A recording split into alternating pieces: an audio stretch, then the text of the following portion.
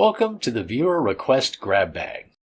As I said in my channel post last week, I try to work email requests for shows and episodes I get from viewers and subscribers into the regular videos that I do every week, but I know I haven't been able to get in as many as I should. So this video is all about you and what you want to hear. I want to thank everyone for your requests. I got as many of them into this video as I could, except for a couple that were copyrighted. A general rule of thumb is if it's a BBC show or a show from the 70s onward, it's probably copyrighted, although there are some exceptions. So let's dive into the first batch of shows that you viewers suggested. The first episode is from The Sealed Book, requested by AhavaRunyon5422. Thanks, Ahava. The Sealed Book only aired for a few months in 1945 and was produced by Jock McGregor, and it aired every Sunday evening from 10:30 to 11 on Mutual, obviously geared towards an adult audience. Philip Clark hosted, and it was written by the same writers that did The Mysterious Traveler. Now I've selected The Hands of Death from 1945. I hope you like it. Next is a request from Michael McParland 7681, The Life of Riley. I love that show too, Michael. Great suggestion. It ran from 1944 to 1951 on the Blue Network and NBC Radio, and it starred the great William Bendix in the title role as Chester A. Riley, a wing riveter at Cunningham Aircraft in California. His wife Peg was played by Paula Winslow, who also played his mother-in-law. Francis Trout played Waldo Binney. Several actors played Junior Riley, and Barbara Eiler played his daughter Babs. Also, Hans Conried played Uncle Baxter, and Alan Reed played multiple characters, including his boss. Now, I've selected the episode Junior's Lawn Mowing Business from December 8, 1950. I hope you like it.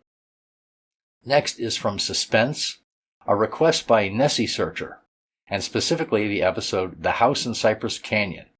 Great suggestion, Nessie. Fantastic episode. One of my favorite stories from that show. Good choice. After that, we have Dragnet, requested by Cowboy Kelly 6590, which was one of the most popular crime shows on radio, and featured the great Jack Webb as Detective Sergeant Joe Friday, a really great police procedural drama. I've selected the episode The Big Joke from May 10th, 1953. And then a request from BillysJoint, a show I don't think I've ever done before on here, Chandu the Magician. Thank you, Billy. I appreciate it. This ran from 1932 to 1950 and was kind of a supernatural crime-fighting show. Chandu possessed some mystical powers which he used to fight criminals, like the evil Baron Roxor, and the character was actually the inspiration for the Marvel Comics character Doctor Strange from Stan Lee. I've selected the episode Wizard of the Kalahari from December 10th, 1949. Billy, I hope you like it. So, a big thank you again to AhavaRunyon5422, Michael McParland 7681, nessiesearcher, Cowboy Kelly 6590, and BillysJoint. Here we go.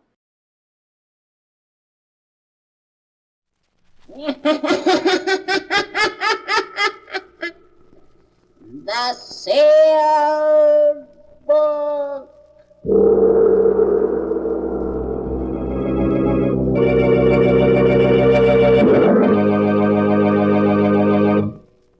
Once again, the keeper of the book is ready to unlock the ponderous volume in which is recorded all the secrets and mysteries of mankind through the ages, all the lore and learning of the ancients, all the strange and mystifying stories of the past, the present, and the future.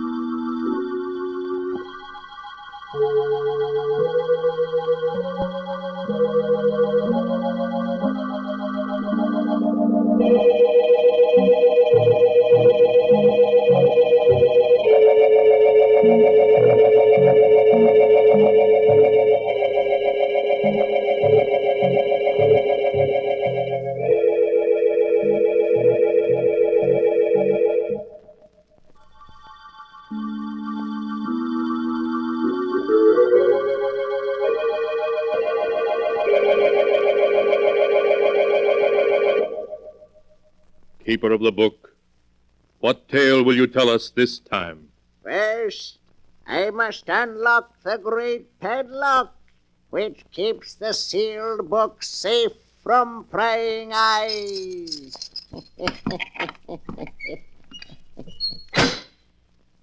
Now, what story shall I tell you? I have here tales of every kind. Tales of murder, of madness, of dark deeds, and of events strange beyond all belief. There. Now let me see. Yes. Here's a tale for you. A dark story of two brothers. One of them killed because he could not help himself. The other one was interested in murder too, but in a very different way. The title of the tale is The Hands of Death.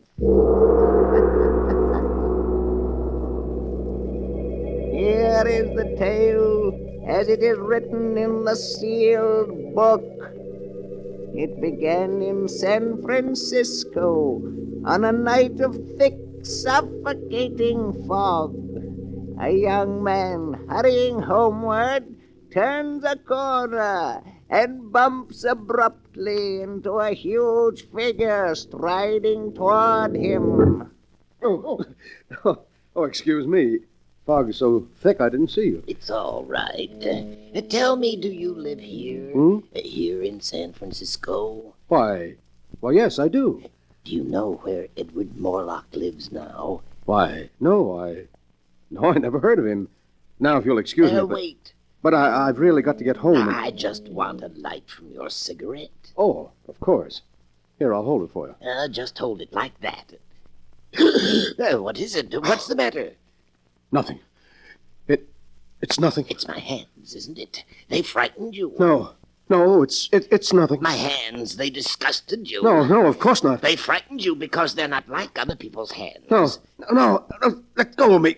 Are you sure you're You thought I was a freak. Let go of me. You're crazy. I'm not crazy, do you hear? I'll show you. No. I'll show you.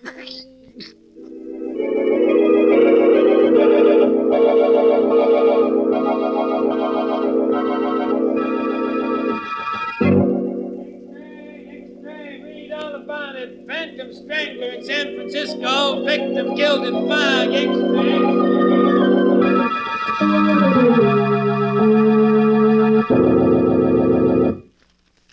So, the Phantom Strangler is at work in San Francisco.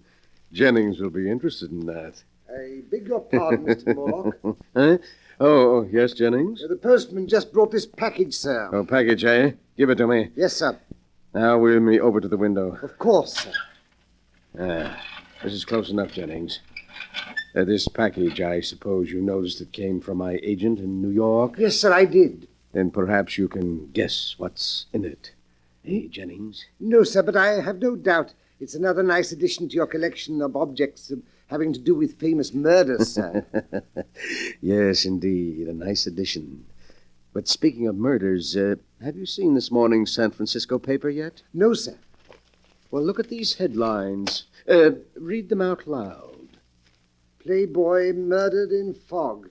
Phantom strangler breaks victim's neck.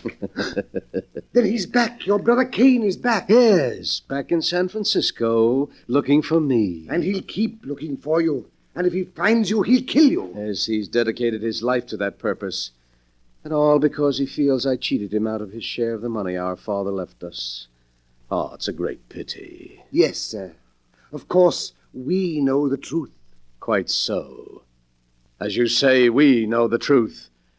However, I hardly think Kane will find me here. No, sir. So we'll forget about him. Jennings, tomorrow afternoon, a neighbor's dropping in for tea. A neighbor, sir? Yes, Inspector Tennant, the head of the local police force. He's coming to view my little collection. Of course, sir. He may bring a friend with him, so have plenty of everything. Yes, sir. Well, that's all. What are you waiting for? Excuse me, sir. I wanted to speak to you about this check you gave me yesterday for my month's salary. Well, what about it? It's for the usual 500, isn't it? Yes, sir, but you see, Mr. Morlock, I've been thinking in these times I ought to have more. More? Just how much do you consider your services worth, Jennings? Shall we say 1,000 a month? 1,000 a month? It's quite reasonable, I think. After all, if I were to tell the authorities all I know about your father's will, and how it happened that the entire fortune came to you and none to Kane... Never mind, Jennings. I'll make out another check. Thank you, sir. But be careful you don't drive me too far, or you may regret it. Oh, I think I'll be safe enough, Mr. Morlock. After all, confined to that wheelchair as you are, you need me. That's enough. You'll get your check later. Yes, sir. Very good, Mr. Morlock. So you're getting greedy, are you, Jennings? I must find some way to discourage you. Yes, some way to discourage you.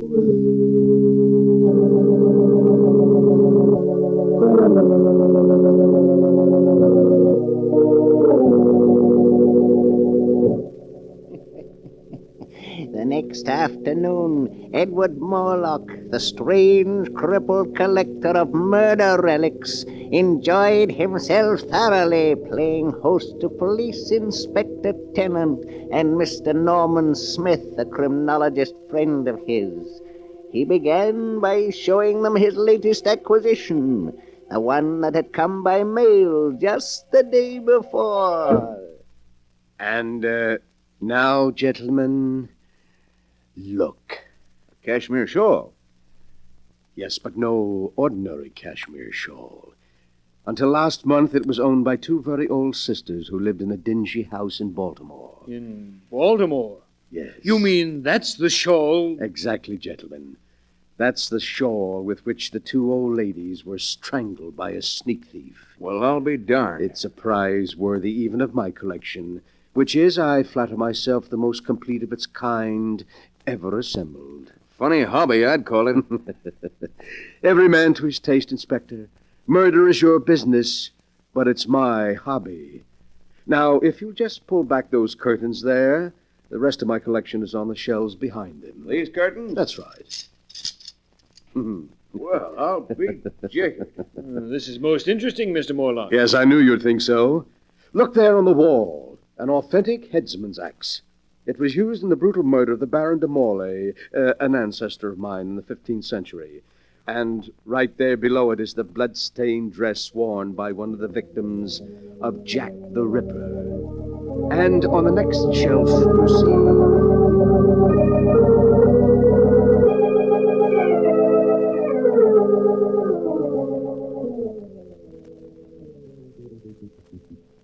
And so there, gentlemen, you have the highlights of my collection. How do you like them? Well, if that's the sort of thing you're interested in, I'll say your collection does seem complete. It is indeed. In fact, there's really nothing missing except perhaps a murderer and a victim. What did you say? That the only thing missing from your collection is a murderer and a victim.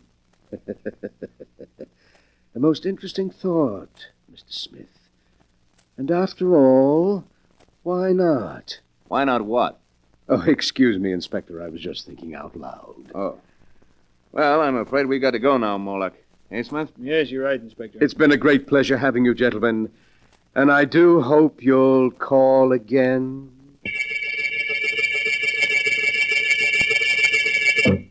Yes, Mr. Morlock, you rang? Yes, Jennings. Before you help me to bed, I want you to mail these letters. Yes, sir. They're to major newspapers in San Francisco and contain a message to be inserted in their personal columns. A message? Yes, to my brother Kane, We used to communicate this way in the past. But what... Here is a copy of the message. You may read it. If the gentleman with the unusual hands will visit his brother in Santa Villa, he will learn something to his advantage. You're inviting him here? Exactly. You've decided to play safe, to trap him, and turn him over to the police? Oh, that's clever of you, Jennings. Yes, very clever. But you've already proved you're clever, haven't you?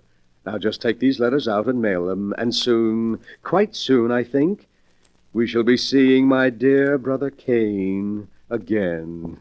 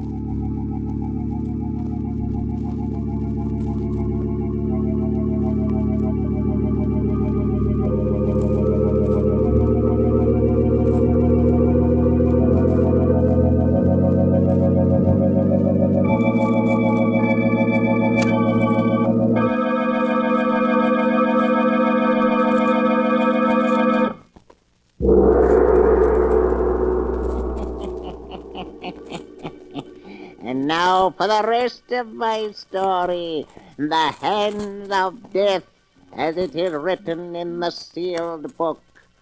After Edward Morlock had put into effect his plan to bring his brother Cain to him, he sat in his wheelchair and waited, seeming much amused at some secret thought of his own. One day passed, then two, then three, and then the newspapers carried strange new headlines. Extra, read all about it. Phantom Strangler in Los Angeles. Extra, read all about it. So Brother Cain was in Los Angeles last night, Jennings. He's getting closer. I shouldn't be surprised if he arrived here tonight. I don't like it. Oh, nonsense, Jennings. You know you've got nothing to fear from Cain. Unless, of course, you're so careless as to make some remark about his hands. I know, but he intends to kill you. I think I'll be able to control him. I want you to bring me a glass of milk. Cain is very fond of milk. Glass of milk? With a triple dose of sleeping powder in it. But I don't understand. Never mind, just do as I say. What's that? I imagine that's Cain now. Cain? Here, already? Quick, I'll let him in. You get that glass of milk ready. And bring it in when I ring. Yes, sir. When you ring, sir. Oh, come in, Cain. I've unlocked the window. Yes, I'll come in, Edward, now that I've found you at last. Well, I'd hardly say you found me, Cain. I sent for you. It's the same thing. Now I'm where I can put my hands around your throat at last. I'm going to kill you. Do you hear? Kill you. Kane, sit down. What? Sit down. I want to talk to you. All right, I'll sit down, but you can't change my mind. Tell me, Kane, how many people have you killed since you got out of the penitentiary? 7. 7 murders? They looked at my hands. They were disgusted. I didn't kill them. My hands did. You hear? I didn't want to kill them, but my hands killed them anyway. Why, of course, I understand. Your hands. Your great-grandfather had hands like yours, you know, Kane. Don't talk about it anymore. Of course not, Kane.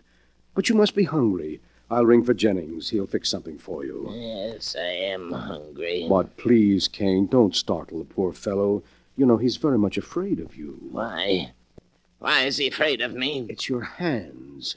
He says they give him nightmares. My hands give him nightmares? Oh, you mustn't blame him, Kane. He can't help it. My hands give him nightmares. Yes, sir. I brought you a glass of milk, Mr. Morlock. My hands frighten Oh, me. thank you, Jennings. Just put it down here. Yes, sir. Why are you looking at me like that, Jennings? I'm not looking at you, Mr. Kane. You're looking at my hands. They upset you. They give you nightmares. No, Mr. Kane, that's not true. I'll show you. I'll give you a reason to be afraid of my hands. Mr. Morlock, help me. I'll show you. I'll show Let go, you're you. kidding. Help. There. That'll teach you to be afraid of my hands. You can let him go now, Kane. He's dead. My hands, they've killed again. Yes, he's dead. Oh, you've been very wicked, Kane. I didn't want to kill him. My hands did it. My hands, you hear? You must be quiet now, Kane. You must rest. I didn't want to kill him. Here, drink this milk, then lie down and rest for a while. We'll talk some more in the morning. All right. I'll drink it. I'll take care of everything. That's right, Kane. Lie back and sleep. Sleep soundly.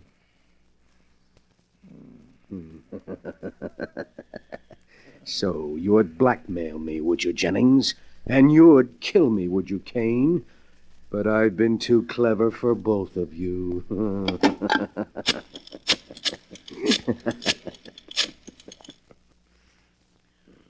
Hello. Hello, police headquarters. Connect me with Inspector Tennant, please. I want to report a murder.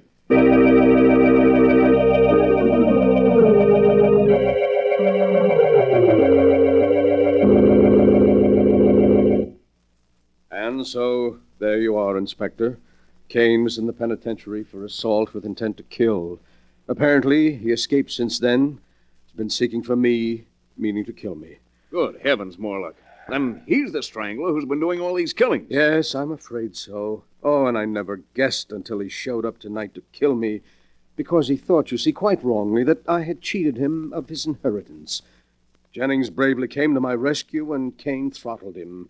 Then I tricked Kane into drinking some drugged milk, and, well, there you are. But why, man? Why? Why did he kill all these people? Because of his hands. His hands? Well, you saw his hands.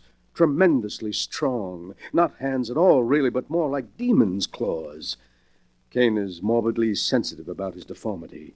When he feels someone is frightened by his hands, he kills them. Just like that. It's a good thing we got him at last. You can take him along now quite safely, but be sure to keep him well locked up, Inspector, and don't let anyone get within reach of his hands.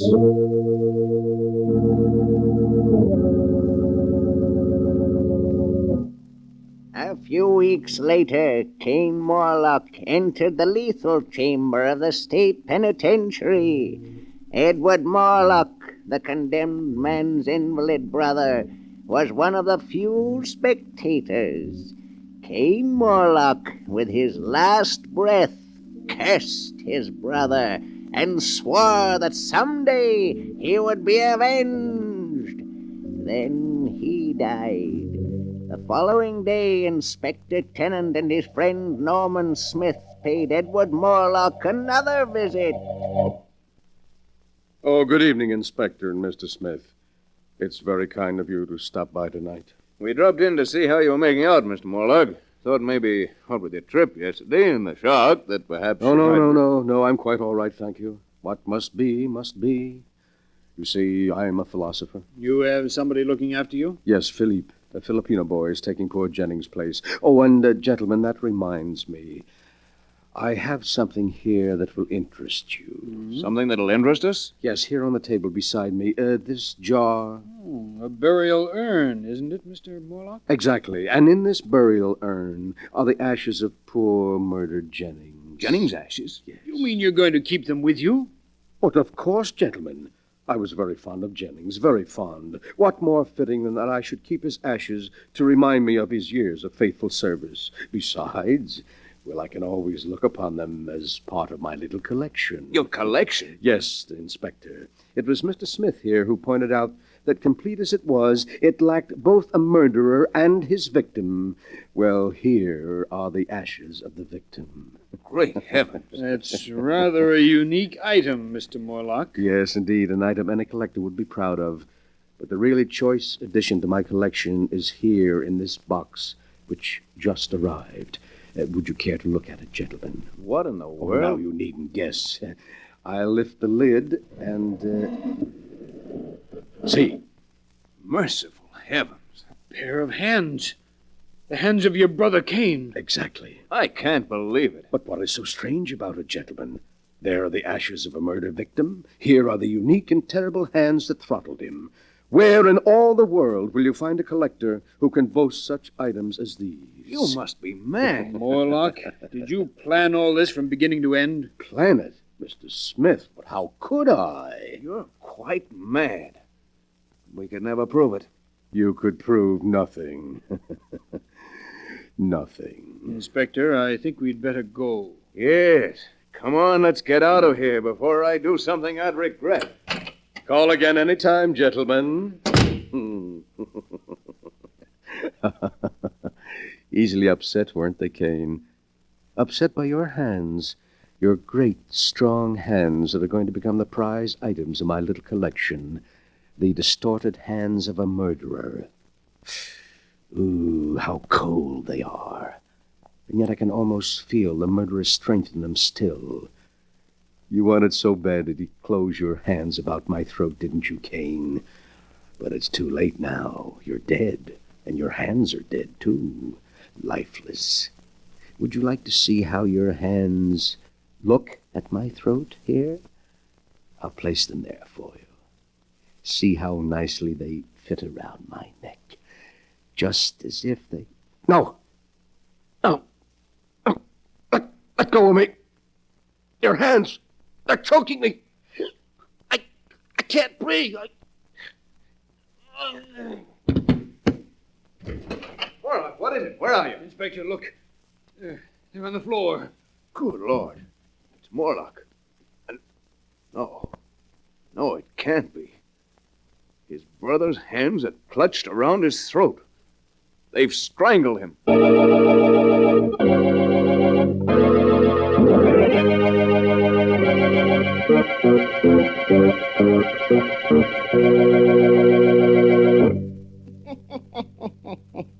And that is the story of the Hands of Death, as it is written in the sealed book. Edward Morlock was quite dead when they found him, with his brother's severed hands about his throat. But they called his death heart failure. For who would believe that two dead hands by themselves could wreak the vengeance that Cain Morlock swore to have before he died?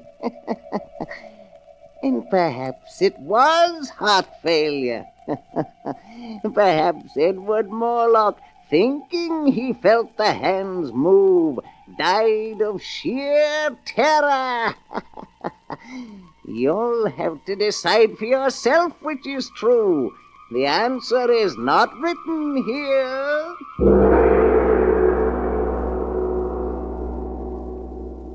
But the sound of the great gong tells me I must lock the book once again. One moment, Keeper of the Book. What story from the sealed book will you tell us next time? Next time?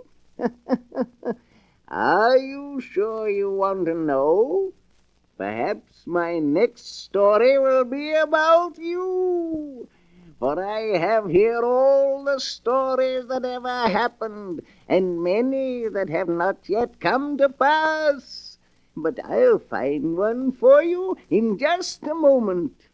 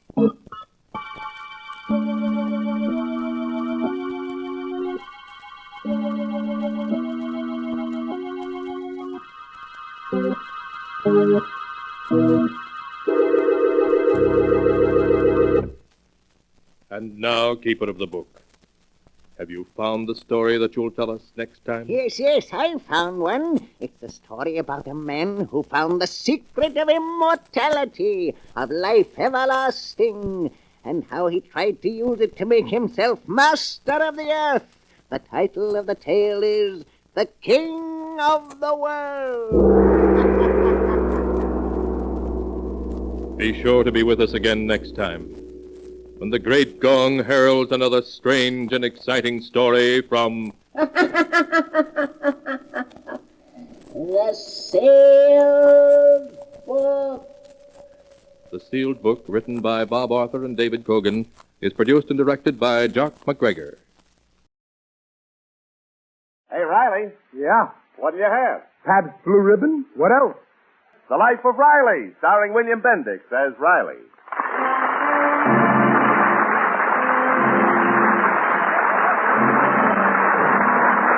With a sincere wish for good weather everywhere, we apologetically report to the rest of the nation that this day dawned bright and sunny in the part of California where Chester A. Riley lives. He rose early, ate a hearty breakfast, and since the aircraft plant is closed today, Riveter Riley decided to put his holiday to good use by doing various odd jobs around the house. Jobs that he'd neglected to do for some time. So Riley dutifully took his tool chest, went out into the backyard, and for his first chore began to put up a new hammock. He hammered a large nail into the tree, hammered a nail into the other tree, and then he put up the hammock and stretched out in it to test it and see if the nails were secure enough to support his weight. Now, that was at 10 o'clock.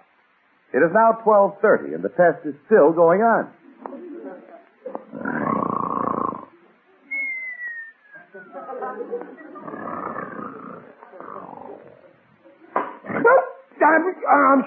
I'm shot. Peg, why did you do it? Take it easy, Pop. I didn't hit you. What? Junior, what are you doing with that gun? I'm just shooting at that bulge in the tree there. Well, you hit the bulge in the hammock. Oh, you want to kill somebody? Oh, gee, I'm sorry, Pop. I didn't mean to hit you on it. But it's only a BB gun. It can't hurt you. Can't hurt me. Oh! What's all the yelling about, Riley? Why are you sitting so funny? Well, your son almost blew my brains out. Junior. I'm sorry. Honest, Pop. Some son you got. A sniper.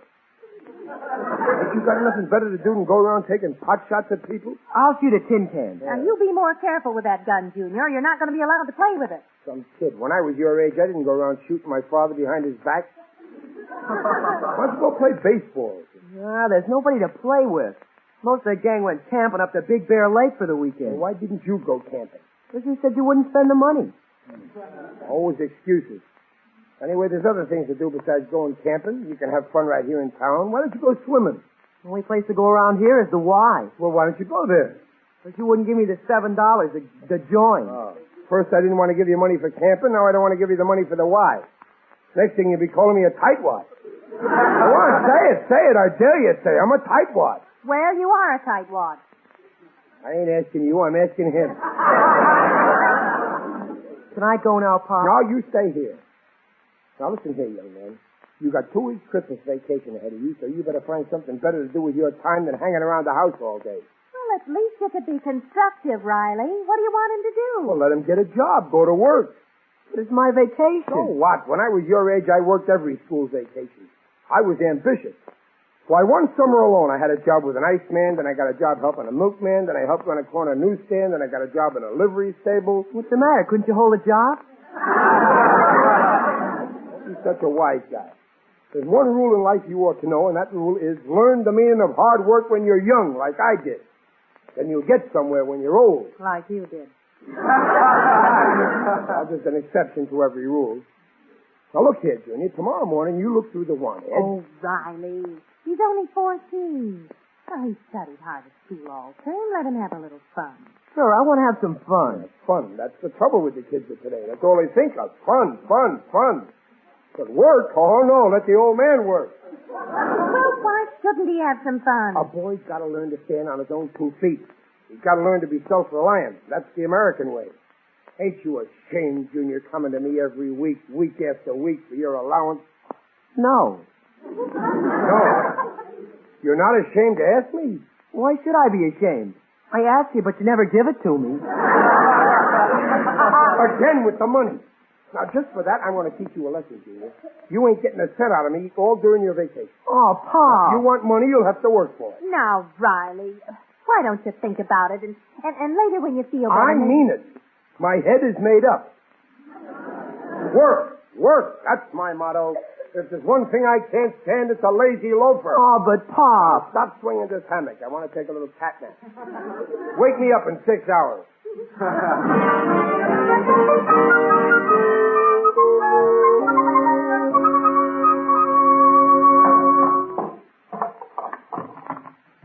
Hi, Peg.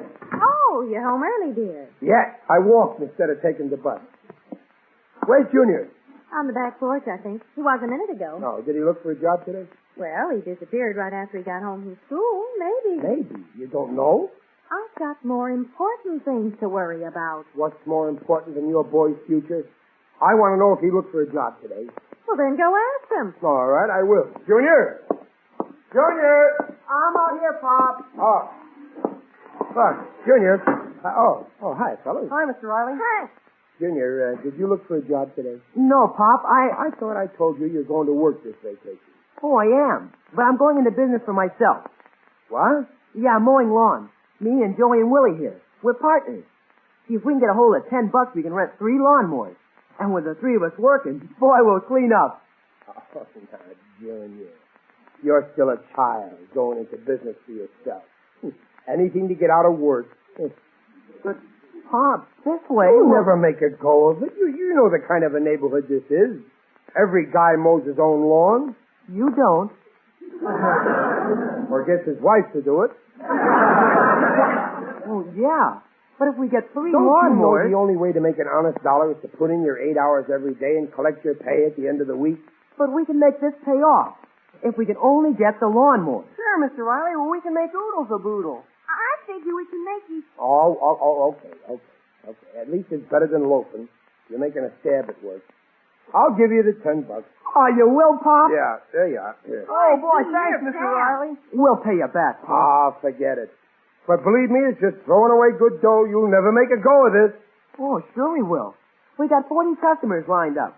$5 each for a month. That's $200 a month. Well, gosh, in 12 months, that's $2,400.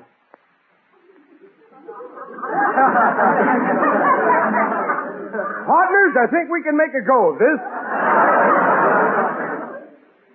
Partners? What does he mean, we? Well, it's my $10 that's putting you in business. What does he mean, my? You gave it to us. Gave it to you. Oh, you kids have got a lot to learn about business. I didn't give it to you. I ain't no philanderer. I'm an investorer. I'm bringing in the capital, ain't I?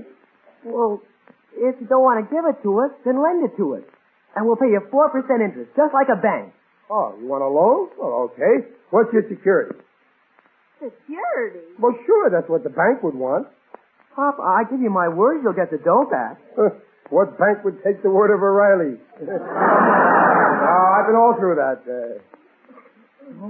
Okay, I guess we'll have to make you partners. Yeah, I guess so. Everything was going along so nice. Well, what are you worrying about? I'll be fair. I'll let you kids have a controlling interest.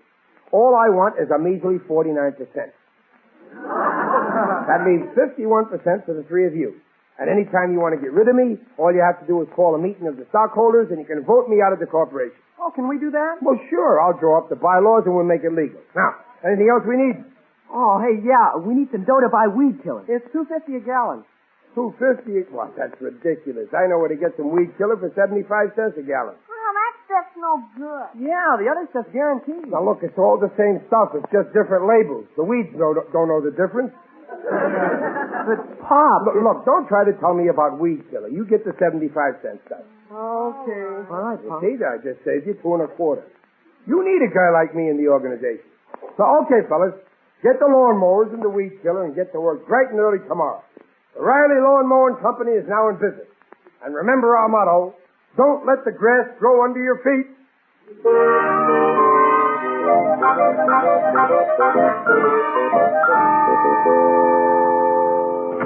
Hi, Peg. Boys here yet? Yeah, they're here. Oh, swell. Now, just a minute. We got a meeting. That's what I want to talk to you about.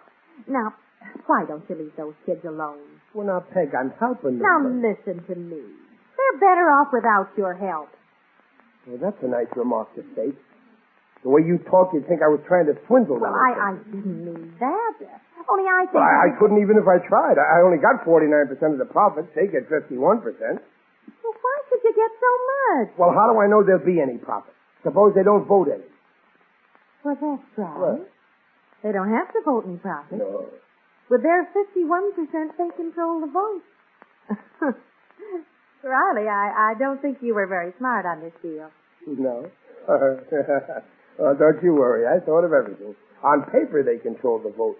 But you don't think Junio will vote against me. No, the two of us will decide what profits are taken out, and if the other two kids step out of line, why, we'll just vote them out of the corporation. Oh, Riley, you wouldn't do that. Peg, there's no room for sentiment in business. Besides, it'll be a good experience for the other two kids. It'll train them for the future. But, Riley... No, later, Peg. I got this meeting. Hi, Mr. Riley. Hi, Pop. Hi, partners. Okay, the meeting of the stockholders of the Riley Lawn Mowing Company is now called to order. Ow! Oh, my hand. We got to buy a gavel. Okay, Treasurer Junior, let's have your report. Well, to date we've collected $75. And we spent $6 for the weed killer. That leaves $69 cash on hand. Well, that's not bad, partners. Not bad for 1 week's work. Now we got to decide how much of the $69 goes to your salary and how much for profit. Now, how about $15 for salary? 15? Yeah, and $54 for profit. Do I hear a motion? Yeah, I move the whole $69 be paid out in salary. 23 each for the three of us, me, Junior, and Willie. Second motion. Oh, no. Now, wait a minute. No, you can't do that. There's a motion on the floor. Yeah, take a vote. Okay, you want to vote, you get a vote. This is a fair and square outfit. All those in favor of this ridiculous, stupid motion, say aye. Joey? Aye. Willie? Aye. And I vote no, so the motion is defeated. Hey, wait a minute. Junior didn't vote. What? Oh, yeah, that's right. Well, okay, Junior, let's see you vote. I vote aye. We win. 51% to 49. Okay, here's the dough, fellas. 23 for you. Oh, wait a minute. 23 for you, Junior. No, just a minute. Here's yours, Willie. Oh, boy. Now, wait, you can't do this. Here's your share, Junior. No, don't take the money, Junior. Oh, boy, $23. You're out of order. You can't get away with this. I'll take my $10 back. Okay. I move we give Mr. Riley his $10 back and kick him out of the corporation. No, wait. Second the motion. No fair. All those in favor? Aye. No. Aye. No. Aye. Aye. I mean, no. Junior, you can't do this. Okay, Mr. Riley, here's your $10 Well, back. this ain't legal. You can't do it. Oh, yes, we can. It says so in the bylaws. Those bylaws are crooked. But you wrote them, Pop. But you did. Oh, what a revolting development this is.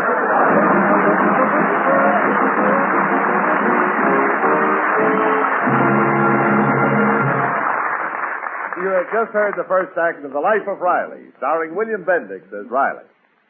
And now, back to The Life of Riley, starring William Bendix as Riley with Paula Winslow and John Brown. Well, the Riley Lawn Mowing Company is still a going concern, only without its president and founder, Chester A. Riley, who was ousted in a shrewdly executed voting maneuver on the part of majority stockholders Junior, Joey, and Willie, aged 14, 13, and 12 and a half, respectively. My own son. My own son. Oh, stop it, Riley. My own son stuck a knife in my back. Well, you deserve it. I deserve it. Is that a way for a son to act? Young Henry Ford didn't do it to old Henry Ford. Young Nelson Rockefeller didn't do it to old John Rockefeller. Young Sears didn't do it to old Roebuck. But young Riley can do it to old Riley. That's okay, eh? Well, there's no room for sentiment in business. What kind of a stupid remark is that? You said it first. Yeah, and I was right. That was the smartest stupid remark I ever made. Well, I'll teach them a lesson they'll never forget. Well, there's nothing much you can do about it, dear. No. Will you take a look in the backyard? Yeah. Oh, it's a lawnmower. Where'd you get it? It's a power lawnmower, and I rented it. What for? With that lawnmower, I can mow lawns in 1/10 the time it takes those kids. So I'm going to hire some boys, pay them next to nothing, undercut Junior's prices, take all their customers away, and put them out of business. That's the kind of a man I am. And you're not ashamed to admit it. For heaven's sake, Riley, why don't you leave those kids alone? Now, you got your money back. It ain't the money. I'm going to teach those kids a lesson in business. It'll be an education for them. They got to learn just because they're big businessmen, they can't shove the little fella around. You're the little fella? Why, the three of them together weigh less than you do. I'm going to throw my weight around. They got to be taught a lesson. You'll see by this time tomorrow they'll come crawling back to me, begging me to come back in the corporation. Oh, right. This is the meanest thing I ever heard of. How can you be so petty? Taking advantage of kids. When I married you, I never realized you had this side to your character. Yeah, well, there's nothing you can do about it now. You're stuck with me.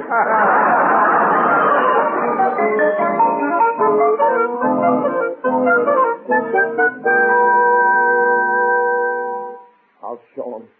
They think they got me licked. Well, they'll find out I don't give up that easy. Riley never says die until he's dead 6 months. Nonsense. You're no different from my other customers. Digger, it's you. Yes, it is I indeed. Digby Odell, the friendly undertaker. What are you doing here on my threshold? I came to see you on business. In that case, let's not stand out here on the street. Come into my parlor and stretch out. I like to see people comfortable during a business discussion. Okay. Oh, dear. What's the matter, Digger? I haven't got my key with me. Ring the bell, will you? Huh? Oh, yeah, sure.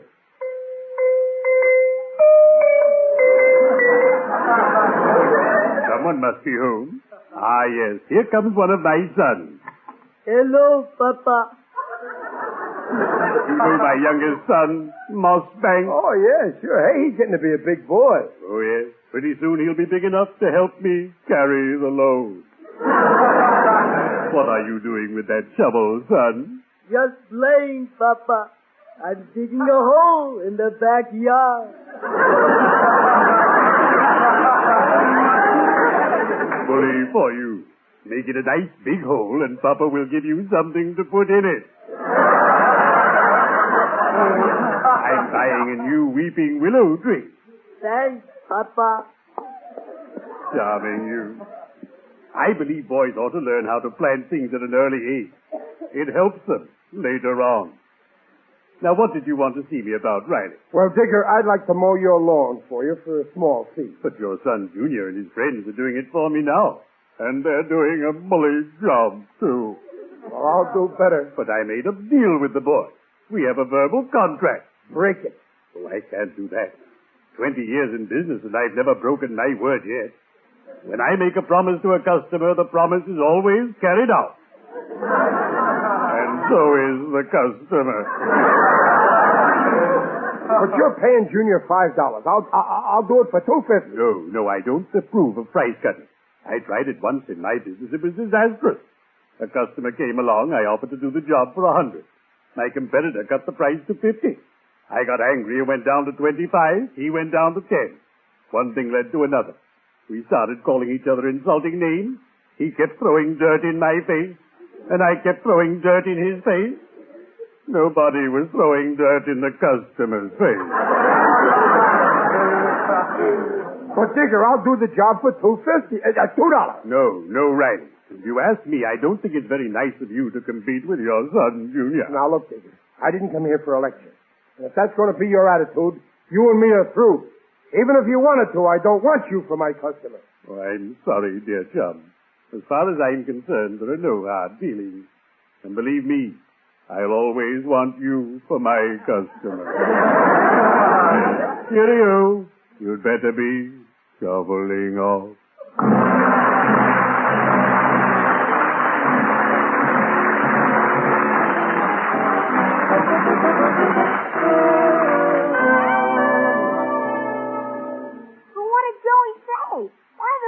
Junior? I don't know. He just said be at the house and... Oh, here comes Joey now. Hiya, Joey. Hi, fellas. Well, what's up, Joey? Why'd you call a meeting? Something wrong? Plenty. You know that weed killer your father made us buy? What about it? It worked good. It kills the weeds. It works too good. It not only kills the weeds, it kills the grass. You're kidding. Honest. I went to Peterson's house. You should see that lawn. There just isn't any grass. Just a couple of patches here and there. And I checked on all the other lawns. They're just as bad. Holy smoke, all of them? All of them. What'll we do? Mr. Peterson says we have to put in a new lawn or it'll make trouble for us. We'll have to work for weeks so we won't make a cent. We'll lose money.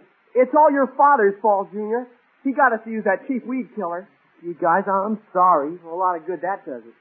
What'll we do? Oh, watch it. Here comes your old man. The big brain. Cut it out, Joey. Well, if it isn't the big businessman. Oh, lay off, will you, Pop? What's the matter, boys? Why the long faces? You look worried. Why shouldn't we? It's all your fault, Mr. Riley. On account of you, we'll probably lose all our customers. Oh, so you found out about the jam I got you into, huh? But I didn't expect you to cave in this fast. Now, look, I don't want to be too tough on you. I think you've learned your lesson. So I'll tell you what I'll do. I'll come back in the organization. You want to come back? On one condition. I'm the boss. I decide who gets what profits there are. I have full responsibility. And as far as you're concerned, you fellas have just got jobs. You're working for me, okay? But, Pop, there's something you ought to know. No, I don't want to know nothing. Yes or no? But, Pop, we just found out... Junior. Yep. Is it a deal? You'll have to pay for all the damages if you're boss. What damages? That weed killer of yours ruined all the lawns. Oh, I'm surprised at you, Junior. Just because you don't want me running things, you make up a cock and bull story like that and expect me to fall for it? Well, I'm just a little bit too smart for you. That's right, Mr. Riley. No use trying to fool you. Oh, you bet there isn't. But, Pop... Quiet, Junior. That's right. You're too smart for us, dopey kid. Yep. Well, what do you say, fellas? Is it a deal? Am I the boss? Yes, sir, Mr. Riley. Willie, I'm the boss? Oh, sure. Junior? Okay, if that's what you want. Boss? Now, just so that there's no misunderstanding, I got a little agreement here that I want you to sign. Here, here's a pen. Okay. No, wait a minute. No, read it. I want you to know what you're signing so you won't say that I tricked you. This paper just says that I have full charge and absolute control. That's okay by us. Uh-huh. There. Sign, Willie. Now you, Junior. That does it. Now let this be a lesson to you kids. If you want to get somewhere in business, it ain't luck, it ain't tricks, it's brains that does it. Yeah. You taught us a lesson, all right. Hey there, Joey, I want to talk to you. Oh, it's Mr. Peterson. Well, Joey, what are you going to do about my lawn? I advise you... No, just a minute, mister. If you got something to say about your lawn, you better talk to me. What have you got to do with it? Well, I have full charge and responsibility. Oh, is that so? Yeah, these kids just work for me. I got a paper to prove it, see? Well, I'm very glad to hear that. I just spoke to my lawyer, and I found out you can't sue a minor. But seeing you're in charge, I want to tell you something. I'm not only speaking for myself, but for 10 other people as well.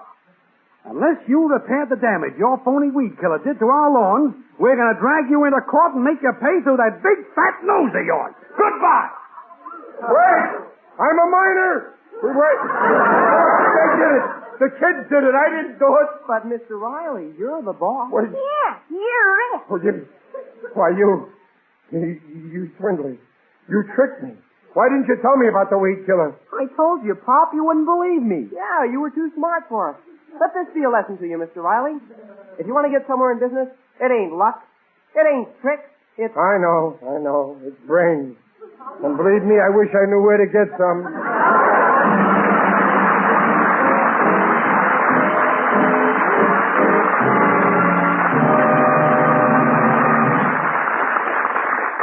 The Rileys will be back in just a moment. What, Peg? You don't seem to realize the spot I'm in. Every night when I come home dead tired, I'll have to put in a couple of hours on those lawns. An all-day Saturday and Sunday and holidays. And my 2 weeks vacation next summer. Well, what's there to laugh about? Well, I think it's very funny. I don't want to be an I told you so, but I told you so. Yeah, well, all right. So you told me so. But I wouldn't be in this jam if it wasn't for that Joey. At least my Junior warned me, but I didn't listen. That Junior's okay. He plays square. He's a real honest kid. He tried to do me a real good turn, and I'll never forget it. I wonder how I can trick him into doing those lawns. We're going to tell him that I'm sick, and the doctor won't let me get up out of bed.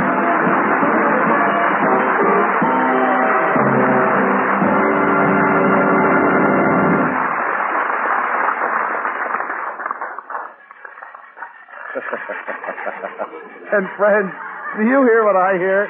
A lawnmower and Chester A. Riley. Mrs. Riley, alias William Bendix. And so they were married. But John and Mary didn't live happily ever after. Quarrels over money almost separated them until they asked Family Service for help in budgeting. Now John and Mary are on their second honeymoon, thanks to Family Service. Just one of 155 agencies supported by your community chest contributions. Give enough to do enough. Pledge now to your community chest. No other gift does so much for so many.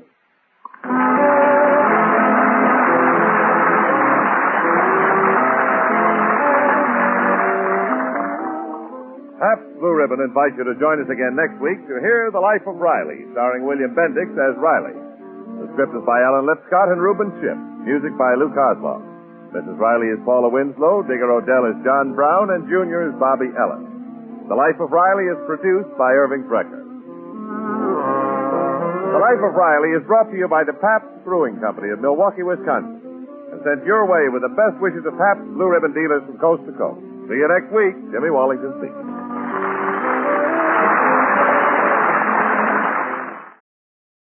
And now, Roma Wines, R-O-M-A, Roma Wines present Suspense.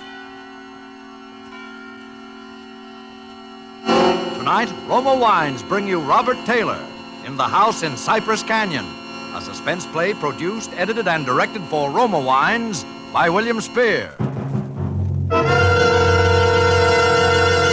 Suspense, radio's outstanding theater of thrills, is presented for your enjoyment as Roma Wines bring you Robert Taylor, star of Metro-Goldwyn-Mayer's Undercurrent, in a remarkable tale of suspense.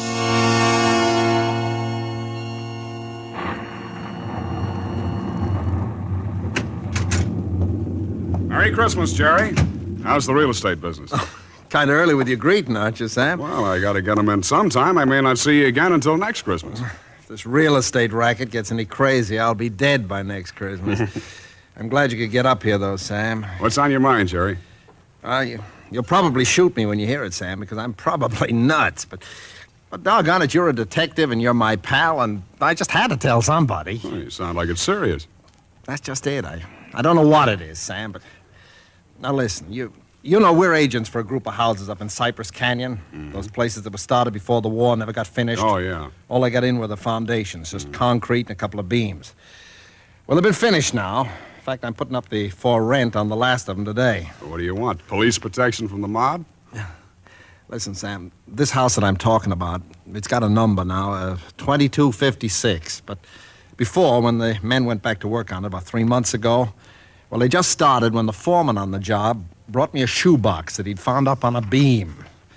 And this box had a manuscript in it, a story kind of, all written out. Yeah. Well, he gave me the thing. I read it. I didn't think much about it. I put it in my desk. But the other day, and I happened to drive by there, I saw the number on the house and what the house looked like. I thought of this manuscript. And, well, I don't like it, that's all. There's something funny about it. What's funny about it? Well... Mind you, this thing was found in an unfinished house in Cypress Canyon. House that was only just started building. All right. Well, listen, Sam, I want to read it to you if you got the time, and you'll see what I mean. All right, shoot. Well, here's how it begins. To whom it may concern. My reasons for setting down on paper what follows here will be abundantly clear to anyone into whose possession it may fall. First, let me say that I'm a very ordinary person. My name is James A. Woods. I'm 35 years old. By profession, a chemical engineer. My wife, Ellen, was a school teacher when I met and married her in Indiana 7 years ago. There's nothing in the past life of either one of us to suggest remotely any cause or reason for the dreadful thing that has invaded our lives. Our married life has been in no way different from that of millions of other average, reasonably happy, and congenial families. 3 months ago, I was ordered by my firm to take charge of a rather minor project in Los Angeles, Hollywood to be exact. The order was a sudden one. There'd been no time to secure accommodations, and conditions being what they are, the inevitable result was that until day before yesterday, we'd been living in the cramped quarters of one of those characteristic California motels. Needless to say, most of our spare time had been devoted to a search for something more permanent and comfortable, but the fruits of these efforts had been, financially and in every other way, a geometrical progression of discouragement. Until last Saturday afternoon, only 4 days before Christmas. We were driving into town on our way to a movie when Ellen saw it. Jim, look. What? That sign in front of that real estate office. Oh, yeah. But don't you see what it says? For rent, furnished, 2-bedroom house, close in, immediate occupancy. Yeah, Aren't you going to stop? Oh, Ellen, you know what a sign like that. It'd mean right out in plain sight in front of a real estate office. Oh, yeah, but Jim... Either they want $600 a month... We'll never know until we ask. Well, if it's any good at all, there are probably 50 people fighting for it right back there now. Well, honey, there's no harm in trying now, is there? You really want to go back? Oh, it's probably foolish, but what can we lose? Okay. Oh, darling, come on, cheer up. How do you know? Maybe our luck's changed. Maybe fate's going to give us a nice new house for a Christmas present.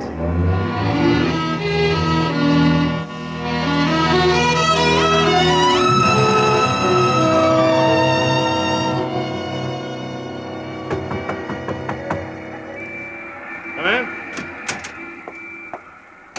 Oh, we're sorry to bother you, but we just happened to see that for rent sign outside. Oh, and, yeah, I hung it outside just this minute. Is the house available? Why, sure it is.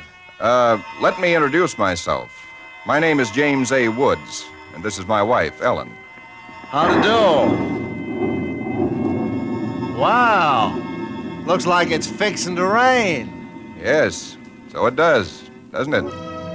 Well, it was one of those things. The real estate agent had just been authorized to rent the place by mail that morning, and he'd hardly had time to look at it himself and put up his sign when we drove up. It was just an ordinary little California house about halfway up Cypress Canyon, number 2256. Just an ordinary, undistinguished little house. The agent didn't know much about it. Construction on it had been stopped by the war, and it had just been completed and furnished lately. Been vacant while somebody's estate was being settled, and now it was owned by a bank in Sacramento. Of course, we didn't Got care this about key all in the that. mail along with the authorization to rent. Only one there is. Of course, you can have duplicates made. Yeah, seems to stick a little. No, there it is. Doesn't sound as though that door had ever been opened. Well, a little oil on the hinges will fix that, all right. Oh, sure. Now, here's your living room. Furniture's a little dusty, of course. You got to expect that. It's good furniture, though, you see? Benson Brothers. Yes, Now, over here's a little den. Panel, you see? Radio, fireplace. Really a very attractive little room, particularly for a man. Yep. Now, the bedroom's off the living room here. Everything's all on one floor, you understand?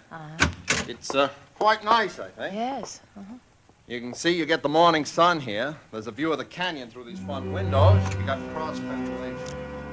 That's about all there was to it. It wasn't the best place in the world. It was small and badly built, but what would you have done? We took it with as little inspection as that. It was the Saturday before Christmas. And the very same evening, we were struggling up the steps from the road with suitcases and boxes and armloads of clothes and all the endless bric-a-brac that people collect and never know they have until they move. Ellen began unpacking, and I began moving things around and taking the worst of the pictures off the wall, doing all the little things that everybody does when they move into a new place and try to give it something of their own Don't be personality. such a sourpuss. You know, it's a roof over our heads for Christmas. That's more than we ever thought we'd get, isn't it? Now, what in the world are we going to do with those two pictures? Why don't we just leave them where they are? Jim, we can't. They're too awful. Well, all right, put them in the closet then. I can't. Both the closets are jammed full. No, I mean the other one in the little alcove off the den. At least there's a door there. I suppose it's a closet. I don't know. If that isn't a commentary on the housing problem, huh? A woman moving into a house without even knowing where all the closets are. Take the pictures down, will you, honey? Bring them in here. Okay. Guess you'll have to help me with this door. I can't get it open. Let me see it. Well, of course you can't, silly. It's locked. Where are those keys we found on the desk? Here they are. No, not this one. Sure, this one won't work.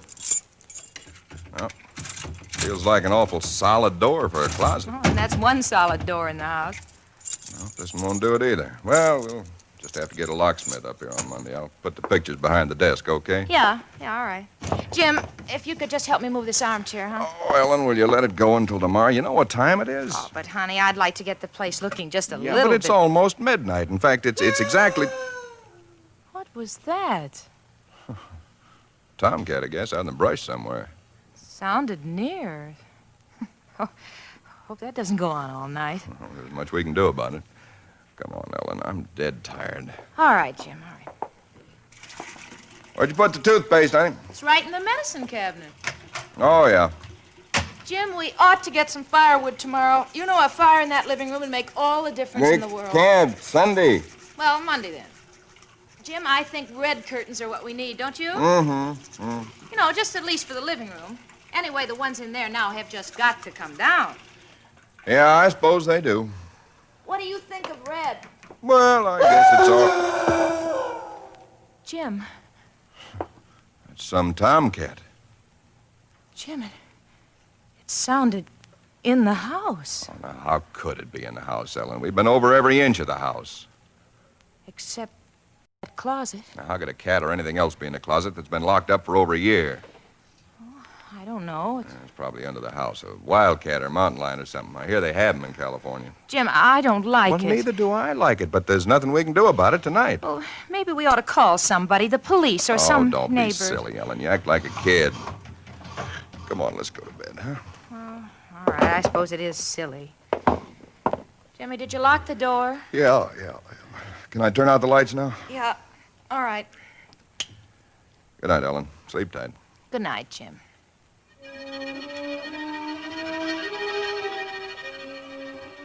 I don't know what time it was, perhaps an hour, or perhaps only a half hour later.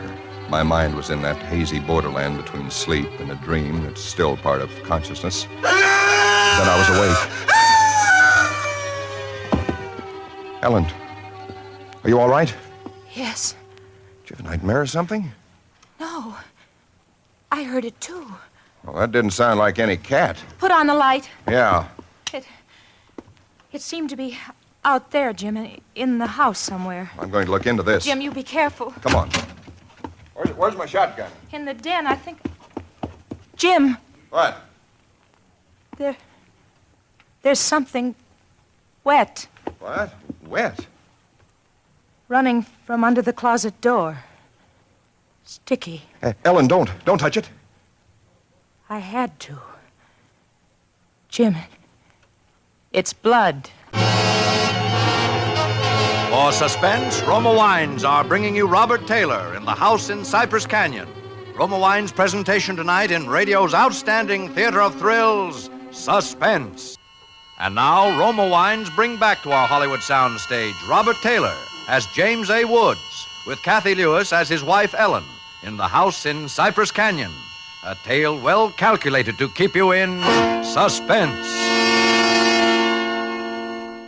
It cannot be too difficult to understand from the foregoing why I've taken the pains to set down in writing the events related here. To find in one's newly rented house a closet which cannot be opened is in itself certainly no great cause for alarm. But to be awakened in the stillness of the night by unearthly cries within that house, to find oozing from under that closet door something that is unquestionably blood, that's another matter. Perhaps others might have been braver than we. Suffice it only to say that we got out of the house in something very close to a panic, and only returned when we had the moral support of two stalwart Los Angeles policemen. You just moved in here, you say? That's right, officer. You can see we're still unpacking.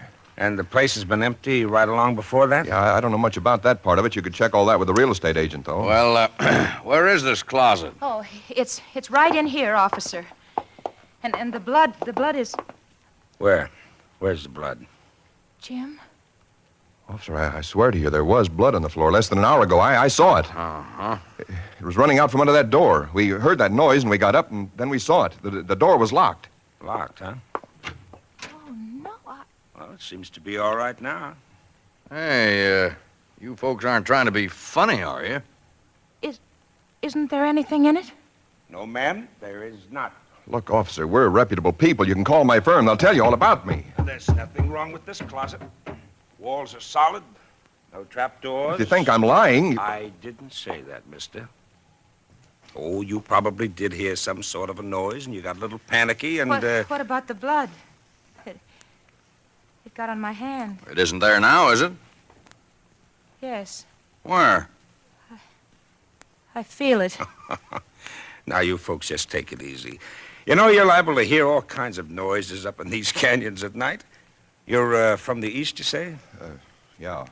I'm sorry, officer. Ah, that's all right. That's all right.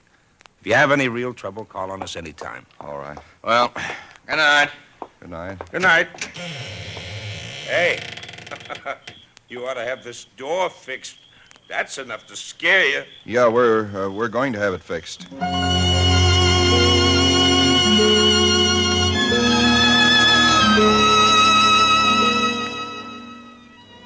We didn't say much about it after that. There wasn't much that could be said. The next day, I went down to a lot and bought a little Christmas tree and some trimmings, and we tried to pretend we were cheerful, but there was an uneasiness between us that had never been there before. Ellen seemed tired and listless. Several times during the day, I noticed her washing her hands with a brush, scrubbing the one that had touched the blood. That night, we each took a sleeping pill and went to bed.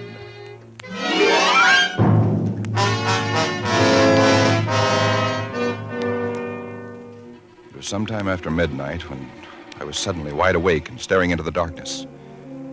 In some way, I knew at once and instinctively what had awakened me. Ellen was not in her bed nor in the room. The nameless thing I feared gripped at my heart until I could scarcely breathe.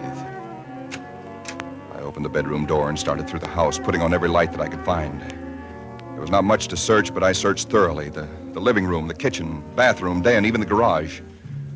And all the time, the dread of looking where I knew at last I must look. For I think I knew from the very first time where I'd find her. It must have been a full minute that I stood before that closet door. Then I opened it. She stood there rigid, her arms at her sides, her fingers extended like claws. Her hair was over her face, her eyes stared out of it. Her lips were drawn back in a grin like an animal at bay. For a moment, I was frozen with the horror of it. I stretched out my hand. Very deliberately, she turned her head and sunk her teeth until they met into the flesh of my forearm.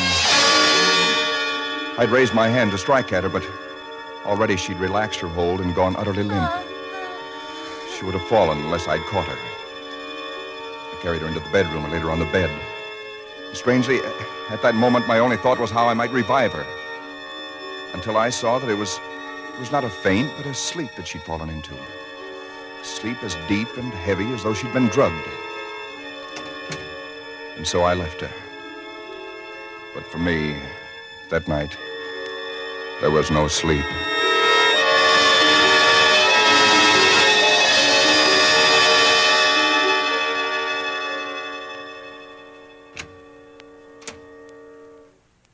Jim? Yes, Ellen? What are you doing up so early? Oh, I got a little restless. I'd make some coffee. Oh. Oh. I had the most wonderful sleep. And I feel so rested. Do you? Mm-hmm. Jim. What? What's the matter with your arm? Oh, I just heard it. Why, honey, it's terribly swollen. Let me see it. No, it's all right, Ellen. Oh, it isn't all right. You've got to see Dr. Wesley right away. Sure, I will. No, I now will. you promised me, Jim, that you'll go the first thing this morning. How'd it happen? Oh, there was a dog. A dog? Yeah, I heard him trying to chew through the screen door. I went out to chase him away, and he bit me. Well, you mean there's all that racket and I didn't even wake up? No, Ellen, you didn't even wake up.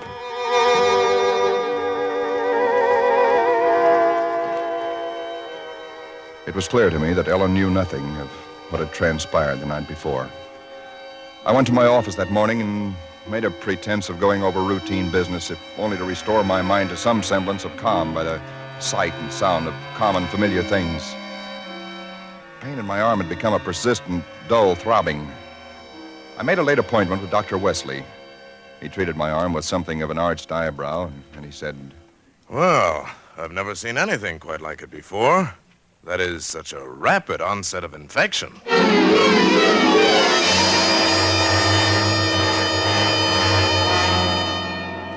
It was dark when I left his office. I hadn't realized it was so late. Driving home, my car seemed sluggish until I saw the needle on the dashboard and realized that I was pushing it to the utmost of its speed. I was racing home to prevent something before it was too late, before the darkness had conspired against me. For somehow I already knew with certainty that it was the darkness and the night that I had to fear. The curves of the canyon seemed endless. And then the cold fear leaped up inside me. My house, too, was dark. I went slowly up the stone steps from the road, looking, praying for some sign of light or life. There was none. The house was empty. Ellen was gone. I looked with the same self-torturing thoroughness, and in that closet first of all, knowing as I did so that it was hopeless. And so, alone in that empty house, I waited, powerless and helpless now, deadened in thought and will, empty as the house itself, save only for the overwhelming sense of a terrible foreboding. It was sometime in the early hours of the morning, I snapped on the radio, shortwave. Why? Surely a minor question now. I only know that I did. And then I heard it. Car 58, car 58, go to Laurel Canyon, the 4000 block. A report that a man has been injured or attacked. Condition thought to be critical. Ambulance will follow. That is all. I was there almost before the police, edging my way through the little crowd, staring down at the man lying there in his white uniform under the streetlight.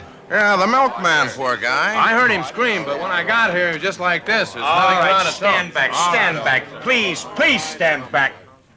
Well, you again. I heard it on the radio. I lived just down the road. Yeah, I remember. What happened? Well, take a look. Maybe you can tell us. He was dead. And he was lying on his back. And his throat had been torn out, as though by the fangs of some wild animal.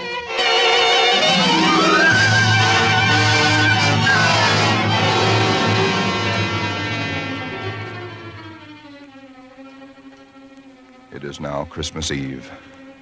Or rather, Christmas morning, for it's a little after midnight. I've been waiting here in the stillness of this empty house for nearly 24 hours, waiting for the end. Already once tonight, I've heard that dreadful wailing cry somewhere in the hills. I've nailed up the closet door, but that I know is childish and useless.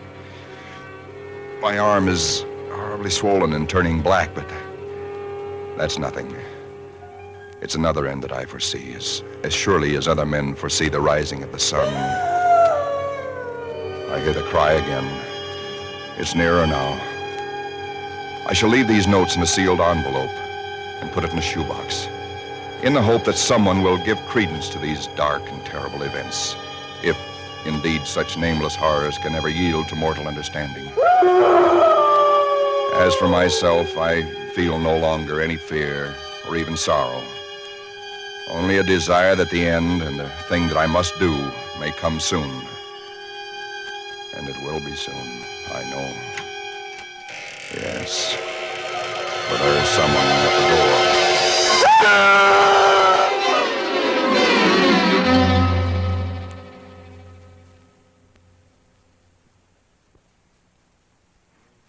Someone at the door.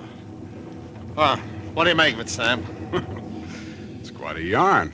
But what of it? That's what I thought. Now, listen, that's not quite all of it. Huh? Clip to it's a newspaper clipping. Listen. Hollywood, December the 26th.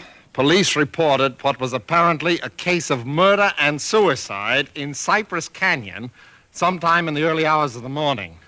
The victims were James A. Woods, a chemical engineer, and his wife, Ellen. Preliminary investigation indicates that Mrs. Woods was killed by the blast of a shotgun in the hands of her husband, who then turned the weapon upon himself. That she fought desperately for her life, however, was evidenced by the disorder of the room and the severe lacerations inflicted upon her husband about the neck and arms. This is the second tragedy to be reported in Cypress Canyon within 24 hours, the other being the unexplained death of Frank Polanski, a milkman. Well, no such murders or whatever they were ever occurred, if that's what's worrying you. The clipping, well, you have those things printed up, you know. No, it's not that, Sam. That story was found in an unfinished house in Cypress Canyon. No number, no nothing, just a framework. Uh-huh. Now that house is finished. When I drove by it today, but that's what stopped me, Sam, because it all fits. Now that it's finished, it is the house in the story, the same construction, the same vines and creepers on the lawn, even the same number. So what, a guy who knows roughly what this house is going to be like writes a yarn and loses it or something? Did he know the place was going to be listed for rental today, the Saturday before Christmas? Oh, Jerry, coincidence. Two bits you find the guy next door is a ghost story writer or something, and he's been wondering for a year what happened to that thing he wrote. Okay, coincidence. Well, I'm sorry I bothered you, Sam. Don't be silly. I liked it. It's a good yarn.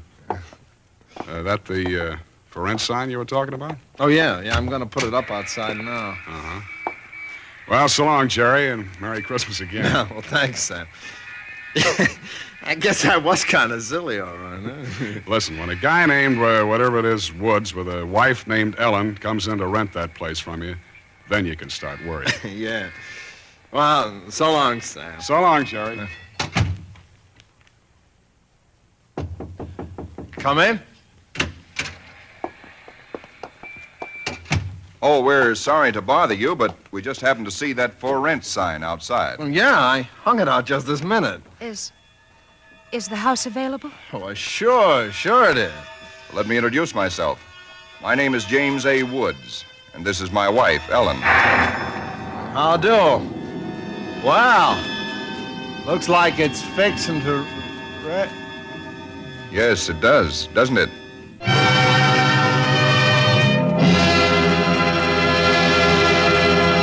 Suspense. Presented by Roma Wines, R-O-M-A. Roma Wines, selected for your pleasure from the world's greatest reserves of fine wines. Tonight's show marks the third birthday of Suspense on the air, and this is Ken Niles asking our star of the evening, Robert Taylor, to help us celebrate. Why didn't you tell me before, Ken? If I'd only known, I'd have baked a cake. Well, Bob, all Suspense parties are surprise parties. As an old hand on suspense, you know that in our plays, the tables are usually turned on the star. So tonight, although it's our birthday, we're going to give you a present. Here it is, a gift basket of Grand Estate California wines from Roma, America's greatest vintner, to our distinguished anniversary guest, Robert Taylor. Thanks, Ken. You turn a nice table. And now, Ken, who's all set to star on Suspense next Thursday? It's that very wonderful actress and wonderful girl, Miss Susan Peters. Susan will appear as a young lady in straitened circumstances who finds herself mistaken for a very rich young lady and who is forced into continuing the deception with murder as a result. I'll certainly make it a point to listen. And before I go, I'd like to thank this really great company of actors who have played with me tonight, and particularly Kathy Lewis, who played Ellen. Thank you, Bob. Tonight's original suspense play was written by Robert L. Richards. Next Thursday, same time, you will hear Miss Susan Peters as star of Suspense. Produced by William Spear for the Roma Wine Company of Fresno, California. This is CBS, the Columbia Broadcasting System. Ladies and gentlemen, the story you are about to hear is true. The names have been changed to protect the innocent. You're a detective sergeant. You're assigned to homicide detail. You get a call from a friend who's been offered $5,000 to kill a man. He can't tell you who made the offer. He does tell you that no matter what happens, the man is going to be killed. Your job? Stop it. The documented drama of an actual crime. For the next 30 minutes, in cooperation with the Los Angeles Police Department, you will travel step by step on the side of the law through an actual case transcribed from official police files. From beginning to end, from crime to punishment, Dragnet is the story of your police force in action. It was Monday, February 9th. It was cold in Los Angeles. We were working the day watch out of homicide detail. My partner's Frank Smith. The boss is Captain Lorman. My name's Friday. I was on my way into the office, and it was 7:45 a.m. when I got to room 42. Homicide. That you, Joe? Yeah. You're in early, aren't you? Yeah, I couldn't sleep last night. Dropped off about 3 this morning, then woke up at 5, couldn't get back to sleep. I got up, made some coffee, and decided to come on in the office. Yeah, I had a little trouble last night, too. You did? I mean, yeah. What's your trouble? I don't know. I got up late yesterday morning. I guess that was it. I'll get it. All right. Homicide, Friday. Yeah. Mm-hmm. Yeah, I remember. Johnny. Yeah. Mm-hmm. When'd you get the letter? Yeah, we'll be right over. Right. Bye. You remember that bartender over in that place on 6th Street, fellow named Johnny? Yeah, is that him on the phone? Yeah, says he's got an offer to make himself a fast $5,000. What for? Somebody wants him to kill a man.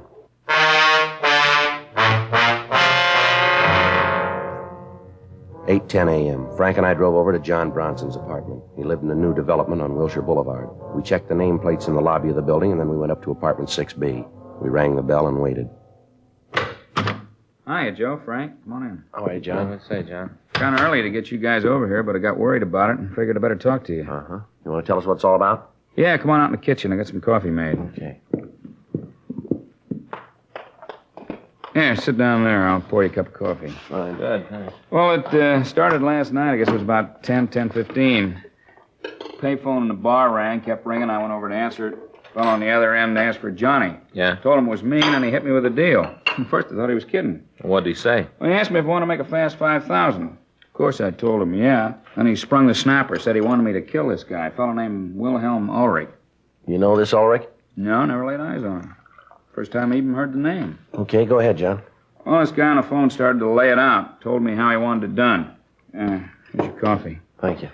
I asked the joker who he was. He said it didn't matter. All that counted, he said, was that I knock off this Ulrich guy. Yeah. I told him I didn't know who the man was, that I didn't know where to get in touch with him to kill him. You know, kind of going along with the gag all this time, thought it was a joke. Uh-huh. Well, this fellow on the phone said he'd give me all the dope I had to have, said I'd get it in mail this morning. Yeah. Came special delivery just before I called you. Special. Uh-huh. You got the letter, have you? Yeah, I got it in the other room. I'll get it for you. All right, I'll go with you. John, how much have you handled the letter? Well, I opened it up. I didn't know what was in it. Mm-hmm. If I'd have known what it was, I wouldn't have touched it at all, but I didn't know. I looked at it when I found out what was in it and figured I better call you. Couldn't see any way to tell who sent it. Maybe you can when you see it. Mm-hmm. When I saw what it was, I didn't touch it anymore. Mm-hmm. Well, let's see here. Money. Yeah, 5 $100 bills. And what's the letter say? Just a minute. Just by the edge here. I don't want to...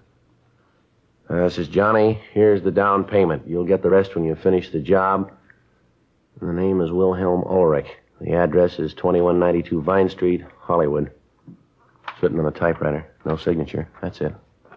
Let me see it, will you? Oh, you can see it here. First off, I thought the whole thing was a joke. I didn't believe it. You know, I just thought it was some drunk trying to be funny. We get calls like that all the time, guys trying to be funny. Yeah. And when I got this letter, I got scared. I ain't gonna kill nobody. Especially somebody I don't even know, not for no 5,000. Did you recognize the voice on the phone, John? No, I don't think I ever heard it before. You got any idea why he'd call you? No, I've been clean. I haven't got a record. Nothing like that. I run a clean place. Never done anything that could tie me up with the rackets. Yeah, we know. Well, maybe I ran a little booze during Prohibition. Not much, just a little. Everybody was doing it then, but I'm clean now. Joe, there's a postmark here on the letter. It's mailed in Hollywood. Yeah, I saw that. We can check the postal authorities on the mailbox number, find out when it was picked up, huh? Yeah. Time on it here is 11. Looks like 11:45 last night. That's the time. Uh-huh. You sure that you don't know Ulrich, John? Possible that he's been in your bar sometime, maybe, huh? Well, that'd be hard to say. We do a good business. Lots of people come in I don't know. You know, just come in once in a while. I wouldn't know who they were. They keep quiet, and I ain't getting nosy. Yeah. Well, we're going on back to the office. You'll probably hear from the caller again, Johnny, and as soon as you do, you let us know, will you? You gonna see this Ulrich fellow? Yeah, we'll talk to him. Might be better if you don't say anything about this to anybody, John. Oh, don't worry, I won't. Okay, we'll be talking to you later. You be at the bar? Yeah, I'll be there at 4. Okay, thanks a million. No strain, glad to do it. Can't get over it, that guy calling and making an offer like that. I just can't get over it. He should know better than that. Yeah? Sure, he ought to know. Somebody ain't gonna kill somebody they don't even know.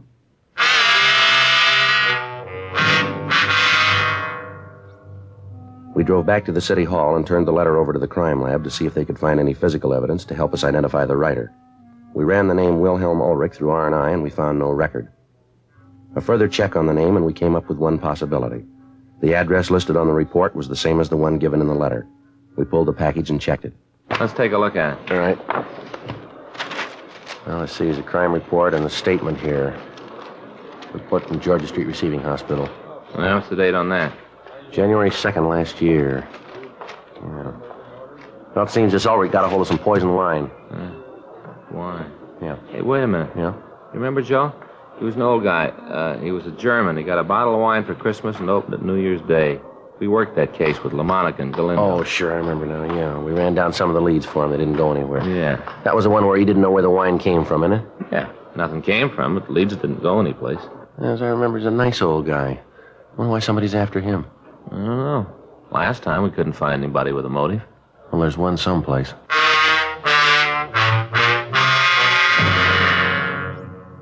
We'd helped investigate an attempted poisoning of Wilhelm Ulrich over a year ago. Somebody'd sent him a bottle of imported wine. Ulrich had opened the wine for dinner on New Year's and had drunk some of it. A short time later, he was seized with violent stomach cramps. He was rushed to Georgia Street Receiving Hospital for treatment. He was then transferred to the county hospital for further treatment. Examination of the remaining wine showed that it had been dosed with a quantity of poison. Fortunately, Ulrich didn't drink much of the poisoned wine, and he recovered. Detectives Joe LaMonica and Danny Galindo had handled most of the investigation. We'd helped them briefly in checking out some of the leads that they'd gotten. We checked with them again on the case. From the crime report, we got a list of the people that the two officers had interviewed.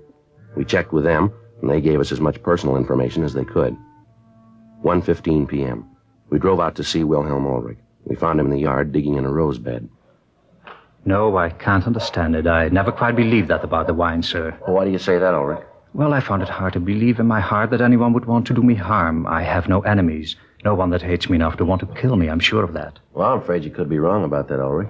The officer said that before. Somehow, though, I just can't believe it. I've nothing anyone would want to kill me for.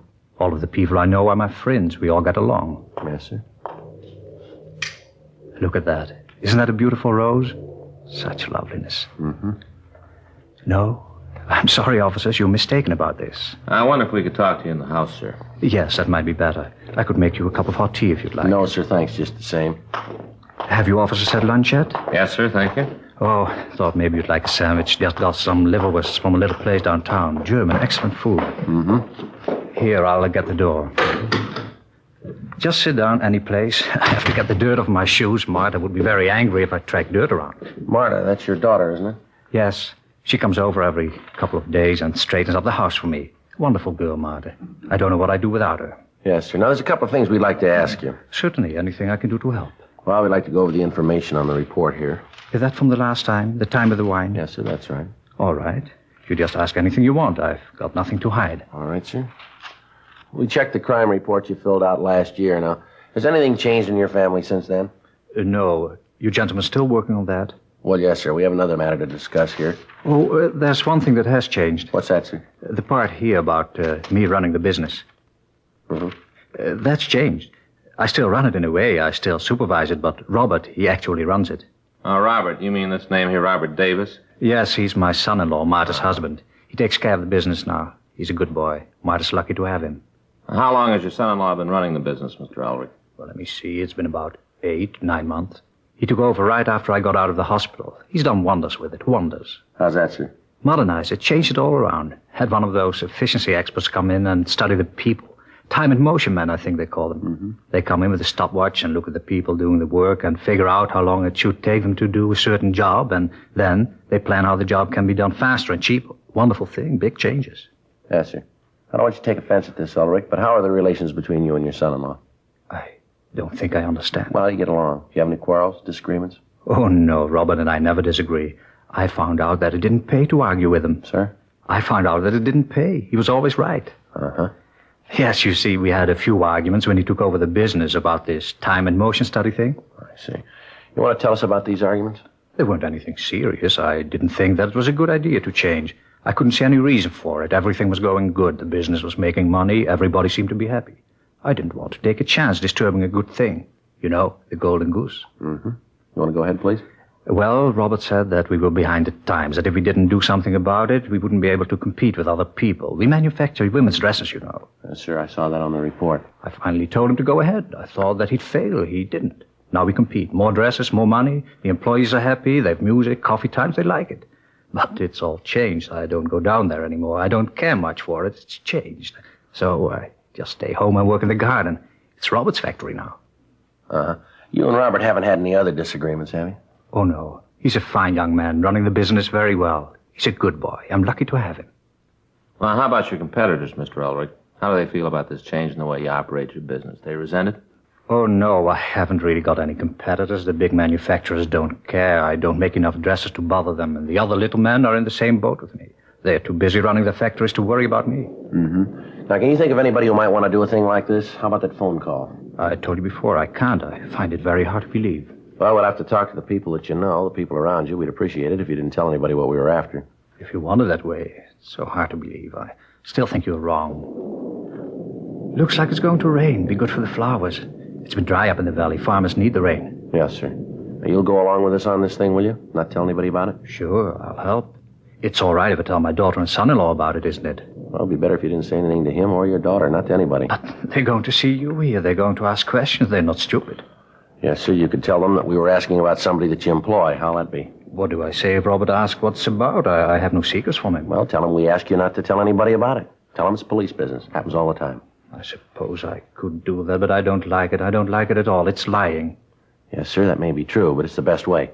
Oh, I guess it's a small lie. I can tell myself that. It's a small lie. Well, we'll have some policemen come out and watch Mr. Ulrich until we find the person who's doing this. Do you have to do that? Yes, sir, I'm afraid so. Well, no, I don't like that at all. Even worse than the lying. No, I don't like it at all. Mr. Ulrich, I wonder if you really understand that when we ask you not to tell anybody about this, when we want to keep you under surveillance, it's just for your protection. But if what you say is true, if somebody really does want to kill me, if somebody hates me that much... Yes, sir? Can you stop them?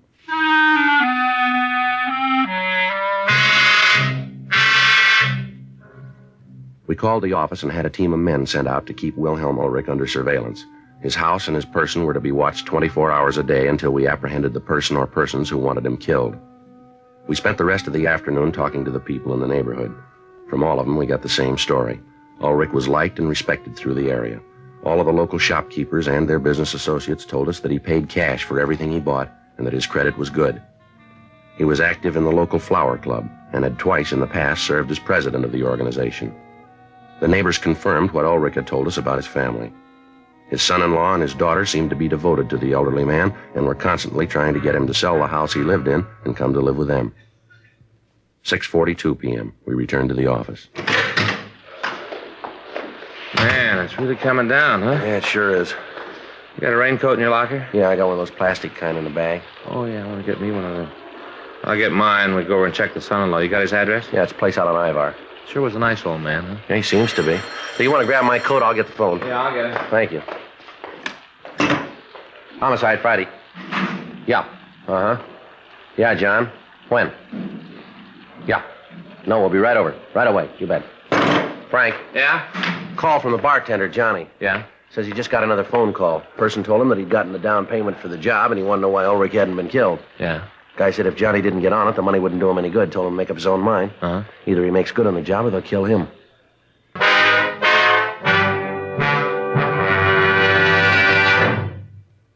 You are listening to Dragnet, the authentic story of your police force in action.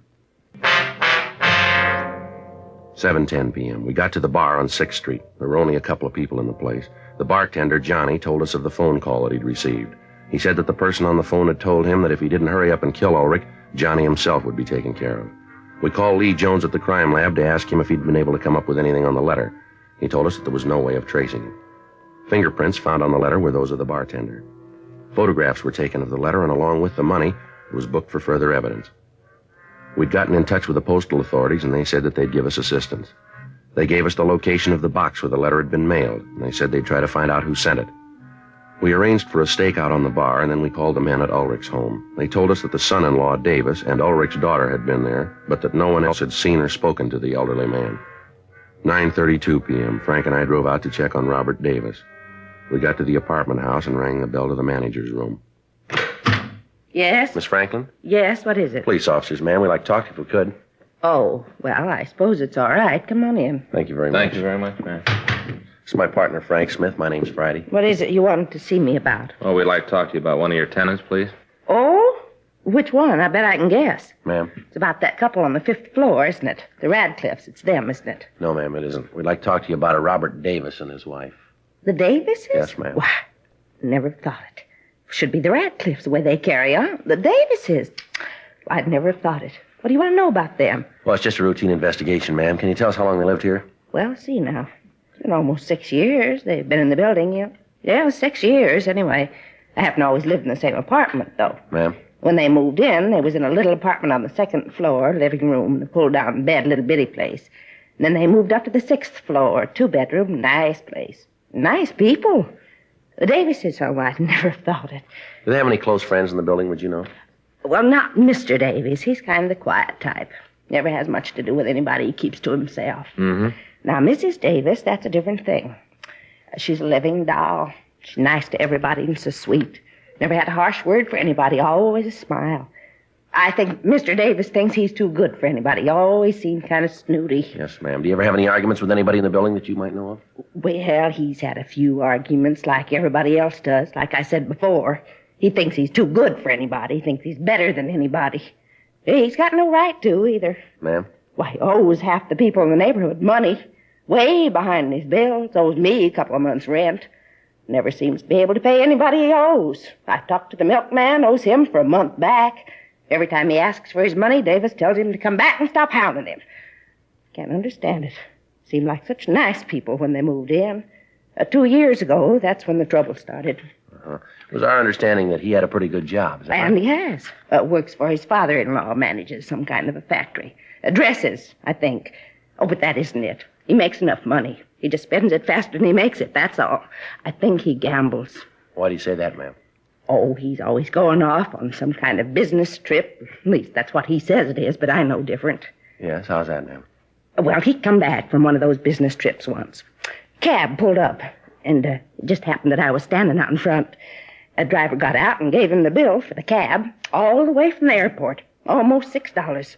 Well, anyway, when Mr. Davis got the money out of his pocket to pay the cab bill, a chip fell on the sidewalk. He didn't think that I saw it, but I did. The cab driver did, too. Well, what kind of a chip was it, ma'am? Well, you understand, I'm not a gambling woman, so I wouldn't know. But the cab driver, he knew. Oh, you just betcha he knew right away. He picked up the chip and handed it back to Mr. Davis and said something about being in Las Vegas, kind of kidding, you know. Yes, ma'am. Well, I've seen Mr. Davis get upset, but never like that. He grabbed the chip away from the cab driver and told him to mind his own business. Said that he'd had the chip a long time, that it didn't concern the cab driver. He was real mean. Uh-huh. And then at night, well, the argument that he and the missus had, I never in all my days heard anything like that. Well, what happened, ma'am? Well, you understand that I just happened to be in the hall. I was making sure that the lights on the floor were all on. Those bulbs are always burning out, and I was checking them, you know. Yes, ma'am. Well, anyways, I hear this argument coming from the Davises' apartment. Mrs. Davis is telling how she isn't going to stand for it anymore. Mr. Davis better settle down and get to work and stop this foolishness. She didn't come right out and say what foolishness, but I could tell. It was his gambling, that's what it was. Yes, ma'am. Is there anything else that you could think of that you could tell us about the Davises? No, I don't think so. I'm kind of surprised, though. I don't like him, but I never thought that he'd have the police after him. Well, we're just conducting a routine investigation, Miss Franklin. Oh, now, you don't have to play cagey with me. I know about you, policeman. You and your routine investigations. You ain't fooling me. You want him for something. Now, what is it? Can you tell me? Ma'am, it's just police business, just routine. We'd appreciate it if you didn't say anything to anybody about us being here. Oh, sure, I'll go along with you. I won't tell a soul, not a living soul. Thank you very much, Miss Franklin. I'm going to leave you our card. We'd appreciate it if you give us a call if anything comes up. Uh-huh. Michigan 5211, is that right? Yes, ma'am. You just ask for the homicide division. It's written down All there. right, See? you just bet I will. Now, I'd be glad to help. I'm just glad to. All right, fine. One thing, though. Yes, ma'am? Are you sure there ain't nothing that you want those people on the 5th floor for, the Radcliffes?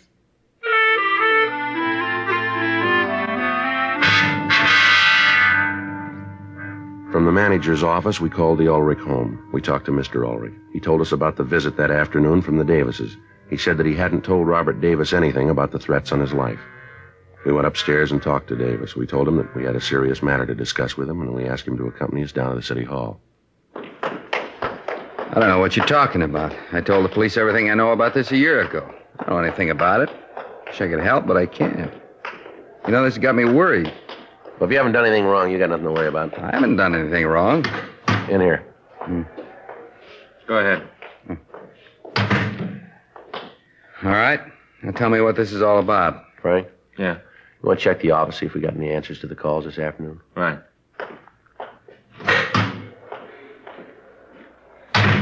You got a cigarette? Yeah. Help yourself. Well, let's get to it, huh? I gotta get home and get some sleep. I got a rough day tomorrow. This won't take very long. How do you get along with your father-in-law? All right, why? Like to know? Well, I don't see how that concerns you, but you ask, so I'll tell you. We get along fine, me and the old man. We get along just great. Does it make you happy? That's not the point. Anything? No, nothing new. You go over to Las Vegas much, Davis? Not much. Why? How often would you say you went over there? Maybe a couple times a year, not any more than that. When was the last time? What's so important about when I was in Vegas last? You guys spent a little more time finding out who's trying to kill my father-in-law, less time asking questions that don't make any sense. You'd be doing a better job. What can you tell us about somebody trying to kill your father-in-law? All I know is what he told me this afternoon. What did he tell you? Not much. Said something about a bartender, something about a phone call. Did he tell you who the bartender was? No, just that it was someplace over on 6th. All right, Davis, come off it, huh? What do you mean, come off it? You want to tell us why you did it, or do you want us to tell you? Did what? I got nothing to tell you. I don't know what you guys are talking about. We talked to your father-in-law this morning. We told him that we'd gotten a report that his life had been threatened. We didn't tell him how it happened. We didn't tell him where our information came from, so he didn't know. All right, so maybe I got it someplace else. Oh, wait a minute. You couldn't have. We didn't talk to anybody else. Well, I heard it someplace. I don't remember, but I heard it. We checked around, found out you gamble quite a lot. You're a steady loser. You owe a lot of money in town, don't you? Is that right? Yeah, that's right. Now, I think we can make you for the threat on Ulrich's life. I don't think we'll have any trouble at all. You had the motive. You had the opportunity. First thing in the morning, we'll check with the factory. We'll see if you made a withdrawal of $500. We make that, and you got big trouble. You figure you're going to be able to do that? We think so, yeah. We'll get your father-in-law down here and ask him what he told you this afternoon. Find out if he did tell you about that bartender, about the bar on 6th, about the phone call. You know, it doesn't look like there's going to be too much trouble making you for this. Save your time. What do you mean? You don't have to go through that trash. I did it. I tried to have the old man knocked off. Were you the one who sent him the wine last year? Yeah. That's when it started. I started to gamble. Lost a lot of money. Couldn't pay it back. No way to pay it back. Guys I owed the money to were leaning on me. I had to pay them off. Had to. Yeah. I could only think of one way, get rid of the old man. Didn't you get a pretty good salary out of working for him? Yeah, pretty good, but it didn't go far, not far enough. I tried to win it back, make good on the losses I had. I couldn't do it. The more I gambled, the worse it got. I just couldn't do it. Wasn't any other way. No other way. I decided to kill the old man. It's the only way. Can't you see that? It's the only way I could get clear. Yeah. I figured if I could get rid of the old man, I'd have everything fixed. Everything would be okay. Guess it worked out all right anyway. What do you mean? Well, there's nothing in the book they can throw at me. He's still alive. I didn't kill him. Who got hurt? You did. Well, how do you figure? I didn't kill him. You're going to jail for trying.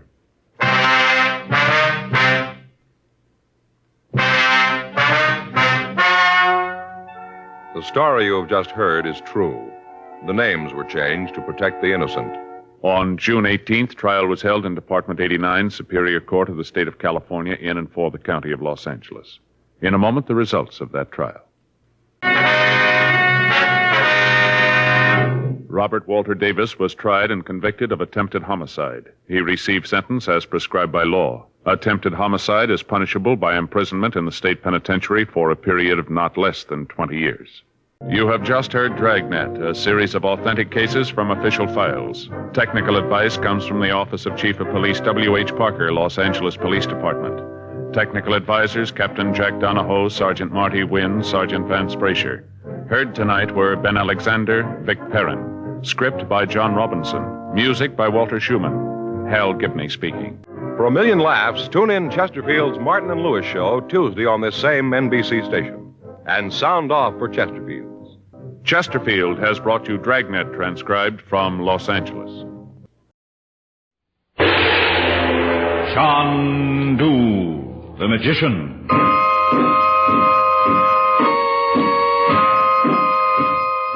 The Wizard of Kalahari. Prince Alexei, will you help us hunt him down? Hunt for the wizard? The boys out there will tell you no white man can see him. Wherever he is, I'll find him. I'll be ready at daybreak, Chandu. By Jove, I'll go along too. Good, Commissioner. How about you, Mr. Pauline? Aye? What about you? Excuse me, I didn't hear what you were saying. I've been looking out at that poor beggar with his head nearly off. Do you see what's on his back? What? The bones. Those crossed bones. The mark of the wizard.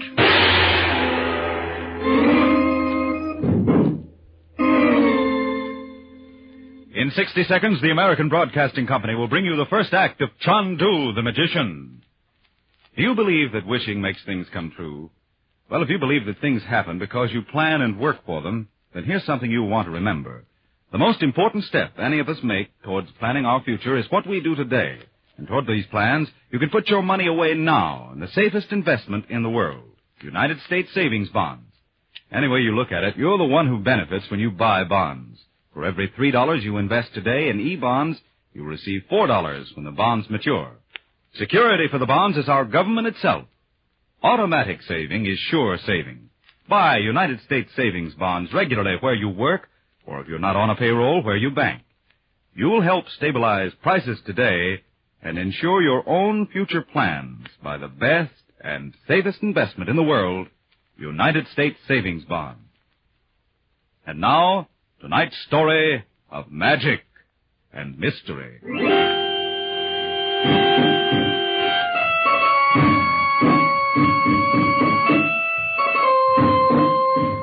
From Bechuanaland to the Sudan, the drums spoke out of the heart of Africa, and the refrain they sang was the coming of the wizard of Kalahari. There they are, you hear? The drums speak. He's coming. The wizard of Kalahari.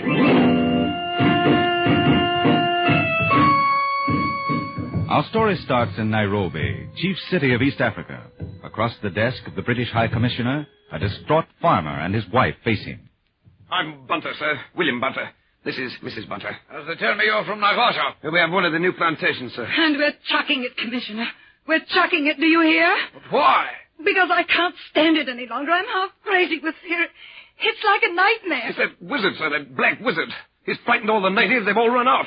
And now he's trying to frighten us. Oh, you're intelligent people, aren't you? How would you like to wake up and see an eyeless skull grinning at you from the foot of your bed? Or a snake coiled around the steering wheel of your motor. Or toads in the water pail. Or those crossed bones. The mark of the wizard. Everywhere you turn. Steady on, old girl. It was only a window shade. Look, the bones of the wizard. Drawn in the dust on the commissioner's own window pane. Cranks. Where are we?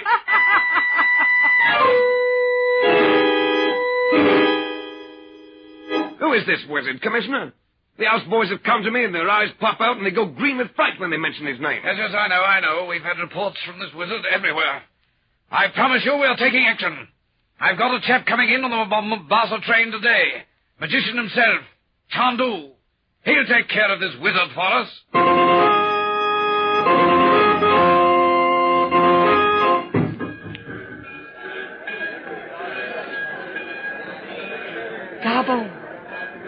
Gabo. Yes, Mim Sahib. There he is. In the green turban, getting out of the second coach. Do not miss. I never miss, Mim Sahib. Go. The truck is around the corner waiting for you. Yes, I go. So that is the great Chandu. He is near him. Gabo is near him. He got him. He got him. Someone's coming. He ran around that way. I don't know. Someone say he was shot. Look, on his back. The mark of the wizard.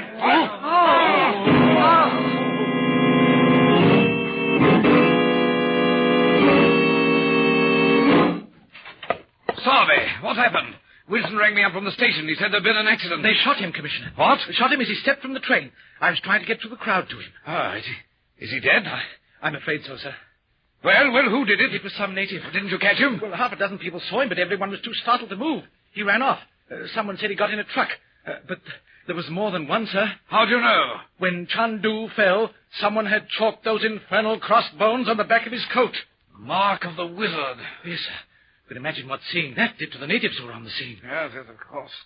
But who knew he was coming? I phoned London myself. You knew, and Polly, that member of Parliament who's been riding herd on us. The only other person I told was the mayor. I didn't even tell my wife. Perhaps one of the houseboys. I never sir? mentioned Chandu's name before the houseboys. What's that? Sounds like someone at the screen, at the window. No one could get around there, not past the guards. There is someone. It couldn't be. I say, there's someone down there below the window. Looks like a native. Yes. I'll call the sergeant of the guard. Don't bother, Forbes, old man. Just open the screen and let me in. Great Scott, I know that voice. Well, get up on your feet there. Let's have a look at you. Open the screen, Sarvey. Yes, sir. All right, look out. Let him in. Now get that blasted sheet off you so I can see who you are. How are you, Commissioner Forbes? Chandu. Chandu? It's Chandu the magician, Sarvey. But Chandler, old man, I thought you were... the man they shot was the thrice holy and esteemed Mr. Ibrahim Warula of the Yemen, a coffee merchant. But, sir... Like myself, Mr. Warula has made the pilgrimage to Mecca and is entitled to wear the green turban. But fortunately, I changed garments on the train. My nephew Bob, who's with me, happened to hear someone in Mombasa telephoning an extremely accurate description of me to someone else here in Nairobi. Good heavens! Now, Commissioner, just what is this all about? All London said was that you needed the services of a first-class magician. Chandler, did you see the chap they shot, the mark on his back? I heard the natives. The mark of the wizard, they called it. The wizard of Kalahari. Fight fire with fire was my idea, Chandler. If these natives are impressed by the mumbo-jumbo of some jungle wizard, why not show them some real magic, eh? So I thought of you. Well, thanks, old man. But it's not just this wizard. After what happened at the station, I'm more convinced than ever that there's a conspiracy to stir up the natives. You think so? Yes. This wizard business is simply the latest dodge. You know, we're trying big things here in East Africa, Chandler. We're establishing plantations, surveying dam sites on both branches of the Nile, planning a defense line here. This middle of Africa will be our defense line if another European war comes. I know, Commissioner. But everything fails. Natives can't be kept at work, and now there's this wizard to frighten them. But it's more than native unrest. There are people back of it if we could only lay hands on them. They want the natives stirred up. They want us to fail. Excuse me. Yes? Oh, tell him to come in. Who is it, sir? Chap from London. The government sent him out, Chandler, to see why we were putting on such a miserable show. Halbert Polly, MP. Oh, come in, Polly. Hello, Commissioner. What's this I've been hearing? Everybody's saying this fella you sent for to quiet the natives and give this wizard what for has been murdered. Sounds to me like more incompetence, Commissioner. Type of thing I was sent down here to correct. Now, what am I going to say to London? You can give them my kindest regards, Mr. Polly. Eh? Well, who's this, Commissioner? Who's this ugly beggar? Mr. Potter, I want you to meet Chandu, the magician. Chandu? But I thought Chandu was... Yes, I know, Mr. Polly. You thought I was murdered. Well, what I want to know is what you mean to do about this wizard. Where is he? Ah, there you put your finger on the sore spot, Chandu. No one knows precisely. The natives say he's somewhere in the jungle south of Victoria Nyanza. Only fellow the commissioner sent out to find him, he didn't come back. No? And don't you know the natives say the wizard's invisible to white men? That he can only be seen by blacks? How interesting. Let's find out. What's that? Just a ball of crystal, Mr. Polly. You mean you're going to find the bloomin' wizard in that bit of glass? Be quiet. Look into the crystal. Look. You can see him now. I say, by Jove. He's wearing a helmet of lamb's wool dyed blue. His nose is pierced with a sliver of bone from a lion's rib. He's tracing a pattern in the dust with one bony finger. What is it, Chandu? He can't see it. The wizard of Kalahari is blind. And what's more, he's... Excuse me. Yes? Who? One moment. Here, Chandler, it's for you. Oh, thanks, Commissioner. Hello. Oh, yes, Bob. What? Where? Fine, Bob. Stay right there. We'll be out as quickly as possible. That was my nephew, Bob. He followed that truck from the railroad station. What truck? The one the native escaped in. The chap who thought he was shooting me. Yes. Do any of you know a gentleman named Prince Alexei Romanov? Well, of course, Chandu. He's a big game hunter. Takes hunting parties out. He's been here in Kenya 20 years. I know him well. Why? The truck belonged to him. It's in his compound now. The Wizard of Kalahari may be only a will-o'-the-wisp, but that murder this morning was real. Let's go.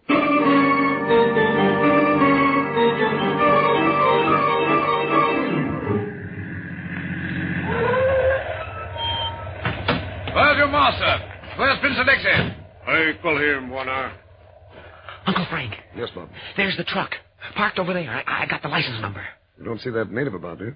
No, Uncle Frank. Oh, here comes Prince Alexei. Commissioner Forbes. How are you? Hello, Sowerby. Hello, sir. Hello, Prince Alexei. I want you to meet Mr. Frank Chandler, otherwise known as Chandu the Magician. How do you do? And this is Mr. Polly, a member of Parliament back home. How are you? And this is Mr. Chandler's nephew, Bob Regent. What can I do for you, Commissioner? Prince Alexei, there was a man murdered at Nairobi Railroad Station this morning. Someone murdered? A coffee merchant named Mr. Ibrahim Warula. I do not know him, Mr. Chandu. The man who shot him escaped from the station in one of your trucks. What? Escaped in one of my trucks? And that one over there.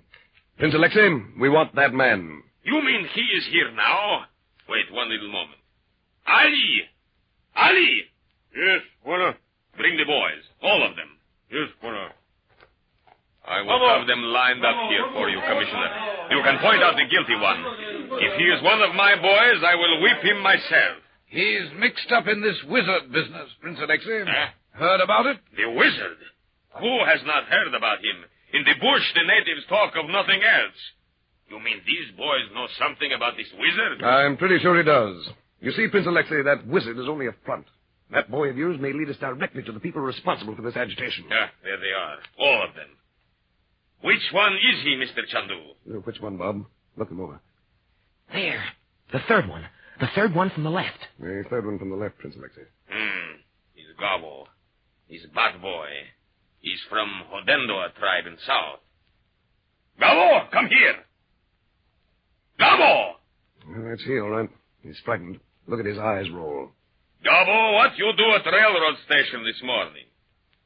What you do, eh? Someone shot him. Killed so he wouldn't speak. Prince Alexei, look, the window. But there is no one up there. There is no one in the house except me. My secretary, she is downstairs. That shot came from the second floor of your house.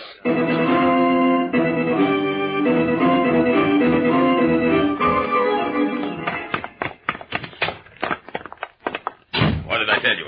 There is no one. Where's the secretary of yours? It is not her. Why, he was shot with a manlicker. She could not handle such a gun. She is small Hindu woman. Bihar! Bihar! You call me, Buana. Where have you been, Bihar? I have been washing my hands, Buana. Who come in? Who fired that gun? His elephant rifle. It is lying on floor upstairs. Gun? I do not know, Buana. I do not touch guns. I have been washing my hands. Well, she certainly doesn't look big enough to lift a man like her. You're sure there was no one else in the house, Prince Alexei? Nobody, Commissioner. Well, it's obvious someone didn't want him to speak. Whatever it was the chap knew, we'll never learn it now. That elephant gun practically blew his head off. Well, Chandu, what next? One moment, Commissioner. Prince Alexei. Yes, Chandu. You're a hunter, aren't you? Ask the Commissioner, Chandu. For 20 years, I hunt the big game. Elephant, rhino, the wildebeest. How about undertaking the biggest hunt of your career? What's that? A hunt to save Africa. That's what's at stake. Africa. With that chap dead, the only way we'll get to the bottom of this business is to find the wizard. Will you help us hunt him down? Hunt for the wizard? The boys out there will tell you no white man can see him. I've seen him. I'd know him anywhere. They say he's in the jungle south of Lake Victoria. If you'll guide us there, I'll find him. Can you be ready to start at daybreak? I'll be here at daybreak. By Jove, I'll go along, too. Good, Commissioner. What about you, Mr. Polly? Aye. What about you? Oh, excuse me, I didn't hear what you were saying. I've been looking out at that poor beggar with his head nearly off. Do you see what's on his back? What? The bones. Those crossed bones. The mark of the wizard.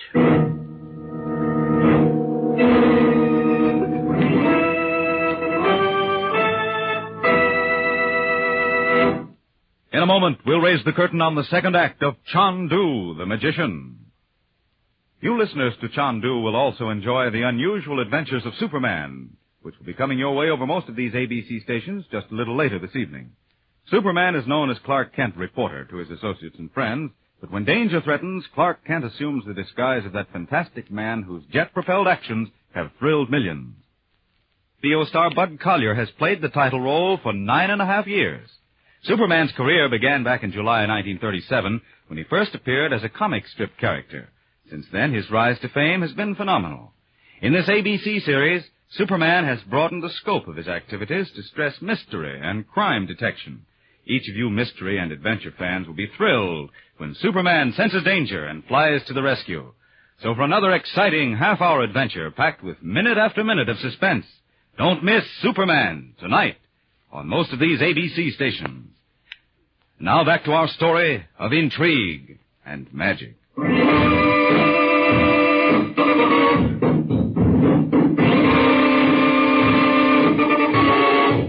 Nairobi, in the heart of East Africa, with Chandu, the Magician. From the compound of Prince Alexei the Hunter, the trucks roll, bound on a strange safari, the search for the Wizard of Kalahari.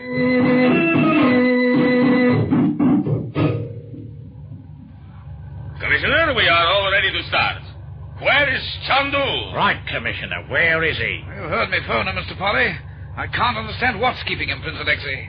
I spoke to his nephew Bob at the hotel just before we left. He said they'd be along directly. Nah. The boys will be saying he is afraid to go. Ali! Yes, Buona. Where is Bihar? I do not know, Buona. I have not seen her since last night. Nah. Never was a man more poorly served. You lock up the house, Ali. We cannot wait. Yes, Buona. Well, Commissioner, where is your Chandu? I could telephone the hotel again. The trucks are all gone. We must start. He got cold feet, is my guess. Heard those native boys of the Prince's talking. No, what have they been saying, Mr. Polly? Oh, I have heard them. They say the wizard is guarded by 1,000 Mangbatu warriors with shields of white cowskin. They love to frighten themselves. But they will be more frightened if Chandu does not appear. Wait a minute, I believe I saw someone dodging in the gate. Is that you, Chandler? It's the magician's nephew. But where's the magician himself? Bob, where have you been? Here we are, Commissioner. I hope we haven't kept you waiting. Yes, but where's Chandler? Where's Chandu? He's here, Commissioner. Yes, but where? Where is he? He's invisible, Commissioner. Impossible. Invisible? Great Scott, what kind of nonsense are you talking, boy? This is going to be a great story to tell London, Mr. Commissioner. Well, isn't the wizard supposed to be invisible? Yes, but that's all a pack of nonsense. Uncle Frank says you won't be able to see him until he faces the Wizard of Kalahari. What? You will not be able to see me until I face the Wizard of Kalahari. Wait a minute. That was Chandu's voice. Full of a duck. He's incredible. Where is he? In the truck. He's ready to start. Oh, I don't believe it. Commissioner, look at the boys. By Jove, they're impressed. Well, if Chandu is ready, let us be off. Ali, Farouk. Voila. What is it? We no go in the truck, voila. We are feared. We are feared.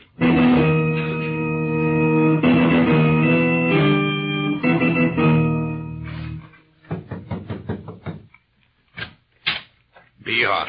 You. I thought you were in Nairobi. Come in. I was in Nairobi until midnight. I come by plane to Lake, and then south by motor. These last 12 miles through jungle I walk. There is trouble. I had to see you, Olaf. The fat one from England is no good. He is afraid of the bold stroke. What has happened? They are coming to find the wizard. Others have tried to find him, too. We know what to do. It is Chandu, the magician. Chandu? But he is the secret agent. You said you would stop him in Nairobi. At the train. Gabo shot the wrong man. Then Chandu is still alive. And coming to find the wizard. The High Commissioner is with him, and Prince Alexei is leading the safari. He has 1,000 boys with him. And I have 100 warriors who will do whatever wizard tell them, which means whatever I tell them. They must not find him, Olaf. He has been too valuable. We have done enormous work. Soon not a wheel will turn in all East Africa.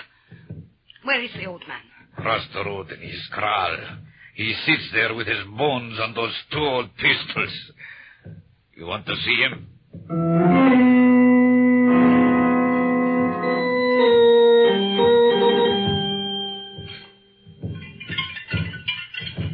There he is, you hear? What is that sound? The bones. He shakes them in the bag and then throws them out on the ground. They make pattern, he say, can read. Come. Hello, old one. It is me. Someone has come to see you. I know, can smell musk. Is Hindu woman I know in Johannesburg. Hello, wizard. What do your bones say? Beak of ass, vogel, point to lion. You fly to see me. That is so. Bone of springbok, point to lion. Springbok run fast, woman. What does that mean? Maybe it's better you not know. What else do you see in the bone? I do not see. I am blind. I only feel. Bones point to lion. He going on journey back to hills. Maybe we will have to hide you, wizard. No, I travel far. I see kraal where I was born. Not yet, wizard. We have need of you here in East Africa. Come, Olaf. We must decide what to do. Until I see you again, wizard. For all time, woman from the East.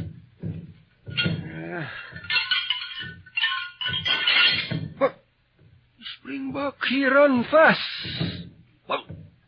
Who behind me? I cannot see it. I know someone behind me. Springbok runs fast, wizard.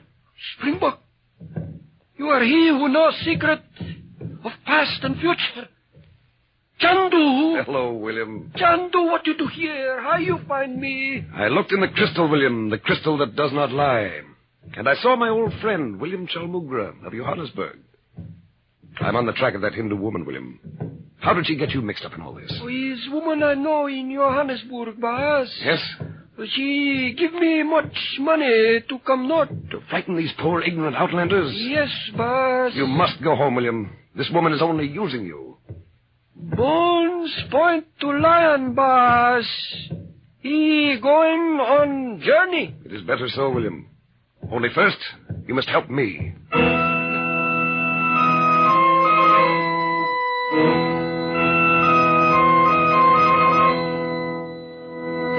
Commissioner, where is that nephew of Chandu? Why, what's wrong? I have 2 telegrams for this Chandu.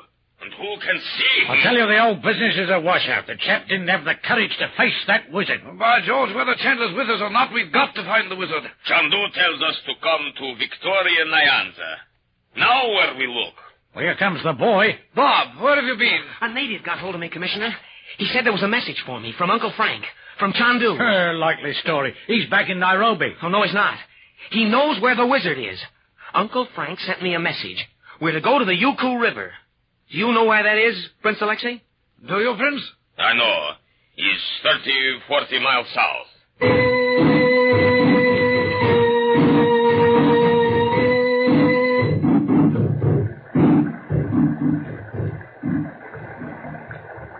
Water.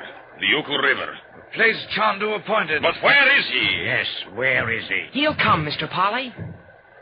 This... native drums. And getting closer and closer.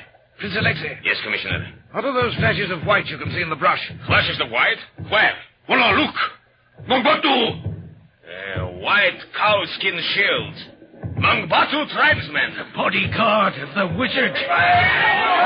Great Scott, here they come. Guns, all of you. Don't shoot.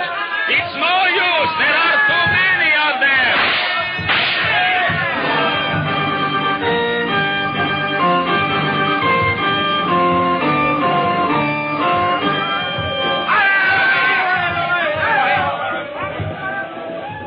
This is a pretty kettle of fish. I would not give you 2 shillings for our lives, Commissioner. These Mangbatus are like mad dogs. Armed insurrection, that's what it is. Back in Nairobi, we do not know what is happening. Short was me. What is it? Commissioner, the wizard. And look who is with him. Bihar, the Hindu woman. The one who works for you? How did she get here? Bihar! It's no use, Prince Alexei. Might have been a great deal wiser if you two hadn't listened to that fella Chandu and stayed in Nairobi. What are you talking about, Polly? I mean you walked into a trap. A trap? Do you think we was going to let you find the wizard and stop all our work? What? You're one of them, too? The real Mr. Polly, Member of Parliament, went head first out of a porthole in the Red Sea. Come along. They want you before the wizard. See that big bloke with the sword? Going to chop off your blooming heads, that's what. Come along. Get 'em forward there. What fools we've been. The real blighters were under our hands all along. White men, listen to me. What are you doing here, Bihar? The day when white men will rule over this continent is passing.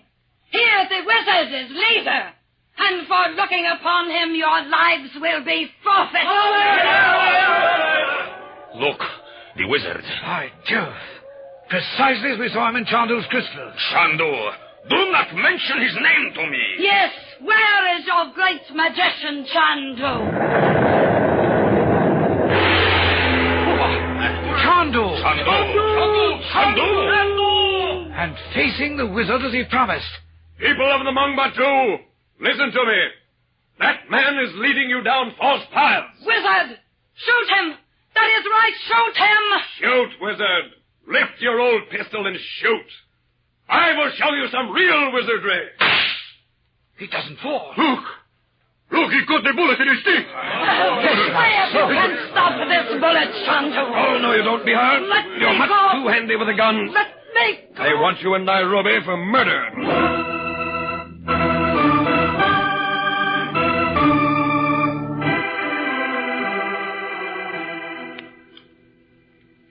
Great Scott, Chandu. How did you do it? I was certain Bihar had shot that native in Prince Alexei's compound. She looked familiar. I thought I'd seen her before, and the telegram Prince Alexei brought confirmed my suspicions. She's a professional agitator, Commissioner, who's been active for years here in Africa. Oh, who was she working for? She'll never tell, but I know. There are willful men in the world who want no peace. No peace anywhere. Yes, but where did you come from? I followed her here by plane. But your voice in my compound. Bob, my nephew, arranged that. A tiny phonograph. But that bullet from the old muzzle-loading revolver the wizard fired. How did you catch it? It's an old trick the French magician Robert Houdin once used to impress African natives. You see, the Wizard of Kalahari is actually William Chalmugra, a witch doctor from Johannesburg, whom I happen to know quite well. We arranged it all. There was nothing in his gun. I had merely to show the round ball between my teeth, and the natives thought I'd caught it. But your sudden appearance in a cloud of smoke, how did you do that? Well, now, wait, Commissioner. A magician must have some secrets.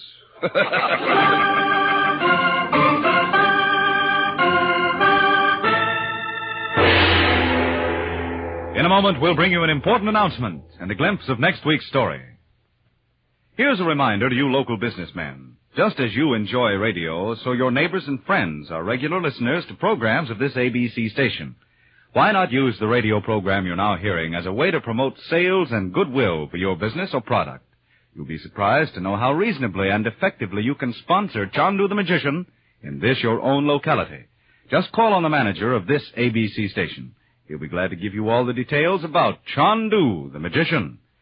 And here's a reminder for everyone. Tomorrow night, you may get the chance of a lifetime. Yes, John Reed King, M.C., might telephone you with an opportunity for prizes ranging from a diamond ring to a house of your own. The popular Chance of a Lifetime program gives both studio contestants and listeners at home a try at its fabulous prizes.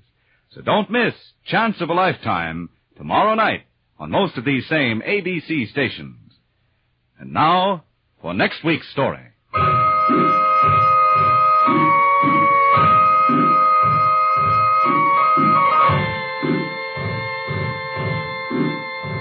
Next week, Chandu the Magician will be heard at a new time, so consult your local newspaper and listen for Terror in the Negev Desert. Chandu the Magician is based on the original radio drama created by Harry A. Earnshaw and is written by Frank Dom. Frank Chandler is played by Tom Collins. Musical effects are by Paul Taubman. This is a Cyril Armbruster production. We invite you to listen next week to mystery, romance, magic. Chandu, the Magician. Jimmy Blaine speaking. This is ABC, the American Broadcasting Company. The next request is for that great detective show Boston Blackie, requested by Rio de Janeiro 1. Thank you, Rio. This one ran from 1944 to 1950 and started out as a summer replacement for the Amos and Andy show. And of course, it also spawned a TV show and several movies. I've selected the episode The Francis Fielding Murder from April 30th, 1946. I hope you like it. Then another great detective show, Sounds of Darkness, requested by two of our viewers, John McCormick and Todd Pope 3050. Great suggestion, thank you to both of you. This show was about a blind detective, FBI agent Lee Masters, and was produced by South Africa's Springbok Radio from 1967 to 74. I've selected the episode Pressure Point. Then the next request came from JXYZ123. Great screen name. Inner Sanctum. And he specifically requested the episode The Bog Oak Necklace from April 10th, 1945. I love this show, and this was my first time hearing this particular episode. Thanks for the suggestion. After that, we have a request from Life with Roscoe 6513, the great show Escape. One of the most successful and popular radio shows during its run from 1947 to 1954. Now this is the episode 3 Skeleton Key, specifically requested, from November 15, 1949. Again, excellent choice. Thanks very much. After that, we have a request from PhlashRockinmann, the show Macabre, a really unique horror show. Thank you, Flash, for this request, because this one has a really unique background. It only ran for 9 episodes in 1961 to 62, and it was produced, written, and acted by a group of radio employees from the Far East Network, spearheaded by a guy named William Verdier, who had previous history writing for NBC Radio. It was basically a labor of love by this group of people. No professional actors, just a passion for the horror genre and for radio. I've selected the show The Edge of Evil. Thanks again to Rio de Janeiro 1, John McCormick, Todd Pope 3050, JXYZ123, Life with Roscoe 6513, and PhlashRockinmann.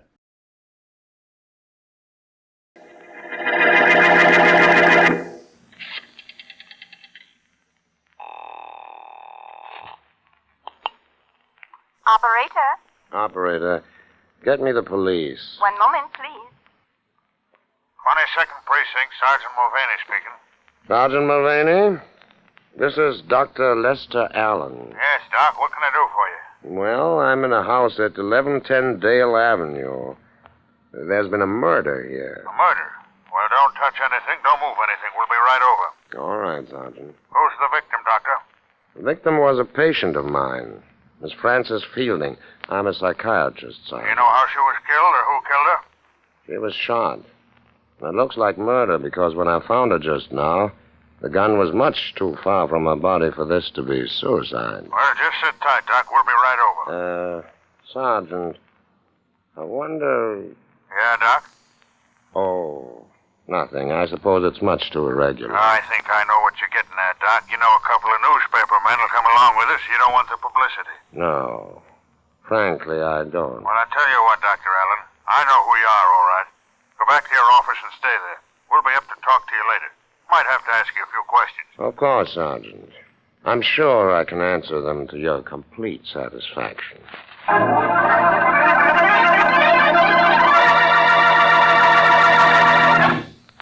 And now meet Dick Calmer as Boston Blackie. Enemy to those who make him an enemy. Friend to those who have no friend.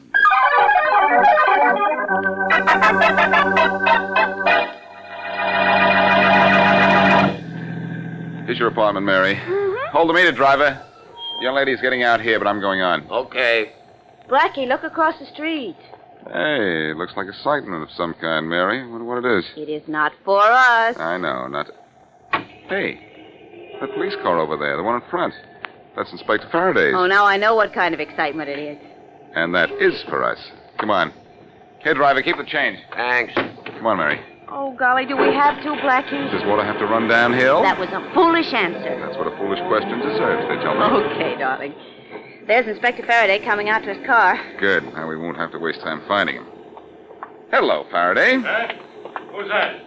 Who would you expect to turn up about this time? Blackie, I might have known it was you. Hello, Inspector Faraday. What are you doing in my neighborhood? Hello, Miss Wesley. What's murder doing in your neighborhood? Murder, Faraday? Yeah, in that house there. A girl by the name of Frances Fielding. Now, don't look at me, Faraday. Mary and I were at the Mercedes restaurant tonight, and I have a dozen witnesses to prove it. The girl was killed about 8 o'clock. I suppose you were at the Mercedes then? Yes, we were.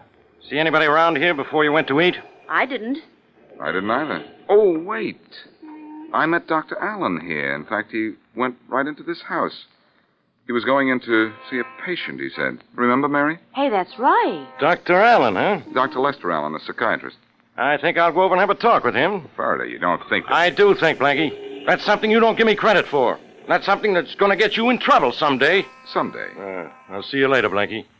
Much later, I hope. But, Faraday, you aren't going to pin this on Dr. Allen, are you? Not unless he did it. Well, he didn't. I've known him for years. Well, then, maybe that's why he did it. Knowing you has made him tired of going straight. I like that. Do you, Inspector? Well, Dr. Allen's a nice guy. If you're going to see him, I'm going with you. How do you like that?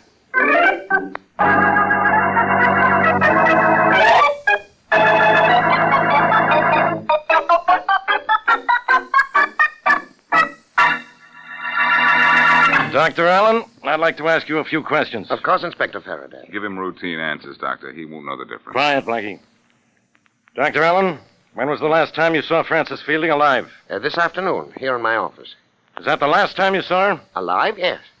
I talked to her on the phone later. She called me. Told me she was terribly upset. About what? Well, she came to see me this afternoon for treatment.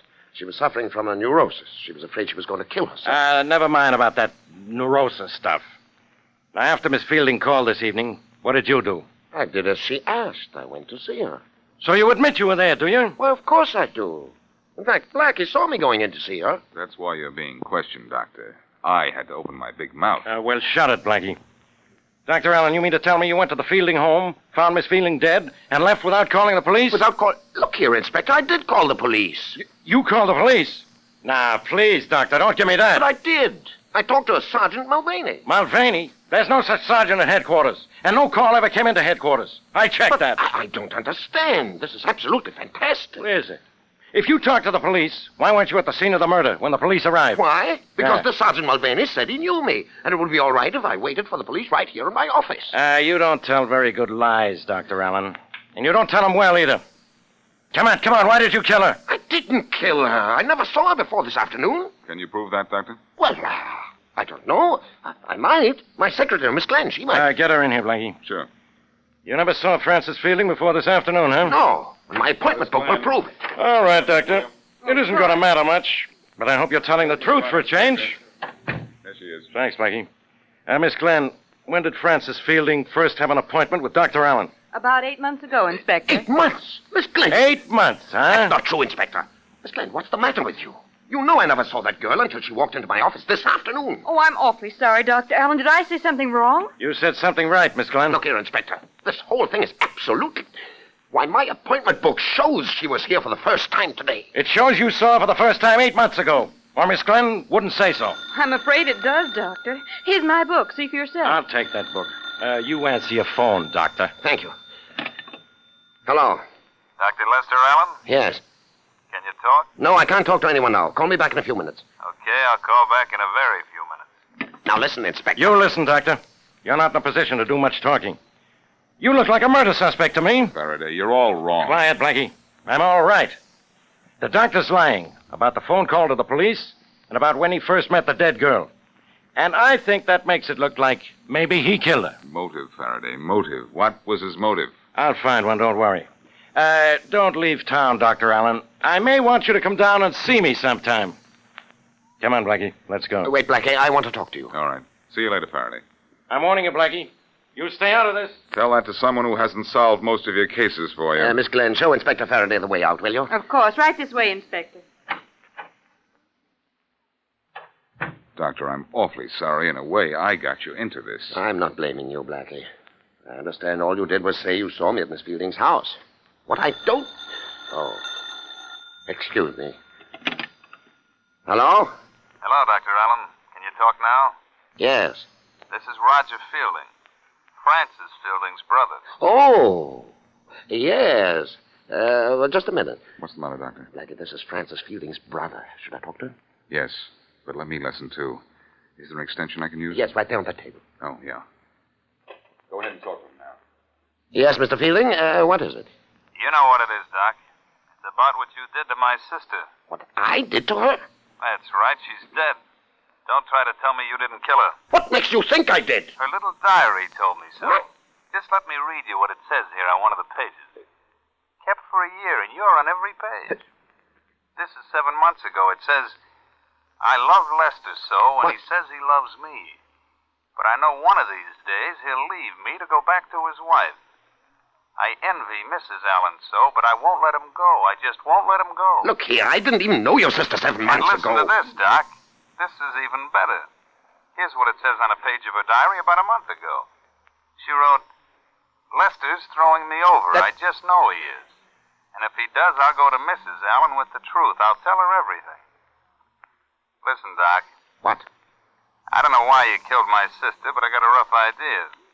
She sort of asked for it, didn't she? Now, look. You look, Doc. Maybe Sis got what was coming to her, but the cops got this diary coming to them. Unless you want it. And bad. This is blackmail. Is that what it is? I think I'm doing you a favor. Meet me at Dobbs Hill at 10 tomorrow night. And kind of I like to do favors. Hello. Hello. It's no use, Doctor. He hung up.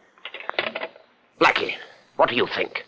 Well, Faraday broke down your story about calling the police and not meeting the dead girl until this afternoon and said all he needed to arrest you was a motive. What I just heard on the phone would pass as a motive, all right. Blackie, you know I had nothing to do with this. No?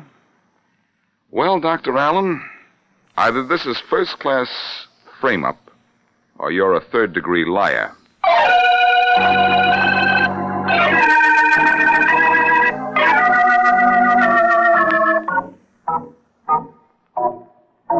Golly, Blackie. The Fielding home is spooky enough upstairs. Do we have to stay down here in the basement much longer? Only until we find telephone wires that look as if they've been tampered with. Okay. What will that prove, Blackie? Well, Doctor, when you made your call to the police, you got through to the operator all right, didn't you? Yes. A bit before you got the police, there was a long pause, huh? Yes, quite long. Then Sergeant Mulvaney answered. But there's no such person on the force. You didn't talk to the police, but maybe to someone here in the basement. Blackie, do you want wires that look as if they've been cut? Or wires with tape on them, Mary, to cover a place where they've been scraped. Well, here are 2 of them. 2 is what we want. Come on, Doctor. Aren't you glad you brought me? These are the wires we want, all right. Can you tell if they've been tapped? Easily. Just look at them. The wires have been separated, the insulation scraped off, then the bare wires taped together again. Does this really prove the doctor's story about talking to a Sergeant Mulvaney? Yes, Mary. Here's why. Whoever tricked the doctor into thinking he was talking to the police was down here when the doctor dialed the operator. I did get the operator then. That was legitimate. Oh, yes. But after you got the operator, there was a long pause, you said. Yes, there was. Blackie, Dr. Allen was cut off during that pause. That's right, Mary. It was the man down here who took over his call to the police, probably asked us some foolish questions, then hung up on them. Then the man switched the doctor back in and talked to him. Exactly. And you, Dr. Allen, thought you were talking to the police, while all the time you were talking to the man down here. Well, who was that man, though? Francis Fielding's killer, probably. I think I feel better already. You believe me now, don't you? I think so. But we'll never convince Faraday you're innocent if he sees the dead girl's diary. I've got to keep that meeting with her brother tonight. Yes, but in the meantime, we'd better work on another angle. What, Blackie? The reason for the girl's death. What would be a good reason? Well, money, if it's enough. But enough for not. If we could find she carried insurance payable to someone who had a chance to kill her, that would be enough for me.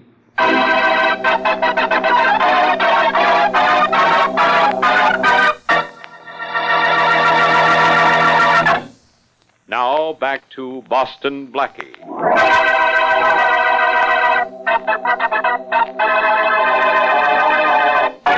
Psychiatrist Lester Allen receives a phone call from his new patient, Frances Fielding, to come to her home at once. He goes there, finds her murdered, and calls police. He is told to go back to his office. Inspector Faraday finds no record of Allen's call and believes him guilty. As we return to our story, Boston Blackie, who is with Mary and Dr. Allen, calls Faraday in search of a motive for the girl's murder. Maybe this will work. At least it's worth a try. Faraday speaking. Hello, Faraday. This is Blackie. Now what do you want? The usual, Faraday, to give you a little help. I'd rather have the measles. Next week, Faraday. This week, I want to give you an angle on the Fielding murder. I think it's insurance. Blackie, I don't know how I'd get along without you. I do. Not very well. You know, it's amazing that you'd think of insurance at a time like this. What's amazing about it, Faraday? If you were any kind of a cop, you'd have thought about it long ago. I thought of it last night. Is that long enough ago for you? Well, Faraday, you're improving. What did you find out? None of your business. What are you doing, Faraday? Faking? I'll bet you don't know a thing about the Fielding girl's insurance. Bet you never even thought of it. Oh, I didn't think of it, huh? Well, a copy of the policy is right here on my desk. I don't believe it. You don't, huh? All right, listen to this. I'm listening. She had an accident policy with $5,000 for accidental death. Mm-hmm. She took it out 2 years ago and collected on it 5 months ago for a broken arm. And now all the money from the policy goes to her grandmother in Mexico City. Oh, her grandmother, huh? Yes. And if you think her grandmother killed her, think again. Because she's a 97-year-old invalid and hasn't been out of Mexico City in 30 years. Well, wise guy, don't bother me with your bright ideas. Faraday. Faraday! Did he hang up on you, Blackie? He sure did, Mary. Was she killed for insurance? No. Oh, gee, so now what? Now, Mary, you're going home to see a bed about some sleep, and Dr. Allen and I are going to Dobbs Hill to see a man about a diary.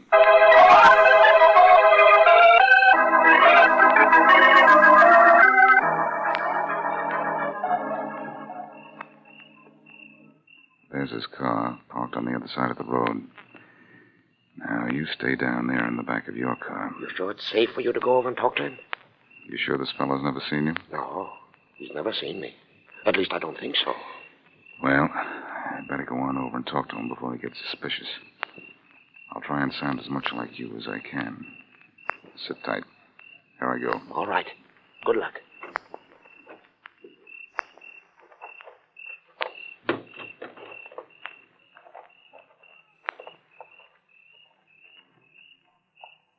Roger Fielding? Yeah. Dr. Allen? Yes. How are you, Doc? I don't know. Let me see that diary. Sure. Here you are. This is the original. Thanks. Don't bother trying to run off with it. I've got photostatic copies. Get me? I got you. I want you to notice something, Doc. She wrote in her diary every day. Every single day. Yes, so I see. And every day, every single day, she wrote about Doc Allen. Nice diary, huh? Pretty incriminating. Pretty valuable to me. It's her handwriting, and she kept it about a year. Hold it. I want to compare writing with a note she sent me asking for an appointment here. All right. Yeah. She wrote the diary, all right? Sure she did. Now, I'm not asking much, Doc, only a little. Now. And later? A little more. And after that? Oh, whenever I get a little pushed for cash, then either you come across with the money like a nice guy, or I take this diary to the cops. What for? What for? It gives you a pretty good reason for killing it. Yes, it does, Fielding. There's only one thing wrong with it. What's that? It's a phony. A phony, huh? Well, let me tell you something. What? As a doc, you're a phony, too. The next time, tell Doc Allen he better show in person. Mr. Boston Blackie.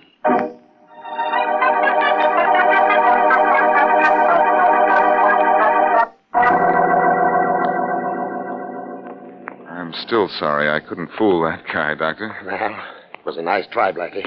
Let's go into my office. Maybe we can think of something else. We've got to, or Inspector Faraday will come running after you I'm not with running, Blackie. I'm waiting. Hello, Faraday. Good evening, Inspector. I'm sure glad to see you, Doctor. I was afraid you'd skip town. No. All I did was drive out. For a little air, Faraday. After that conversation with you last night, he needed it. Quiet, Blackie. Dr. Allen, I'm taking you to headquarters. What for? Questioning. Faraday, you can't do that. The doctor knows less about that girl's death than you do, if that's possible. Well, I suppose you know all about it, huh? I know you need a motive before you can really pin this on the doctor. Give me time. I'll find one. I'll save you time. I've already found it. A diary written by Francis Fielding and containing plenty of motive for murder. Where? Blackie. Don't get excited, either of you. The diary's a phony. A phony? How do you know? Blackie, you know that diary's a counterfeit? How? How? Very simple, Doctor. Faraday, do you remember the accident policy the Fielding girl had? Sure. She collected on it, too, for a broken right arm. Well, it was exactly 5 months ago. Well, guess what was in Miss Fielding's diary 5 months ago? Blank pages. Her arm was broken. The pages weren't blank, Faraday. Her mind was. About that broken right arm. The day-to-day account continued 6 months ago, just as if her arm was perfectly all right. Well, that does prove the diary was a counterfeit. It was probably written just recently, perhaps in the last few weeks. That's exactly it, Doctor. She was so anxious to phony up a long-time love affair in a diary, she forgot she couldn't write 6 months ago. All right, Blackie. So that diary was phony. So the diary was a frame. I suppose you think everything else about this case is a frame against the doctor, too. Yes. Who framed him? I think the girl did it. And killed herself to do it? That's a good one. That's too good, Faraday. I can't figure out that part at all. But she was part of a frame against the doctor. That much I do know. Look, will you quit trying to do my thinking for me? Somebody has to. You don't. I don't, huh? Well, Dr. Allen here says he met the Fielding girl for the first time yesterday, but his own appointment book shows he's been seeing her for 8 months. Explain that. I can't understand it. I can. You were lying. Just as you were lying when you said you called the police. He thought he did call them, Faraday. What do you mean, thought he did? Whoever killed Miss Fielding tapped the phone in her house and pretended to be the police. Yeah? How do you know? I did a very strange thing for me, Faraday. I investigated. And look, have you ever heard of Roger Fielding? Roger Fielding. Roger Fielding sounds familiar. How familiar? I think he was arrested once. He served time, too. What for? I don't know, but I can find out. Well, you find out why Roger Fielding was arrested. And if it's for what I hope it is, maybe I'll find out why you can arrest him again.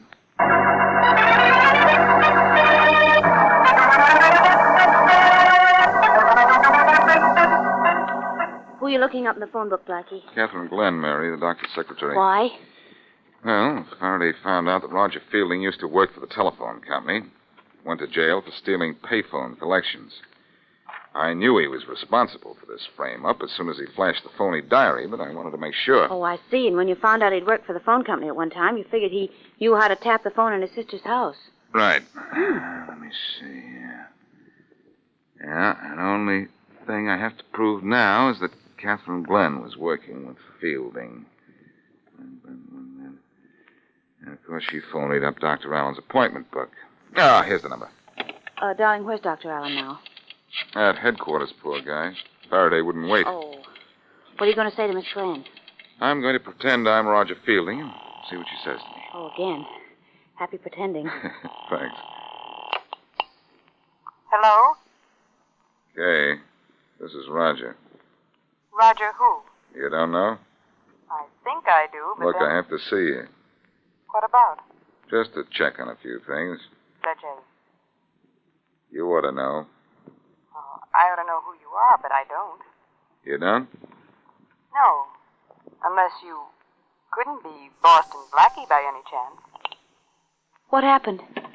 Nothing. She knew who I was. I'm not very good at fooling people tonight, apparently. Darling, you never were very good at fooling me. I was never trying to pin a murder on you. I have never given you the chance, though. Well, Fielding and Miss Glenn have.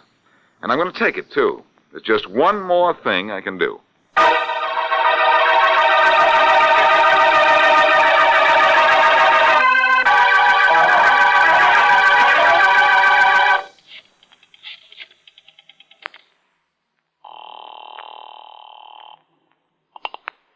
Hello? Roger, Yes? this is Kay Glenn. What's the idea of calling me? Look, I'm scared. About what? I don't want to tell you over the phone. I better wait till I see you. What's the matter? I'll tell you later. All right.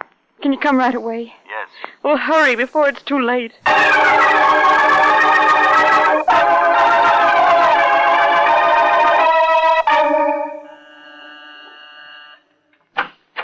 Oh, come in, Roger. What's up, Kay? What's the trouble? Wait till I lock the door. Kind of jumpy, kid. What's the matter? Nothing. I just want to talk to you. What about? About how things are going. You know the answer to that yourself. Great. But I'm upset. Why? Because of Frances. Why be upset about her? Because... Roger, why didn't you tell me you were going to kill her? That's what I'm really upset about. That? Well, I didn't see any point in telling you about that. Or Frances either, of course. In fact, it was sort of a spur-of-the-moment thing. I double-crossed Frances, who never even dreamed she'd be murdered when she first came along with that plan. I thought it would make a better frame against the doctor. A better one? What was wrong with your first idea? Nothing. I suppose we could have shaken him down for plenty with Frances's diary and the appointment book you fixed up. Then why did you have to kill Frances? 2 reasons. It put the doc in a worse spot, and we only have to split 2 ways instead of 3, so I killed her. Well, I want nothing to do with murder.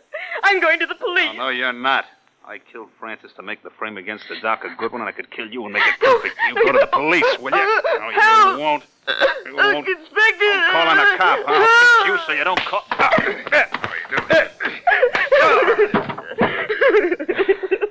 You called the wrong man, Kay.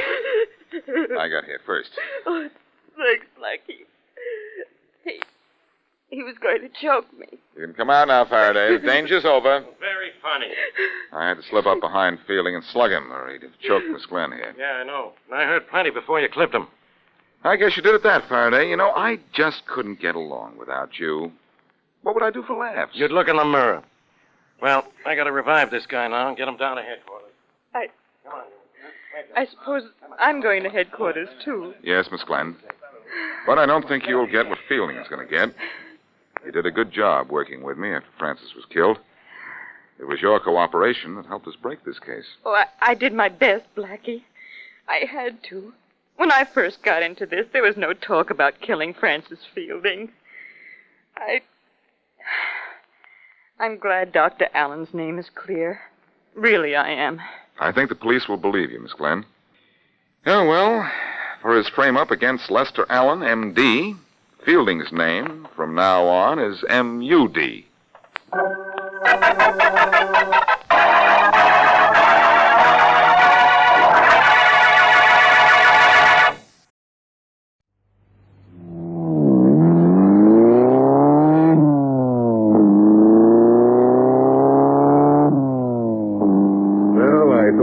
Paris, London, too. Great places for a honeymoon. We can go any place we like, Brad. You're cute, Mary. Yeah, I'd be happy if we stayed right here. Life isn't all coasting downhill. Yeah, you're sure right. I'm going to take this business of being married real serious. Darling, you better slow down. Yeah. Hey, the brakes, Mary. That thing won't work.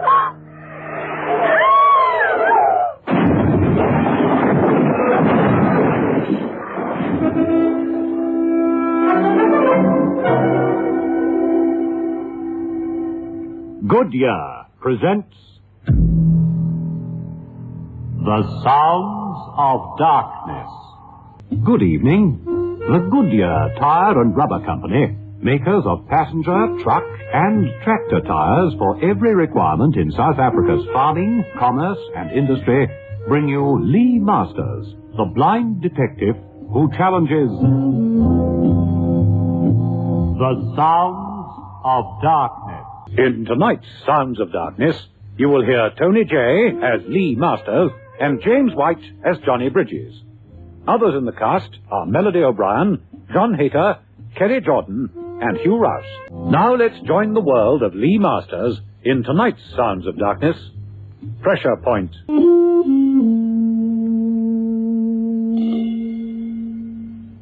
Oh, come in, Lee. This is Miss Bowers, Miss Mary Bowers. How do you do, Miss Bowers?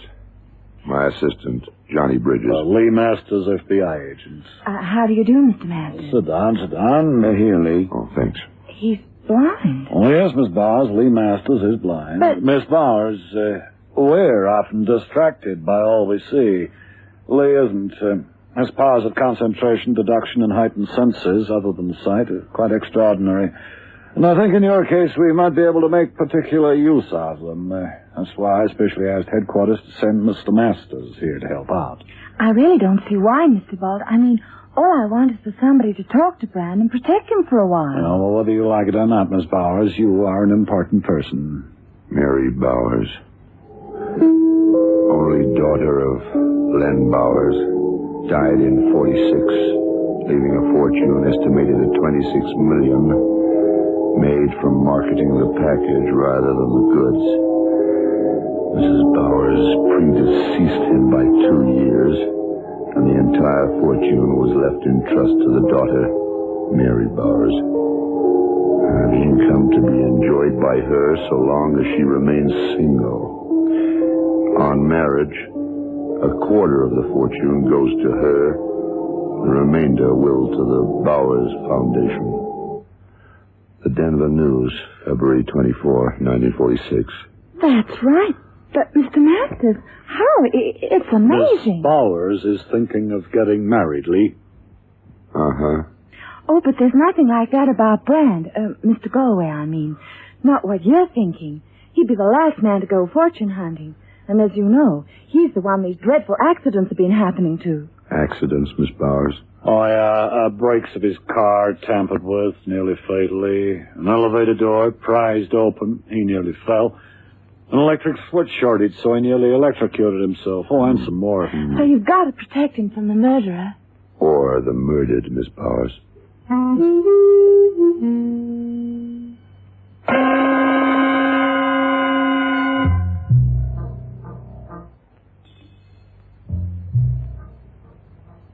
I told Mary, I told her I didn't want a fuss made. Not even when somebody tried to kill you? They didn't succeed.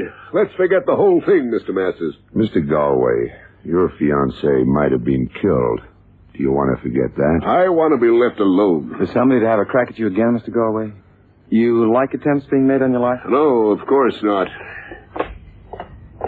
There won't be another attempt. Good day, gentlemen. No, Mr. Galway, I don't think the next one will be an attempt. I think it might very well be successful. Somebody's after this guy, you reckon? Somebody wanting to marry that fortune themselves? I don't think they need worry. Mr. Galway is married already. What? It gets me. How do you know Galway's married? I can tell because I can't look at them. Faces change, but voices don't. His real name's Galowski, and he was up on a confidence trick charge years ago. I remember he made quite an impassioned appeal. To you all, to try and understand why I did it. It wasn't for profit or gain. It was purely a friendly gesture. The fact is, I stood to lose more than the man who now accuses me. I don't plead for my wife, who even now is in hospital. Having a baby, as a matter of fact. Yeah? And what did he have? 6 months to think about it. Come on, Johnny. Brand is going to get some phone calls. Let's get the phone tapped and record all his calls.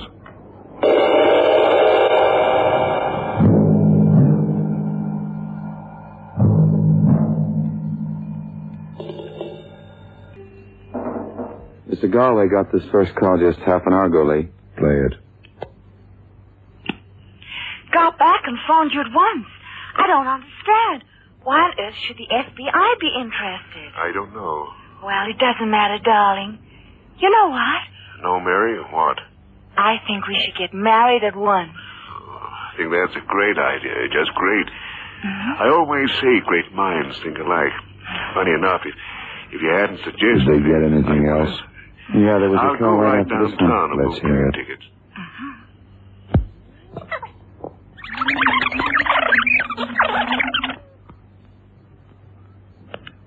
This time, there won't be a next time for you. You said there wasn't That's Galway, all right, but I don't know who the other guy is. Listen here, Robert. If you try anything like that again, so help me, I'll go to the police. And tell them the beautiful story who I am. Don't make me laugh. How's dear Miss Bowers? You'll leave her alone. You young idiot. You might have killed her. Too bad. And I will next time. Now listen, Robert. You do anything to her, and I'll kill you with my own hands. Don't worry. When it happens to her, it'll happen to you at the same time. Nice, eh? Hello? I've got nothing more to say to you. Well, that's it. Play it back.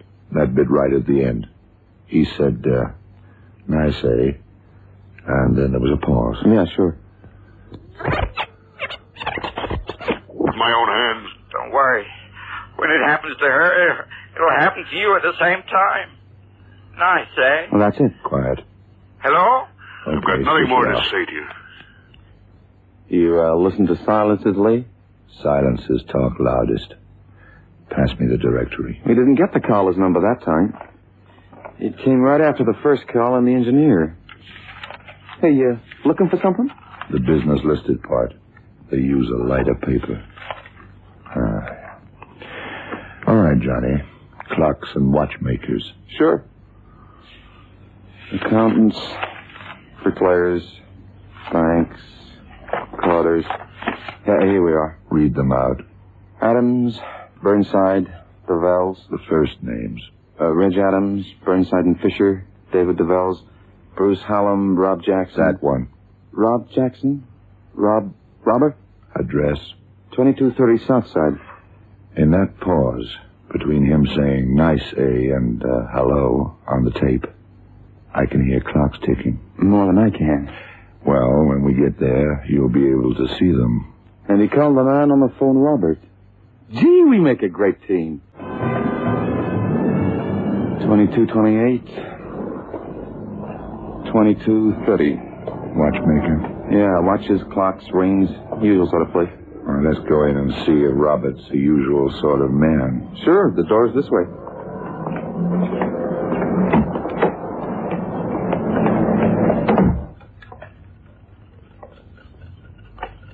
Yeah, this is the place. And the counter's over this way. There must be Robert behind it. Young chap, pale, looks seedy. Yeah? Is there anything I can show you? It's a remarkably fine piece of craftsmanship. Oh, you mean this porcelain, a figure of a shepherdess? It's not so good. Well, you can have it for $20. You might be giving away a fortune, Mr. Jackson. You see the eyes? Made in Germany. Job lost. Look closely. I don't see anything. Perhaps you're right. For a moment, I thought it was Dresden. Well, it's made there. Martin. Keeping a store, watch and clock mending, requires a delicate touch, Mr. Jackson. Your hands are more like those of a mechanic's.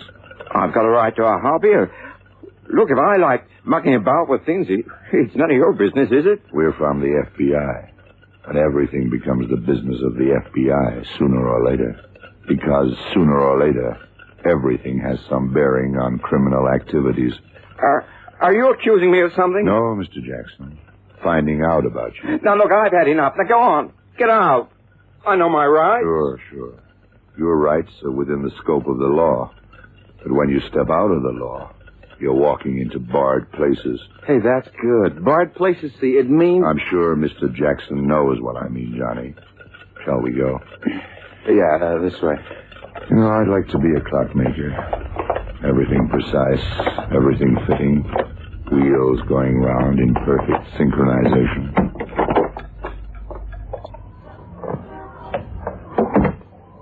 I gotta hand it to you, Lee. Neat. Very neat. Talk of the China shepherdess and his hands get close enough for you to smell the oil and grease. I smelled more than that. Oh, yeah, the nicotine stains on his fingers. So, what do we know? He smokes too much. He's nervous. And those hands do car repairs more than watches. Not bad. But I learned far more than that. You did? Yeah. The stains on his fingers weren't nicotine. They weren't? No. Picric acid. Huh? It's a strong dye, unmistakable smell. A dye? And it's used for other things as well. Yeah? Such as? Explosives, Johnny. Explosives.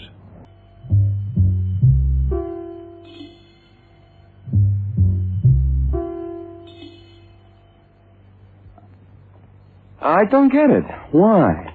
All right, we find Robert Jackson, but why do we have to find a private investigator? If you were going to arrange an accident, wouldn't you have to find out his movements first? Yeah, sure, but... Oh, I get it. Mm-hmm. I see. Hey, so you think the Jackson's going to blow up Galway? Tick-tock. A time bomb? It looks like it, doesn't it? He's got the time bomb. All we've got is the time before the bomb goes off. Oh, Galway. Right. Yeah. We'll put 2 men onto it. It's a big case. Matter of fact, we've been called in to help the FBI out. Yeah, who are you? FBI. You understand, it's a gag. Just a gag to impress the customers. There wasn't anybody on the other end. I'm Lee Masters. This is Johnny Bridges. Hi. Lee Masters? The blind... A famous Lee Masters? We all have our afflictions, Mr. Shane. Yeah, mine's at home. Well, what can I do for you? Is Mr. Brand Galway on your books? Galway? Well, he's not on our books. I mean, he's not a client. The subject of investigation? Yeah. And the client is Mr. Robert Jackson, 2230 South Side. That's right. Just a routine check. He wants to know what Mr. Galway's doing and so on. And what is Mr. Galway doing lately? Well, he's taken off 2 ways. First, he's taken off into matrimonial fields. Then he's taken off literally for the honeymoon. Just a moment. Yeah, he's booked himself and wife on Transcon Flight 208 to Los Angeles and on to Hawaii on a Pacific flight. When? Tomorrow. Have you told your client, Robert Jackson? About half an hour ago. Do you want I should contact him? No, we'll do that. Now.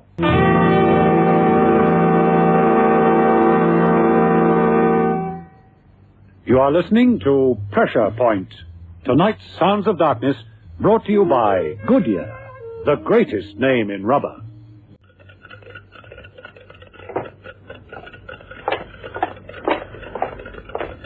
Hey, Service! Service! Anybody there? Having trouble? Oh, isn't it always the way? You're in a hurry, call for a package, nobody's there. Oh, here. All right, I'm coming. Oh. I guess he's working on something out back. Huh? Oh, sorry to keep you, Mr. Buckland. A bit of repair work I couldn't... Yeah, but...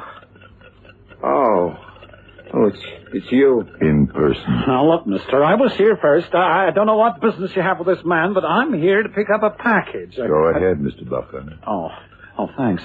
That package, Mr. Jackson, the one I ordered earlier, paid for it, too. Here's the check. Yeah, Mr. Buckland.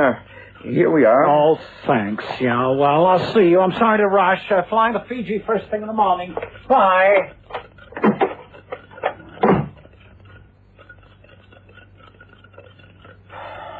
Well? You're in touch with a private agent, Mr. Jackson. He's checking on the movements of Mr. Galway and passing the information on to you. So? That's a federal offense, is it? Mr. Galway's real name is Golofsky. And that's your name, too, isn't it? Well, so what? You can use a name without being arrested for it. And being Mr. Galway's son doesn't get you arrested either. His son? How did you... Well, of course it was obvious, but I didn't know you were onto it too, Lee. Your mother died 5 years ago. She died in a car accident. Your father was driving, and although no charge was brought against him, you believed he'd done it deliberately. And you decided to take the law into your own hands. You can say it, but can you prove it? You're using picric acid. Out in the back there, you're making explosives. You're a clockmaker. All right. So, what do you want to do about it? take you in for questioning.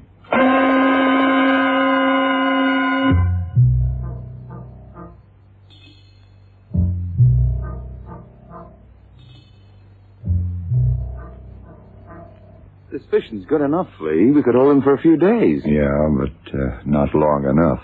How's that? We got him. What you don't get is that he's already planted his bomb. It's the tone of his voice. You're watching his face. The boys in there are watching his face. I'm listening. He's sure of himself. Not that he'll be arrested, but that he doesn't care. But to blow up his old man, I talk of the dead. I will not have interference. My son is harmless. You can say he's psychotic if you like, but all his pranks in the past have been just that, pranks. Pranks, Mr. Galway? Pranks? Harmless. And you needn't think telling Mary about my past will make any difference. We love each other. Sure, I didn't tell her about my wife's death. You did, but it hasn't made any difference at all. She phoned, I explained, she's happy. Mr. Galway, your son's a clockmaker. He knows about explosives. You're going on your honeymoon by plane. What does that suggest to you? You told me yourself you've taken him in. All right, he's in. We're off on our honeymoon. If he does get at you in a plane, that means your wife is with you and both of you get killed. Not to mention the rest of the passengers. You're the FBI, Mr. Masters. It's up to you to see that the plane is safe. We'll do our best. Well, we'll be seeing you, Mr. Galway. I doubt it, but we're going to be on that plane. So will we, Mr. Galway. So will we. Oh, no.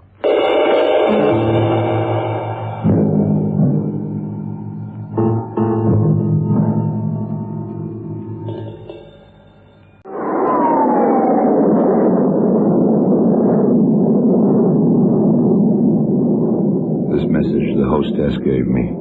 What's it say, Johnny? Code 660. HQ. About Jackson? Yeah. Yeah.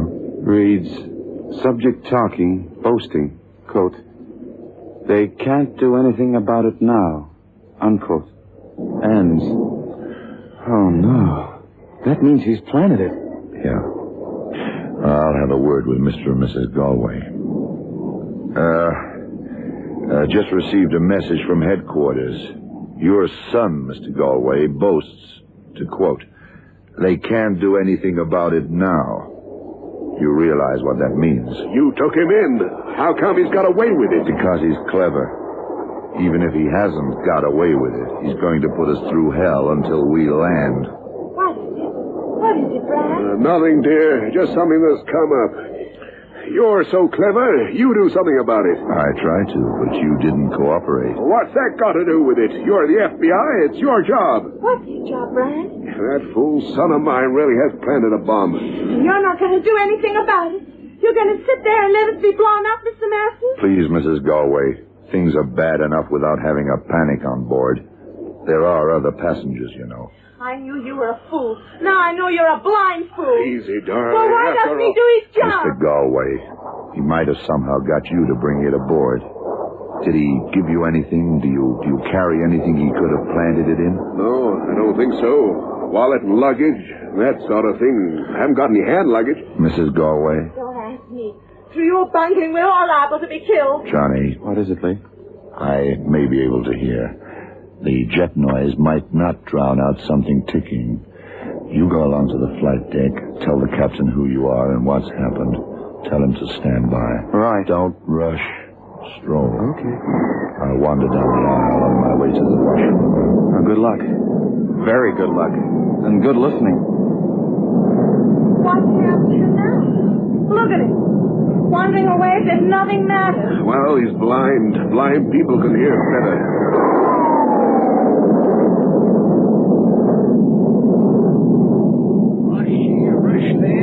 I lived in Denver all my life, and believe me, travel's not for me. Pardon me. Huh? You're Mr. Buckland? I don't know you, sir. We met in the clockmakers. Oh, did we? Well, I don't remember. When I travel, sir, I prefer silence rather than idle chatter with strangers. Silence, sir. It's golden. Silence. Of course.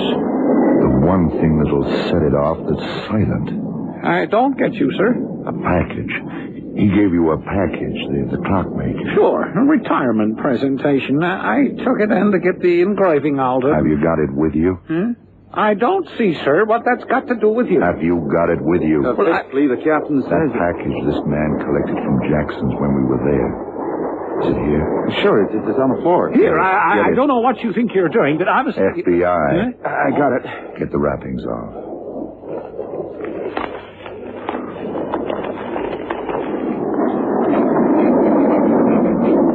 Unmistakable. Gelignite. Where would it be? In the base? Yeah, it unscrews. A barometer. Aneroid. The higher the plane goes, the lower the pressure. The needle moves. Yeah, there's a wire across, but just wait a minute, Lee. The plane is pressurized. Not the luggage hold, Johnny. That was the chance our friend Robert, the clockmaker, was hoping for. A bulky, awkward package like this will normally go in the luggage compartment.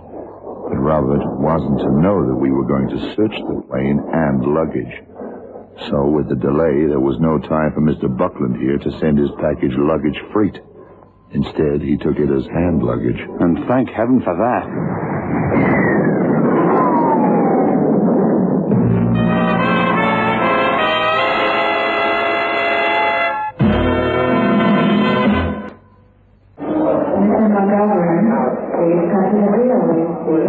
L.A. Dear old L.A. and ground under our feet. Everybody's got to come down to earth sometime. I guess I owe you an apology, Mr. Masters. Sure, I knew my boy was after me, but, well, I guess like all fathers, you think he's a good boy, really. Oh, it's over now. But not for him. I didn't kill my first wife, you know. It was an accident, pure and simple. But Robert didn't think so. No. As a matter of fact, after the time I got engaged to Mary here, he didn't really mean me harm. Not harm. But, afterwards? I guess, well, he thought I was responsible for her death. It was just too much for him when I'd marry again. What'll happen? To him, I mean. It'll be more treatment than penitence. But I think it'll be a long, long time before he can play any more pranks. So ends tonight's Sounds of Darkness, presented for your entertainment by the Goodyear Tire and Rubber Company, makers of world-famous passenger tires, truck, and tractor tires for every requirement in South Africa's farming, commerce, and industry.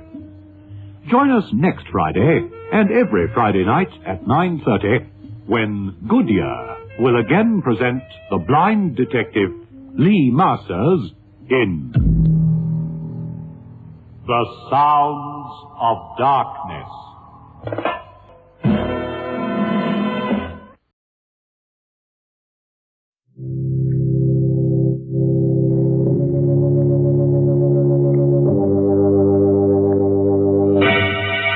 Lipton Tea and Lipton Soup presents Inner Sanctum Mysteries starring Miriam Hopkins.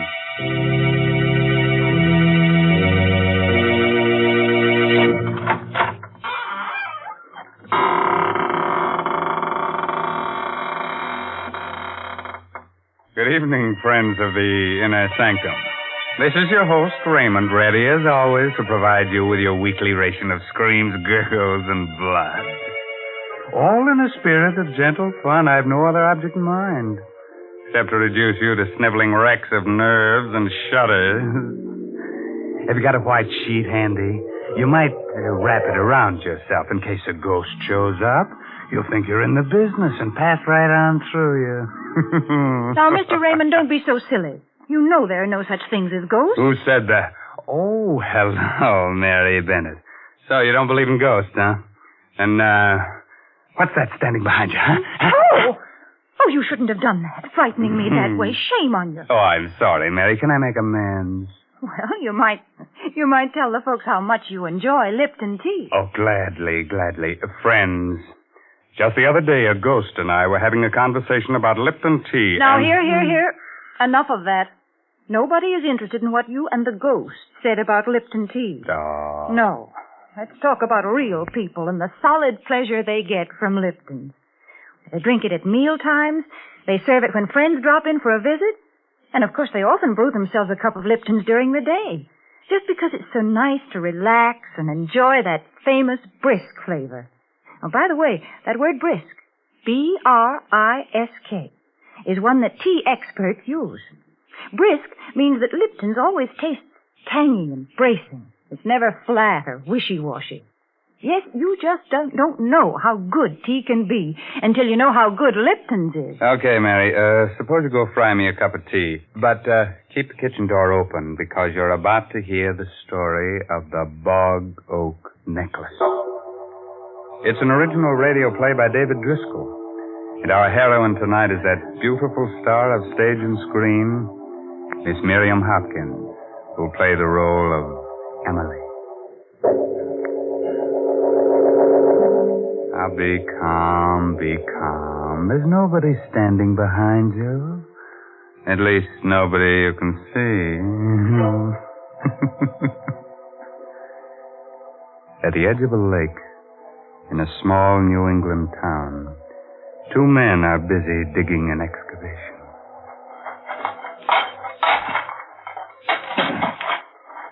Must have been like a cave around here once, huh? Yeah, old Miss Bristow used to own this property before she sold it to this here city man who's building. Used to be a fine apple orchard right up there. And was all fine trees once. Let's dig. That's what we're getting paid for. What's the matter with you, Paulie? Look down there what I just hit with my shovel. Huh? Oh, bone. Oh, some cow, I expect. Cow? That ain't no cow bone, Jerry. Hey, Paulie. Huh? Look at this with the bone. Yeah, I see it. And you call it a cow bone now? No, I don't.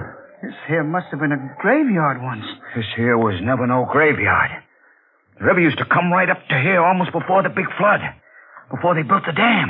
Hey, what are you doing? Get your coat and hat. You bringing that with you? Of course I am. Hat and this. Yeah, but there must be a skull here, too. Of course there must be. But we don't have to look for that, Paulie. That ain't our job. Come on.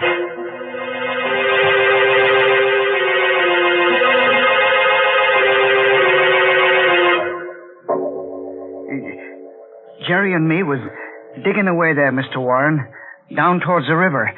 And all of a sudden, Jerry kind of yelled. And when I asked him what's the matter, he shows me this leg bone. So I looks, and there's the skeleton right at his feet. I see. So I figure you being the county attorney here, you're the man who ought to know first. Yes. Now, this place by the river that you're talking about, it's the land that city man bought to build a home on? Yeah, that's right. He bought it from old Miss Emily Bristow. And then we found this, too. Around the, well, I guess you'd call it the neck. That is, where the neck would be. Is there anything wrong, Mr. Warren? Where did you say you found this bone and this necklace? Well, Jerry and me is making a trench for a water pipe, and we're digging where the old riverbank used to be. Right near the river edge. Leave the necklace with me. If I need any more help, I'll get in touch with you. That's all. Yeah, yes, sir. 40 years. 40 years. Emily Bristow.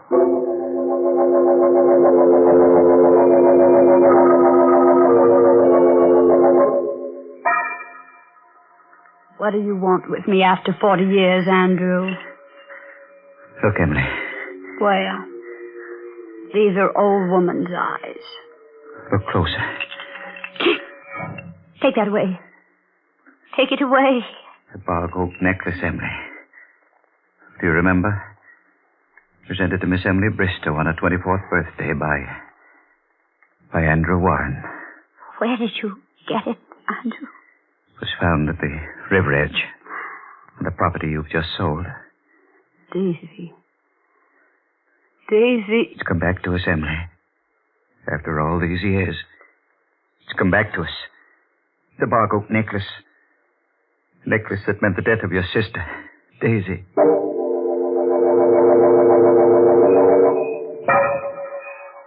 Oh, Andrew. Oh, Andrew, darling. Daisy, there aren't two people anywhere as happy as we are. Of course not. May I tell Emily? Why, yes, I suppose so. After all, she's your sister. She should know. Good night, darling. Look at that moon. Smiling at you. Oh. I'm going to close my eyes, and I won't open them until you're down the road out of sight. Good night, sweetheart. Oh. Good night. Good night, sweetheart. Good night, moon. Oh, young ladies shouldn't stand staring at the moon that way. Oh, Emily. You frightened me so. Did I? You had a nice drive with Andrew in the moonlight, I hope. Mm-hmm. Emily. Andrew. Yes? Andrew and I, we're... Oh, darling. How will I ever stop my heart from beating so? Let me say it for you. You're engaged. There you are. It was easy, wasn't it? For you? You've no idea how easy it was for me.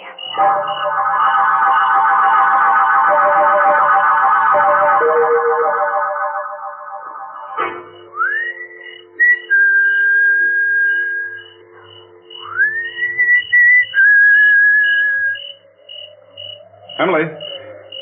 Right here. Emily. I wanted to see you so badly. She's already told me, Andrew. Emily, I want you to understand about this. I know how this must hurt you. You've got to break it off. You've got to. You can't marry her. Andrew, listen to me. Please. Please marry me. I beg you. Emily, we must be sensible. I beg you. If you love me, Emily, you must let me do what I feel is right. I can't let you marry Daisy.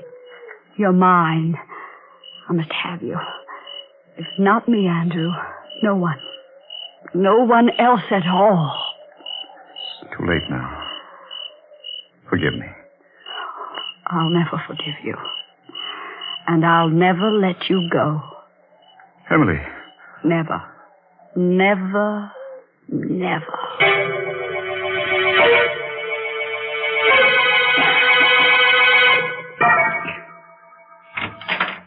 Emily? Emily, are you asleep? Go to bed, Daisy. Oh, Emily, don't be cross. I can't sleep. You can't sleep. No, I'm so excited. Why, Emily, you're still dressed, too. Oh, so I am. What's the matter, dear? Don't you feel well? Oh, I feel very well. Thank you, Daisy. Emily, what's the matter? Why do you use that tone with me? Oh, darling, you're not feeling well, are you? I can tell by the look on your face. Oh, come on. Come on out into the night. The moon is full, and let's walk up to the apple orchard. After all, Emily, even though we're going to be separated, it won't be forever.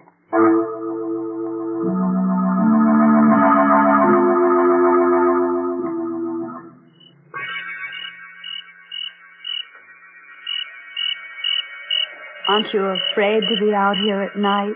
Afraid? Afraid of what? We are at the end of the apple orchard. There's the little patch that goes down the river. I think you'd better go back now. I go back? Well, what'll you do? I'm going to stay here. I wouldn't dream of going back to the house alone. I thought you weren't afraid. All alone? Of course I'd be afraid all alone. Daisy, I don't want you to marry Andrew. Emily? You know what you've just said? Certainly. Why, Oh, Emily, I'm surprised at you. Well, you're jealous. That's right. I want you to write to Andrew and tell him that you've thought it over and that you've decided you don't love him and you're not going to marry him. How dare you speak to me that way? Now get out of my way. I'll never talk to you again as long as I live. Have you thought that you mayn't have very long to live? Emily! Emily, I'll scream. No, you won't scream. You won't scream at all. And do you know why? Down in that little pigeon heart of yours, you're frightened. Frightened? Let go of my arms. You're hurting me. You're out of your mind, Emily. I'll let you go when you promise to write that letter. I promise. I promise, Emily. Now let go of me. As soon as we get back. Yes. And don't you dare breathe a word of this to anyone ever as long as you live. I promise. Now I think we understand who loves Andrew. Yes. I'll let you go. You don't know how close you came. Come back here, Daisy. You'd run away, would you? Emily! Emily, I wasn't running away. Please let me go. Oh. What are you doing with that necklace? Emily, don't! I knew I couldn't trust you. I knew I never should have told you. Stop, Emily! You're choking me. I can't breathe. I can't breathe.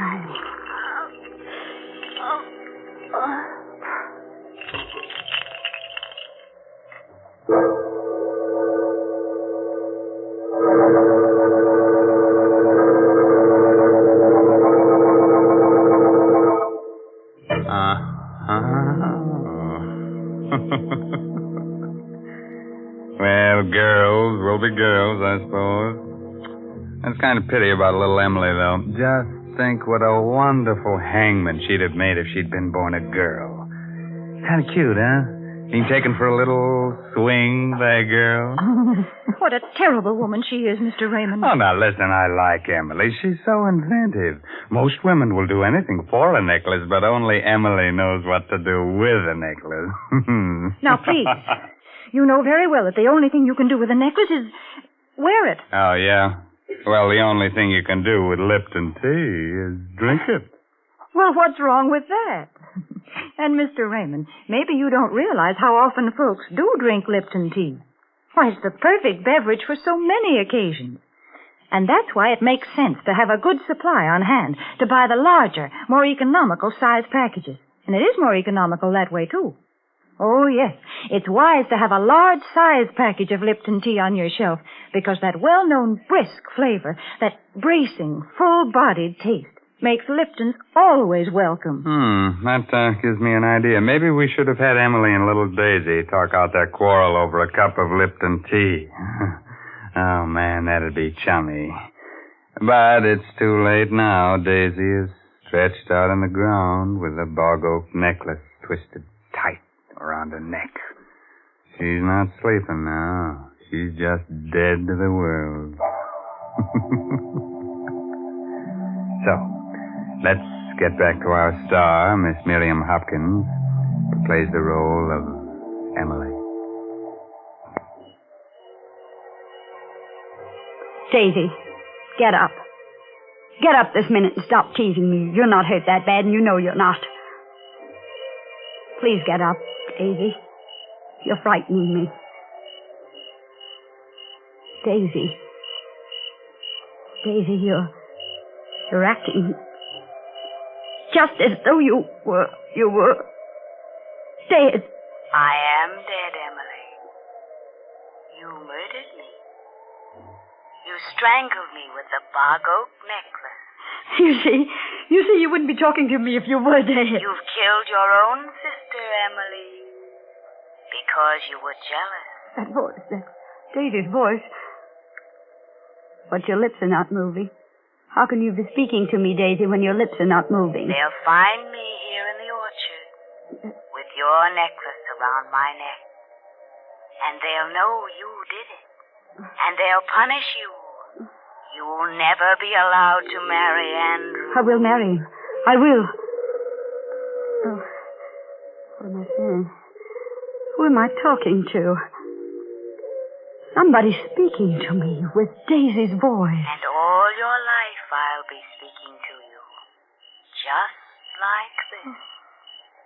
Because you murdered me with the bog oak necklace. I must do something. I must get some help. Somewhere I must get some help. She can't be dead. I just pulled the necklace a little bit, not tightly at all. You pulled it very tightly, Emily. Look at my neck and you'll see. You'll see how tightly you twisted the necklace. Stop it. Stop talking to me. I'll never leave you, Emily. Never as long as you live. You are dead, aren't you? I murdered you. Something dreadful will happen to me. I've got to do something. What can I do? The river. I'm near the river. stones, yes. With twine, strong twine, wound around the stones, and I'd tie the stones to her, and I could throw her into the water from the crag on the hill, and the stones would make her sink to the bottom, and then she'd never come back. Never. And who would know? You know, Emily.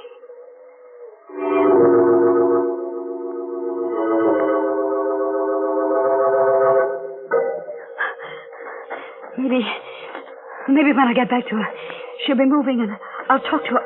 No, she is dead. She is... Oh, I'm running in the wrong direction. It was over there that I killed her. It couldn't have been because she's not there. It was right here. Daisy's gone. She got up and walked away somewhere. She's alive. Emily. Oh. I found her, Emily. Strangled to death. I know nothing about it. What are you doing then with that twine in your hand? You wanted to tie stones to her, didn't you? Throw her in the river. I killed her because I was jealous. You're as guilty as I am. Because you should have married me. Yes, I am as guilty as you are. What will become of me now? All my hopes, my ambitions. If we can get rid of the body, then we can get married after all. It'll only take a little while for people to forget, and then we can go away somewhere. Begin I never want to look at you again as long as I live. I hate you. Came back here to speak to you again. I wanted to tell you I'd done a wrong thing. That I ought to marry you. I wanted to arrange with you about Daisy. How we could tell her without hurting her too much. I was heading toward your window when I saw her. Strangled with a bog oak necklace. What have you done with it? Exactly what you planned to do. Because no woman would have the strength to do it. I had rope in my rowboat. I tied stones to the body. Rowed a bit into the river with it. Dropped it overboard. The plan works, you're safe. If it doesn't, he'll die. And I'll go to prison. I'm going now. The moon is down already. Soon it will be dawn. The necklace. What did you do with the necklace? I left it where it was. Around her neck.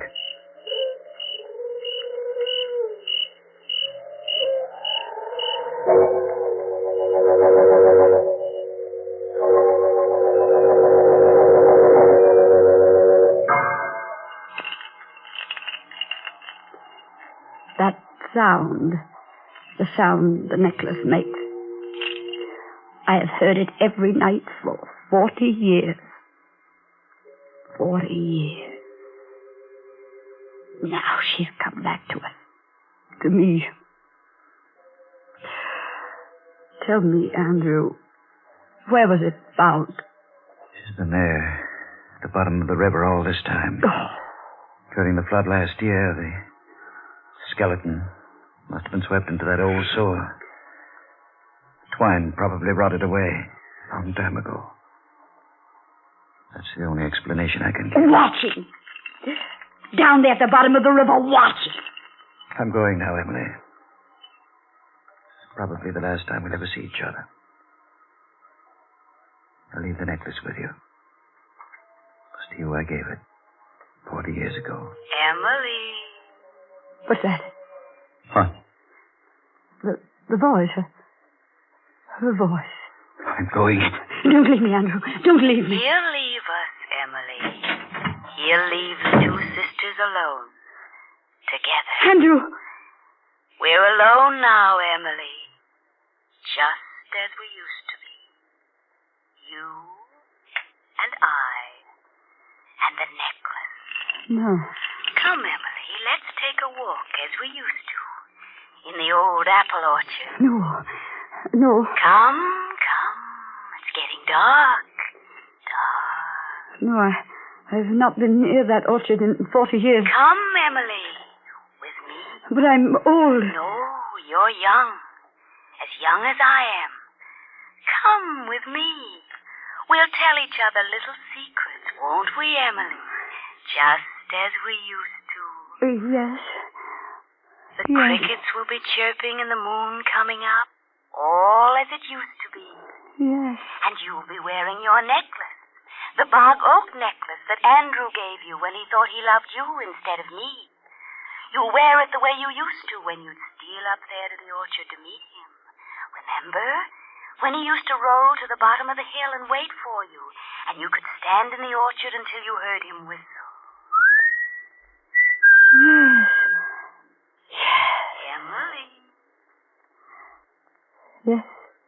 You've forgotten something. Forgotten. The necklace.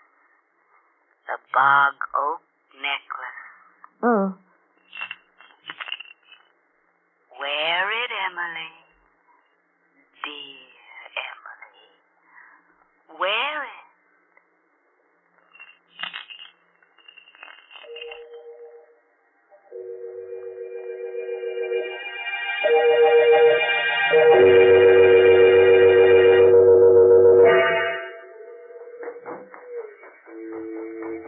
Come, Emily, come. I can't run as fast as I... Come, Emily, come. He's waiting. Yes. Listen. Oh. Andrew's whistling for you. Answer it, dear. Go on. I can't whistle. That's strange. You must run faster, Emily, faster. Oh, you must run so much faster. Through the apple trees, bending beneath the branches. He may not wait.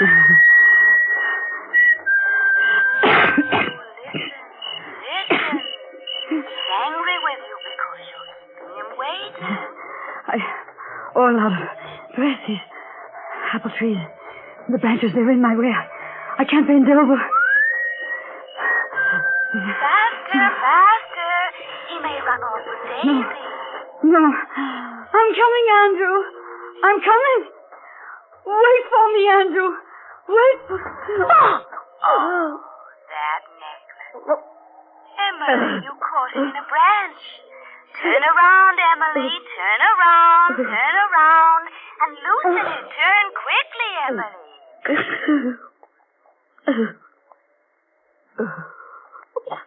That's the way my voice sounded one night long ago. When I wore the bog oak necklace.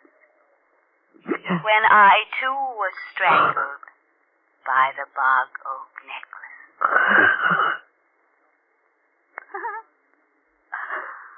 Come, sister. Come. It's so cool here in the river.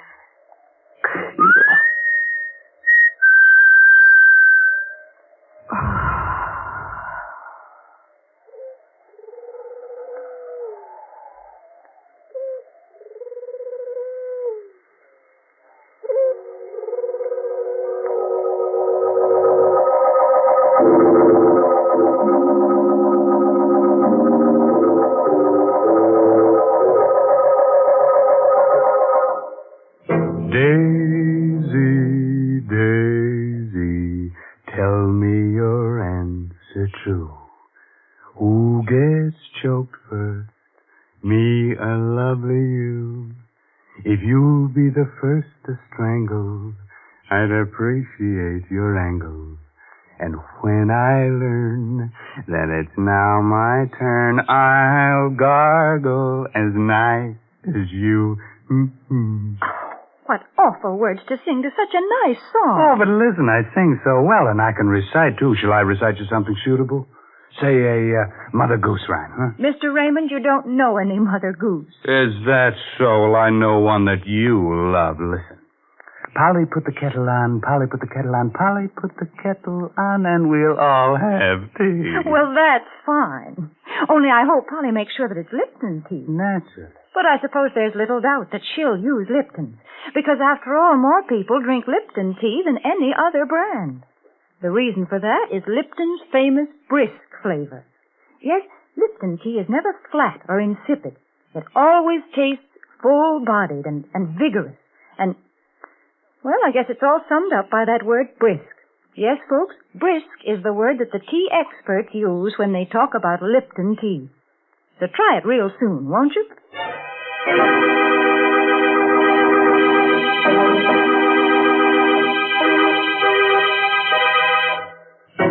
They say... Of course, I just tell you what the gossip is in the morgues I visit. They say that Daisy and Emily can be seen almost any moonlit night. Skull gently touching skull, floating through the old apple orchard as of yore. If you'd like them in your home, you could use their ration coupon.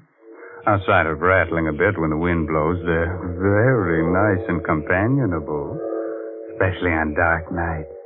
And in the summer, you can always use them for scarecrows in your victory garden. By the way, this month's Inner Sanctum mystery novel is The Outsiders by A.E. Martin. For now, it's really time to close that there squeaking door until next week at the same time when Lipton Tea and Lipton Soup will once again bring you another Inner Sanctum mystery produced under the direction of Hyman Brown. So until then, good night. Pleasant dreams.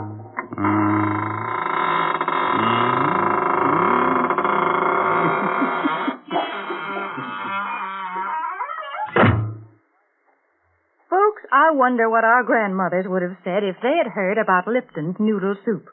I'll bet they wouldn't have believed it possible that a delicious chicken noodle soup could come ready to make in an envelope. But if they'd tasted Lipton, they would have agreed that it has an old-fashioned, homemade flavor, that it tastes just like the kind of chicken soup they used to make themselves. And Lipton is economical, too. It costs less and makes more than canned soups. So, folks, be sure to try Lipton's noodle soup. And be sure to tune in next Tuesday night for another Inner Sanctum mystery. This is CBS, the Columbia Broadcasting System.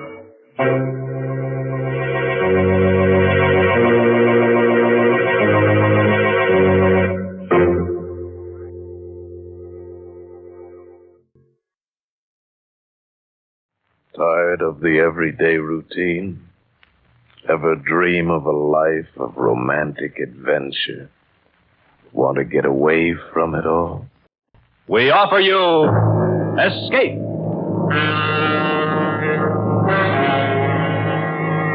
Escape, designed to free you from the four walls of today for a half hour of high adventure. Tonight we escape to a lonely lighthouse off the steaming jungle coast of French Guiana and a nightmare world of terror and violence, as George Toulouse describes it in his hair-raising tale, Three Skeleton Key. Picture this place. A gray tapering cylinder, welded by iron rods and concrete to the key itself. A bare black rock, 150 feet long, maybe 40 wide. That's at low tide. At high tide, just the light, rising 110 feet straight up out of the ocean. And all about it, the churning water. Gray-green, scummed apple, warm as soup, and swarming with gigantic bat-like devilfish, great violet schools of Portuguese man-o'-war, and, yes, sharks, the big ones, the 15-footers. And as if this wasn't enough, there was a hot, dank, rotten-smelling wind that came at us day and night off the jungle swamps of the mainland. A wind that smelled like death. Set in the base of the light was a watertight bronze door. And in you went, and up. Yes, up, and round, past the tanks of oil and the coils of rope, cases of wicks, racks of lanterns, sacks of spuds, and cartons and cans, and up, round and round. Over the light storeroom was the food storeroom, And over the food storeroom was the bunk room, where the three of us slept. And over the bunk room was the living and cooking room. And over the living and cooking room was the light.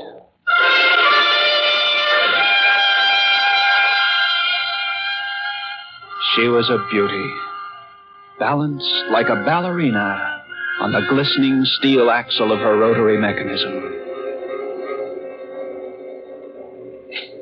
At night, you'd lie there on the stone deck of the gallery with the light revolving smoothly and quietly over your head, easing her bright white eye 360 degrees around the horizon. You'd lie there watching to see that the feeders kept working, that everything ran right. It wouldn't be bad. The other two fellows snoring in their sacks 2 levels down. You'd smoke your pipe to kill the stink of the wind, and it wouldn't be bad.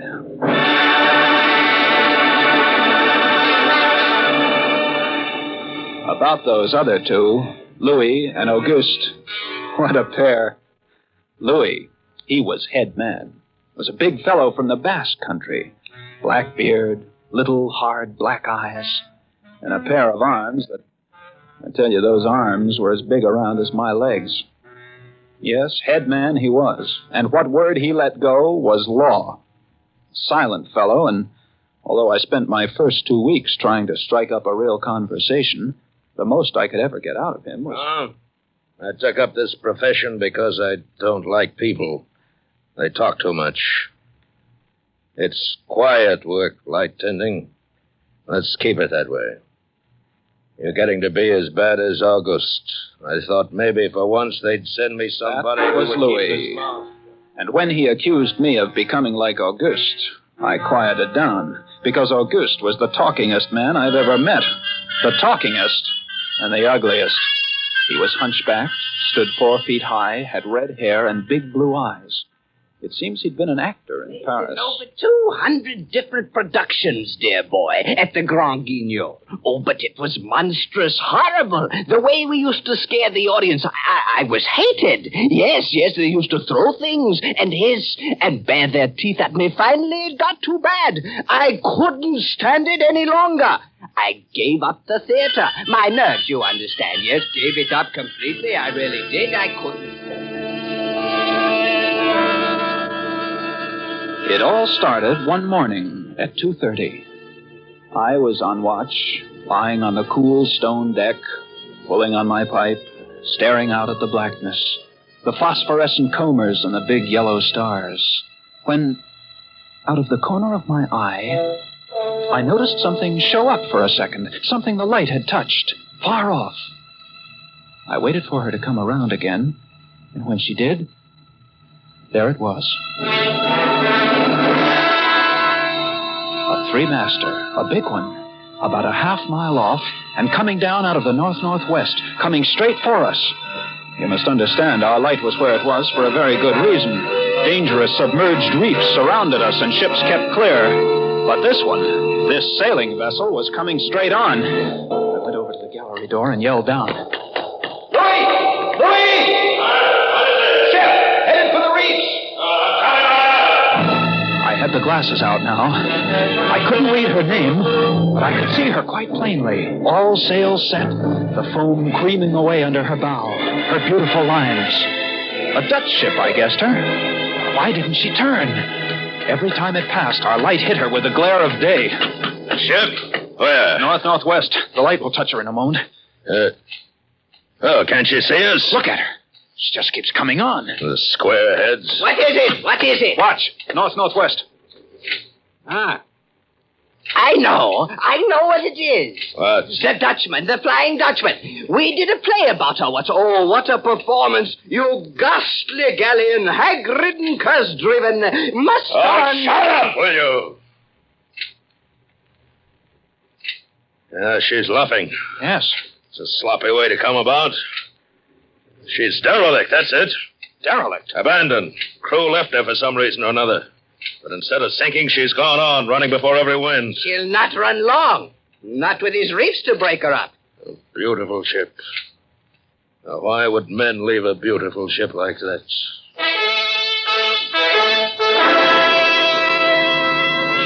ram us, although we all expected it. But as we waited for the crash, she luffed again, caught some odd gust, and went about. We watched her the rest of those black hours, heeling and rocking, pushed and pulled by every stray wind, every freak current. Watched her until the dawn came, till the sea turned from black to pearly gray. And on she came again, heading for us. We all had our glasses trained on her now. August, you can kill the lights. Right, Chief. She doesn't look so good by daylight. Think she'll ground this time? I say, do you think she'll ground this time? This is impossible. Absolutely impossible. What? Here, take my glasses. They're better than yours. All right. What is it, I had to focus. And then my breath froze in my throat.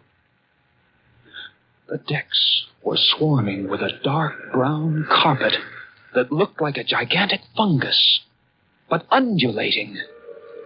And on the masts and yards, the guys and all, were hundreds, no thousands, no millions. I don't know. An inestimable number of tremendous rats.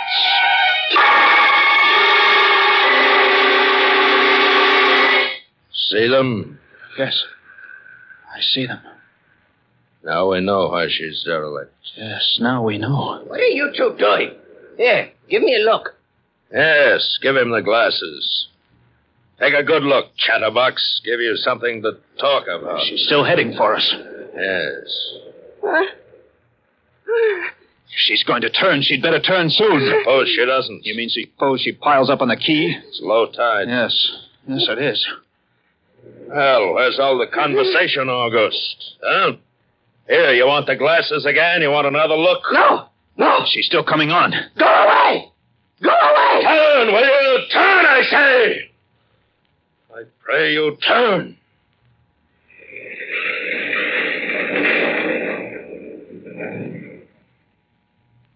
Cracked up.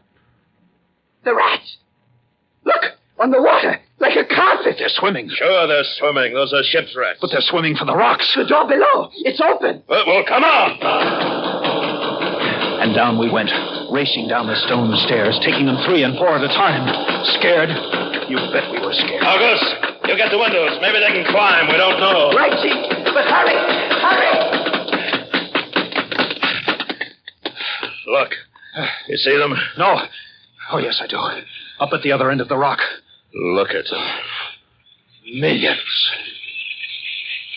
They smell us. Here they come. Well, close the door. I can't. Stop. Here, let me. Move, you. Yeah. Made it. Holy, that was close. One got in. Look, there. Well, get him. Watch it. Catch him. What a brute. He was as big as a tomcat, bigger, and his eyes were wild and red, his teeth long and sharp and yellow. He went for us, starving, ravenous, and we fought him, fought that one rat all over the room. It was, oh, believe me, I don't exaggerate. It was like fighting a panther. I got it. We'd better get aloft. As we ran up the winding staircase, we passed the tiny windows of the various levels, and at every one was a thick, wriggling, screaming curtain of brown fur. I was ahead of Louis, and I dreaded each successive level. Suppose they had found a way in. Look at them! Oh, will you look at them? It's a nightmare. Will you look at them? The air of the gallery was thick and fetid with the stink of them. The light was dim, brown, filtered through the crawling mass that swarmed over the glass, all about us. We couldn't see the sky. Nothing but them. Their red eyes, their claws, their wriggling, hairy snouts, and their teeth. The rats. They screamed and howled and threw themselves against the glass. They were starving. And we 3, we stood very quietly. Oh, very, very quietly. In the center of the glass room. Under our beautiful light. And we waited. What can we do? What can we do, Chief? Take it easy. Take it easy. I can't. I just can't. It won't do any good to... It won't do any good to stand here and shake. That's right. Go away. Go away, do you hear me? Go away this instant. They won't go away. Not until... Finish it, Chief. Not until... What? Not until they've been fed.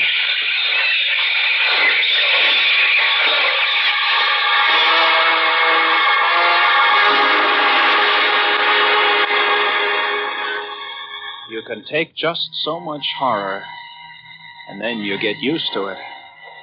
And they were interesting to watch, you know. They couldn't understand the glass. They could see us, and they could rush at us.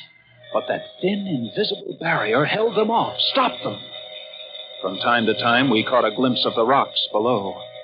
More rats down there, swarming brown velvet in the bright tropical sunlight. And then the tide began to rise.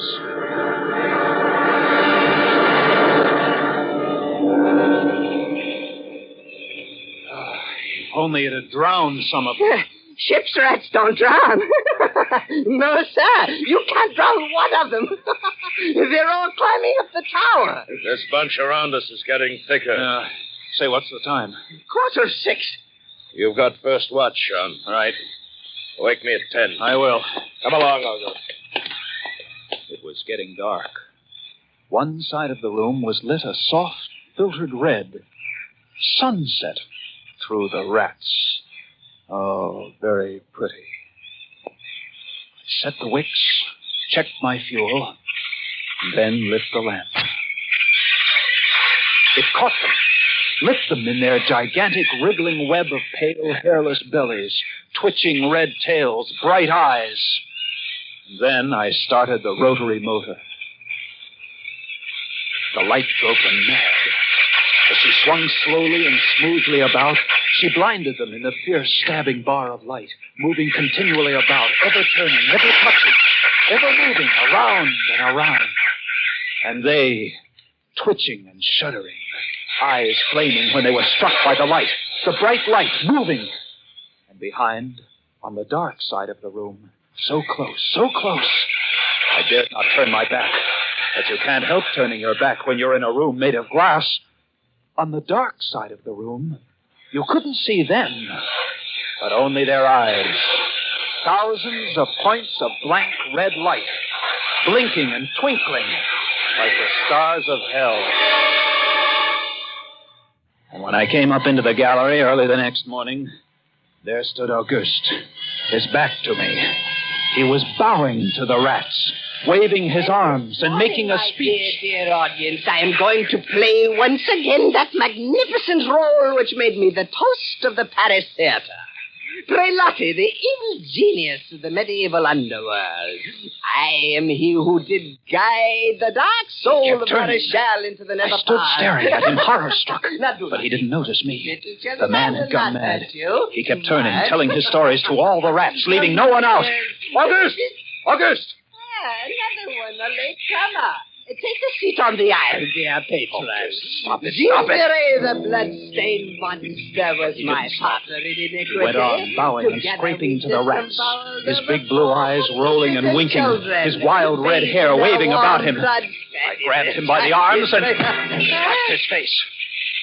He looked at me like a child, and then his face screwed up. He looked as though he were about to cry. Go below. Go on. Oh, very well then. Later, my dear audience, later. Matinee today. Sure, he was crazy. But I guess we all were. A few hours later, he came back up and caught Louis and me teasing the rats.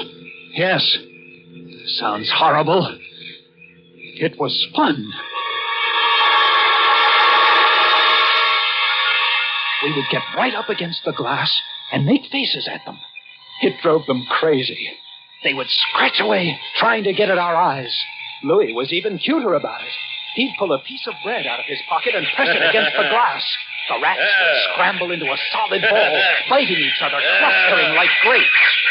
From time to time, a whole knot of them would slip and fall the 110 feet to the surf below. Look at the sharks. They're eating them. Those sharks are our friends. Here, I'll get another bunch together. Here, my beauties. That's it. Pile up. Kill each other, huh? There they go. Auguste joined in, too. Very ingenious, Auguste. He learned that if he spread-eagled himself against the glass, they'd bunch and bundle against his figure. Then he'd leap back. Look! My portrait in rats!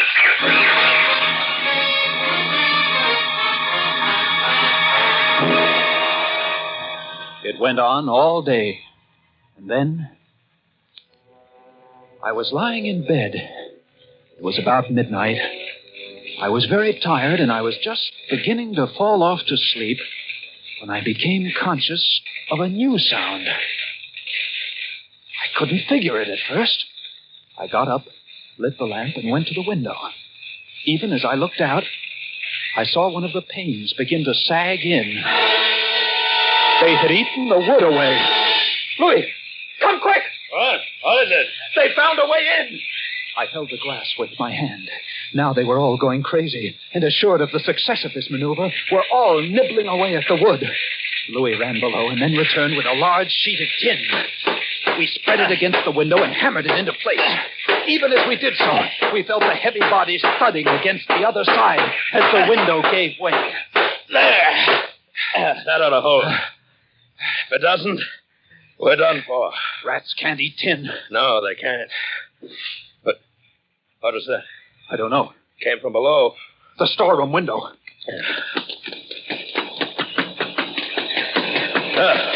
They're in. They're swarming up the stairs. Drop the trap. Hey! There. What? Two of them got in. Let's go after them. We didn't have to go after them. They came at us. I leaped to one side and grabbed a marlin spike, swung, and smashed one in midair.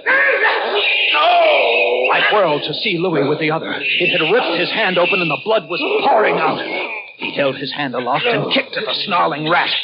I stepped and swung and got him. Oh, my hand! He got my hand! That's both of them, Louis. I'll get you something to tie that up. Blood! Look at it, my blood, I'm bleeding. Don't worry about it, Louis. Here. I'll wind this kerchief around it. It'll be okay.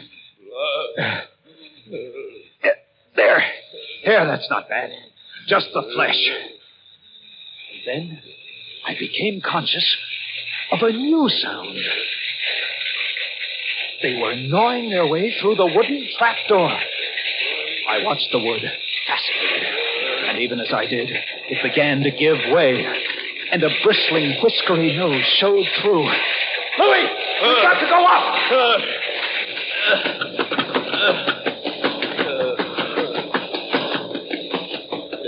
The next level was the living quarters and kitchen. I slammed the trap there, but it too was wood. Oh, my blood. What are we going to do? I don't know. They'll be through this one in a minute. To the gallery. The trap door in the gallery is metal. Good. Come on. We made it. We lay across the trap door, exhausted, while below us the rats took over the entire tower. I could hear them howling and fighting over our food supply, our water, our leather. And all about us, the others screamed and glared in at us, swayed in a tangled mass, hypnotized by the ever-turning light.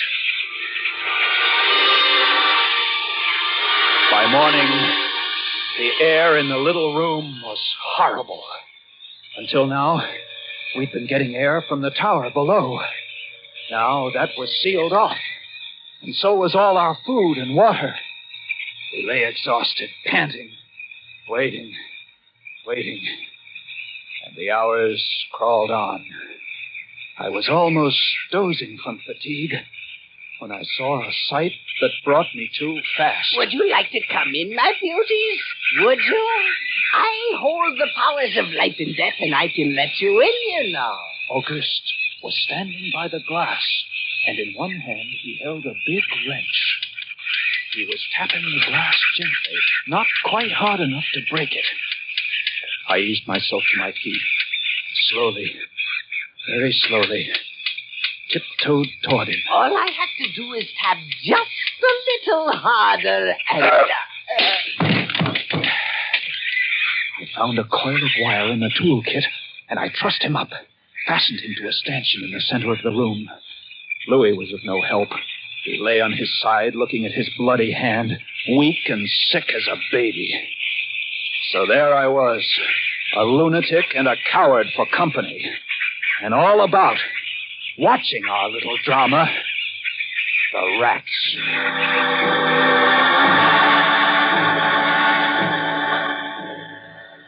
The day dragged by. The supply boat wasn't due for another 12 days. I don't know what they could have done if they had come. And we had only one way of summoning them. That was to shoot off distress rockets. But the rockets were 4 floors below. And even if they'd been right there in the gallery, I couldn't have opened a window to fire them.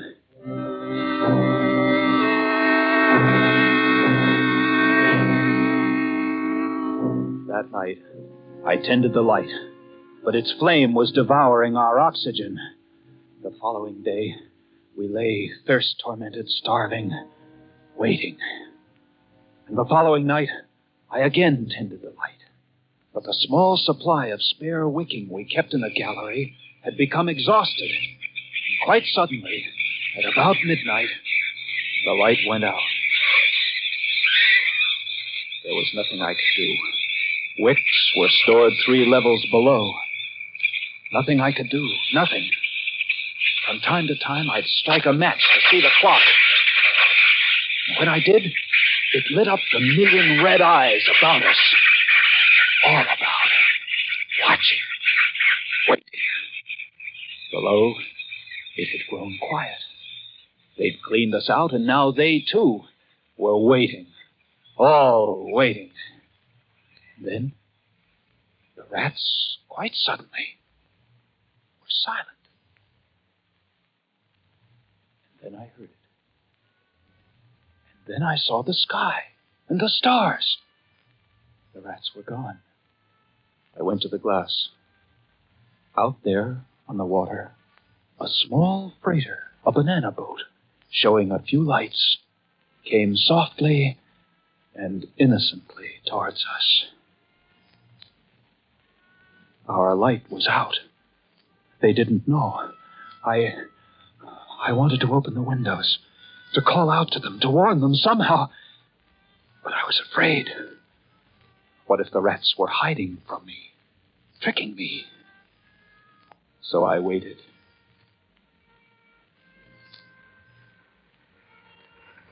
She grounded very softly on a reef not 200 yards from the quay.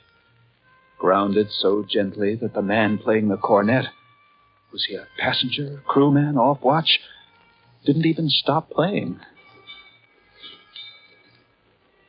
They tried washing her back off. I could have told them to save their fuel. The tide was rising, would have floated her free. And I waited.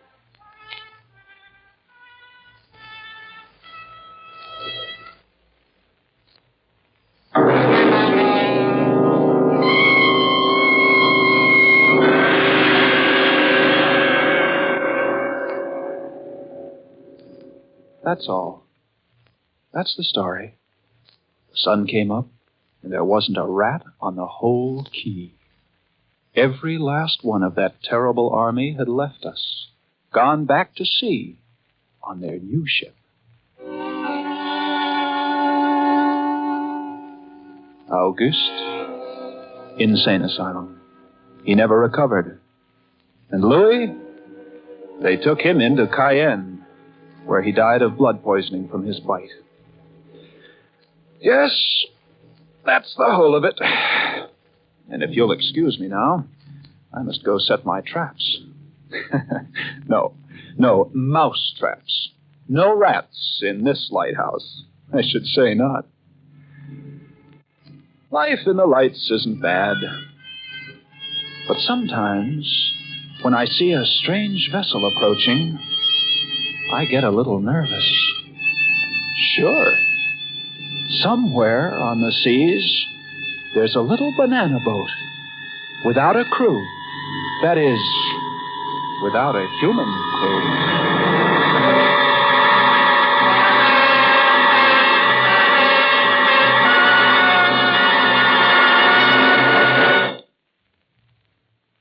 Escape is produced and directed by William N. Robeson.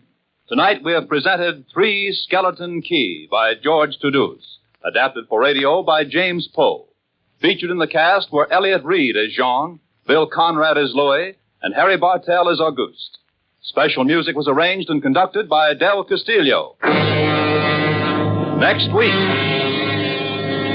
You are standing on the deck of a ship headed on an illegal mission to Central America. Before you, holding a gun in your stomach, is a desperate man who has just given you the choice between being killed or becoming a murderer yourself.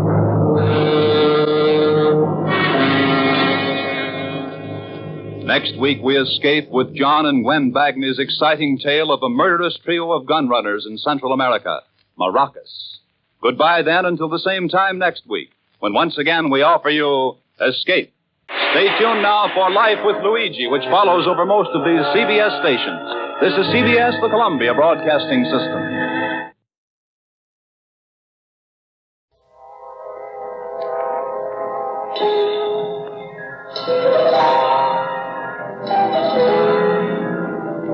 Man lives in a world of time and space. He lives in a spectrum of the universe.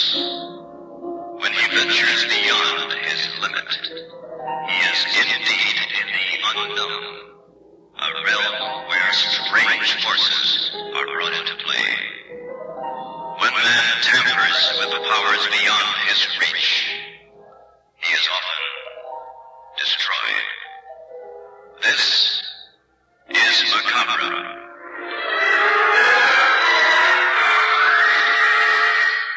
The Far East Network presents in special performance, Macabre. Tonight's story, The Edge of Evil. As I came closer, collar turned up against the storm. I saw the house in more detail. It was a house out of the past. Towers, turrets, bay windows, gingerbread scroll worked like rick-rack on a spinster's bodice. A white flash of lightning revealed everything in a frozen moment. There was a tower near the house, a round tower, perhaps 3 stories high. I had no idea what it was. I had never seen anything quite like it in the New England countryside. I reached the front door. There was no bell. There was a huge brass knocker. No answer. I was disappointed. I'd assumed from Lucy's letter that she'd be home when I arrived. And I didn't like the idea of walking back to the station in this thunderstorm. I knocked again. The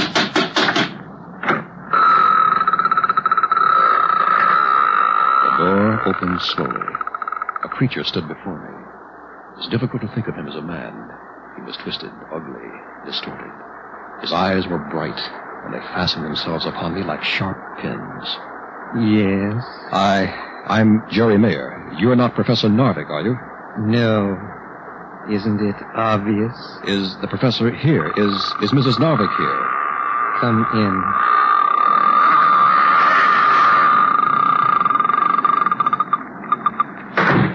I don't know whether the professor expects me. You see, it was Mrs. Narvik who asked me to come. Yes. The clerical collar you're wearing. A minister. You would be Lucy's friend. She's not here now. Professor Narvik took her out tonight. I think he means to prove something to her. You'll forgive me. I'm at a loss here. I don't think Lucy mentioned you in her letter. No, she would not. I'm Chester. Come, let me take you into the living room. Here you are, Reverend. Brandy. Or are you going to pretend it's wicked and sinful? I'd say on a night like this, it's very sensible. Now, When do you suppose Lucy, Mrs. Narvik, will be back? I think you better wait, Mr. Mayor, till the professor comes home. I think he will answer your questions. Now, if you'll excuse me, I have work to do out in the tower. I saw the tower out there. What's it for? An old shot tower. They used to make musket balls by dropping pellets of hot lead from the top into tubs of water.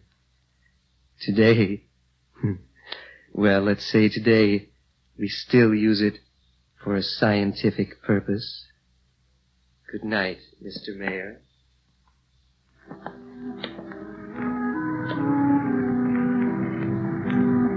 As I sat there in that huge old-fashioned living room, I suddenly became aware of some strange presence.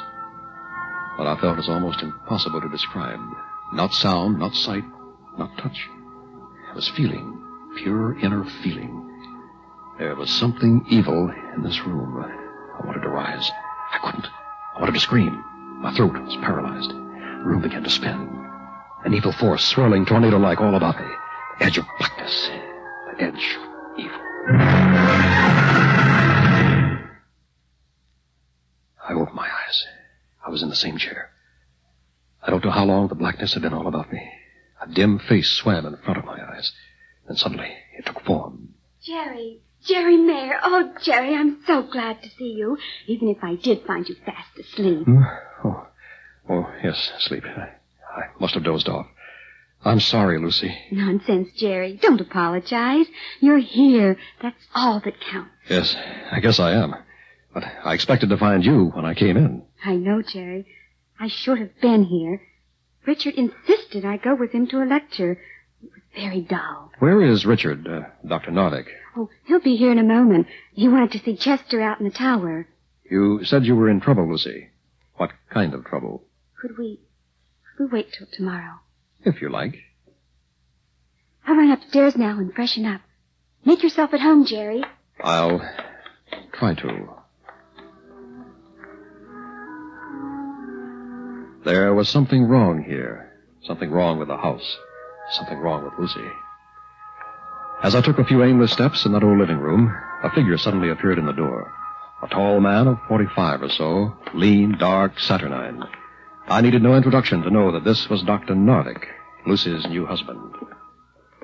Good evening, Mr. Mayor. Lucy has told me all about you. You'll forgive me if I fail to show enthusiasm. Ordinarily, an old friend of Lucy's would be welcome. What disturbs me, I'm afraid, is the reason you've come. That would make you pretty perceptive, Dr. Narvik. I'm not sure of the reason myself. It's clear enough. You are here because of Lucy's ridiculous superstitions. I'm here because she seems to be afraid of something. Let us state the case correctly. Because she imagines she is afraid of something. She thinks there is some sort of apparition, some sort of evil presence in this house. She may have reason to think it. Allow me to correct you. There is nothing that has not been explained, or at some future time will not be explained. I do not expect you to agree. But Lucy is my wife, Mr. Mayor. I will not have my wife in the grip of savage superstitions. I see. And now, since I have some difficult research tomorrow, if you'll excuse me, I will take some sleep. Good night, Mr. Mayor. Good night, Dr. Narvik. Maybe we'll both see things differently in the morning.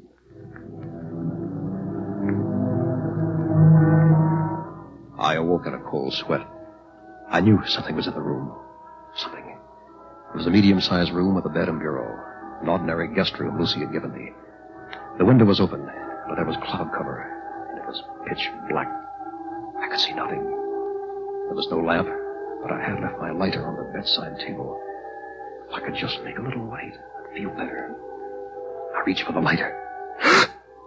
And something put the lighter in my hand.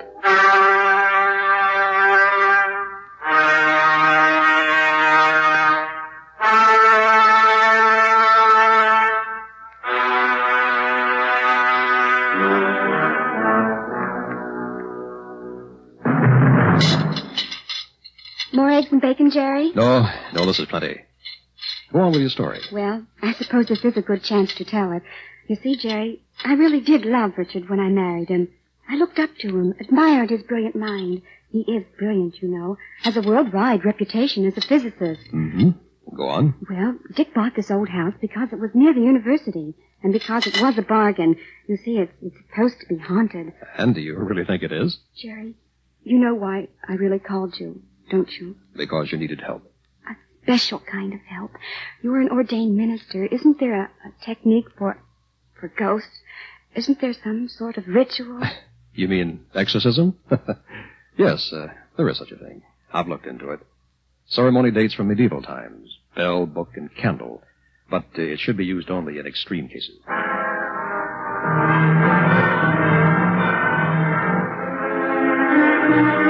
That day, I examined the old house from top to bottom. I found nothing unusual. In the afternoon, Lucy called to say she'd be delayed at a faculty wives' dinner. Dr. Narvik was still at the university. As darkness fell, I found myself once more alone. I went to the big living room, opened a book, and sat in a Victorian chair. I suppose I had read a chapter or two when it happened. Once more, I was aware of something. Some evil presence in the room. This time it was more than simply a feeling of evil. This time I heard something. It was a human voice. But what kind of human? Couldn't say. I rose, began to look all around the room. I looked in every corner. The walls, to the ceiling. All the doors and windows. There was a small closet in one corner of the room. I stepped there and opened the closet door. A human skull stared out at me from that closet. From its grinning mouth came the horrible sound of someone in pain.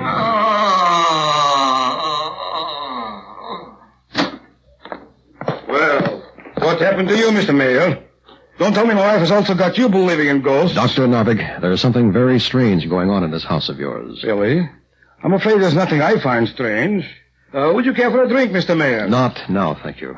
Then you don't mind if I have one? No. I think we'd better have a talk. That's exactly what we're doing, is it not? Dr. Narvik, there's a small closet here beside me. Have you looked into it recently? No, I don't think so. Why? Suppose you look into it now. Very well, if you wish. Well? Well, what? What do you see there? Just an old skull? Just an old skull? Do you have one in every closet?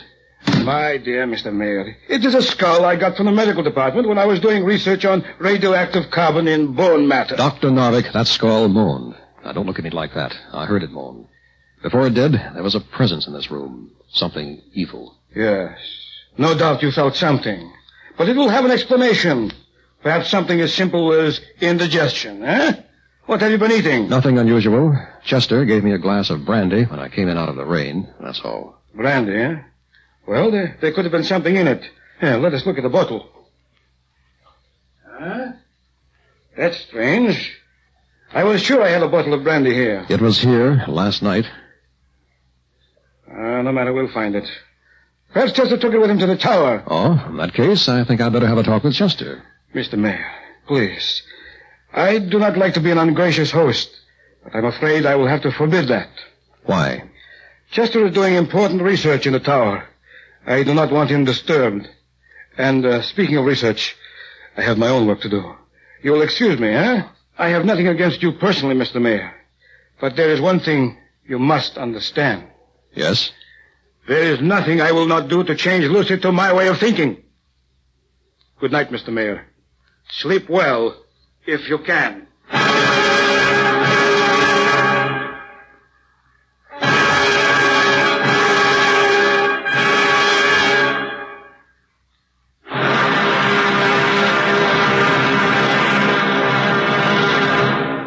Act 2 of The Edge of Evil will be heard in a moment. To save your life, you can't beat a seatbelt and careful, courteous driving. The National Safety Council says strong seatbelts, properly installed, are friends for life on today's hectic highways. Now, Act 2 of The Edge of Evil.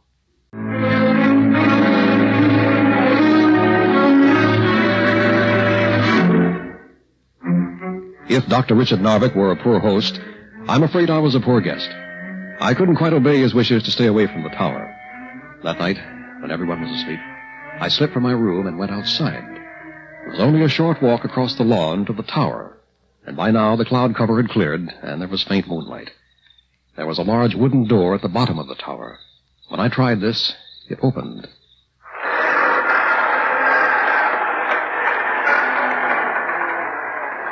I was at the foot of a ladder. There was nothing but blackness above. Suddenly, as I stood there with my eyes straining at the darkness, I began to hear voices somewhere above. I won't let you get away with it It sounded as though two men were arguing. like that. I did my best to listen, but it was impossible to make out all the words. No one else will have you. You admit it. Now let us have a stop to this foolishness. Then, above me, a trapdoor opened, and a shaft of light came down into the tower. Chester! Now I could begin to hear the voices clearly. I warn you. Do not do anything foolish. Chester, don't come any nearer. Chester! No, Chester, get back! Get back, you fool! I rushed up the ladder as fast as I could. The trapdoor opened into a room. Chester, no! I think that'll take care of him for a few moments, Dr. Nordic. You have a very strong punch for a minister, Mr. Mayor. Well, I suppose I must thank you for saving me. As I seem to remember telling you not to come here to the tower. Some sort of electrical equipment. Now, look here, Dr. Nordic. I think it's time you explained a few things, and explained them honestly. Wait. Chester is coming around. Oh, yes. Here, Chester. I'll give you a hand. Come on, get up. You hit me. Yes, I did. And I think it kept you from murdering Dr. Nordic. Yes, that's true. I'm sorry. I knew what I was doing, but I couldn't help myself. Why would you want to kill Dr. Nordic, Chester? Chester, do not answer that question. What are you hiding, Nordic? It's none of your concern. Chester, think. What happens to you if you do not have me? All right. I will say nothing. That's better, Chester. Dr. Nordic, if you don't want Chester to say anything, I'm forced to ask you to make the necessary explanations. If your superstitious notions are beginning to bother you, Mr. Mayor, I have only one suggestion. Which is? That you leave this house in the morning. You are no longer a welcome guest.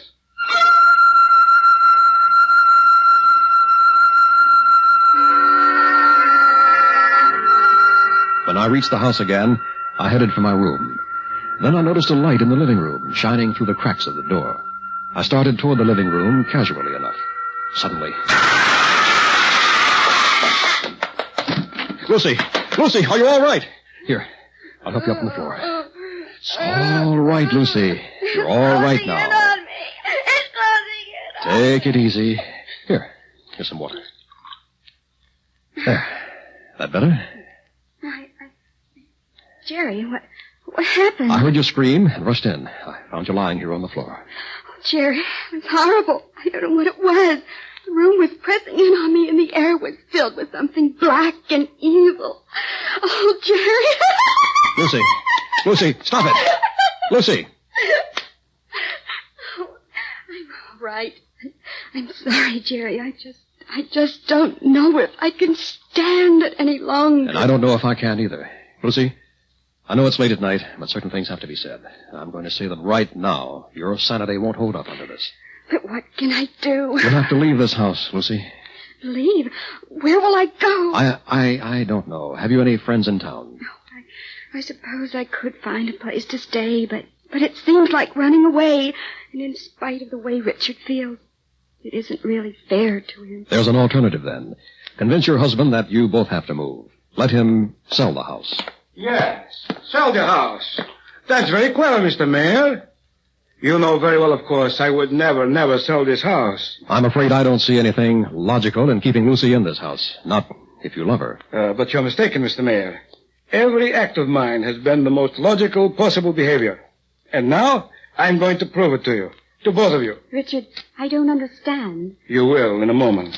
Care to have a drink with me, Mr. Mayor? No, Lucy? I don't think you. Very well. I'll have one for myself, if you'll excuse me. You see, Mr. Mayor, I am a scientist. Throughout history, scientists have been destroyed by superstition. I find it unbearable that my own wife should be superstitious. I decided to prove to Lucy once and for all that what we call mysteries, spiritual matters, may invariably be explained in terms of the real and physical world. I'll be interested in that proof, too. Of course, Mr. Mayor. Incontrovertible proof. Scientific proof.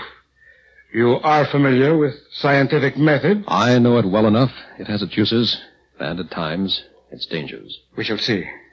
I wonder if both of you will return to the tower with me. If you wish. Richard, do we have to go out there? The tower, it frightens me. I think this time, my dear, you'll find that the tower will merely educate you. Come.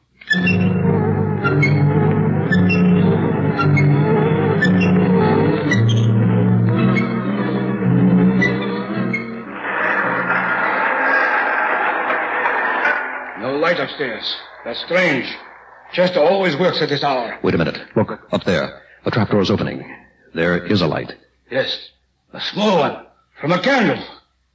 Why would he be using a candle? Richard, shouldn't we go back to the house? Be quiet, Lucy. Chester! Are you up there, Chester? Yes, I am up here, Dr. Narvik. Don't come any further. Chester, what kind of nonsense is this? I'm not going to live this way any longer. I've left a letter. It tells everything. Chester, what are you talking about? Look out, Dr. Narvik. I'm coming down. No, Chester, don't stop. Chester, wait. I've made up my mind. No, Chester. Oh,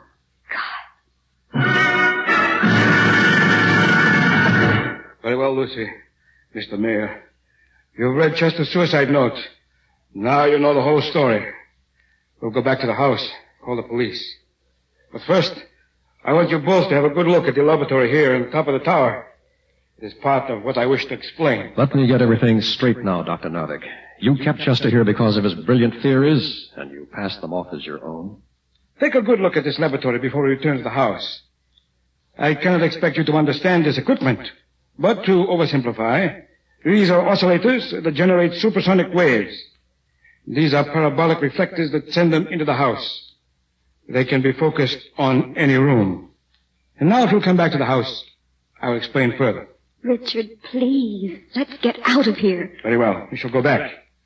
And I think, Lucy, when you hear what I have to say... Yes. You'll perhaps come to your senses. All right. We're here, Dr. Narvik, and we're waiting for your great revelation, whatever it is. I said it would prove to you that all so-called mysteries have a physical cause. Supersonic waves, as you perhaps know, are merely sound vibrations far beyond the range of the human ear. But when you are caught in a certain pattern of directed waves, you cannot hear them. But you are filled with nameless terror. Yes, Lucy, with a feeling of evil pressing in upon you, overwhelming you. Then you made me feel that way. You and this horrible equipment of yours. For a reason, Lucy.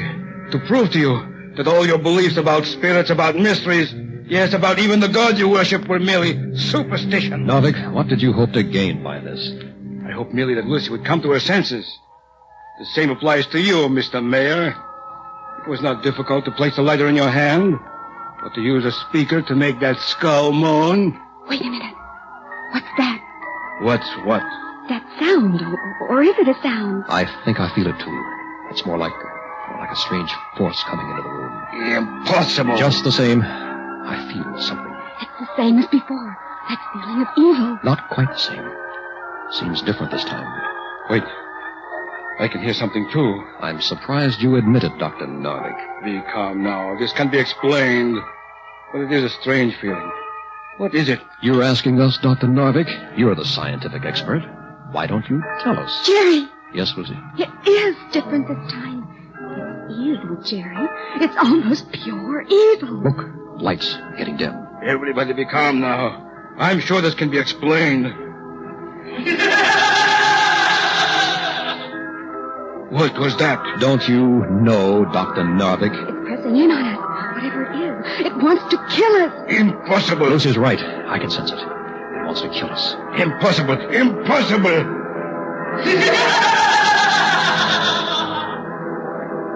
Could it be that you created something in spite of yourself, Narvik? An apparition? A ghost? No. There are no ghosts. Ghosts do not exist. But this exists, whatever it is. It not only exists, but it's here to kill us. Quick, let's get out of here. All of us. Wait. I cannot move. What do you mean? Something holding me here. Some force. I cannot move. Nonsense. Here, let me help you. Jerry, what's the trouble? I don't know. There is some force holding you. It's too much for me. Help me, please. Don't let me die. Lucy, I don't know what's happened here, but there's only one thing left to do. Is there a Bible here? A Bible? What for? Lucy, please don't ask questions. Get a Bible if you can. But there's one in the bookcase. I'll get it. And a bell, Lucy. Here's the Bible. Jerry, what on the earth are you doing? The book, the bell, now the candle. Yes, there's a candle. That's what you use for exorcism. That's right, exorcism. The ancient ceremony to drive away an evil spirit. But Richard just explained it was his machinery in the tower. Maybe, but maybe something else has happened now. Please, Mr. Mayor, help me. Whatever you do, please do it quickly. This evil thing pressing in. I cannot breathe. Stand back, Lucy.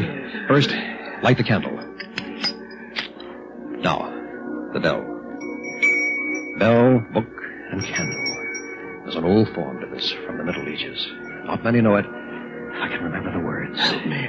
Please, help me. From the Apocrypha. Jerry, hurry, please. But the souls of the righteous are in the hand of God, and there shall not torment touch them. In the sight of the unwise, they seem to die, and their departure is taken from misery, and their going from us to be utter destruction. But they are in peace, for though they be punished in the sight of men, yet is their hope full of immortality. That terrible evil presence. I think it's leaving now. Yes, it's leaving us. You're right, Lucy. It's fading. The lights are getting brighter. Oh, Jerry, are you all right? I think so. It took all my strength. Jerry, look. Davik, what is it? Look at his face, Jerry. Davik, the look of death. It got to him. Whatever it was, it got to him. Davik.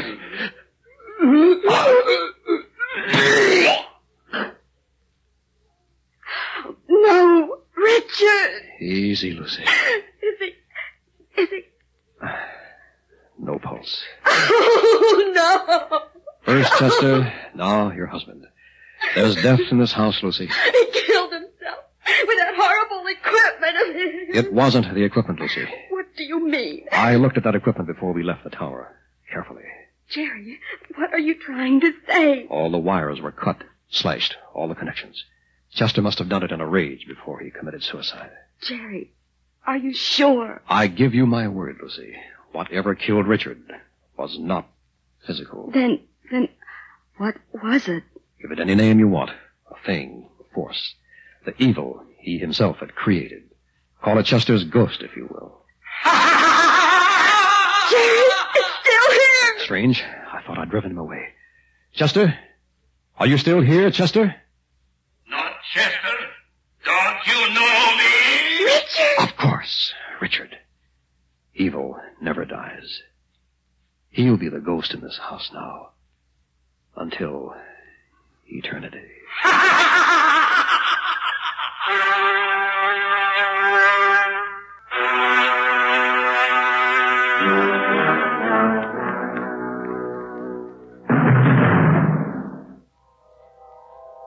You have just heard Macabre, a special Far East Network presentation. Tonight's story, The Edge of Evil, featured John Buey as Dr. Narvik, Mitzi Hennessy as Lucy, Milton Radmilovich as Chester, and William Verdier as Jerry. Technical supervision by Hiroshi Ono, with sound patterns by Airman First Class James Connolly. Tonight's Macabre was written and directed by Walt Sheldon. Macabre comes to you each week at this time through the worldwide facilities of the United States Armed Forces Radio and Television Service. I hope you're digging the viewer-requested shows so far in this grab bag collection. The next show was requested by RaeDerth, The Shadow, running from 1937 to 1954 and featuring the crime-fighting exploits of Lamont Cranston, who could appear invisible by clouding men's minds and using hypnotic suggestion. I've selected the episode The Death Triangle from December 12, 1937. Thank you, RaeDerth. After that, we have Bold Venture, requested by Jujubee8067, that great adventure drama starring the great Humphrey Bogart and Lauren Bacall. It ran from 1951 to 1952. Thank you, Jujubee. Bogart played Slate Shannon, a Cuban hotel owner, and Bacall as his sidekick / love interest, Sailor Duval. Shannon's boat was called the Bold Venture, and most of the episodes involved the ship in some form.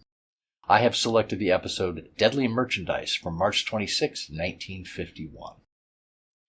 Next is from The Whistler, a request by Living796, another great suspense mystery show. This one ran from 1942 to 55 and focused on crime and fate, with the narrator kind of taunting the character during the story and pouring on the guilt as if the characters can actually hear him. I've selected the episode House of Fear from June 19, 1943, a really chilling suspense story. Thank you, Living796, for the suggestion. And then we have the show Lights Out, requested by Jeff Richard 9338, one of the earliest horror radio shows produced, and it ran from 1934 to 47, created by Willis Cooper, although it was produced, written, and directed by Arch Oboler for most of its run. I've selected the episode Sub-Basement from August 24, 1943, a really scary tale about a subterranean creature, possibly a dinosaur. I hope you like it. And then we have a request from D. Nichols 911, the show My Friend Irma, a great situation comedy that ran from 47 to 54, starring Marie Wilson as the ditzy blonde secretary, and the craziness that she inflicted on her roommate Jane Stacy, played by Kathy Lewis for most of the show's run. Excellent choice. Thank you very much for that. I love the show. This is the episode Irma Reads a Mystery Book from May 2nd, 1949. Again, thank you to RaeDerth, Jujubee 8067, Living796, Jeff Richard 9338, and D. Nichols 911 for their great suggestions.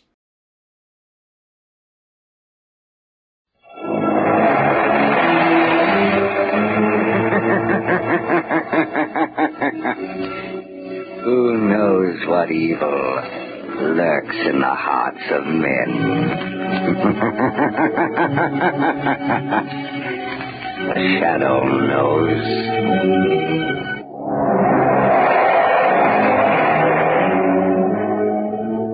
Blue Coal presents The Shadow, the mystery man who strikes terror in the very hearts of shopsters, lawbreakers, and criminals. Today, The Death Triangle.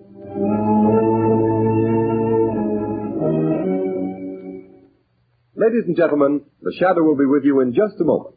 In the meantime, I'd like to remind you of a well-known fact. Coal-colored blue means better heat at less cost. For when you buy blue coal, you're getting the cream of old Pennsylvania anthracite. The harmless blue coloring with which blue coal is trademarked is your guarantee of clean, even, safe, dependable heat all winter long. Such heat ensures the health of your entire household. So when you order coal, specify blue coal. Ask for it by name. Phone your order to your nearest blue coal dealer tomorrow.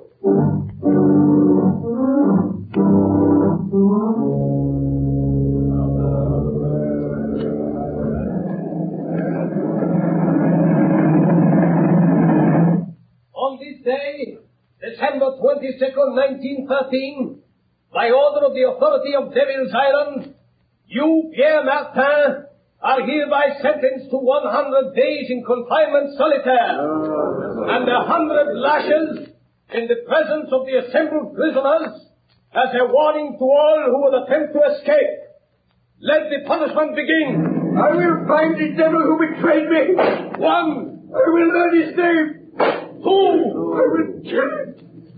3. I will find him and kill him. 4. I will kill him. 5.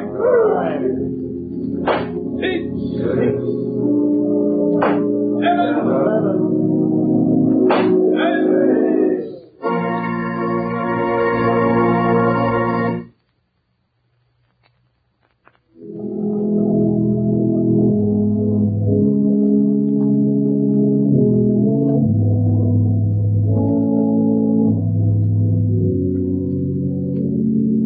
Ladies and gentlemen, we interrupt this program of organ music to bring you a special news flash from our affiliated press service. New York, December 12, 1937. The Shadow has been found. Dr. James Evans, world-famous child surgeon, told reporters this afternoon that a wounded man who claimed to be the Shadow forced his way into Dr. Evans' private clinic and at the point of a gun forced him to remove a bullet. The wounded man then revealed that he was none other than that mysterious character who has waged a one-man war against crime, the Shadow. Before Dr. Evans could report the case to the police, however, the Shadow mysteriously disappeared. The famous surgeon believes the Shadow has little chance of surviving his wounds. Our organ recital now continues.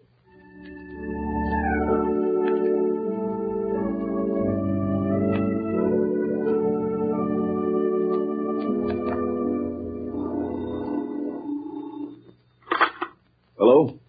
Dr. Evans speaking. Dr. Evans, the man you claim to have operated upon was a fake. The real Shadow has not been wounded. The Shadow? You are the Shadow? Yes, Dr. Evans. You don't seem surprised. I'm not. I've been hoping you'd get in touch with me. That statement I issued was false. False? Come now, Dr. Evans. A man of your high standing in the medical world does not issue false statements without very grave reasons. There was a very grave reason. I need your help. An old acquaintance of mine, Raymond Dubril, the financier, has received a death threat. Have him notify the police. No, he refuses to do that. Then let him take the consequences. Unless... Dr. Evans, have you also received a death threat? Yes, I have. Before I made this call, I investigated your past, Dr. Evans. My past is a matter of public knowledge. You were once a political prisoner on Devil's Island. You escaped 20 years ago with 3 other men. Raymond Dubril, a banker, and Pierre Martin, a concert pianist. Yes, but our convictions were reversed by a high court a year after we escaped. I know it was proved that you 3 were innocent. But what about the 4th man who escaped with you? A murderer. Jacques Cauvet.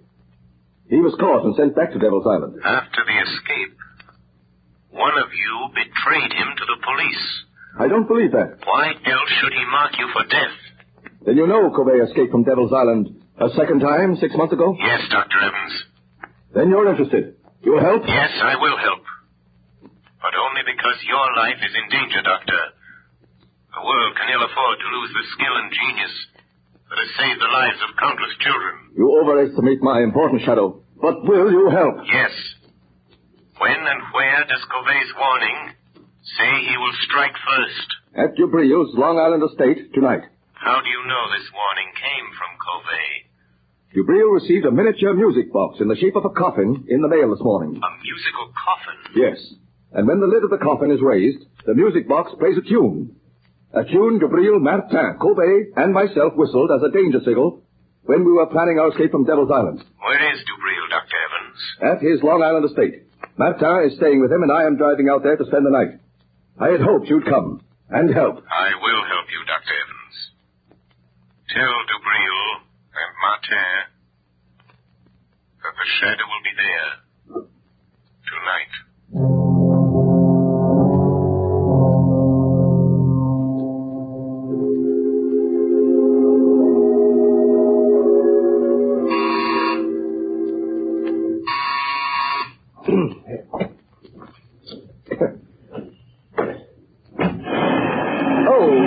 Good afternoon, Miss Lane. Is Mr. Cranston at home? No, Miss Lane, he's not. You know where I can reach him? Well, he may be at his club. No, I've tried there. His office? Yes, everywhere. Nobody's seen him all day. Is there anything I can do? Be sure and stay here in case he comes home. I'll call you on the phone later. Yes, miss. I've got to find him. I've got to. I've just got to.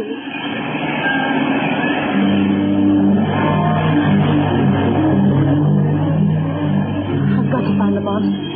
Maybe Dr. Evans knows more than he told the newspapers. His office said he might be at home.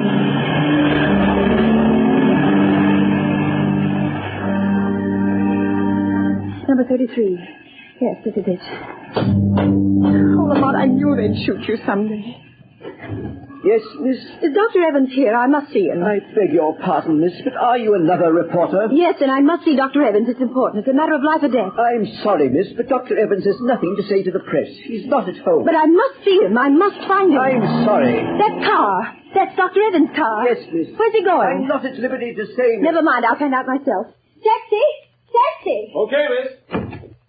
Where to? Follow that big black limousine, the one with the green cross on the license plate. Well, it's a doctor's car, miss. I may have to break a lot of traffic laws if it goes through red lights. Never mind, I'll pay the fine. Don't lose sight of that car for a minute. Okay, lady. But this is going to be one fast ride.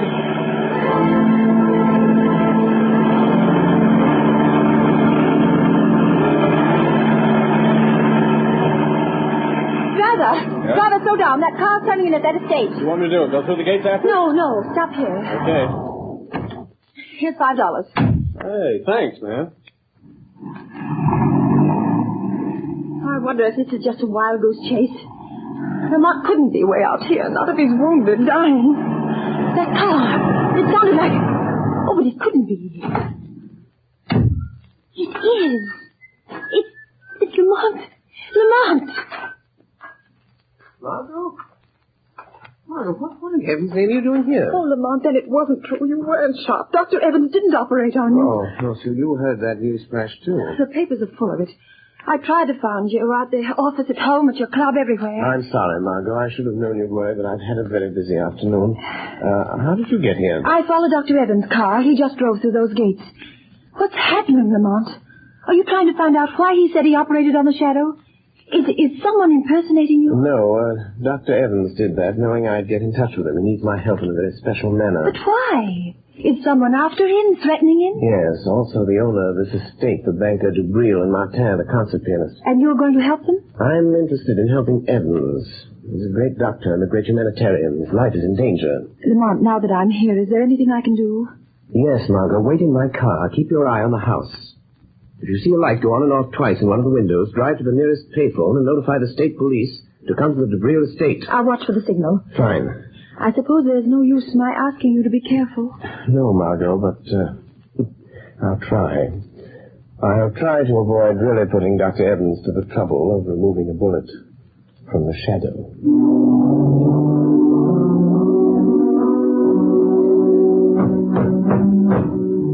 Dubril, stop pounding on the table and cursing Covey. Oh, that's all very well for you to say, Evans. Your turn hasn't come, but it will. If we three sitting here, you or me or Martin, don't get Covey when he comes here tonight, you will be the next on his list. You or Martin. Don't concern yourself about my fate, Dubril. I am not afraid of Covey. Why, you change your mind if he manages to kill me, Martin. I wonder what it's like to die. What do you think, Dubril? Or do you ever think of anything but your fat stomach and your money? Gentlemen, this is no time to argue. I have something more important to tell you. What is it, Evans? I hear you had quite an experience today. Operated on this man who calls himself the Shadow. Yes, that's what I want to talk to you about. Ah, there's a man, Dubril, the Shadow.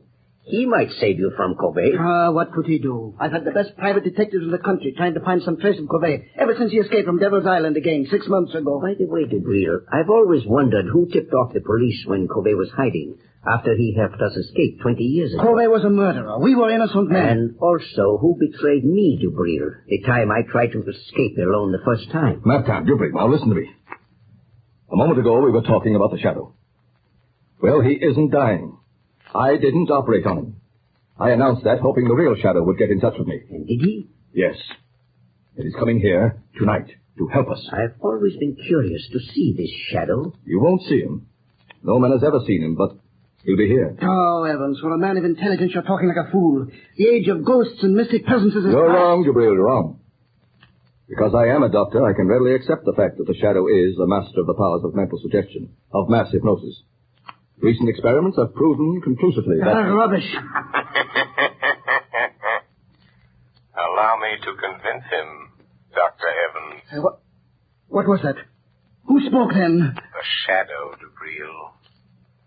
You do not accept the theory of my power of invisibility, but perhaps you will accept the fact, for I am here. Sit down, Dubril. You look rather pale. If I am to help you, you will all sit down. Sit at that table there. I understand there is little time to lose. I must know the whole story, the truth, if I am to help you. Do as the Shadow says. Sit there, Martin. And you, there, Dubril. Well, why don't you talk back, Dubril? Be quiet, Martin. Dr. Evans, I will help you if I can.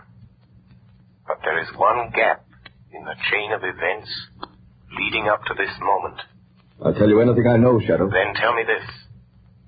When and under what circumstance did Covey first threaten your lives? It was the last day we spent in the open boat in which we escaped from Devil's Island 20 years ago. Storms had blown us off our course. Our food was gone. Our water was exhausted. Covey, the only one who knew how to navigate, well, he was slowly dying from hunger and thirst. I can still remember his cry. Water. Oh, be quiet, Covey. There is no water. The cask is empty. You lying, Dubril. All of you. You've been drinking my share.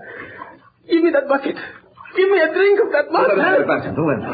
Salt water will kill him. What does it matter, Dr. Evans? 17 days in this open boat. Nights of storm and days of blazing heat. Water. Water. I'm dying, I tell you. Dying. You're not giving me my share. You're stealing my water. Where will you be if I die? I'm the only one that knows navigation. Be patient, Covey. It may rain tonight. We might as well be back on Devil's Island. At least there was bread and water there. Bread? Bread? A crust? Just a crust of bread and water. Water. There's no bread, Covey. The last crust went 3 days ago. You're cheating me. Killing me. You only brought me along to steer the boat. Now you're starving me to death. You don't want me to live. But I will live. I'll get you for this. I'll live to kill every one of you for this. You, Dubril. You, Martin. You, Evans. Oh, shut him up, Evans. You're a doctor. You know what to do. Doctor, Dubril, look. Seagull. What does it matter if we have no guns? I know, but don't you see? The gulls never go far from land or ship. Oh, you're right, Evans. Look to the west. It's land. Land at last. All right. There, to the southwest. You can see the sun of the mountains. We're saved. Free at last. Come back. Sit up. Look. We sighted land. There'll be food and water plenty for everybody. You tried to kill me. Starve me to death. But I'm going to live. I'm going to live until the last one of you is dead. Dead. Yes, we present all 3 of us. And so you see, that's how it all began. And now Covey is free and out to get us, Shadow. What makes you so sure it is Covey? Well, it couldn't be anyone else. It's Covey, all right. He sent you Breel that thing on the table. That oblong box? Yes, Shadow. Notice its shape. It's a miniature coffin, beautifully carved. Covey was a woodcarver. He was always handy with a knife. But still, it does not follow that he was the one. Except for one thing, Shadow. When the lid of the coffin is raised, it's a music box. And that tune it's playing was a warning signal we used while planning our escape from Devil's Island. Remember, only the 4 of us knew it. Dubril, Covey, Evans, and myself. Oh, stop it, Evans. Stop that cursed thing. Stop it, I tell you. I can't stand it. So you have a conscience, eh, Dubril?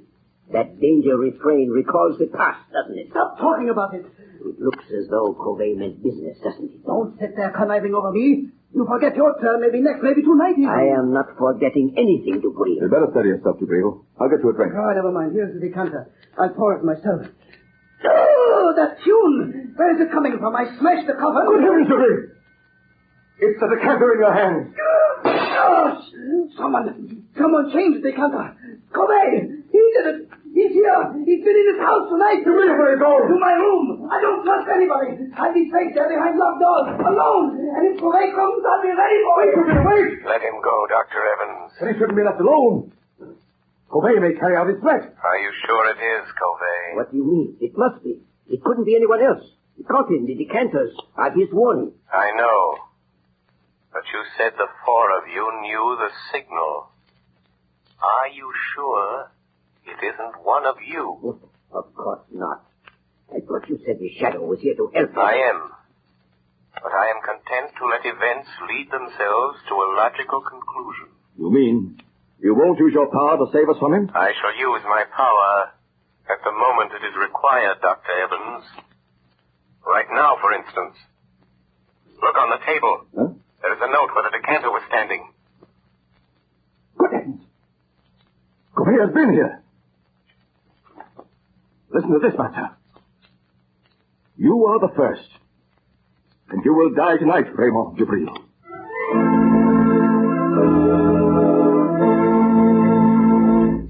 Ladies and gentlemen, the Shadow will return in a moment. There are thousands of families living around snowbound Buffalo today who are as snug as a bug in a rug thanks to Blue Coal. You have read how the whole city of Buffalo has been literally snowed in.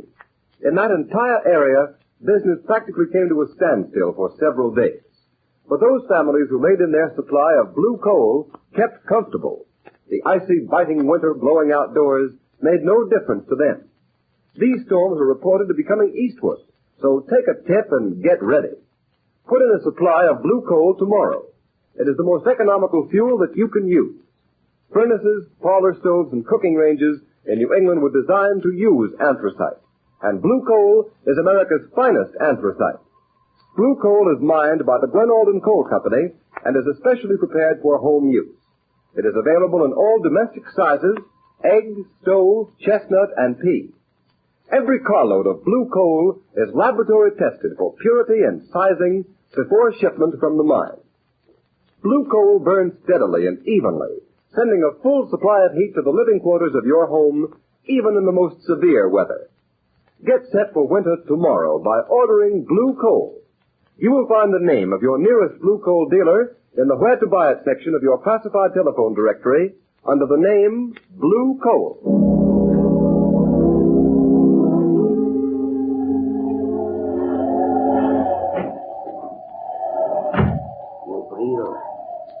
Bril, wake up. I have come for you. So you've come, Covey. Oh, you poor deluded fool. You think I'd let you kill me in my sleep? I've been awake, waiting here in the dark for you to come. A little light helps. So you've grown a beard since I saw you last, Covey.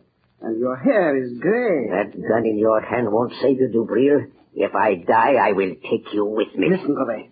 I didn't steal your food in the open boat. I swear it. No? You also betrayed me to the police. You told them where to find me. And I am not the only one you betrayed, am I, Dubril?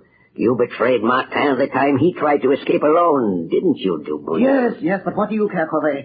He wouldn't take me with him. But I did not betray you. Have you paid Martin for those 100 lashes and those 100 days of bread and water he got because you betrayed him? Oh, he doesn't know. He will never know it was I. Dubril, you remember how we passed the long days in that open boat? Throwing knives. Don't raise that knife, Covey. We got so good we seldom missed. I'll shoot if you move. But Martin was the best. You may shoot me, Dubril, but my knife won't miss. Oh, wait a minute, Covey. I will make a deal with you. Listen, Covey. You're out to get Evans and Martin, too. If you throw that knife, I'll shoot you and you will never get them. Oh, you would help me kill Evans. I know he's here in the house. Yes. I hate Evans and Martin, too. I will help you get them. So, you would betray Dr. Evans to save yourself, Dubril. The Shadow. Covey, don't be afraid. He's only a man. By some trick he can make himself invisible, but he's flesh and blood. Quick, lock the door. We'll deal with him first. He won't get out. Now, Shadow. What can you do to stop us? Speak up. I dare you to speak. Listen where his voice comes from, Dubril. Then shoot quickly. No. The shot would bring Evans and Martin. Throw your knife, Covey. Make him speak. I won't miss. Speak up, Shadow. We will find you anyway. You can't get out. I am here in the corner. In the far corner. Throw your knife, Covey. I heard it. Oh, you missed. But he was there. No. Only my voice was there. Ventriloquism. He's there in front of you, Dubril. Shoot. Yes, I will shoot now. Yes, I will shoot. But not the Shadow. He came here to help us catch you, Covey. And he has your knife. It's gone. Now, Covey, you are helpless. And now I'll deal with you. Oh, you treacherous snake. You fool. You think I carry only one knife? This one is for you. Oh, you devil. But I take you with me, Covey.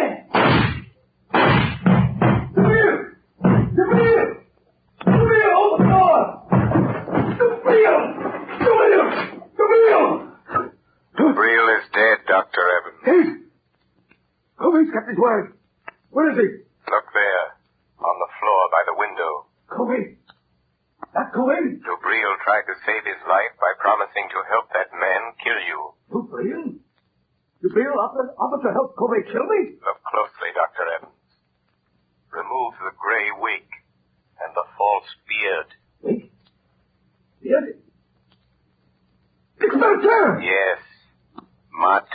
disguised as Covey. He's still alive, breathing. Get away from me, Evans. Don't touch me. I hate you. I hate you both. Why did you do this, Pierre? Why? I hated Dubril because he betrayed me on Devil's Island. I hated you, Evans, because you have got the things that I always wanted. Success, fame, glory. It was I sent the musical coffin. The warning note. I knew you'd think it was Covey. I've got Dubril, but Covey will get you, Evans. He's after you. He will get you. He will kill you. He will... Mother! Stop bleeding. Dead. Yes, Dr. Evans. He is dead. You are quite safe now. You forget Covey? No, Dr. Evans. I knew, even when I phoned you today, that it was not Covey who sent the musical coffin. What? I knew it was not Covey. It had to be Martin or Dubril. Why didn't you stop them? Martin and Dubril were both criminals plotting to kill you. If I'd stopped them, your life would have been in danger as long as they lived, hating you always for having attained the things that life denied them. But you forget, Shadow. Covey may find me. Succeed where Martin fails. Never. I learned the whole history of all of you before I saw you. Yes? Everything, Dr. Evans. Your escape from Devil's Island after Dubril's betrayal of Martin that resulted in 100 lashes, and his resolve for vengeance. And from the authorities of Devil's Island, I learned the truth about Covey's last escape. Yes, I see now. I see now why he hated us. But what about Covey? You are safe now, Dr. Evans. Safe from Covey. The chain of logic is complete. 3 months ago, a bleached skeleton was found on a deserted beach at Trinidad. It has just been identified as the body of Covey.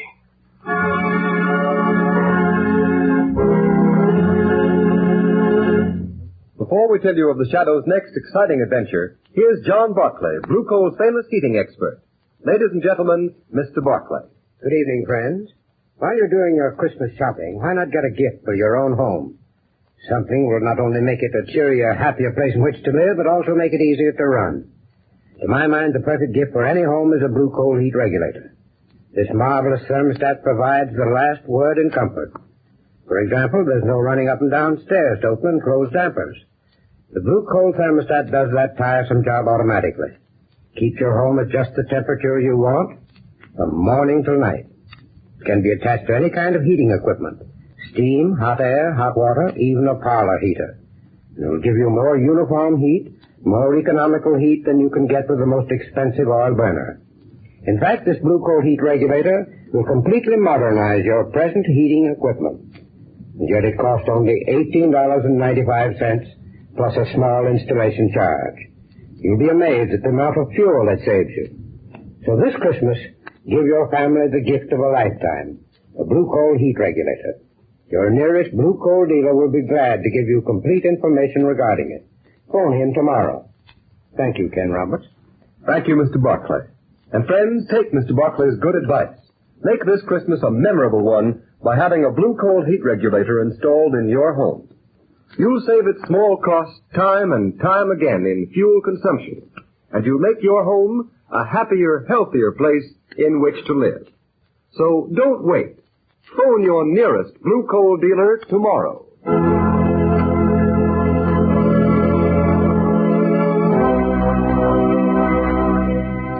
The story you have just heard is copyrighted by the Shadow magazine. The characters in this story are entirely fictitious, and its similarity to persons living or dead is purely coincidental. And at this time, may we remind you to mail your Christmas presents and cards early to secure delivery before December 24th.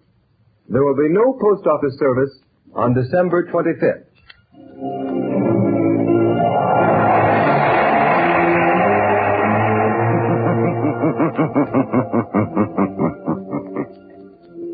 The weed of crime bears bitter fruit.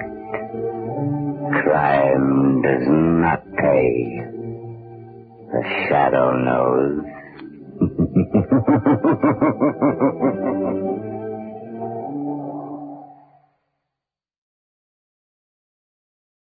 Bold Venture.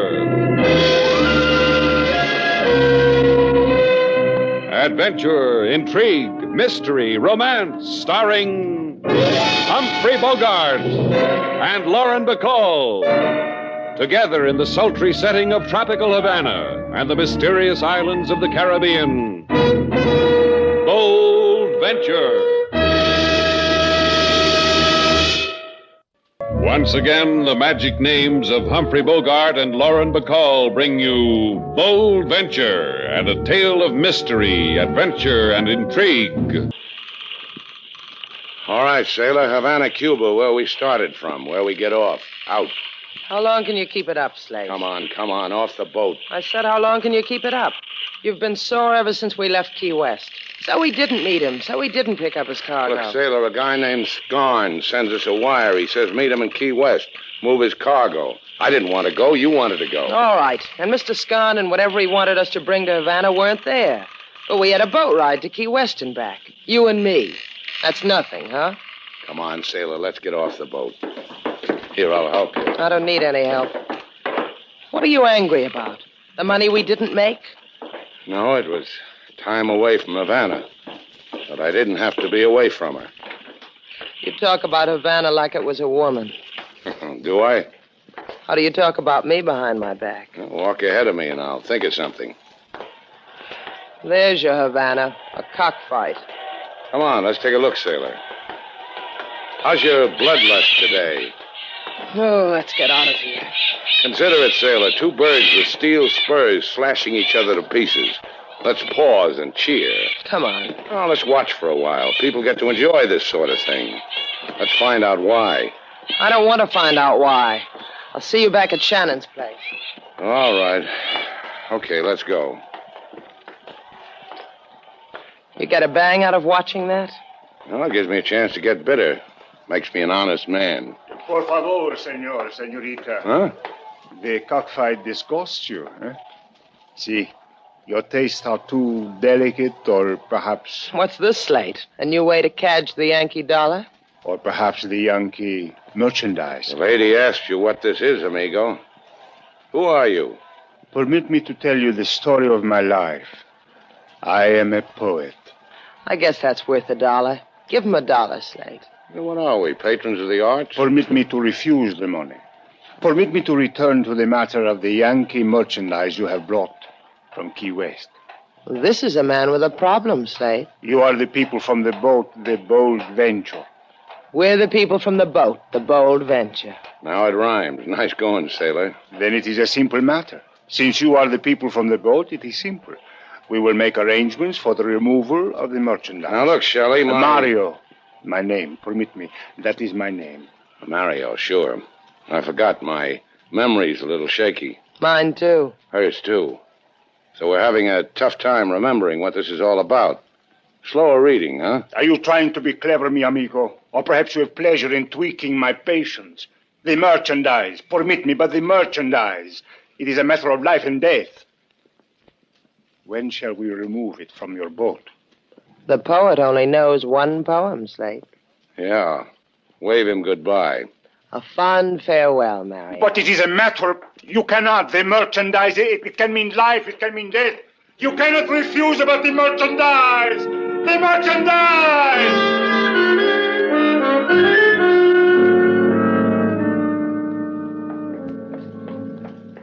Ah, Lady Sailor, Mr. Slade. Why you come back so soon to King Moses? Because you love me? Why else, King Moses? I tell why else. Because on trip to Key West, something sour must have turned more sour. Am I inevitably correct? You are inevitably correct, King Moses. You come back to make King Moses sloppy with happiness, Mr. Slate. Therefore, order me about. Bring us something to eat, King. Oh, an ecstasy, a joy, a frenzy, a kick. Just bring us something to eat. Right now, Mr. Slade. You really do love him, don't you, Slate? Uh-huh. Like he was my own. How long does it take for someone to be your own? Ah, that depends. Ready with the food, King? Ready. Yours, Mr. Slade. Yours, Lady Sailor. You talk, I smile inside myself. Perdóneme, Señor Shannon, but I think perhaps you were looking for me. For Bibi. No, Señor? Well, I don't know you, but I think perhaps I was looking for you. For Bibi. Slate. I want to explain something to you about the hotel business, sailor. I am what is known as a mine host. That comes in two parts, mine and host. Sit down, baby. Gracias. Still, you have not answered my question, Senor Shannon. You look for me? Well, I look for a lot of things. Why particularly for you? Because you are the man who brought his boat into port only a little while ago. Oh, the lady wants a boat ride. Why don't you try the nearest tunnel of love, Miss Beebe?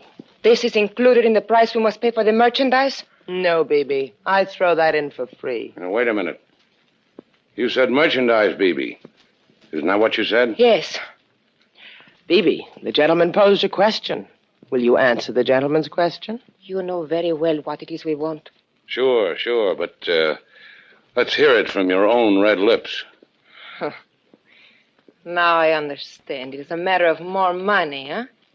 Well, we expected it, and we despise you for it. But we will pay it. I have room 6A. I will wait for you there. But give me 10 minutes to arrange for more money.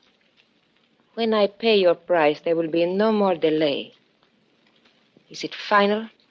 It is final.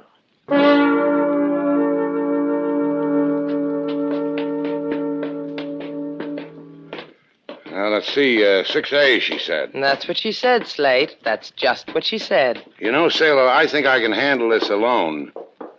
Why don't you wait for me downstairs, huh? Because I'm afraid of the dark. I cry in it. That's what I thought. Now you know. Slate, that noise. It's already happened to us once today. Well, maybe the little lady's a bookie for gamecock fighting. Hey, let's go.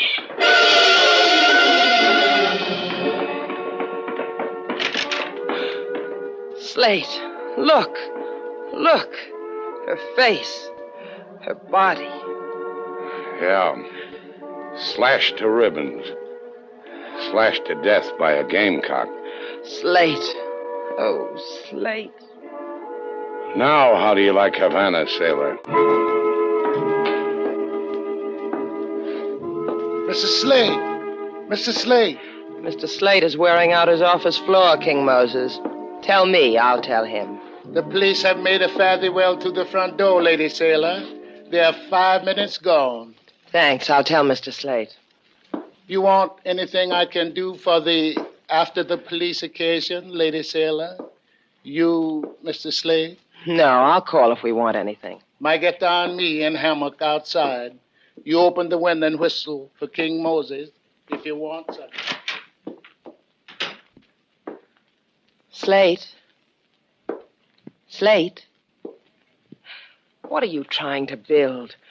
All right. I don't blame you, Slate. I know. It's hard to believe. What's hard to believe?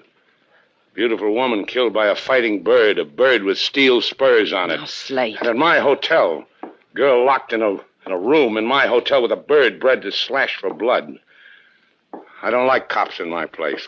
Cops are for the tourist trade, not... Is that all that bothers you? The fact that the police were here? What's it to you what bothers me? I didn't ask for your questions. I didn't ask for you. All right, Slate, all right. Kind of a jerk am I, anyhow? A man tells me to take care of his daughter. So I take care of his daughter. You. What am I? Out of my mind? I don't need you hanging around here, sailor. I don't need anything about you. I got along great before... Before my father died? What do you want me to do, Slate? Leave? Well... Sit down, Slate. You're sweating. It's a trick I know. It's hot, so I sweat. You want me to fan you? I'll fan you. You like me to fan you, Slate? Like this? Look at you. The way you're dressed. Jeans, the way your hair is. Man has to walk toward you to know you're a woman. Why don't you do something about your hair, sailor? What's the matter with it? Other women with hair like that, they'd... With hair like what? Like this? You can touch it, Slate. Touch it. Go ahead. Touch it. Answer the door. You answer it. Yeah. Better meet me. Hey, it's the poet. Tell him to come in. He can wave the fan. An explanation for the events of this afternoon are in order. See? Hey, well, don't make it tough this time, Mario. What are you trying to tell us? A tragedy. The killing of the girl Bibi was a tragedy. Oh, what do you know about Bibi? Bibi was the sister of my wife. She... Please, what time is it? Hey, look, if you don't... It's almost 2:30, Mario. Gracias. Now, permit me. It is very wrong that Bibi is dead. A wrong that is part of an even greater wrong. So help me What kind of wrong? Like so. The merchandise you have brought. Those of us on an island you know, here in the Caribbean.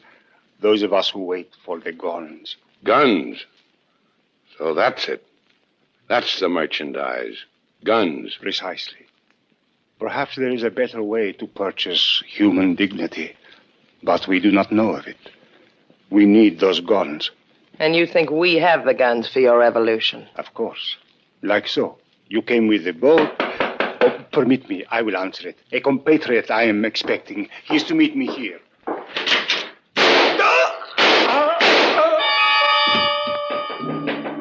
Mario! Slate! Help him! He's shot. Yeah. Yeah, shot dead. Like so. Now, back to Bold Venture. Our stars, Humphrey Bogart and Lauren Bacall, and the second act of our story.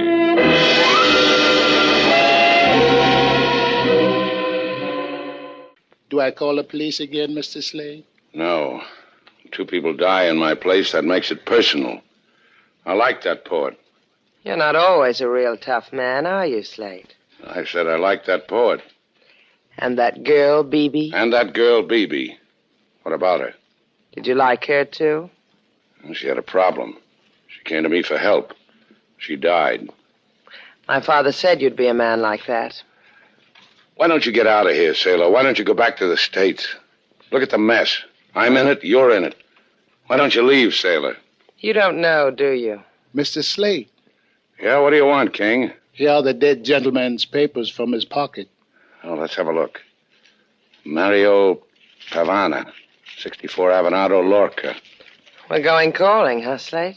When a man like Mario dies, somebody's got to tell somebody because somebody might want to know. I would. I'd want to know. Well, let's go to Avenida Lorca, sailor.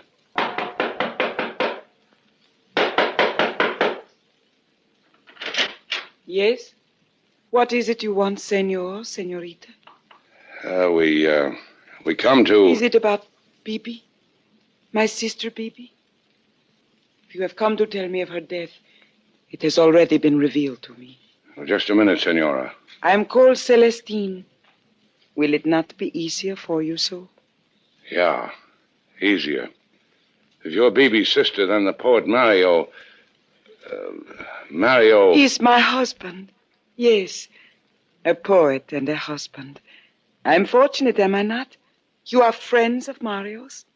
Yes, friends. Sailor, I can't do it. You tell her. Thanks loads. Senora Celestine, your husband... What? What is it of my husband? What is it? He's dead. Okay, sailor. How long can you take to tell a woman her husband's dead? He said he was going to the waterfront to write me a verse. A little verse. Who are you? Are you of the police?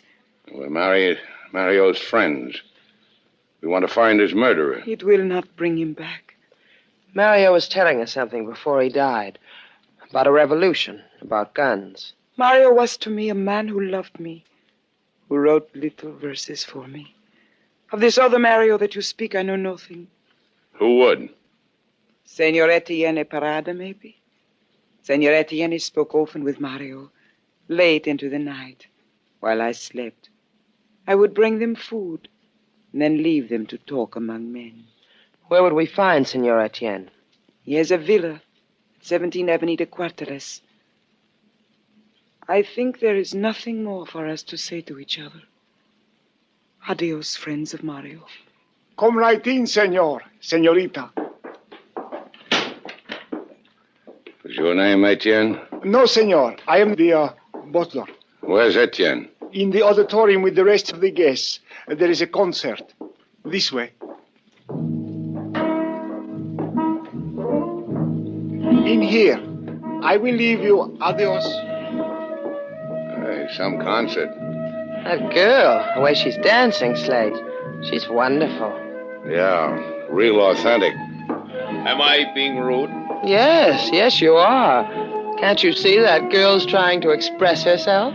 I am your host. My name is Etienne. This way, please. Yeah, sure. Celestine called. She told me to expect you. Did she tell you about her husband? About Mario? Yes. Did you two kill him? How's your record, Etienne? Not flawless, senor. In here, por favor, this room. Pepe. Hey, what is this? Who is this guy? These are the ones, Pepe. The man and woman we have been waiting for. Now, senor, you will tell us. Why have you come to Etienne? Because I don't like my hotel to be loused up with dead bodies. First a girl was killed, then a poet. Would you know why? Yes. I would know why. Who are you, Etienne? Why should you know so much? It does not embarrass me to say that I am a patriot. You see, Bibi and Mario were revolutionary. They were killed by our enemies. This we know. They were killed to prevent them from taking guns across the Caribbean to our islands. The guns they thought were on your boat. We shall proceed without Bibi and Mario. The man is talking like he's got the guns anyhow, Slate. See, we have them. They came on another boat, not yours. Well, use them in good health. Let's go, sailor. Wait, senor. I knew it. Peek over your shoulder, Slate. I just did.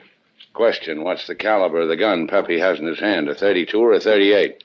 Looks like a 32. It's a 38. You will help us, then. Help you do what? We have the guns, you have a boat. It's necessary to have both to get the guns to my island. Besides, I prefer not to have you roaming the streets of Havana until we have disposed of the weapons. Who wants to roam the streets? Me, Daddy. Por favor, senor, move quickly. There is a great need to hurry.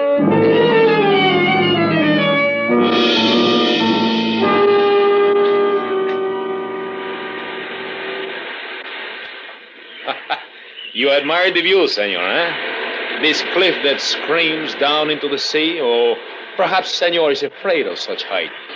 But the view is magnificent, no? The guns are nice, too. You have exquisite taste, senor. In guns, in boats, and in... In me? Precisely, senorita. See how wrong you can be, Slate? The man said that you had... Get off it, Andy Etienne. What do we play now? Oh, no play, senor, I assure you. Hard work.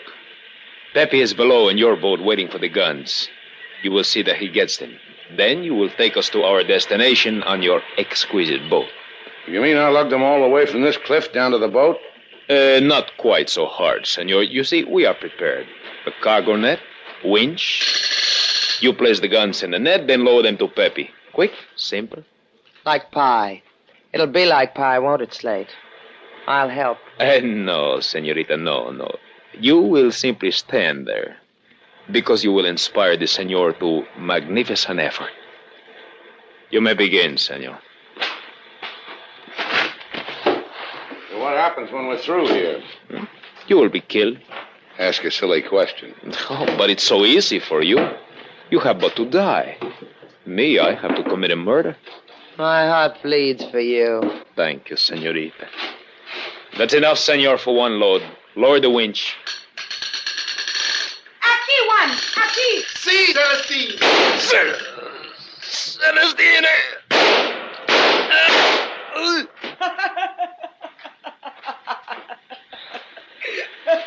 We're glad you're happy, Celestine. Yeah, we're glad. Thanks for saving our lives. It was messy, but thanks. My heart is filled with kindness for you both. We'll drink to your heart filled with kindness in Havana. Tell your boy to take that gun away and we'll go. You were so kind to come and tell me of my husband's death. I want to do something gracious for you. In Shannon's place. Do something gracious for us in Shannon's place. I will not permit one to kill you. You will die as suicides. I wouldn't have it any other way. Tell us about killing people, Celestine. Were you born that way, or did it come on you all of a sudden? They tried to make a revolution. You were foolish enough to stumble into it. It is a pity you stumbled into the wrong side. You and Juan here are the right ones. You are all alike. Poets, revolutionaries, adventurers. All with the intellect of trained fleas. Bibi, Mario, Etienne, Pepe. Oh, yes.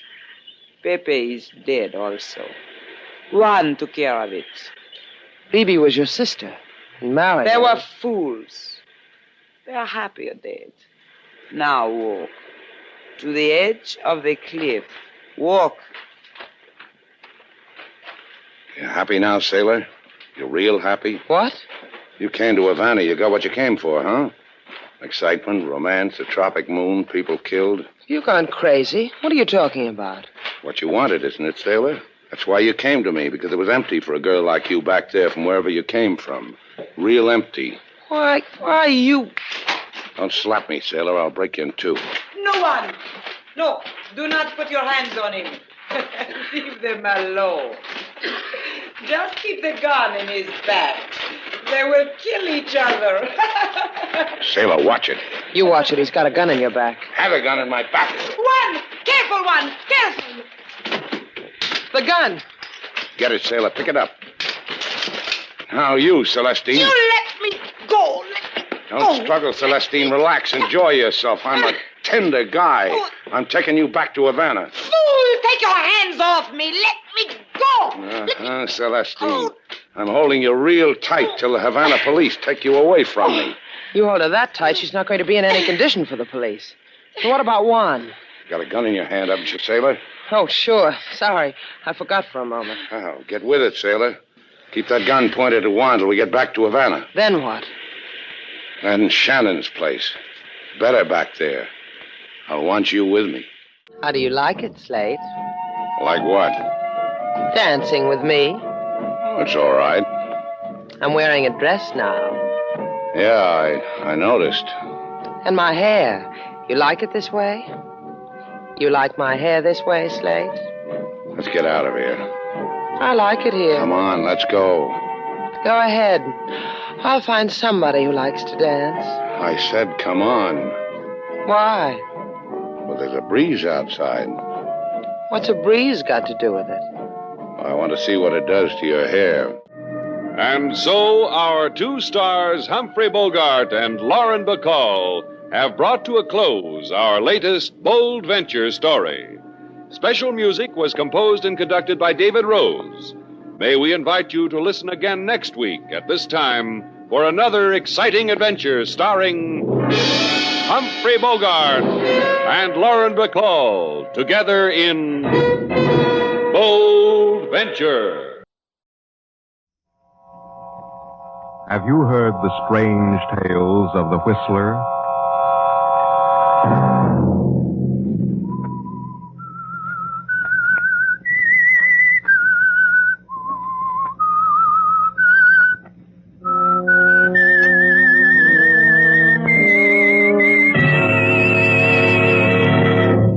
I'm the Whistler. Please, Paul, take me away from here. I can't stand this lonely place. I'm frightened. It's too quiet here. If you don't take me away, I'll leave by myself.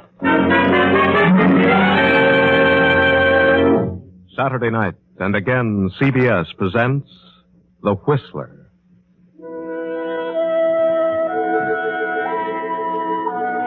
I, the Whistler, know many things, for I walk by night.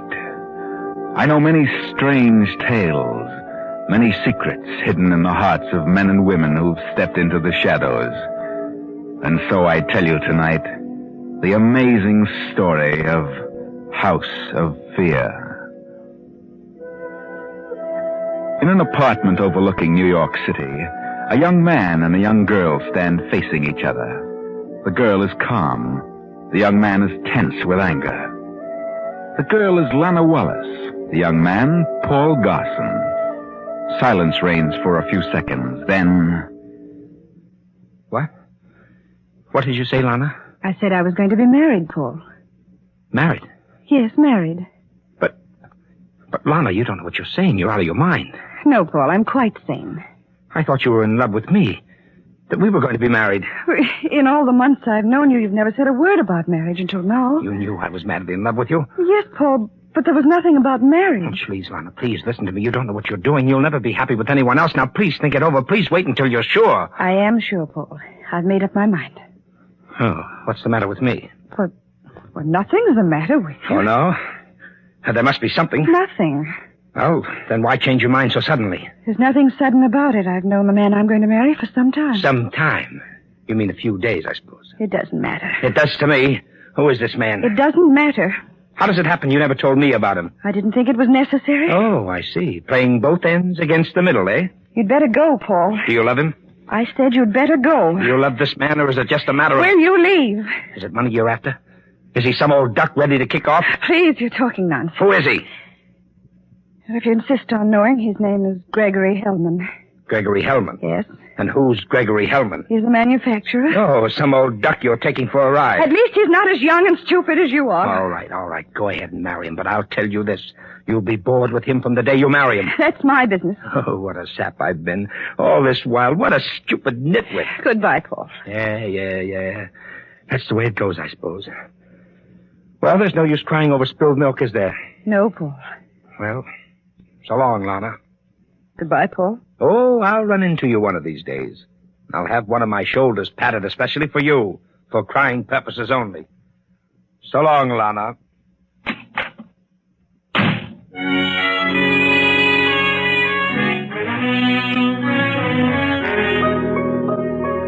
Nevertheless, Lana had a mind of her own. A few weeks later, found her married to elderly Gregory Hellman. Now they're on a train, following the ceremony, on their honeymoon. Well, my dear, are you happy? Oh, of course I am, Gregory. I've never been so happy in my life. You seem a bit solemn. Do I? Yes, you've been staring vacantly out the window for half an hour. What are you thinking about? Nothing. Nothing in particular. Are you wondering if you've done the right thing? Oh, no, Gregory, certainly not. I'm really very happy. It's just that... Just what? Oh, I don't know, but for some reason there's something about a wedding ceremony that makes me sad. Sad? Mm-hmm. I don't know why, but it seems so much like a funeral service. Funeral? Oh, good heavens. I'm sorry, Gregory. I know that's an awful thing to say. Oh, come, Lana. Stop thinking about it. Cheer up. Yes, I must get such a thought out of my mind. I must. Just wait till we get to our honeymoon house. You'll cheer up then. Yes. Did you buy a place? Buy? Oh, no, I wouldn't buy a place way down here. It's too far from New York. You rented it? Yes, took it for a month. What is it, a cottage? Oh, no, it's a villa. Well, what's it like?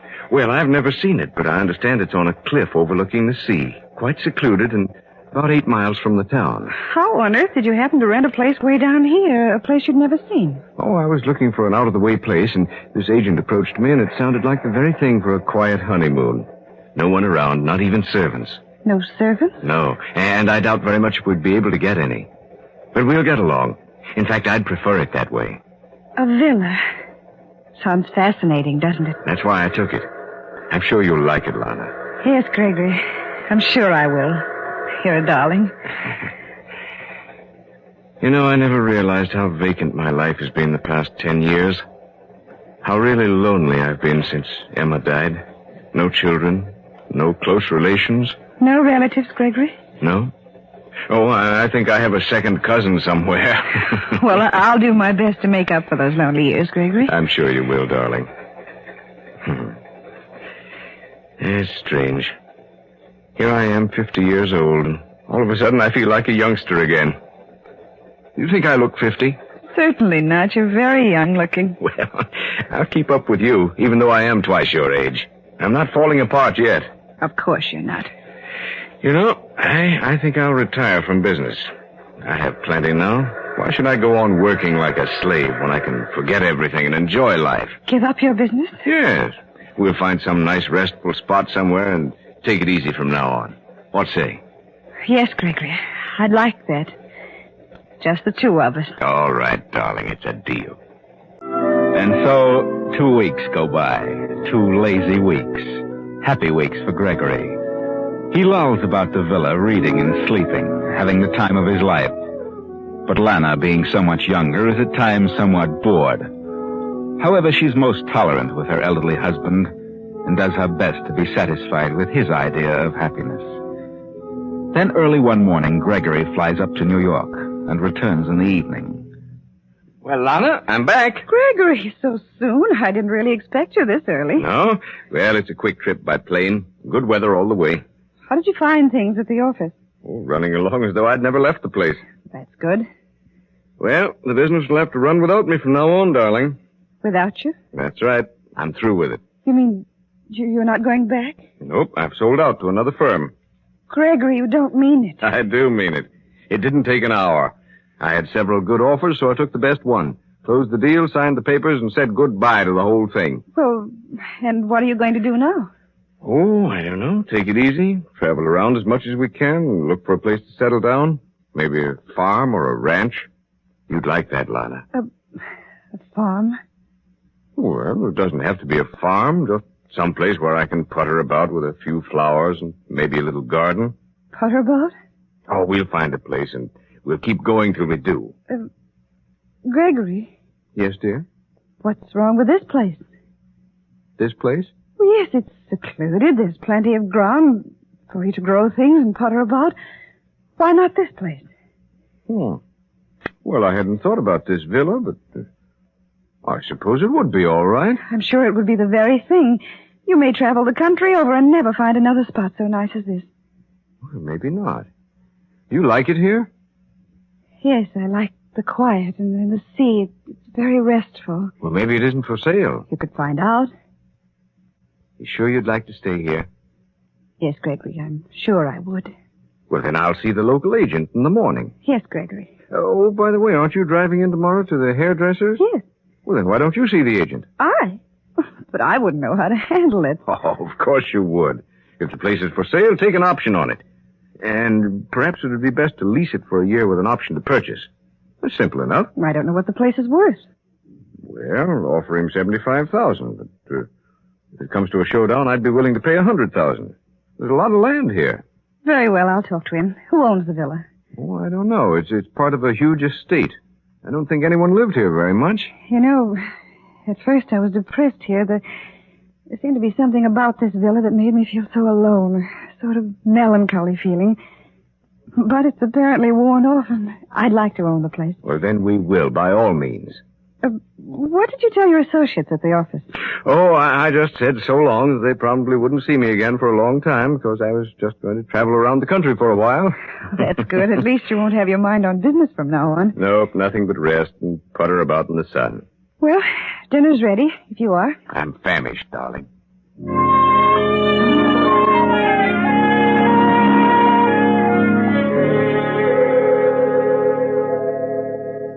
Well, Mrs. Hellman, the villa is for sale. It's been up for sale for quite a spell. What do they ask? I haven't set a price. What do you offer? $75,000? Mm-hmm. Well, that's somewhat in line. I think that would be accepted. Where's the owner? How soon could you contact him? Yeah, that's trouble. I don't know where he is just now. Been running around all over the country. Why don't you take an option? Well, I'd rather lease the place for a year with an option to buy at any time. Fair enough. Lease for a year with an option to buy. I'll make out the lease and the option. You better put up 10% on the option. That'd be $7,500. Very well. I'll give you a check. Good. I'm sure this will go through because the owner wants to get rid of the place. Hasn't been here in 2 years. Why does the owner want to get rid of it? Oh, I don't know. There's too many other places, I guess. Well, it's yours for a year anyway. You feel confident he'll accept? I know he will. Don't you worry about that. Thank you, Mr. Blodgett. Thank you. This'll make me a nice commission. I've been trying to sell the villa for several years, and this is the first offer I've had. I see. Just take a few minutes, Mrs. Hellman, to draw up the papers.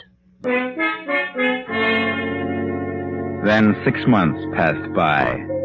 6 months during which Lana became more and more bored with her elderly husband and his puttering about in the garden. There were harsh words about it, and so they closed the villa. Gregory left, and Lana took a plane for Mexico City. And there she ran into, of all people, young Paul Garson. Why, Lana, what on earth are you doing in Mexico City? Oh, nothing in particular. Well, I'm certainly glad to see you. Are you, Paul? Yes. And now I guess now is the time to apologize for the way I acted when you ditched me. You don't need to apologize, Paul. I wish I had listened to you. What? Didn't your marriage work out right? No. Oh, what happened? Oh, I just couldn't stand it any longer. I was bored within an inch of my life, so I up and left him. Left him? Well, no, not exactly that. He left me, too. We just left each other. He went away, and I came down here. Well, why down here? To get a divorce. Oh, Lana. A divorce? Did you get it? I did. What happened to your husband? I don't know. He was notified, but he didn't contest. He didn't even answer the charges. Incompatibility? Yes. Did you ask for a property settlement? No. Well, why not? Well, because he'd already signed over half his cash assets to me and several other articles, so I felt that was enough to take care of me for a long while. I just couldn't go on, Paul. I just couldn't. No. He was so much older than I. He was ready to settle down in an armchair and sit the rest of his life away. I just couldn't do that. I understand, dear. You're wide awake, Lana. You're just starting. I know how it must have been. Oh, he was nice enough, but I just couldn't go on. I just couldn't be 50. Lana, dear, can you forgive me for saying the things I did? Yes, Paul. I was so much in love with you that, well, I thought I couldn't live without you. But you have, Paul, haven't you? No, Lana. No, I haven't. I've banged around all over this hemisphere since you turned me down, and I haven't been happy one single moment. Haven't you, Paul? No, dear. No, not until this very moment. Oh, I'm sorry. So sorry. I made a big mistake. You did? Yes. I should have married you. Then why didn't you? Well, I'll tell you. This is a confession. As a child, I lived in poverty. Everything I had was a hand-me-down. My father never earned his salt. My mother was always in need, so I made up my mind that love wasn't worth it, that I would sacrifice love for the things I felt I deserved. So you turned me down for this man Hellman because he could give you the things you've always wanted. Yes. Well, how did you know that I couldn't have given you those things? How did I know you could? You didn't indicate that. Oh, I took you to cheap little cafes. I was apparently penny pitching, but it wasn't necessary. What? No.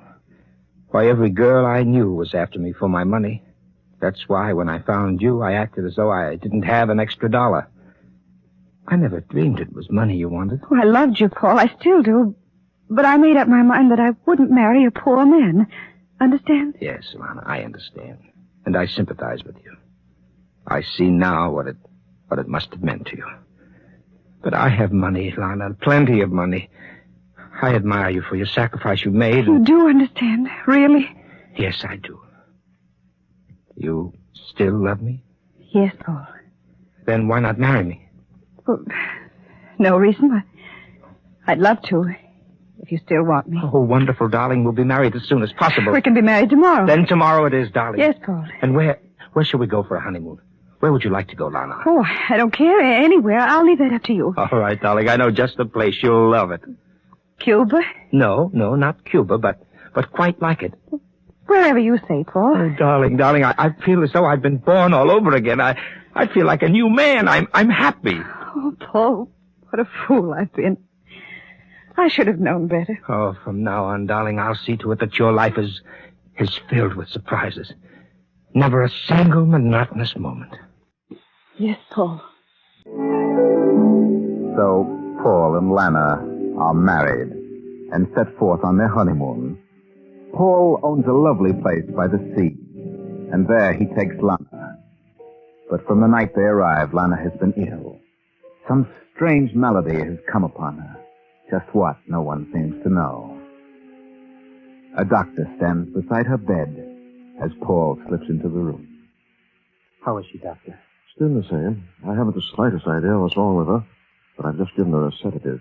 Do you suppose it's the climate? Oh, it could be. Semi-tropical here. Yes. Well, there's nothing more I can do, so I'll run along now. Yes, and thank you, Doctor. Lana. Oh, Paul. Lana, dear, what is it? What's wrong with you? Why don't you tell me? Well, I don't know what it is. Just sad. I want to cry all the time. I can't help it. Cry? Yes, ever since I've been here, I've wanted to cry. But why, darling? I don't know, but I can't help it. Don't you like it here? I don't know, Paul. I don't know what it is. I'm afraid. Afraid of what? I don't know. Nothing in particular, but I'm afraid. You mean you'd rather leave here? Yes, well, I don't want to stay here. This is such a nice, quiet place, dear. It's so restful. Where could you go that would be better for you? I don't know, but I'd rather leave. Why? I don't know why. But there must be a reason, darling. I'm frightened here. I hear things. You hear things? What things? Strange sounds. Noises. I've heard nothing strange. I have. I hear them all night, and at times I've seen things. What things? Saying things, and I won't stay here another day. Oh, Lana, I think you're just hysterical. You're letting your imagination run away with you. I'm not. I'm sick. Terribly sick. But the doctor doesn't know what's wrong with you. Please, Paul, please take me away from here. I don't like this lonely old place. I've always been frightened of being lonely. That's what it is. It's too quiet here. Too alone. If you don't take me away, I'll leave by myself. Now, don't get yourself so excited. Please. The doctor has given you a sedative, dear. Now go to sleep. You'll be all right in the morning. And then we'll take a walk over the estate. Now, please, darling, please try to sleep, Lana. All right, Paul. I'll try. I'll try. Well, Lana, apparently you are allergic to big houses, big, silent houses. You felt somewhat like this once before when you were with Gregory. Remember? That house made you feel sad and melancholy. Now the night has passed, and the morning has come. Paul has a visitor in the library. I've been trying for many months to get in touch with you, Mr. Garson. I heard you left the States. Yes, I was in Mexico City. I was surprised you learned you were back here. Oh? Why surprised? Well, although no one's been living here for several months, a party holds a lease on the place. Oh? I didn't know that. Yep, they took an option to buy it. They did? Yes, sir. So you can see that you're sort of trespassing. Oh. Well, no one is being inconvenienced. Not exactly. What did the party offer for the place? $75,000. Well, that's fair enough, but I don't want to sell. What? No, I've changed my mind. I want to keep the place. Keep it? But, Mr. Garson, I've practically made the deal. Well, you can call it off.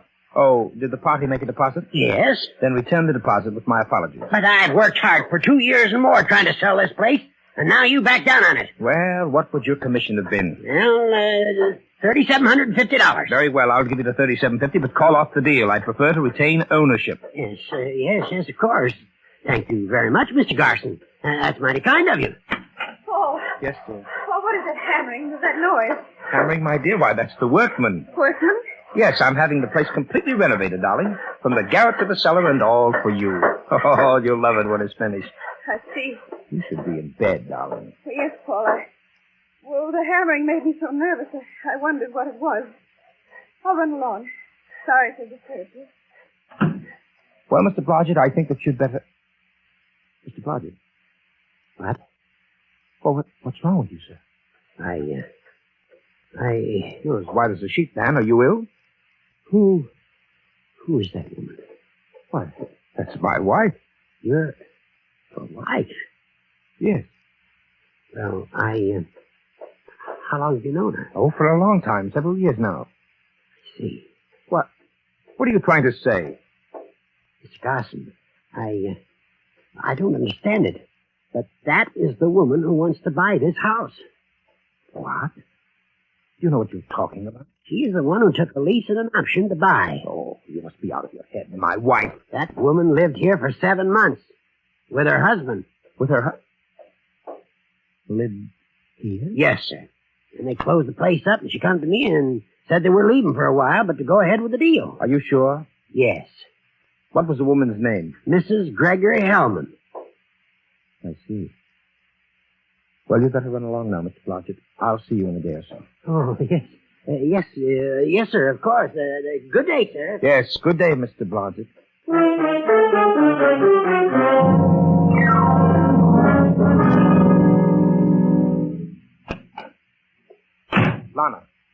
Lana, what are you doing? I'm packing.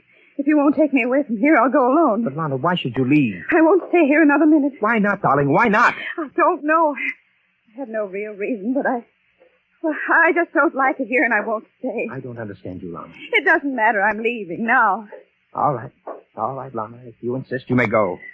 Sorry, Paul, but Yes? Oh, Mr. Garson, Mr. Garson. Yes. What is it? We've been working in the cellar. Yes? You better come down there, Mr. Garson. Why? We just uncovered a body. Buried A body? Yes, buried in the cellar floor. Body? You better stay here, Lana. I'll not be long. Yes, Paul. Yes.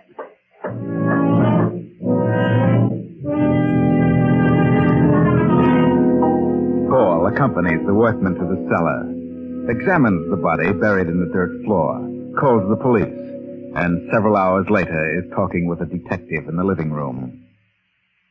Well, there's no doubt about it. It's the body of Gregory Hellman. Oh, no. What do you mean, no? Why, it can't be.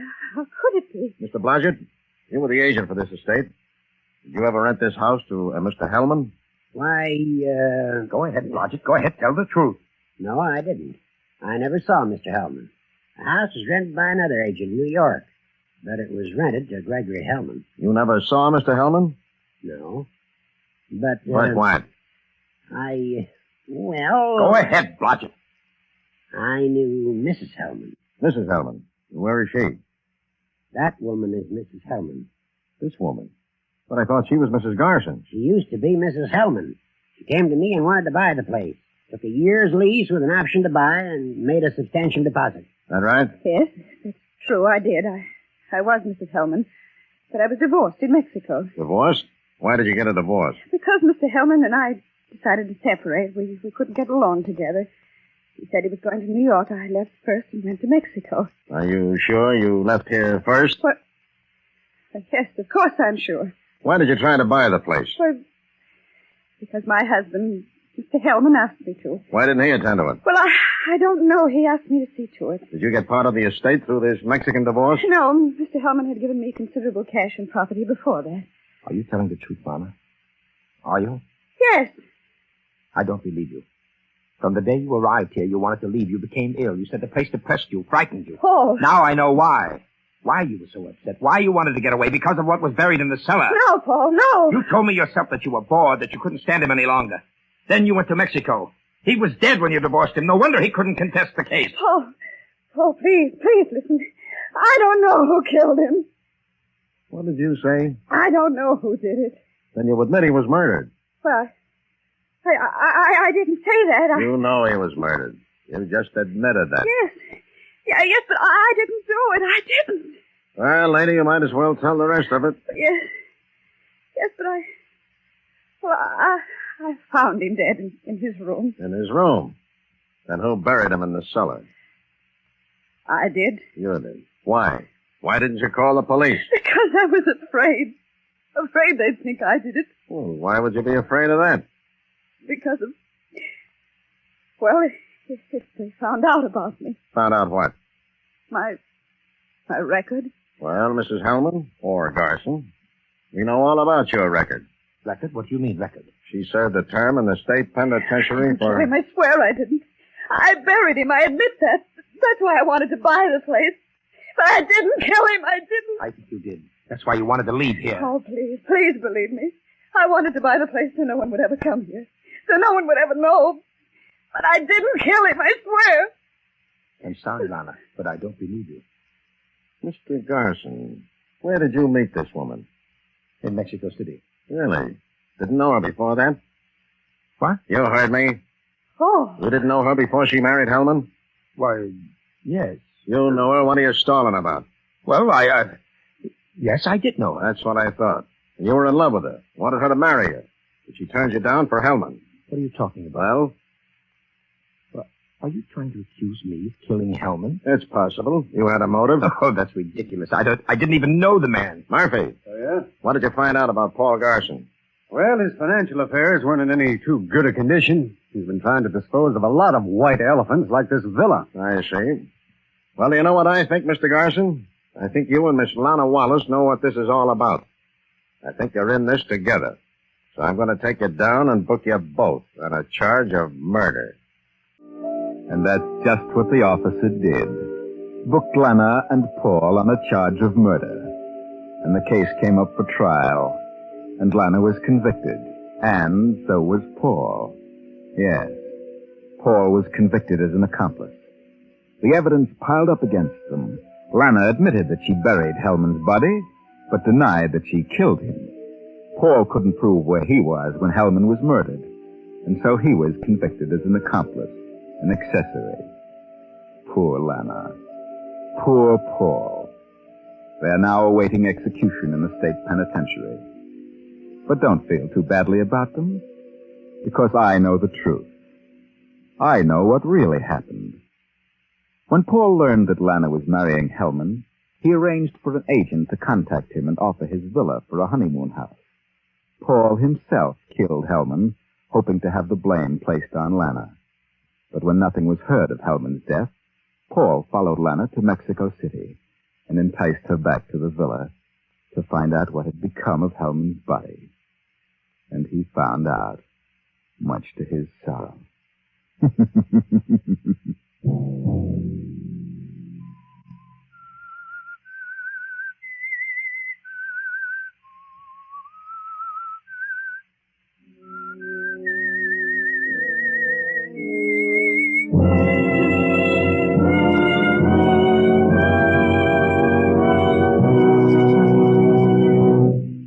CBS has presented The Whistler. Original music for this production was composed and conducted by Wilbur Hatch. The Whistler is written and directed by J. Donald Wilson and originates from Columbia Square in Hollywood. Next week, same time, I, the Whistler, will return to tell you another unusual tale. Good night. This is CBS, the Columbia Broadcasting System. Ironized Yeast presents Lights Out, Everybody.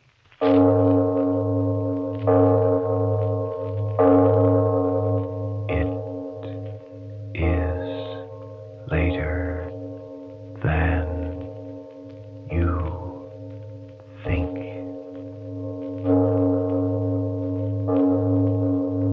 Lights Out brings you stories of the supernatural and the supernormal, dramatizing the fantasies and the mysteries of the unknown. We tell you this frankly, so if you wish to avoid the excitement and tension of these imaginative plays, we urge you calmly but sincerely to turn off your radio now. This is Arch Obler. Tonight's is a story that's happening because a very long time ago I found myself in the sub-basement of a huge department store, a strange subterranean world of half-lights and half-darknesses. So, to you who thrill to whatever might be beneath the earth, I bring you a tale of sub-basement. After a brief word from Ironized Yeast, Frank Martin. Do you feel droopy these days? Tired out oftener than you ought to be? Losing too much weight, perhaps? Well, if, as may be true of many people nowadays, you simply aren't getting enough vitamin B1 and iron from your food, if that's what's to blame, cheer up. Because ironized yeast tablets give you both vital substances in easy-to-take tablet form at a cost of but a few pennies a day. Men and women by the scores and hundreds who used to suffer from these deficiencies now thank the two-way help of ironized yeast tablets for glorious pep and strength and needed pounds regained. They tell how today they can really enjoy life again. That's right. They're thanking ironized yeast tablets. And now, lights out, everybody.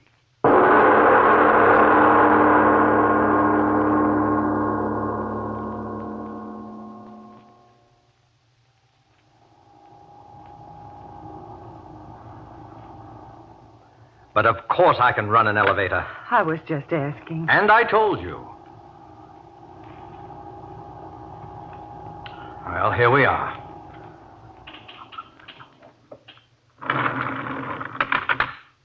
All right.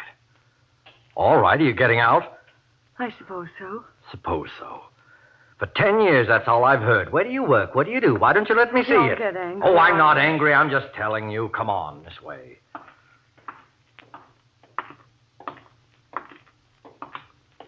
Such a big basement. You don't know the half of it. It's like a whole city down here. A person goes to a department store and doesn't know all this is underneath. Say that again. In You're in charge of everything down here? That's another fact. Here. Look at these. What are they? Furnaces? Oil burning.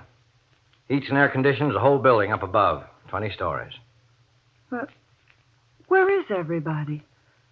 Nothing but a watchman at this hour of the night. Everything's shut down. Help! What's the matter with you? Nothing. What did you do that for? Oh, I just wanted to hear my voice. It's like a big cave down here, isn't Yelling it? out like that. Won't you ever grow up? Don't be angry, Arnie. All right, come on. Yes, Arnie. Come on, in here. Another elevator? Well, you want to see everything, don't you? Oh, yes, I do.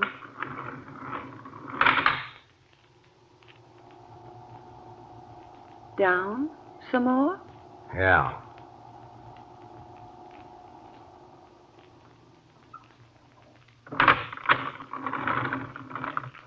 All right. Another basement. Yeah. Go ahead. Plenty of light to see behind. What's down here? Come on over here. I'll show you.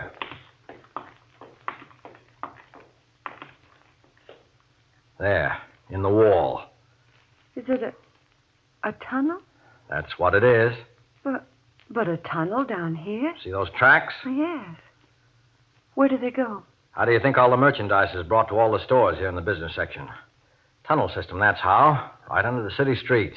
I had no idea. Mighty few people have. Trains run on those tracks, bring the stuff right in. Trains? Oh, Arnie. You think all I've got to do is make jokes? Do you think the only kind of a train's a big one? Well, I just don't know. These are little ones. They run on electric batteries, just like they have down in the mines. Come on, I'll show you. Where? In the tunnel. But it's so dark. There are lights every little ways. Come on. I don't think so. What's the matter with you? I'm afraid. Oh, for John's sake. For years you've pestered me to see... You come along, Irma, you understand? All right.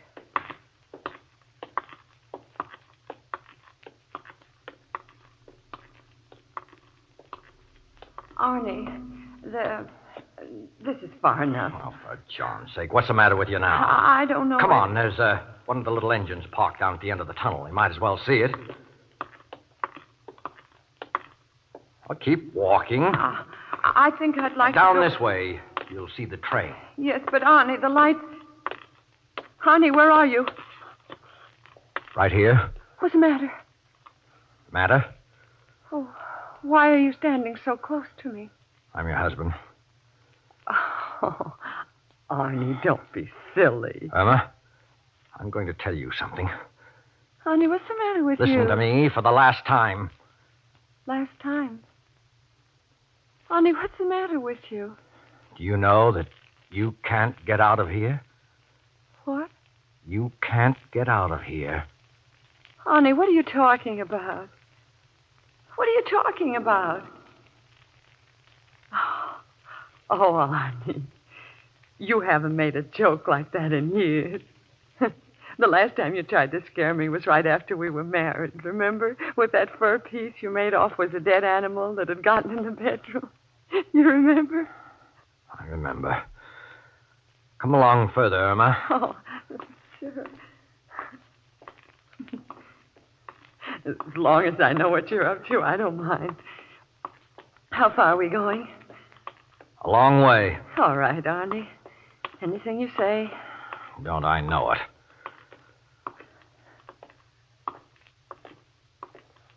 All right.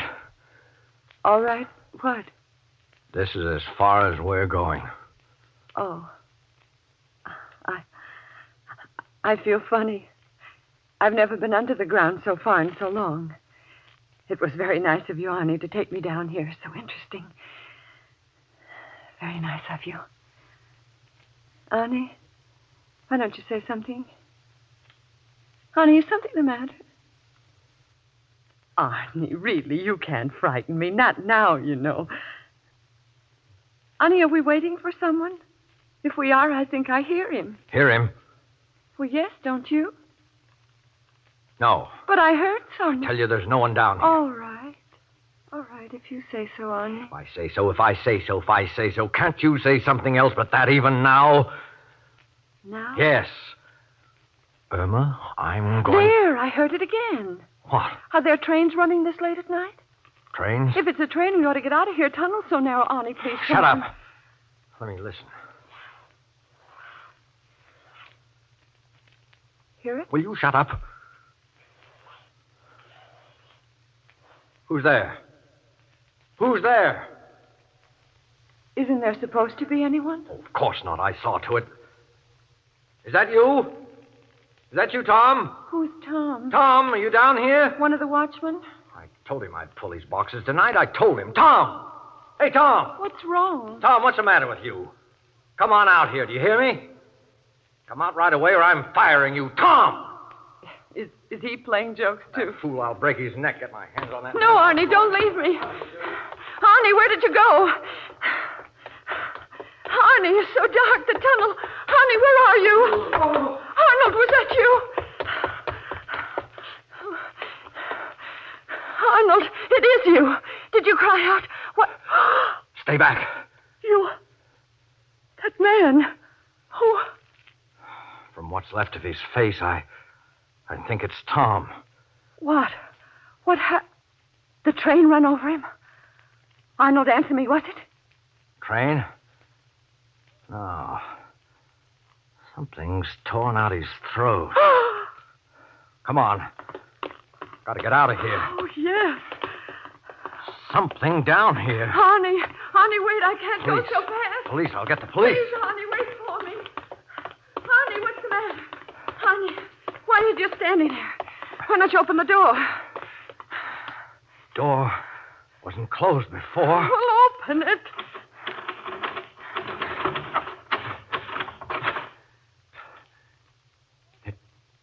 It won't open.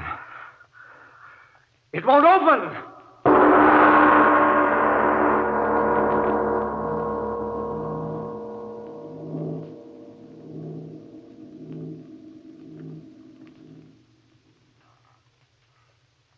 Ladies and gentlemen, a moment of turning away from this strange story of sub-basement. Yes, and in this moment of turning away from adventure, let's go to an entirely different scene.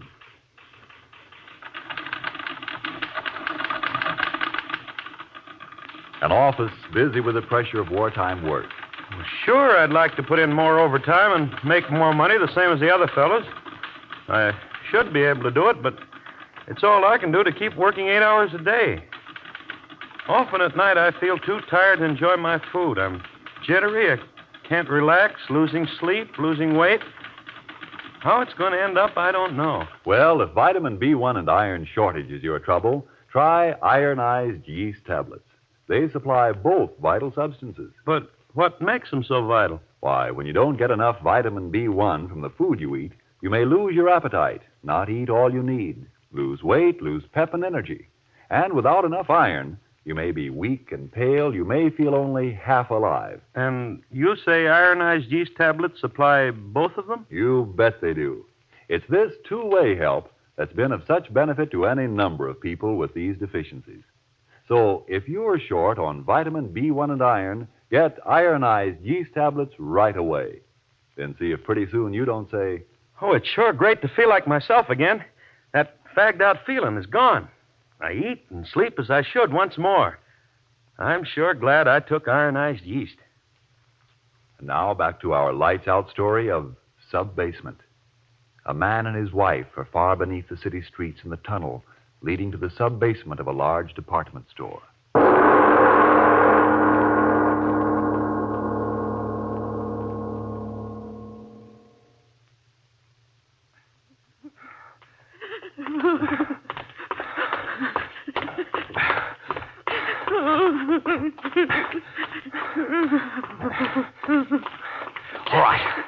All right. We'll be there in a minute. But are you sure? I tell you, it's an emergency exit. It's always kept open. Why was that door locked? Stop asking me that. I don't know. And that watchman? Stop talking, will you? I don't know anything. Honey, why did you stop talking? And why stop? You said the emergency exit. That's it. What? behind those timbers. It's blocked off. You understand? It's blocked off. Oh, what do we do? We can't just stand here. Arnold, that man was killed. There's someone down here. I'm afraid. Oh, Arnold, get me out of here. Oh, wait a minute. I gotta think. Think? Oh, whoever killed Tom, not down here necessarily. You don't think so, Arnie? Well, why should he be? Nothing to steal down here. Tom was always borrowing money from people. Somebody he didn't pay back. Yeah, that's it. But the doors were... Well, he got out and closed the doors. What of it? We can get out. Come on. Where? I told you these tunnels lead to the buildings all over the business section. Follow the tunnel to the next sub-basement, to the next building. We'll get out, that's all. Honey, don't get too far ahead of me this time. Well, just walk fast, will you? Yes. Oh, Arnie, I look forward so very much to tonight. It had been so long since you'd even thought about me. I knew that. And tonight, when you called me up and told me to meet you here, and then when you started to play those crazy, scary jokes before, even then I didn't. Irma, you see it too?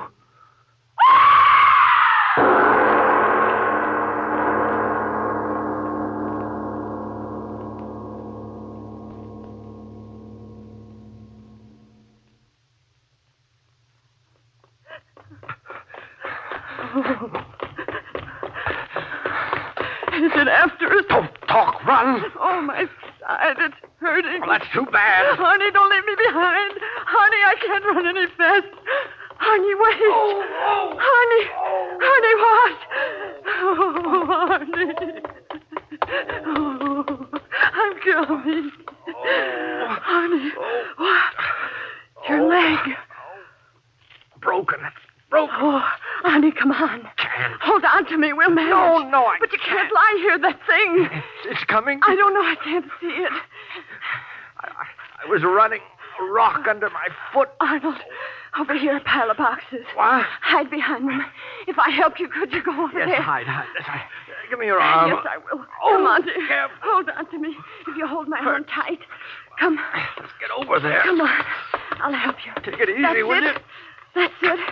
We're getting there. Hurts. Back here. There. Oh. Now help me down. Yes. Easy. Here you are. Oh, honey. There. Oh. Yeah. Oh. We'll be all right. Oh.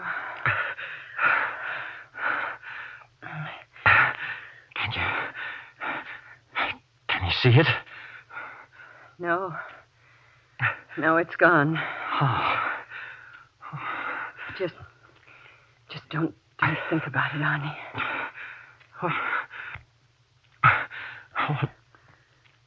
What was it? Irma, do you hear me? What was it? Well, you went to school. You studied things like that. That thing. What was it?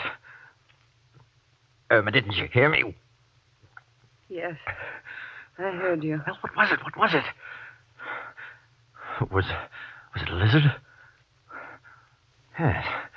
Some kind of a lizard. That's it. It was a lizard. Some kind of a lizard. Why do you say it that way?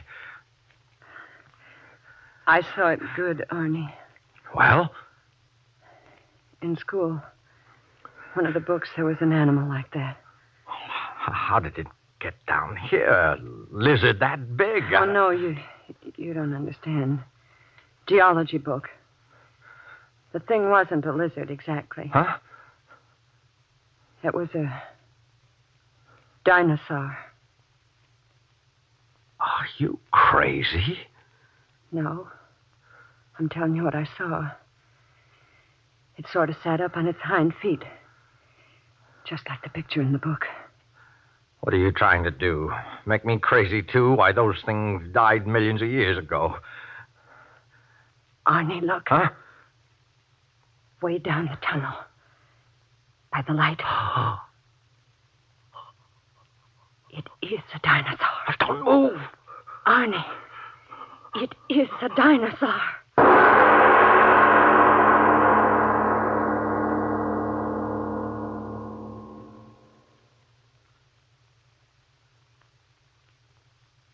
Has it gone away? I don't know. It's been so long. Well, just don't move. It just looked at us. Yeah. Why doesn't it come after us? Why? Huh? Maybe it didn't see us. What?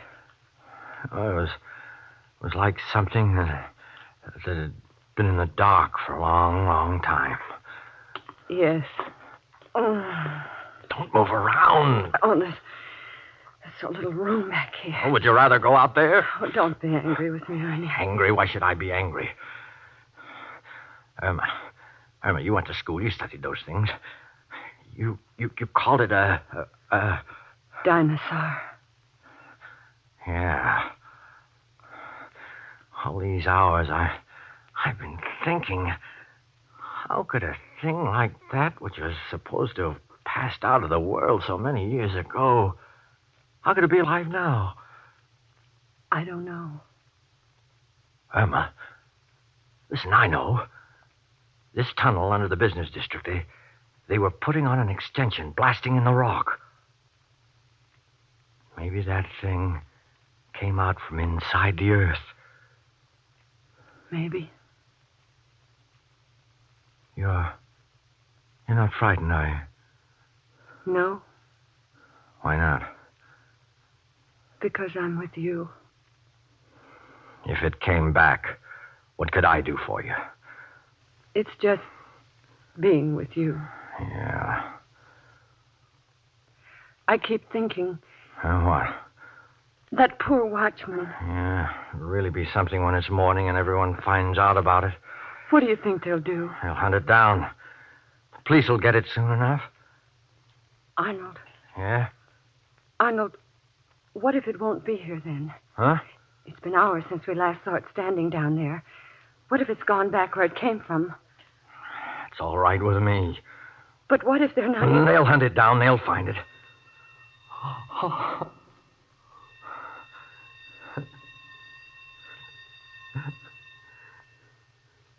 Arnold, what's that? It's all right. Everything's all right. But what was... 6 o'clock. That was the bell back in the basement. The day engineer turned off one of the sprinkler alarms. Oh. Oh, Arnie. Come on. Come on, I'll help you. Oh, wait. But you said wait. There was... Look. Over there. Back. It's back. Help! Help! No, stop it. Don't. Why, blast you. He's looking right at us. Well, they didn't hear us, but it did.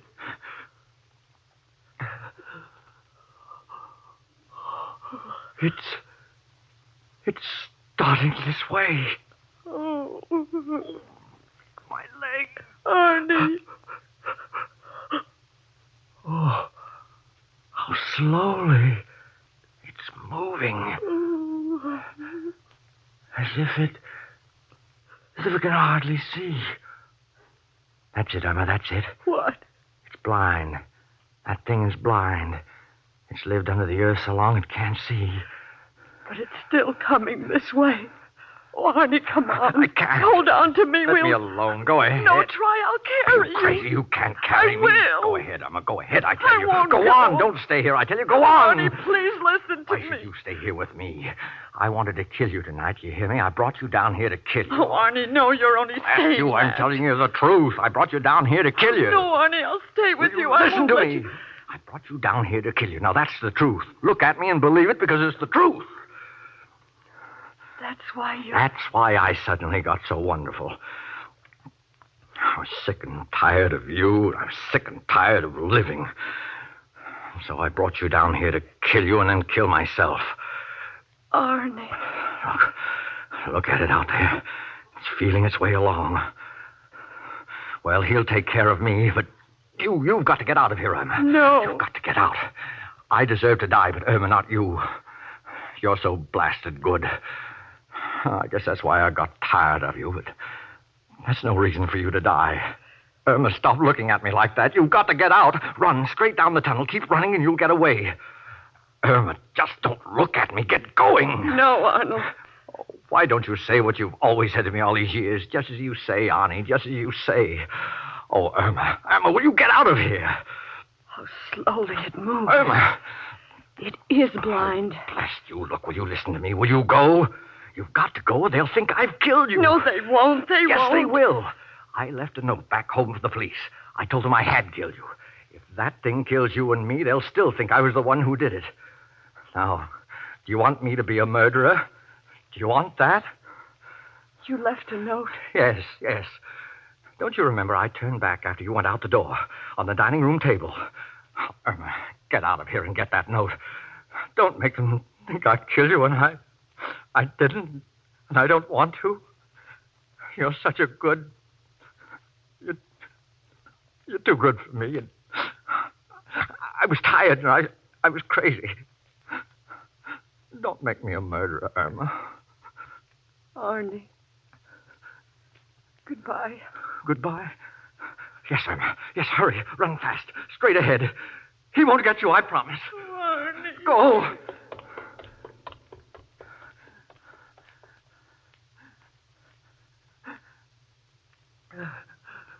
All right. You blind thing, you. Here I am. Yeah, here I am. Here. I'm not scared. Come and get me.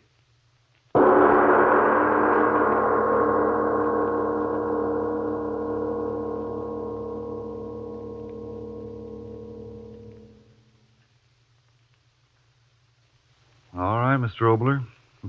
You'll never get me down in my sub-basement again. On the contrary, Frank, I should imagine tonight's story would make you extremely curious about subterranean matters.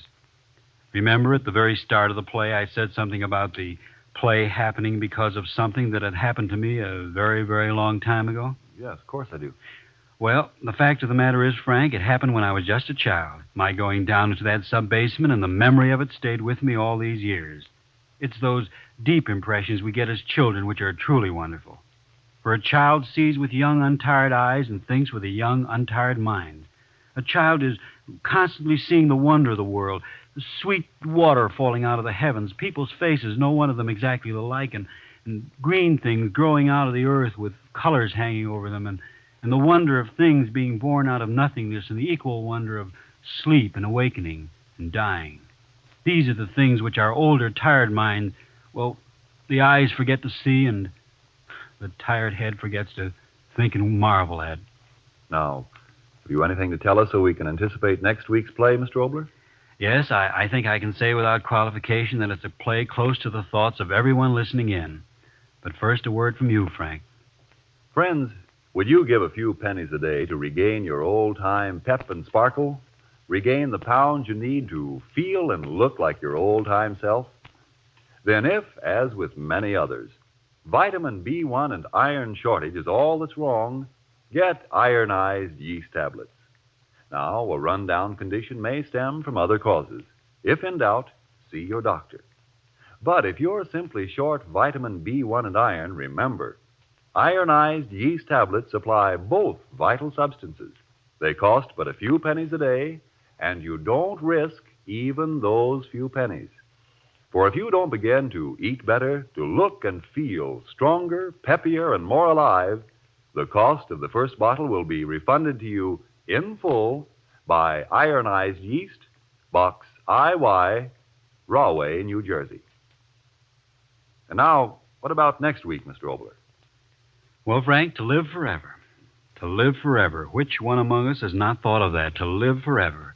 Through these years and the next and all through space and all through time. That's what our play is about next week, and it's titled The Immortal Gentleman. But that, as usual, is next week.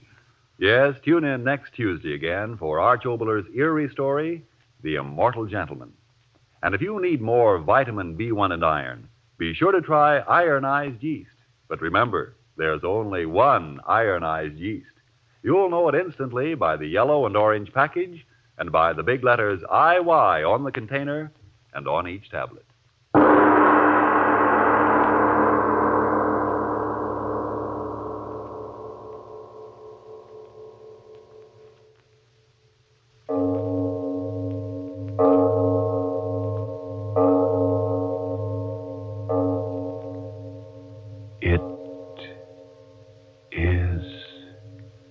Later than you think.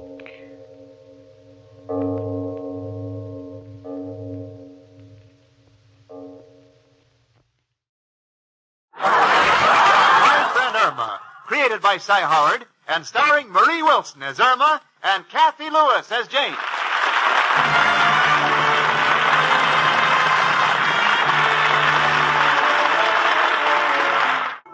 Remember the old saying, penny wise and pound foolish? Well, ties in beautifully with the girl I live with. My roommate, Irma Peterson, steps on the scales, you got 120 pounds of pure foolishness. You want a test case? Okay. The other day, we went to see that movie, Cyrano de Bergerac, and I said, Irma, do you realize that that man was one of the greatest lovers of all time? And Irma said, Oh, Jane, that's silly. With his long nose, he wouldn't be able to get close enough to a girl to kiss her.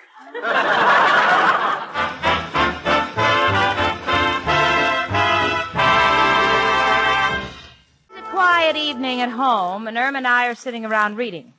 I'm reading a magazine. Irma's reading a mystery book. Watching Irma read a mystery is something I never want anybody to have to do. Listen.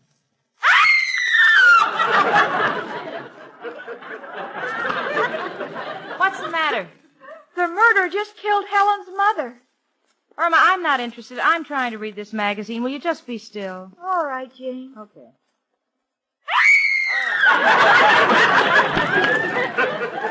What is it now? He just killed Helen's sister, Florence. I'll send them a condolence card. Irma, please, let me read in peace. All right, Jane.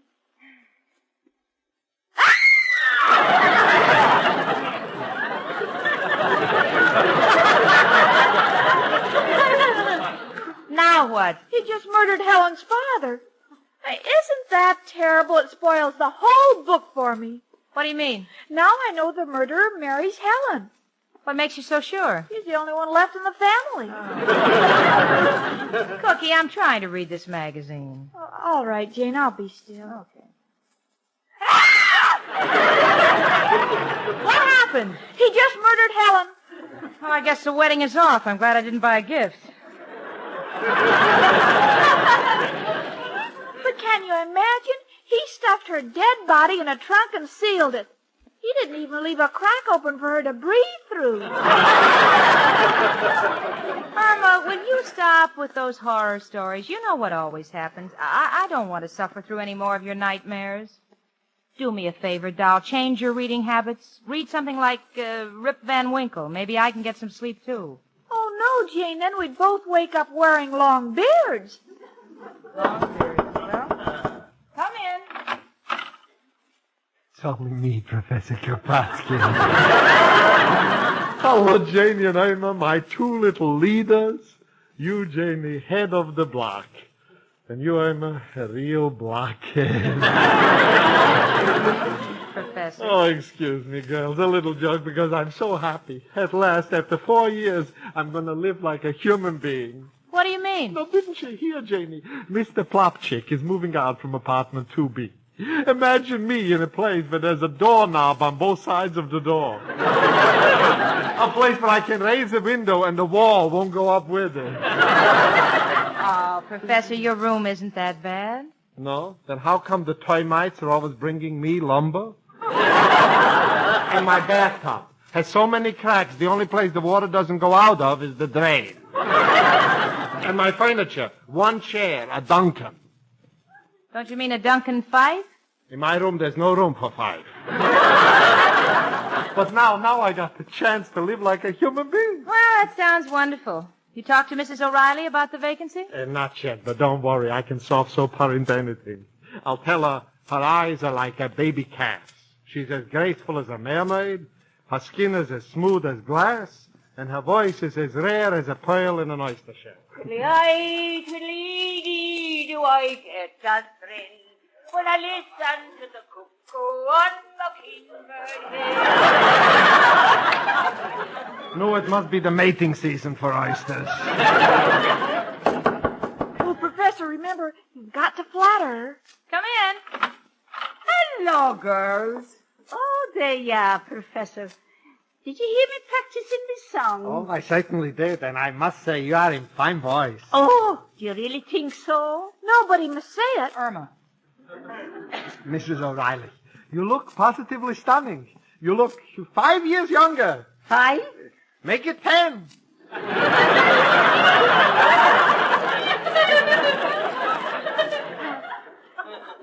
Tell her about her eyes. Me eyes? Yes, the professor said your eyes couldn't be nicer if they were made out of glass. No, that was the description of her skin. But you said her skin was like an oyster shell. What? No, Irma, that's what I said about her voice. No, you said her voice was like a baby calf.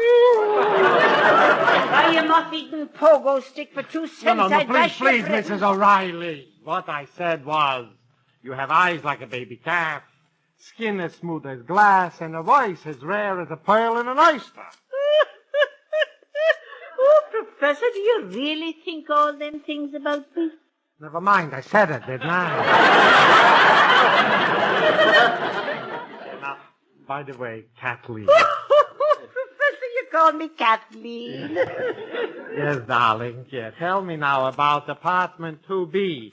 Now that it's vacant, when do I move in? Oh, dear. Yes, darling?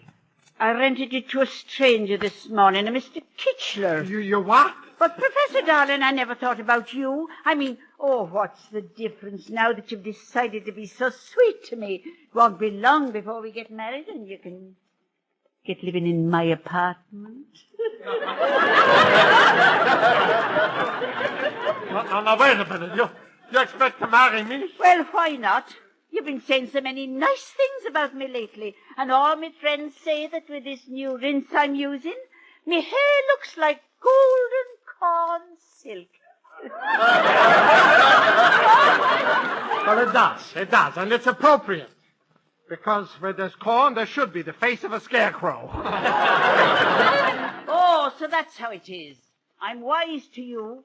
You said all those nice things to me because you wanted that apartment.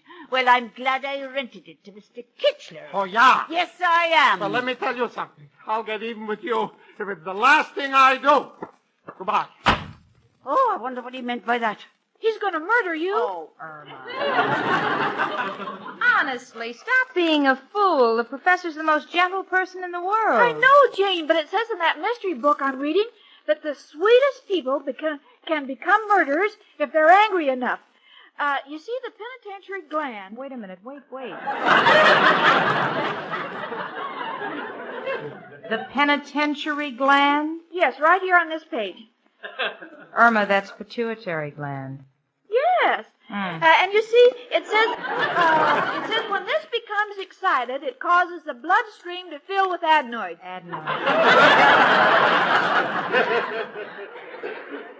That's adrenaline. Well, whatever it is, I didn't like the look in the professor's eyes. Oh, don't be ridiculous, Irma. The professor gets a little angry once in a while. But I guarantee if he tries to put his arms around me, it won't be for murder. I'll see you later, girls. I've got to get me washing down from the roof. Oh, Jane, you shouldn't let her go. This might be the last time we'll see her alive. Oh, listen here, Irma Peterson. I don't want to hear another word out of you. Just because you read a silly book, you go around thinking everybody's trying to commit a murder. There's only one potential murderer in this building. That's me. You understand? All right, Jane, but remember I warned you. I know that somewhere in this building someone is going to commit a murder. I can feel it in my bones. My head aches. Don't answer it, Jane. It might be the murder. Will you stop that? Come in. Excuse me, I am looking for Mrs. O'Reilly. You see, I am Mr. Kitchler. I'm moving into apartment 2B. With all your trunks? Only one trunk. Anybody we know? Irma. And 2 suitcases. Oh, the children. Mr. Kitchler, don't pay any attention to her. She's been reading too many books. Oh. I think you'll find Mrs. O'Reilly on the roof. Oh, thank you. Jane, did you hear that? He's moving in here with a trunk. Well, so what? When I moved in, I brought a mangle, and you're still in one piece. Stop being so suspicious. But he was wearing gloves. Oh, Cookie, every Saturday night when I go out with Steve, I wear gloves, and I haven't killed a head waiter yet. Well, oh, Jane, stop fighting me. Didn't you see what a shifty look he had? You think that's a shifty look? Did you ever notice your boyfriend, Al?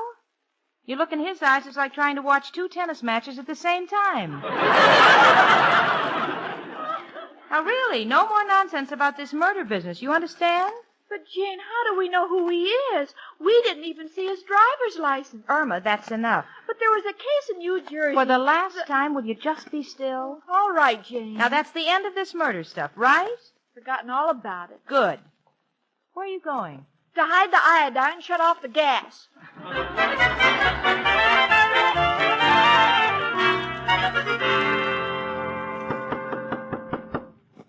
Come in. Oh, pardon me. Can you tell me how to get to the roof, please? Certainly. Down to the end of the hall, up those stairs, and when you go up there, will you take off your shoes, please? You take off my shoes? Yes. You see, the roof is also my ceiling, and one day a foot went through it. Well, I am very light. Yeah, but the foot that went through it was on a very small sparrow. You have quite a sense of humor. By the way, I am the Lieutenant George Kitchler. How do you do? I'm Professor Kropotkin. How do you do? What do you want up on the roof? Well, I was about to have lunch, but there are no utensils in my kitchen, so I was looking for Mrs. O'Reilly. The less you have to do with that old schlob, the better off you are. What do you need? Oh, just a knife. You see, I'm having Hungarian sausage, and I have to slice them to fit in the pan. Did you say Hungarian sausage? Yes. My sister sends them to me every month from the old country. Oh, are they still as delicious as ever with that wonderful spicy flavor? Absolutely delicious with this special sauce she sends me. And I found a place to buy pumpernickel. Oh. Say, why don't you join me? Oh, no, I really couldn't. I wouldn't think of intruding. Oh, I insist. Well, when you put it that way, how can I refuse? Oh, by the way, have you got a sharp knife? No, all I got is a butter knife. Living in a place like this, I can't have anything too sharp around. You know, the temptation to commit harikari is too strong. I'll borrow a knife from the girl. Oh, that's fine, fine. Come to my room at 6, and we will have the sausage for dinner. Oh. And please, do not tell anybody what we are having. There is just enough for 2. Well, I won't mention a word.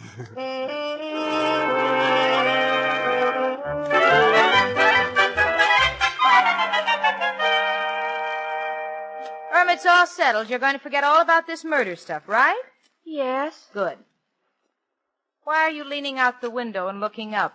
I want to say goodbye to Mrs. O'Reilly when she goes by. Oh. Come in. It's only me again. Wow. Nice to see you smiling again, Professor. Yeah. Yes, why are you so happy? Oh, it's nothing. Girls, could I please borrow a good sharp knife? A knife? What for? Never mind what for. This is a treat I've been looking forward to for a long time.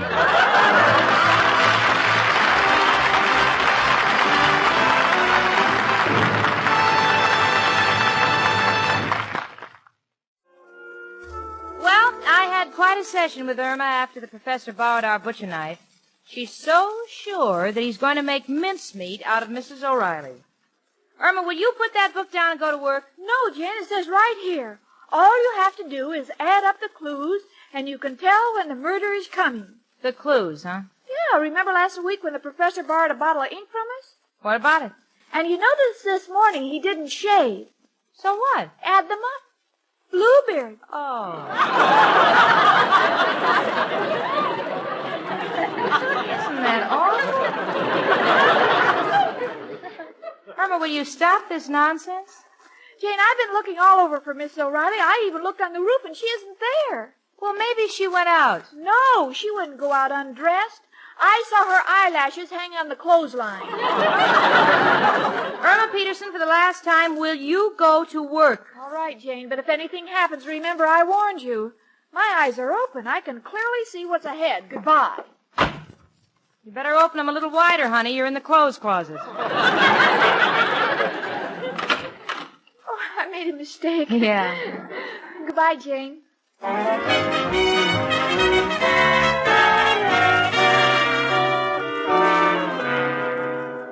Miss Peterson. Miss Peterson, will you come here, please? Just a minute, Mr. Clyde. I'm busy. Busy? Well, this is really something. I've never seen you take an interest in my law books. No, this is the first time I've ever paid any attention to them. Gee, they have interesting titles. Look at this one. African Daisies. That's affidavits.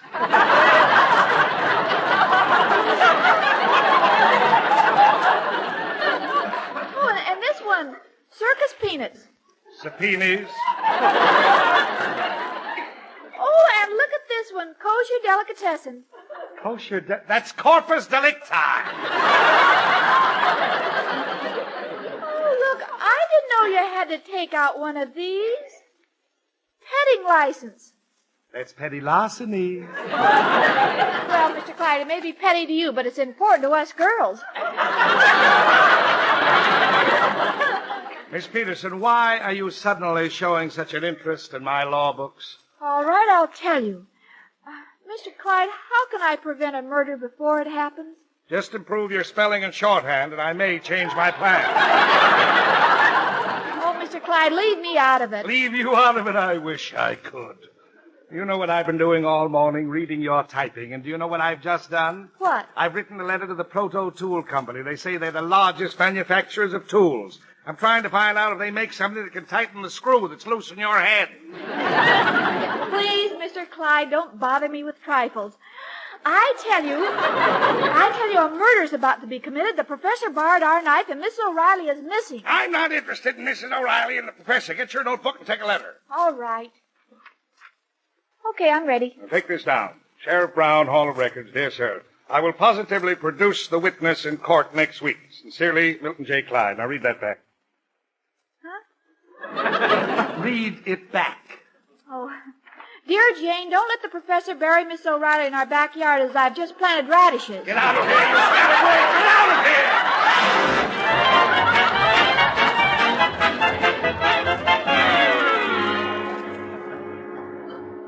Well, Mr. Kitchler, we are ready to cut into the sausage yet. Oh. Let us finish our wine first.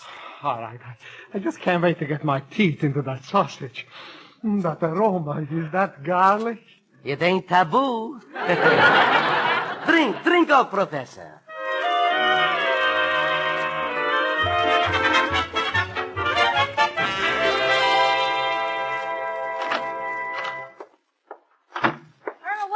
Home so early? Oh, I couldn't work, Jane.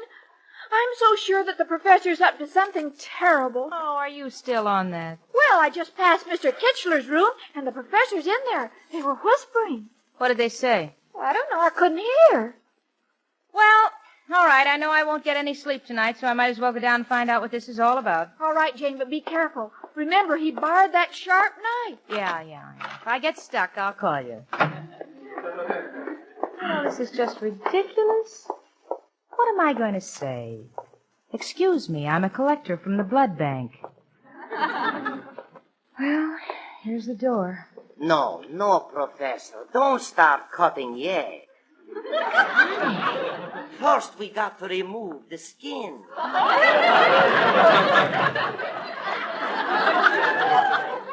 Irma, what are you doing here? Well, I want to hear what's going on, too. What are they saying, Jane? Nothing. Let's go downtown shopping. No, I want to stay here. Well, then be quiet. Hand me the knife, Josie. I want to make the first cut. Here you are. Oh, Jane. You know, you're quite an artist with that knife. Such nice, small pieces. I knew it. Come on, Jane. I'm right with you. Oh, Jane, what are we going to do? I don't know. I think I'll call the police. Oh, they're coming after us. Oh, dear. Who is it? Me, Al, and Mushy. Oh, thank goodness. Come on in. Oh, Al, I'm so glad to see you. Glad to see. Are you running a fever, Jane? Gee, Al, look. Jane's got her arms around me. I must be handsomer than I thought.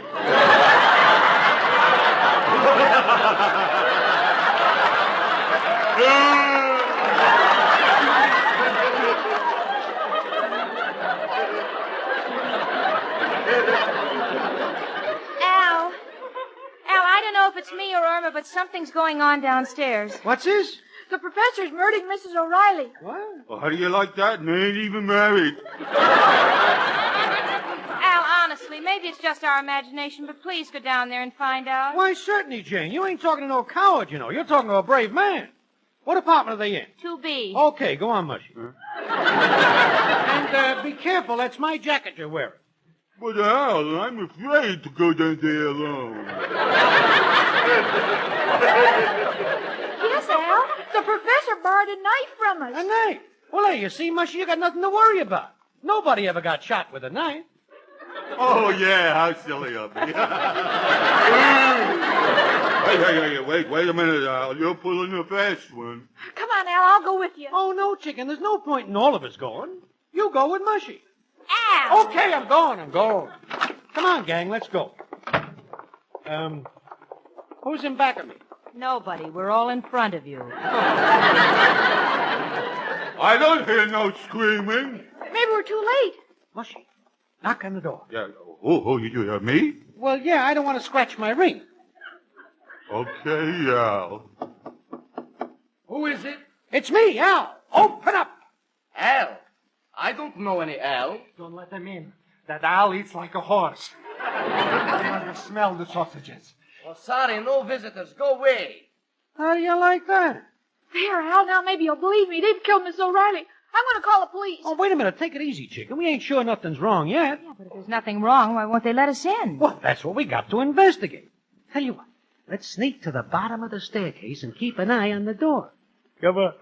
Well, try not to get killed. If anything happened to me, or to you, I'd be so lonely on my own.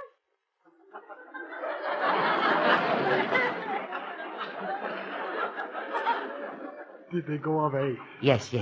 I heard them run down the steps. Oh, good.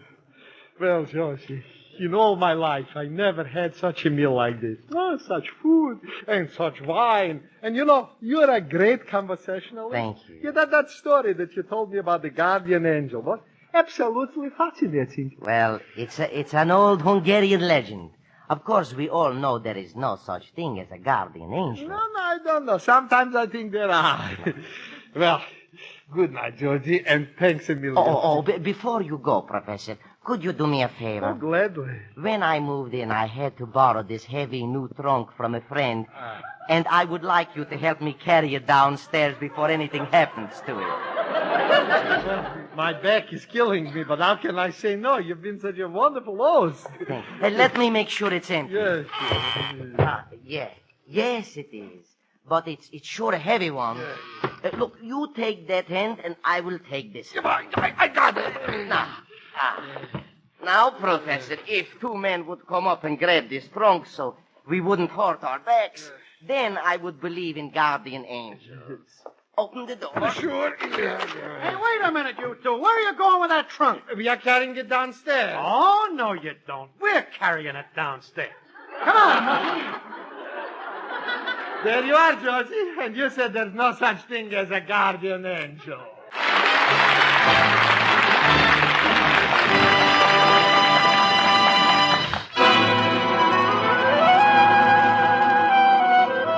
This This is the United States Armed Forces Radio Service, the voice of information and education. All right, heading into the last 4 shows requested by you, the viewers of the channel, on this viewer request grab bag collection. First up, requested by Erica Oliver, 3737, The Adventures of Philip Marlowe, the classic hard-boiled detective show that was super popular and actually still is today. It ran from 1947 to 51 and starred Van Heflin for the first year and then Gerald Moore for the rest of the run. I've selected The Eager Witness from August 27, 1949, starring Gerald Moore. I hope you like it. Next, Broadway is My Beat, requested by Timothy Hollywood, 2130. Another great hard-boiled detective show, starring Anthony Ross and later Larry Thor as Detective Danny Clover, the street-toughened cop whose beat was the Broadway area of New York City. This episode is Wanted for Murder from April 18, 1953, starring Larry Thor as Clover. Thanks, Timothy. The Adventures of the Thin Man was a unique comedy-slash-detective show that ran from 41 to 50, with various actors in the lead role of Nick Charles, an amateur detective, and Claudia Morgan as his wife, Nora. It was actually based on the Dashiell Hammett novel and film series. This one was requested by Candy Reader 9514, and I've selected the episode Haunted Hams from July 13th, 1948. And then our last show of this collection is Our Miss Brooks, the super popular sitcom starring Eve Arden as English teacher Miss Brooks. This was requested by someone who wished to remain anonymous. I've chosen the episode Dress Code, which aired originally on April 24th, 1949. Great suggestion. I love the show too. Again, thank you to Erica Oliver, 3737, Timothy Hollywood, 2130, Candy Reader, 9514, and then our anonymous subscriber.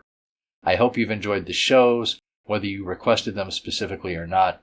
Leave me a comment, let me know, and be sure to hit the like button. It helps trigger that infamous YouTube algorithm so it gets out to more people. And if you haven't already, please subscribe, turn your notifications on, so you'll be alerted when a new video comes out. I'm Greg. I will see you on the next one. Get this and get it straight. Crime is a sucker's road, and those who travel it wind up in the gutter, the prison, or the grave.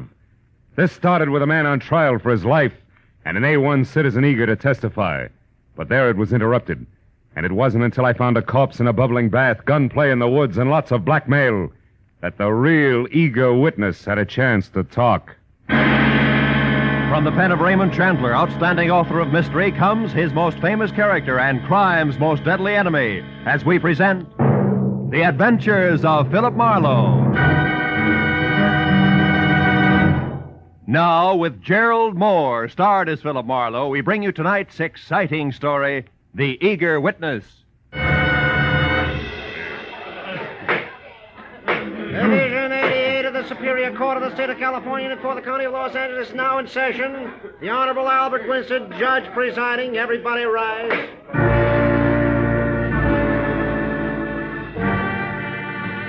It was the case of the people versus the oft-arrested, never convicted, smooth Earl Jernigan, sometimes Bookie, charged in the first degree with a month-old killing of a kindly, gray-haired horse trainer named Kurt Harper, who had once almost been my client.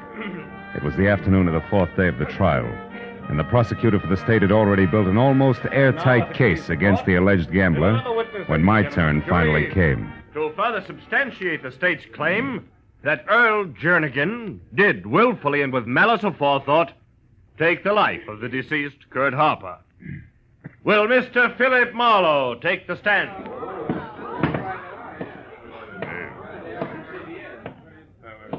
Raise your right hand. Promise to tell the truth, the whole truth, nothing but the truth, so help you God. I do? State your name and occupation. Philip Marlowe, private detective. Take a stand.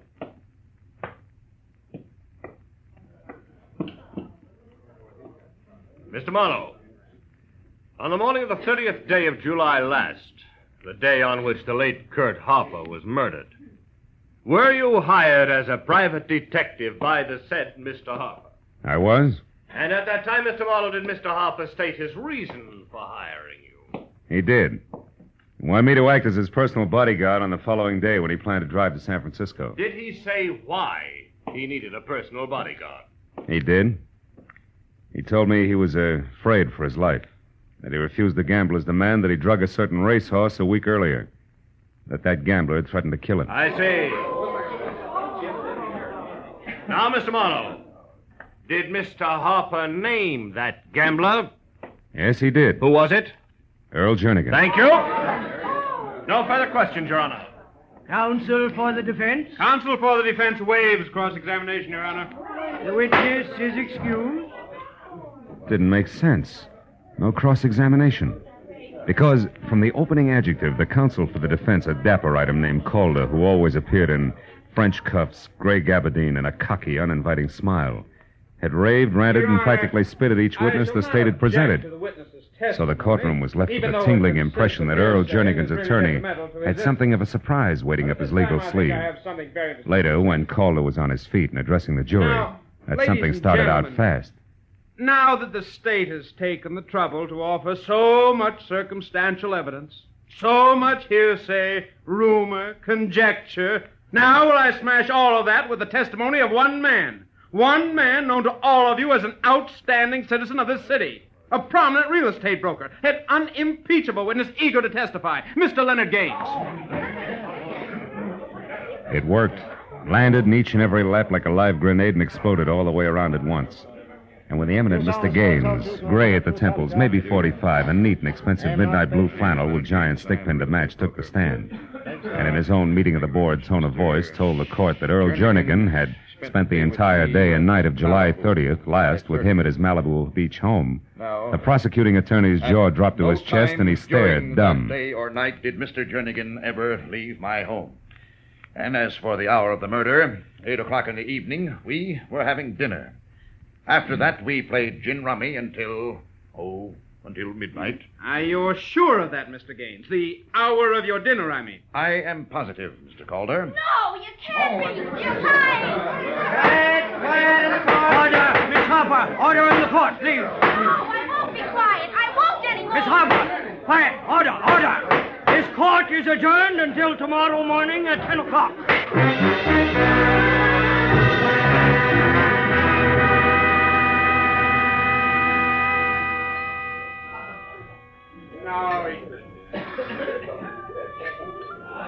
Another scotch and soda, mister? Yeah, I guess so. Oh, wait a minute, baby. I think I'm going to have company. Mr. Marlowe, can I talk to you for a minute? I'm Gail Harper, yeah, I know. What I don't know is why you're not doing 30 days on a rock pile with that rumpus you just kicked up in court. Would you like a soft drink? No, thanks. All right, just one, baby. Check. The judge said he understood and left me off with a short lecture, which was what I had counted on. Oh. You mean all that fireworks in there was planned, not just spontaneous combustion? That's right. I had to have time. Look, Mr. Marlowe, will you work for me? Oh, well, now look, will baby. Will you help me prove that Mr. Leonard Gaines is a liar and that Earl Jernigan did kill my father? Now, take it easy, Gail. It's a big mouthful, you know. Mr. Marlowe, listen, please. There isn't much time. We got to prove this tonight or never. By noon tomorrow with the outside, the case will go to the jury. Okay, what do you want me to do? Take over where I left off. But first, let's get out of here. All right. And never mind that drink, miss. Where do we start, honey? With Leonard Gaines' ex-wife, Debbie Jansen. Here's a snapshot of her. They were divorced about 6 months ago, Mr. Marlowe, and she wasn't very happy about it. No, huh? Made you figure she was your in? Yes, and I was right. Mr. Marlowe, it took eavesdropping, bribery, second-story work, but I found out plenty. I'll bet you did. Like what? Oh, hold it, Gail. Light's red. Like the fact that Debbie and a guy called Eugene Mowry are putting a bite on Gaines for $20,000. Blackmail, Mr. Marlowe, with the payoff scheduled to be made sometime tonight. Right now, she's staying at the Sunland Sulphur Springs Lodge out in the valley. Gaines used to go there once in a while for his arthritis. And the why of the whole business is a letter Gaines once wrote to his ex-wife. No fooling. Uh-huh. Well, tell me, what's that to do with Jernigan's trial and Gaines being a... Oh, it's green now. I think there's a connection because yesterday I overheard Debbie tell this Mowry something about Gaines' scheduled appearance at the trial today and... Yeah? Oh, Mr. Marlowe! Hey! Those jerk California drivers. The man behind the wheel. What about him? That thin face, blonde hair. I've seen him before. I know he was trying to hit one of us. Oh, fine. Well, that'll keep things from getting dull, won't it? Then you're gonna help me. Well, now, look, who could resist you, baby? Okay, tonight I check in at the lodge at Sunland Sulphur Springs. Come on, let's get out of here.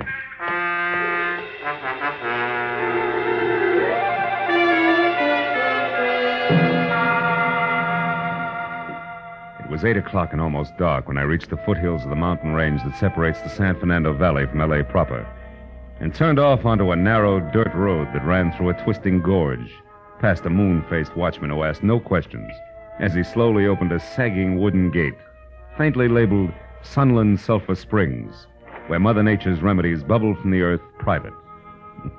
It was another 5 minutes along the same dirt road uphill and through thick foliage before I was at a parking space out of my car and walking the last quarter of a mile toward the lodge itself that was spotted with widely separated cottages, also sagging, and each tagged Casa, and followed by something Spanish and hard to pronounce.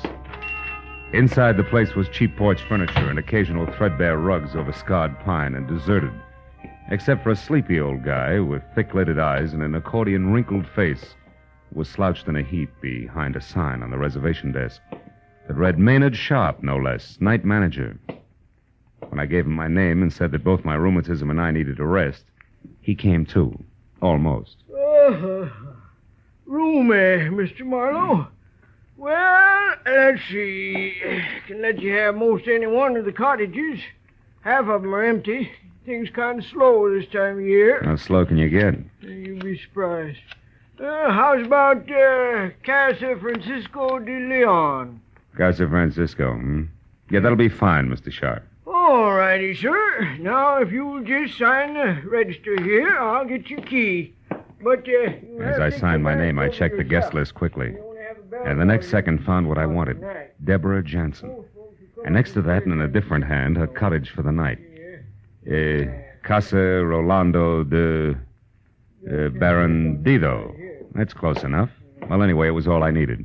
I took the key from Mr. Sharp, a misnomer if ever you heard one, learned the location of my quarters, paid him in advance, and left. Thanks, son. Outside, I turned to my right, past a large open bath that smelled like rotten eggs and talked to itself like a junior Vesuvius, as more warm sulfur waters, equally unpleasant to smell, bubbled from a pipe in the center. Beyond that was the first cottage, another casa I couldn't pronounce, and it stayed like that all the way down the line, until I reached the second one that showed light. It was the casa known as Rolando de Barandido. And when I moved closer and around to a window that was screen only, I knew that my client had done her eavesdropping well, because in the center of the room and putting on her coat was the ex-wife named Debbie, and standing nearby and holding on tight to the cigarette in his hand like it was support was what had to be the boyfriend, You're sure Eugene that you know what Mowry. you're doing? You're sure that Gaines will go through with this all right? For the 100th time, Eugene, yes, I'm positive. Can't you understand? He has to. Besides, $20,000 won't break him. It won't more than bend him a bit. Now stop worrying. But I can't. Debbie, why must you go alone? Or why can't I go with you? Eugene, please, we've been over that. I told Leonard that I'd meet him in town at the Beverly Crest Hotel at 10 and alone. He agreed to also be alone. Except for the money. Debbie, you do handle things well. Come here, darling. And a kiss be a brilliant. Oh, please, Eugene, there isn't time. Oh, what's the matter? Are my kisses losing their flavor at this point? Don't be a fool. Look, it's late, Eugene. It's after 9 already. I've got to hurry. Now, go on. Go on, be a good boy and leave now. We shouldn't even be seen together tonight. Well, why not, Debbie? It's not smart. Here. Meet me at the Tulip Room, darling, at 11 as we planned. Then, Eugene, we'll have time and reason to relax. $20,000 worth of reason.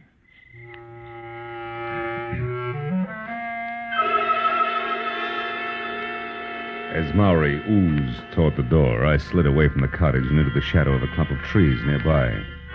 Stayed there as he walked out of sight down the road that led back to the parking space. Then a few minutes later, when Debbie clicked off the light and left, I moved out of hiding and started slowly after her at a safe distance.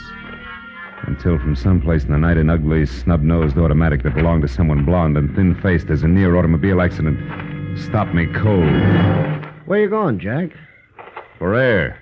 I love to walk in the country at night, okay? I wouldn't know, Jack. I'm a city boy myself, but as long as that's what you want, it's Jake with me. As long as it's where it's good and dark. Now, go on.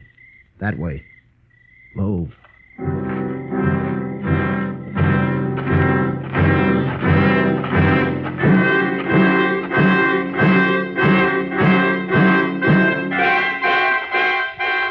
Jack, that's far enough.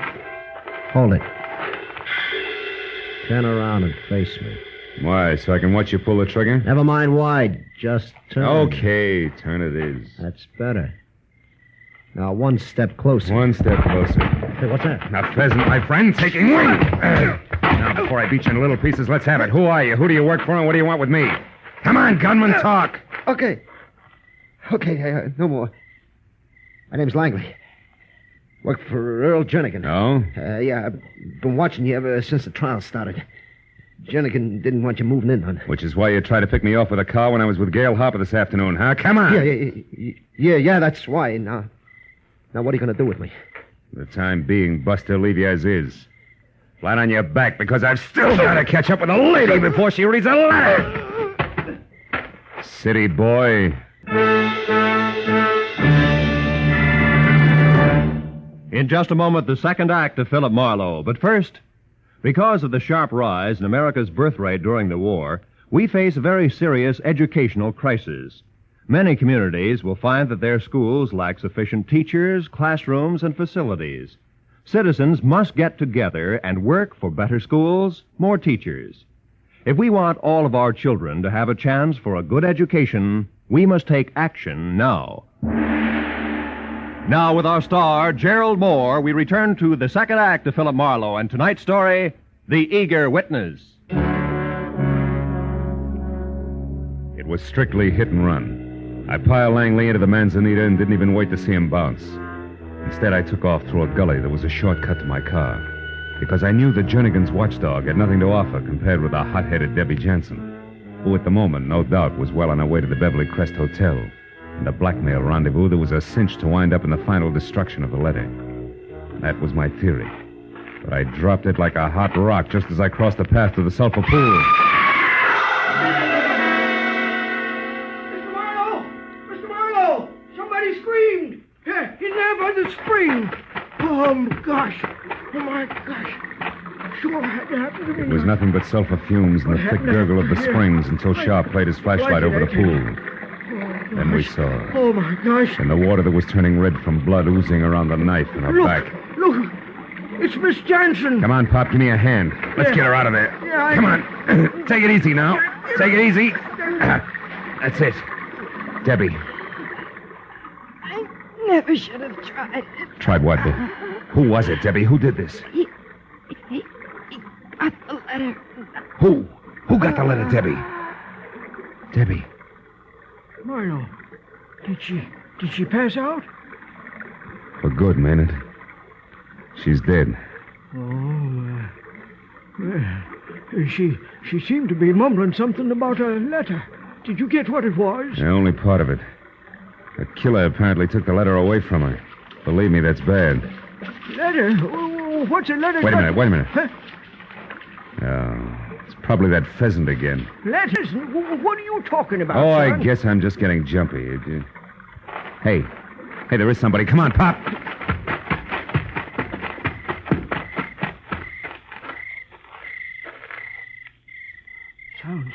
Sounds like he's over there, Marlowe. Yeah, I can hear him. Oh, no, that ain't going to do you any good, son. Not in that brush, it ain't. And what's more, I wouldn't go any further if I was you. But Pop, all he needs is 10 seconds and he can destroy that letter for good. Well, just the same, there's 1,000,001 places a killer can hide in there and lay for you, son. Yeah. Yeah, Pop, well, for the moment it's a stalemate. I'd sure love to find out who that snake in the bush is. You know, I've run a peaceful place up until it's getting to be like one of them there movies. Only thing left out is a posse. Yeah, you're so right. Murders in the night, lost letters. It's corny enough without a posse. Yeah, and might dangerous, too. Yeah, I see what you mean. Are you ready to... Yeah, I'm ready. Yeah, I'll lead you back to the office. My Jasper, I don't understand this one bit. Miss Jansen is stabbed to death over that letter, and in her dying... Hey. Huh? What is it? Shh. Up ahead there. Somebody ducked behind that big tree. Keep the chatter going, Maynard. Walk on up the path. Don't let him know we spotted him. Go on, talk. Well, okay, sure. I was saying I don't understand. Well, our place here is generally as quiet as a tomb. As the old man grimly ad-libbed his way up the path, I followed a few feet behind. When he got even with the tree, I turned suddenly, took 3 fast steps, and grabbed. Come here, you. Hang on to it, son. Hang on you want me? Well. Mr. Leonard Gaines, the unimpeachable citizen himself. Stand still, Gaines. A gun. What's the idea, Marlowe? Try running and it'll come to you. I suppose you've got a legitimate reason for being here all thought up? I'm here because I've got a touch of arthritis. I need a treatment and a night's rest. Arthritis isn't all you're going to have if I find what I think I'm going to find in your pockets. Empty them, Buster. I said empty them. All right, I'll empty them. That's better.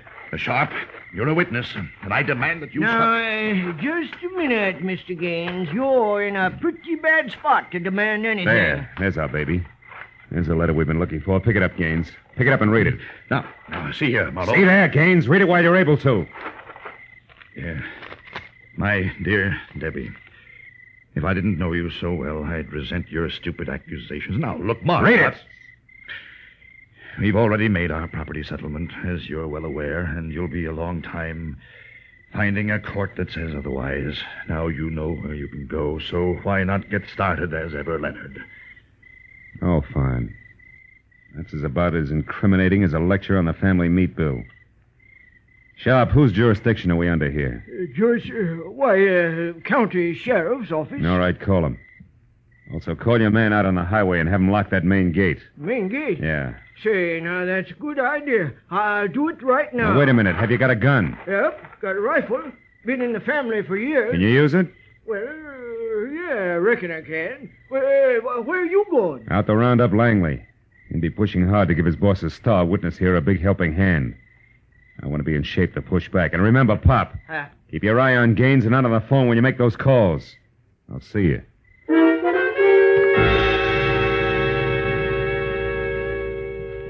The second time that night, I started down the hill and toward the car lot, keeping in the shadows and moving slowly this time. Because it was odds on that Langley had taken everything in.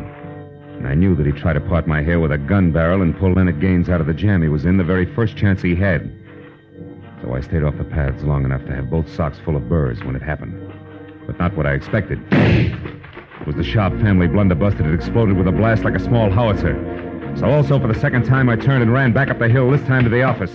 I got there just as Maynard, climbing hand over hand up a smoking rifle barrel, made it to his feet. Maynard, what happened? Where's Gaines? Well, I don't know. It got away, I guess. Well, the shot, what about that? It went up there, through the roof. Oh, fine. Well, gosh, I didn't suspect a thing. He just said he wanted to smoke. But he didn't happen to have a match, I know. So you hung your rifle over your arm, stuck both hands in your pockets to find one for him, and that's when he took you. Yeah, that's exactly what happened. Well, how'd you know? Never mind, Pop. Well, I made a grab for him, though. Ripped his coat about halfway off. Oh, that's great. That's great. Yeah, well, I'm sure sorry he got away, Mark. All right, don't worry about it, will you? Can't get far with the gate locked. Well, I got bad news there, too. Oh, the gate's locked, all right. But there's a back road. There's a back what?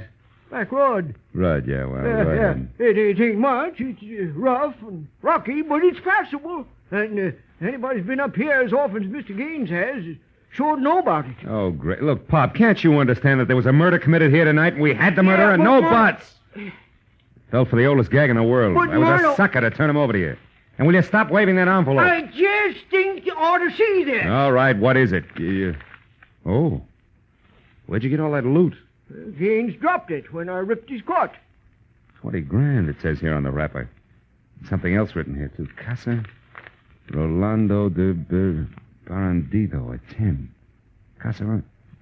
Pop, that's it. That's the answer. Come on, we gotta get down that back road in a hurry.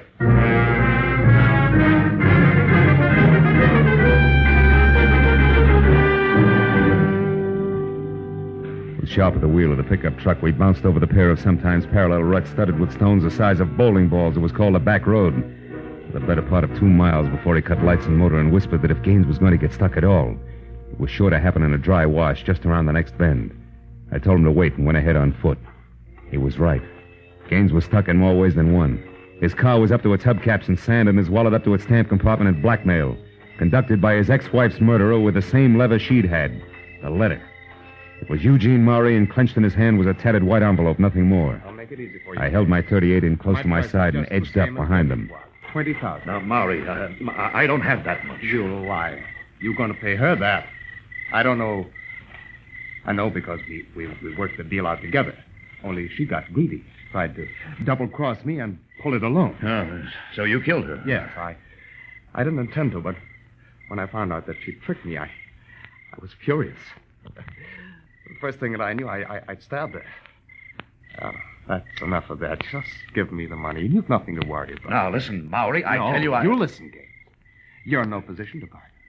It's better than having your $200,000 gambling debt exposed and your reputation ruined, isn't it? Or facing the trigger man, Langley, if you refuse to alibi for Jernigan, isn't it? Or bucking a perjury charge if you do alibi? Oh, no. You got yourself in a corner, Gaines, so pay off. It's only $20,000. But I tell you, Mowry, I don't have it. You're lying again. No, he isn't. Don't move, either one of you. Leave your hands where they are. I got the $20,000 right here, and it's pretty well earmarked as blackmail payment already. But just to round things out, Mowry, I'll take that envelope you've got there. This? Well, what do you want this for? Funny man. Because it's no doubt postmarked with an hour, a date, and a location, which together with Brother Gaines' own handwriting places him out of town on July 30th, a time he swears he was at his Malibu home all day with Jernigan. Right, Gaines? Smart boy, aren't you, Marlowe? You still got a chance, Gaines. You better gamble with me. You've got nothing to lose now. I'm with you. Stand still, Buster, or so help me out. Now, Gaines, go! Oh! Oh, my leg! Were you thinking of going someplace, Mr. Gaines? No. No, I'm not going anyplace, Mr. Marlowe.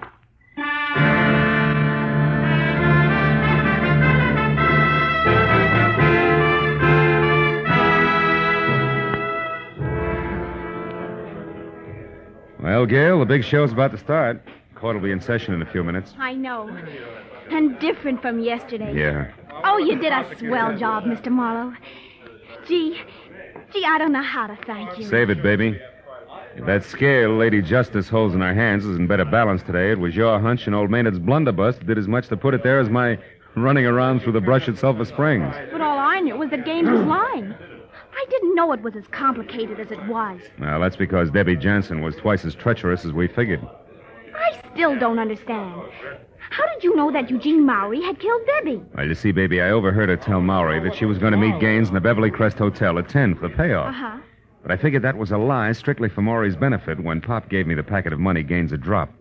It had that complicated name of a cabin and the time of the appointment, which was also 10 written on it. So I knew the real meeting was scheduled to take place out there. See? Oh, I see.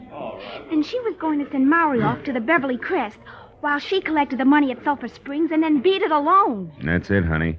You see, if her cabin had been named something simple like Number 4, then Gaines could have remembered it.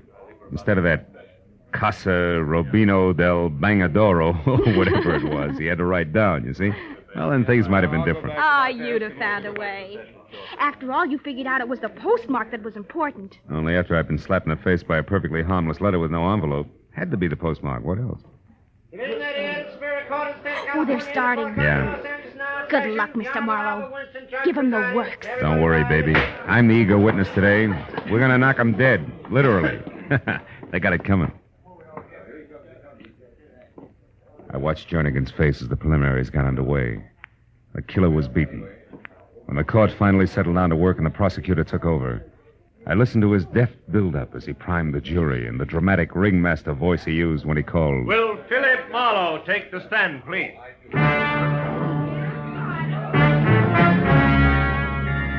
Now, Mr. Marlowe, you told us yesterday that you are a private investigator. Now will you tell the court in your own words what happened to you last night?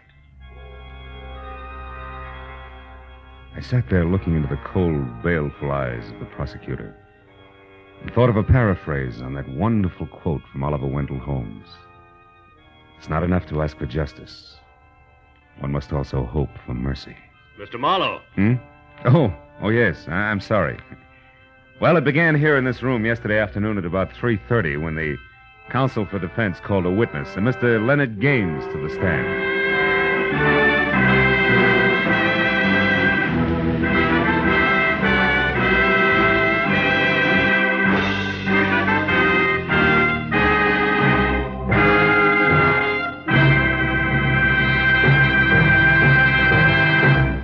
The Adventures of Philip Marlowe, bringing you Raymond Chandler's most famous character and crime's most deadly enemy, star Gerald Moore, and are produced and directed by Norman MacDonald. Script is by Mel Donnelly, Robert Mitchell, and Gene Levitt.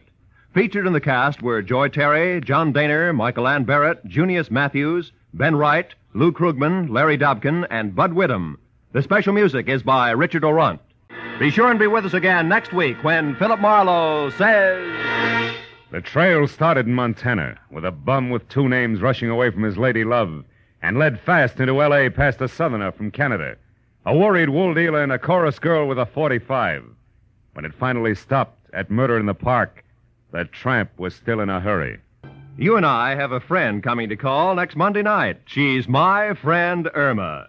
If this beautiful, lovable, but dumb blonde isn't your friend now, she will be the moment you hear her over most of these same CBS network stations next Monday following the Lux Radio Theater. My friend Irma will bring you plenty of laughs and great entertainment. So be sure to make friends with my friend Irma these Monday nights on CBS, where you'll hear them all this fall. This is Roy Rowan speaking. Now, stay tuned for Gangbusters, which follows immediately over most of these same CBS stations. This is CBS, where Arthur Godfrey's Talent Scouts are heard Mondays, the Columbia Broadcasting System. Broadway's My Beat, from Times Square to Columbus Circle, the gaudiest, the most violent, the lonesomest mile in the world. Broadway's My Beat, with Larry Thor as Detective Danny Clover.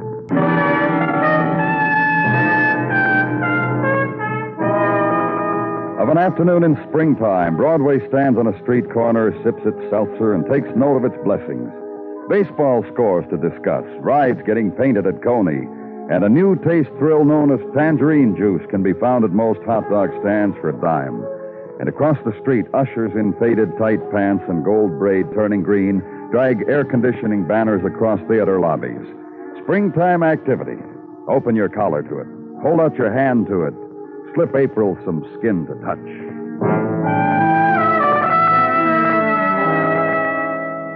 And at police headquarters, the trailing edge of afternoon gleamed warmly, making from windowsill to floor the slant of dust motes, and creating the wish that the clock hands would move more swiftly so that quitting time would happen instead of the intrusion. Danny? Yeah? Oh, please come in. Take that chair there, Miss Fuller. Thank you. This gentleman is Lieutenant Clover. Danny, Miss Myra Fuller.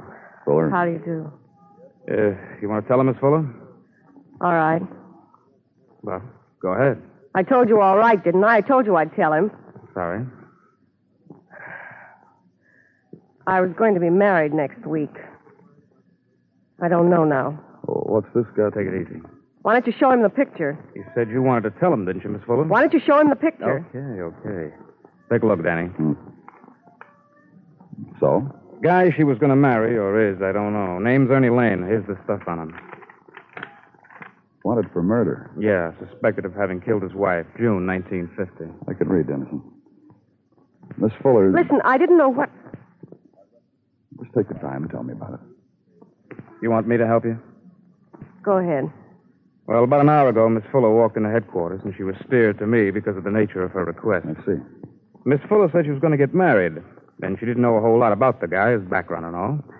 And before she did, she wanted to make sure the fellow didn't have a jail record or anything. Right so far, Miss Fuller? Well, she told me the man's name, Ernest Lane. I went down to records. And you found out he was wanted for murder. What's the matter with you? Huh? Of course, what do you think? What do you think I'm here for? Yes, now I discover Ernie's wanted for murder. Where is he? Yeah, it starts now, Danny. I tried it, too. Miss Fuller? I heard you. Give me time. Give me some time to think. Sure. Cigarette? No. All right. And I don't want a shot of booze from the bottom desk drawer. What is it with men, anyhow?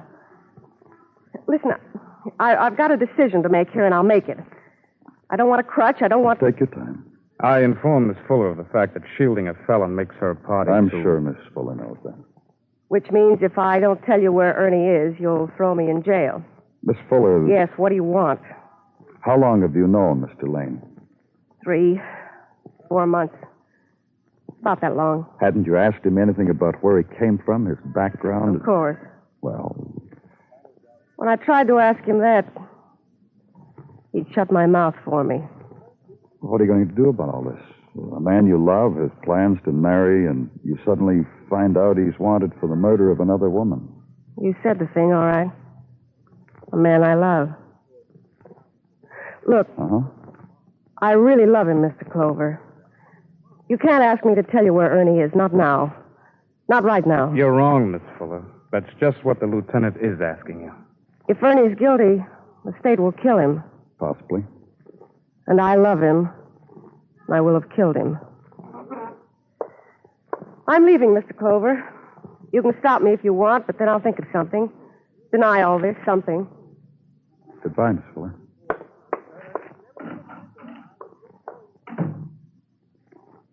Follow her, Dennison.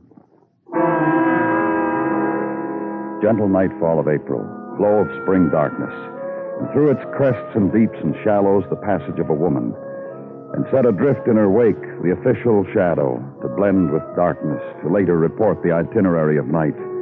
And at police headquarters, the waiting, place of muted corridors, place of murmurings and ringings of a city's violence. Wait. On office wall, burst, splash, play of reflected lights. And the phone. The report from Detective Dennison. Myra Fuller had walked uptown from headquarters, had stopped in a side street bar, bought a drink, talked to no one but the bartender. A man, a drunk, had approached her, touched her shoulder, but Miss Fuller had shrugged him off, left her drink unfinished, paid, left the bar, walked uptown again to a bench in the park at the public library. Sat for a while, alone.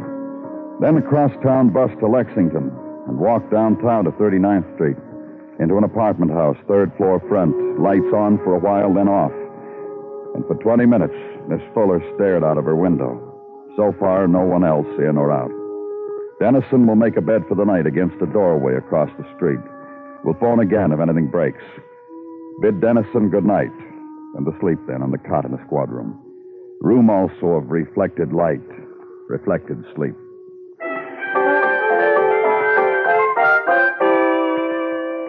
In the morning, relieved Dennison be offered the spot he's made soft in Brownstone. And in a half hour, Myra Fuller out of the doorway across the street, to drugstore for breakfast, a magazine rack for newspaper, armful of magazines, and into street, an aimless, drifting walk through the morning riot. The season's mannequins to observe in shop windows, display of remnants in storefront to be touched, scattered, flung from her, and back to third-floor apartment. And Miss Fuller at window to riffle armful of magazines, stare. At noon, be relieved by Detective Muggerman. And later, the report from him. Myra Fuller had gone out in the late afternoon, had stopped in a delicatessen, had bought beer and a sandwich, had walked her street for a while, caught a twilight movie, had gone back to her room. No contacts with anyone. No leaving of the neighborhood boundary. And the night report from Dennison, not different from the night before. In the morning, third day, take it up again. Stake out again, and this time Myra Fuller boards the crosstown bus, gets off at 42nd Street, moves swiftly at a subway entrance, downstairs, and follow her at a discreet distance. And suddenly she turns, points finger at you. That man on the stairs. He's following me. Stop him. Somebody stop him. Hey, mister. That's him. He's crazy. Stop him. Get your hands off me. Don't try any more, Buster, or I'll sweat you. Me and these other decent citizens. Make a circle, citizens. Let go of me. I'm from police. That's right, Buster. You're a lot of things. You're a molester of that pretty lady. And you're police. And you're sick. And us citizens will see to it. Here, my badge. See? I ain't up on police badges. Any citizen here know a police badge when he sees one? You? Show it to the citizen, Buster. Well, yes, but I think... The McCoy, huh? The true thing, huh? Thanks, citizen. Oh, that's all right. Thanks. Sorry, officer. I guess I made a boo-boo. Any of you see where that woman went, the woman who screamed? I did. She made that train just pull out, officer, which you didn't. Boo-boo. It's a day for it, huh, officer?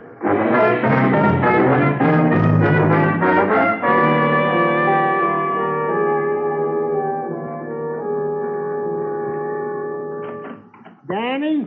What do you want now, Gino? I bring you a container of coffee, a chopped liver sandwich on date and nut bread. For this, you're going to bite my head Oh, off? I'm sorry, Gino. Mayhap you would prefer untoasted rye. If you so desire, Danny, I could run out and exchange the slabs of date and nut No, bread. never mind, Gino. The sandwich is all right the way it is, and thanks. Use your mouth for eating, not for thanking. Here, partake. It's good. A joy to watch you eat, Danny. Is there anything new on Myra Fuller? From the time you lost her day before yesterday through the cooperation of our alert citizenry, nothing. She is still in her room on Lexington, where her comings and goings are even now being observed by detectives Muggavan, Dennison, et al. So eat. She must have made contact with Ernie Lane that day. So presume she made contact with her fiancé, who was a killer of his former wife, and you missed it. So what's to suffer from Gino. it? What's to kill yourself when that midnight she came home to roost has been there ever since? And one day, as I am standing here, the impulse will seize her to make contact again with her killer intended, and you will be there too. The telephone, Danny. Thanks. Danny Clover speaking. Dennison, Danny. About Myra Fuller. What about her? Half hour ago, she left her apartment, complete with hat, veil, gloves, summer fur, and streamlined traveling bag. She hailed a cab. You're trying to tell me you lost her? The way I hear it, it's happened. But not this time. This time, a fellow of the police didn't lose her. Has got her staked out. Where, Dennison? Brownstone on West 29th. 1347 West. I'll wait for you outside, Danny. I'll be the fellow without egg on my face.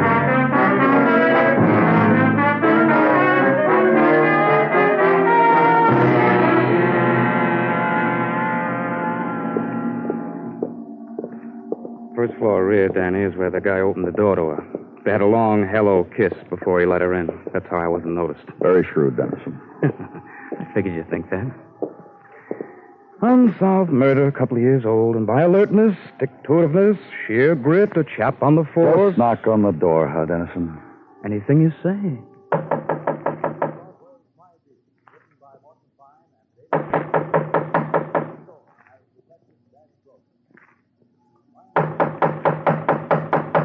McCoy types, huh, Danny? Try again. Open up, police! Open up! No, Ernie! No! Get back, Dennison. He shot through the door. Not so coy, huh? You all right? Yeah, watch me.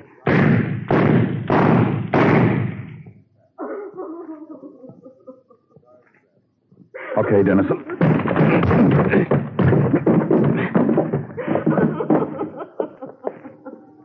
Thing killers forget.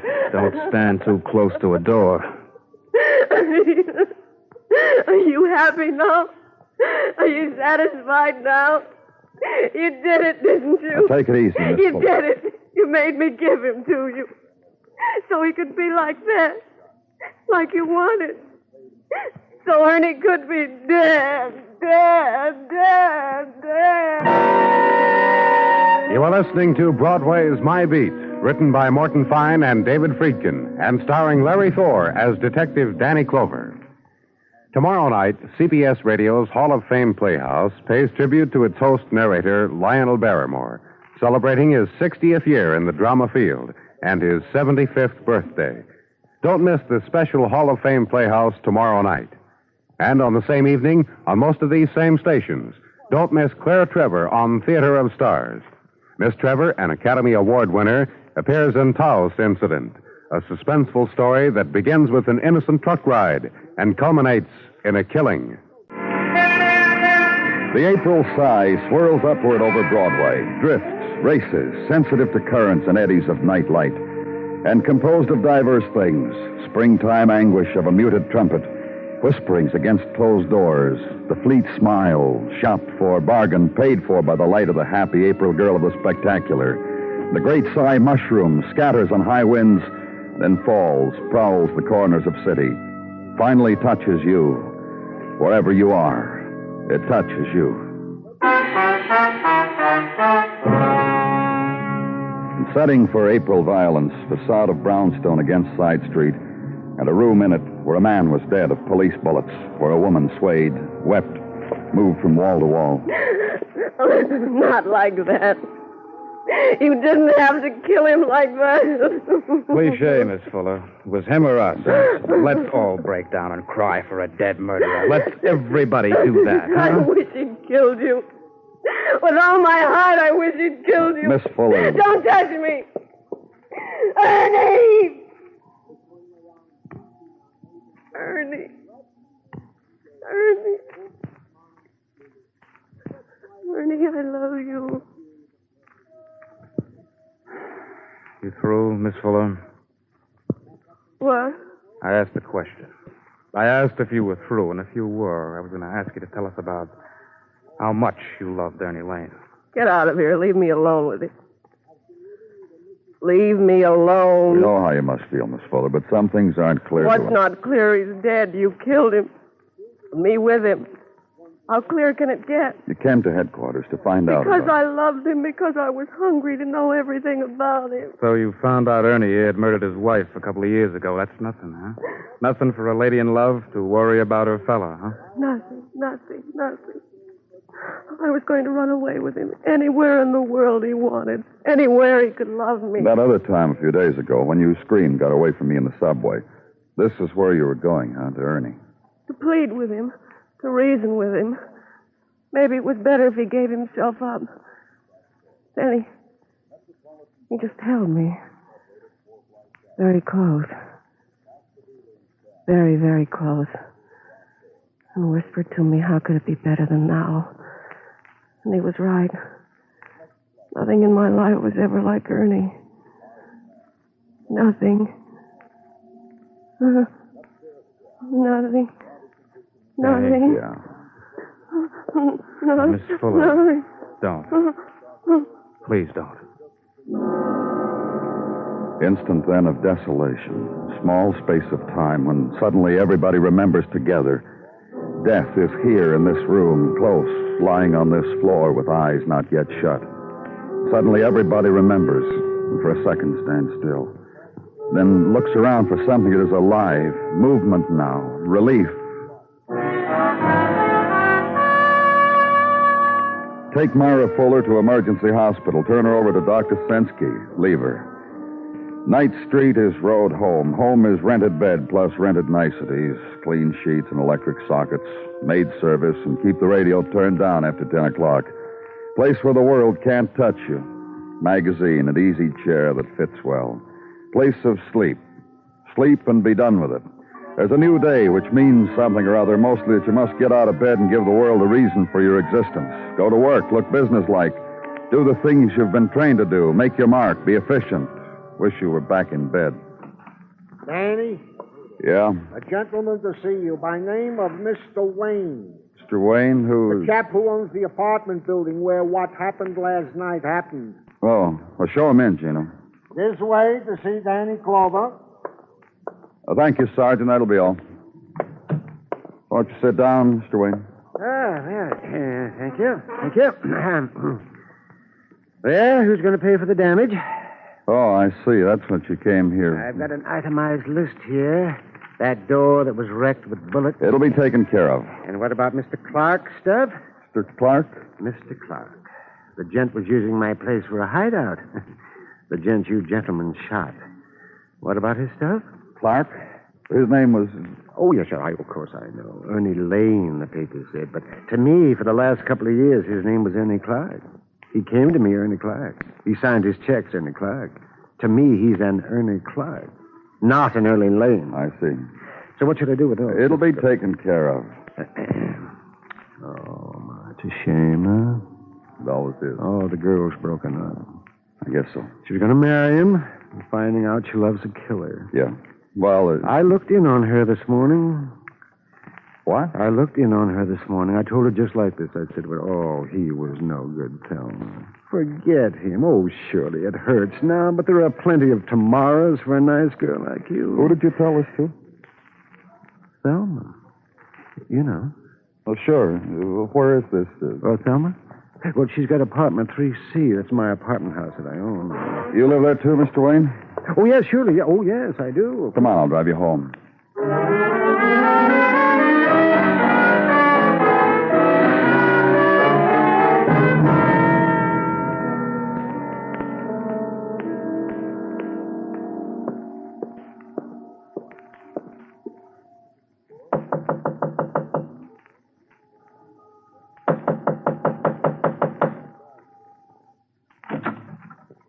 Yes?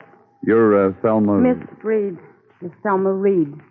What do you want? Police, Miss Reed. I want to talk to you about Ernie... Mr. Clark? You people shot him dead today. That makes you want to talk to someone about it? Yes. Let's go inside, huh, Miss Reed? All right. Let's go inside.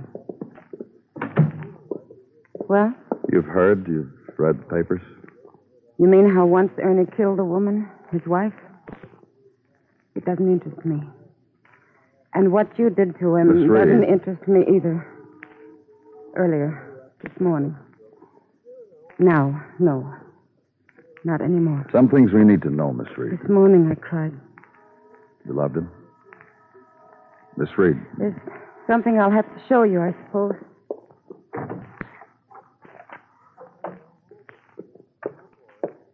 Here. Marriage license. For Mr. Ernest Clark from Miss Selma Reed. You want it? Have it. There was something else in the papers about the woman who led us to him. Uh-huh. She was in love with Ernie, too. She told us she was going to marry him. You knew about her, about Myra Fuller? Sure. But I knew Ernie. Then you didn't... Mind? Mind about Ernie and all the living dolls, as he called them? Told me about it. The puppet dolls that came running when my Ernie pulled its string. Why should I mind? Other women, like Myra Fuller, and you... I think the feeling I finally chose was pride. Uh-huh. It made me proud how Ernie was. Because he was going to marry you? Because he was going to marry me. To which I obtained proof positive, which you now hold in your hand. Which you can frame if you want. This license was dated a month ago. Ernie said wait. I didn't mind waiting. Because... Go on. Because finally I knew Ernie would marry me. No one else. Me. Because I'm what I am. Plain, ordinary. The type that makes a good wife. Builds a nice home and keeps it going in the face of no matter what. Ernie needed someone ordinary to come home to. Someone who didn't make problems. That's me. I don't make problems. And Ernie loved me for it. And now... Now what? Now I just have to find someone else who'll love me for what I am. Like Ernie did.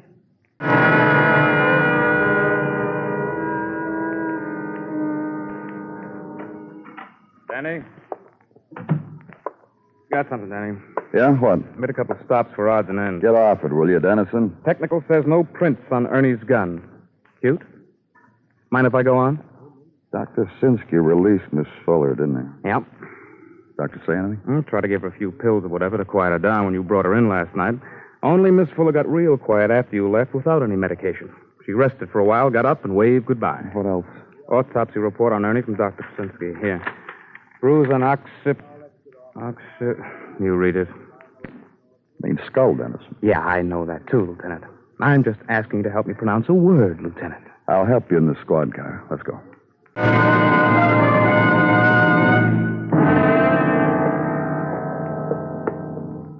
3 days I case it. Finally, I get into this joint. Proves all you have to do is wait long enough. That's what it does, huh? You hate climbing steps, too, don't you? Dennison? Yeah? Never mind. Ring the bell.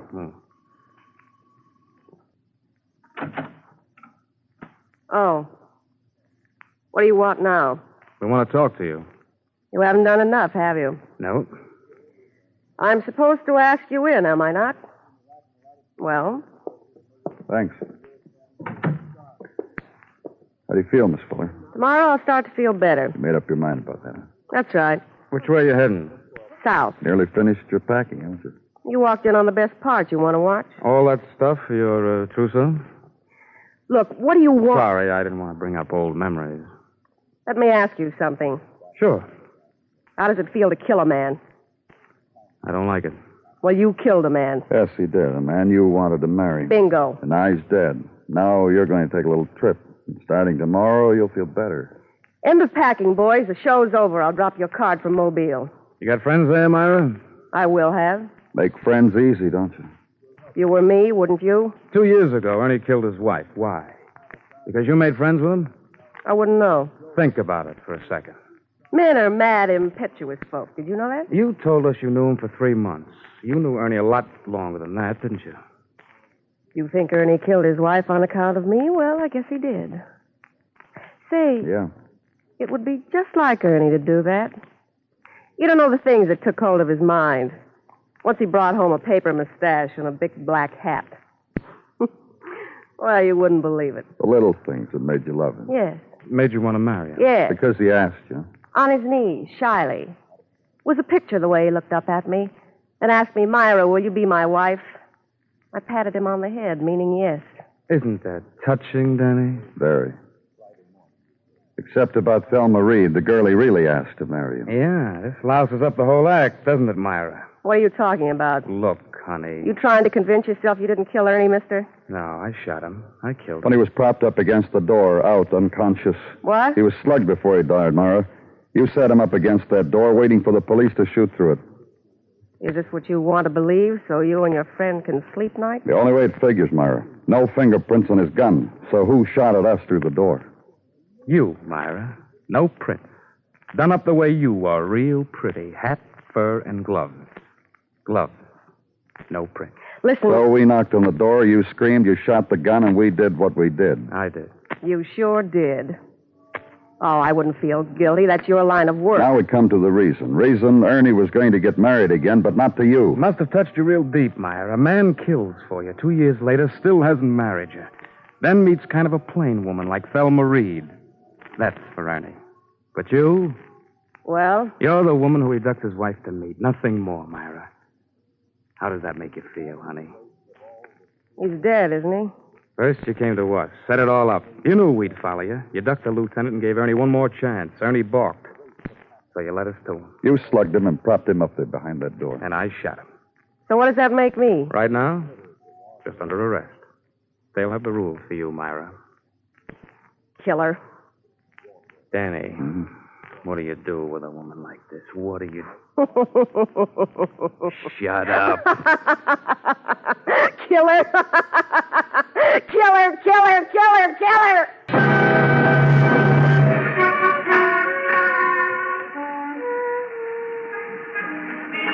It's the hurry-up time on Broadway now.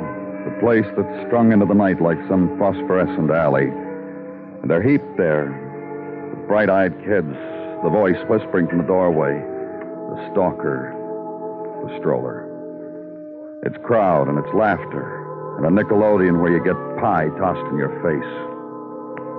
It's Broadway, the gaudiest, the most violent, the lonesomest mile in the world.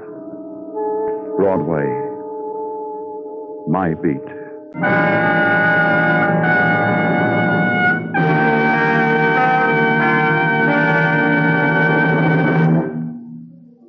Broadway's My Beat stars Larry Thor as Detective Danny Clover, with Charles Calvert as Tartaglia and Jack Crucian as Muggavan.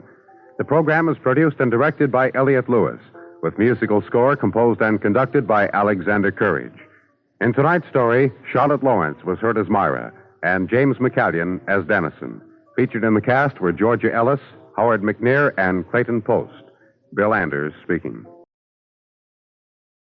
The New Adventures of the Thin Man, with Nick and Nora Charles, the happiest, merriest married couple in radio. Tonight and every Tuesday night at this same time, that international favorite Pabst Blue Ribbon Beer proudly presents the finest in summertime entertainment. So, sit back, relax, and pour yourself a tall, foaming glass full of blended, splendid Pabst Blue Ribbon while you listen to the stars of our show, Claudia Morgan as Nora and Les Tremaine as Nick, in tonight's adventure of the Thin Man entitled The Haunted Hams. Every once in a while, a man's wife gets the idea that her husband needs a change. Of course, the conscientious little homemaker never suggests that her husband change his wife. Well, this evening, we find the great ex-detective, Nick Charles, in a car with his lovely wife, Nora, and his good friend, Ebenezer Williams, driving through the countryside. Nicky, look at that moon come up over those trees. Can you see anything as beautiful as that in the city? Yes. Well, name it. The moon over the polo grounds as the Giants and the Dodgers play a night game. That just shows how badly you needed this change, doesn't it, Ed? Yes, I reckon so. You've been working too hard, Nick. Me? Working? Yes, you got to get your nose out of that grindstone. Ed, You, my partner, can say a thing like that? Yeah. I got to get my nose out of the grindstone, too. That grindstone's becoming crowded with noses. Nora, the only thing we've had our noses in were comic books and detective stories. That's right. Detective stories, comical books, detective stories. We was in a rut. And you think we'll get out of it by going up to your farm, Ed? Why, of course. It's about time we changed rut. Ed. Ed, listen, there's a fire engine coming up behind you. Oh, better pull. I used to be a volunteer fireman around here in the days when I was sheriff. Here comes the engine, Ed. Yeah. Well, say, that's my old friend Newt, the fire chief. Ed, he's stopping. Yeah. Howdy, Newt. Howdy, Eb. I thought that was you driving the car, and I stopped just to make sure. That's you, all right. Reckon ain't nobody else. Well, I'm awful glad to see you back, Eb. Well, I'm glad to be back, Newt. Oh, this is my friends, Nick and Nori Charles. Howdy, folks. It's nice to know you. Are you going to or coming from a fire, Mr. Newton? Going to, of course. Say, Eb, did you hear that Shad Simmons had a calf with 2 heads last April? Well, what do you know? Yes, but even with 2 heads, he ain't no smarter than one with one. Is this a serious fire you're going to, Newt? Well, I can't till I get there, my friend. Say, Eb, did you hear about Methuselah Marbrain? Don't tell me that he finally married Belle May Bogardus. Well, they set the wedding for September, but they postponed it. Again? Oh, dear. After him being engaged to her for 15 years? Well, they had a good reason. They figured they'd wait till they was better acquainted. They didn't want to be hasty. No. Marry in haste, repent. And lose, yes. Whose fire are you going to, Newt? Well, I'm awful glad you remind me of that, Eb, now. Silas Salem's, he's got a fire tonight. Would you like to come along and help? Well, yes, I reckon so. Well, just let me get there first. That's all I request. It makes a better impression on the taxpayers. Well, it was a pleasant chat, Eb. I'll see you at the fire. Yeah, I hope you fellas won't put it out before we get there, Newt. Oh, have no fear, Eb. We'll wait for you. All aboard, boys! Let out roar!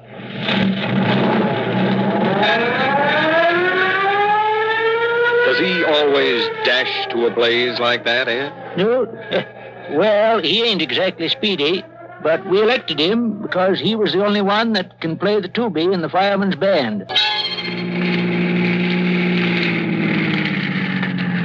Look, Nick, there's the fire. And it ain't Silas's house burning tall. It's just his old barn. Well, come on, Ed. Maybe we can rescue some of his livestock. Hurry up, Nora. I am, Nick, but you needn't be so anxious. Well, now, don't ruin my fun, baby. Ever since I retired from being a detective, I've been dying to rescue something, even if it's a cow. Hi, Newt. Oh, hi there, Eb. Howdy, folks. How's she burning, Newt? Well, burning pretty good for a barn, Eb. Have you got all the animals out of the barn yet? Oh, yes, sure, yes. Had some awful queer-looking animals in there, though. What kind? Well, what you might call the city kind. Dogs? Well, that depends on your point of view. I heard them saying they'd been treated like dogs. Oh, well, they're people. That depends on your point of view, too. They're actors, real honest-goodness live actors. Where's Silas? Oh, he went back to farmhouse. He said he's got the barn insured, so there ain't nothing to worry about. He's been stabling them live actors because he says there's some kind of summer stock. Oh, you mean they're a summer stock company. Where is that fire chief? Where is he hiding? That must be he over there, Master. Looking for me, Bob? I certainly am. I am the director and producer of this company. I am Grednoisky. Well, I'm Newton. Pleased to meet you, Mr.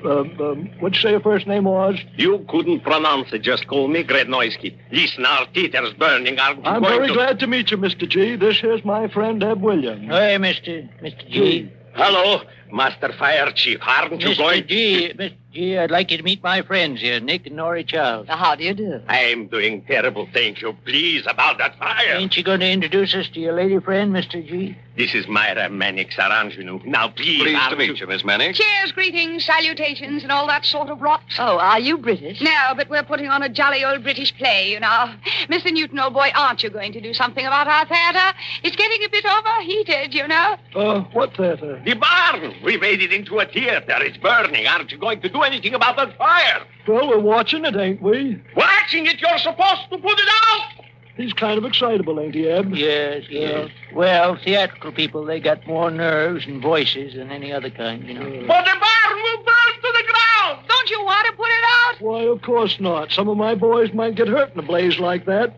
Besides, you can't put it out. Why not? Nature, my boy, nature. Too much fire and not enough water.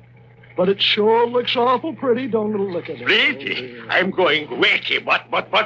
Well, excuse me, folks. I'd better see to my boys. They're getting awful close to that fire. Don't you think so, Eb? Yes, they might get a blister. Oh, dear. Say, now, look, Eb, you stay here for a little while. You can see none of them actor people interferes with the blaze. And if it begins to spread, you call me. Yeah, sure. You going back to town, Newt? Oh, yes, I think I should. There might be some other fires for us to look at. Oh, Nick, he's leaving. Yes. Well, they sure look dashing in those firemen's uniforms. Say, Eb, how does the siren sound? Great, Newt. Sounds just like an opera star. Oh, that's good. It's a brand new one. Well, give her the gun, Willis.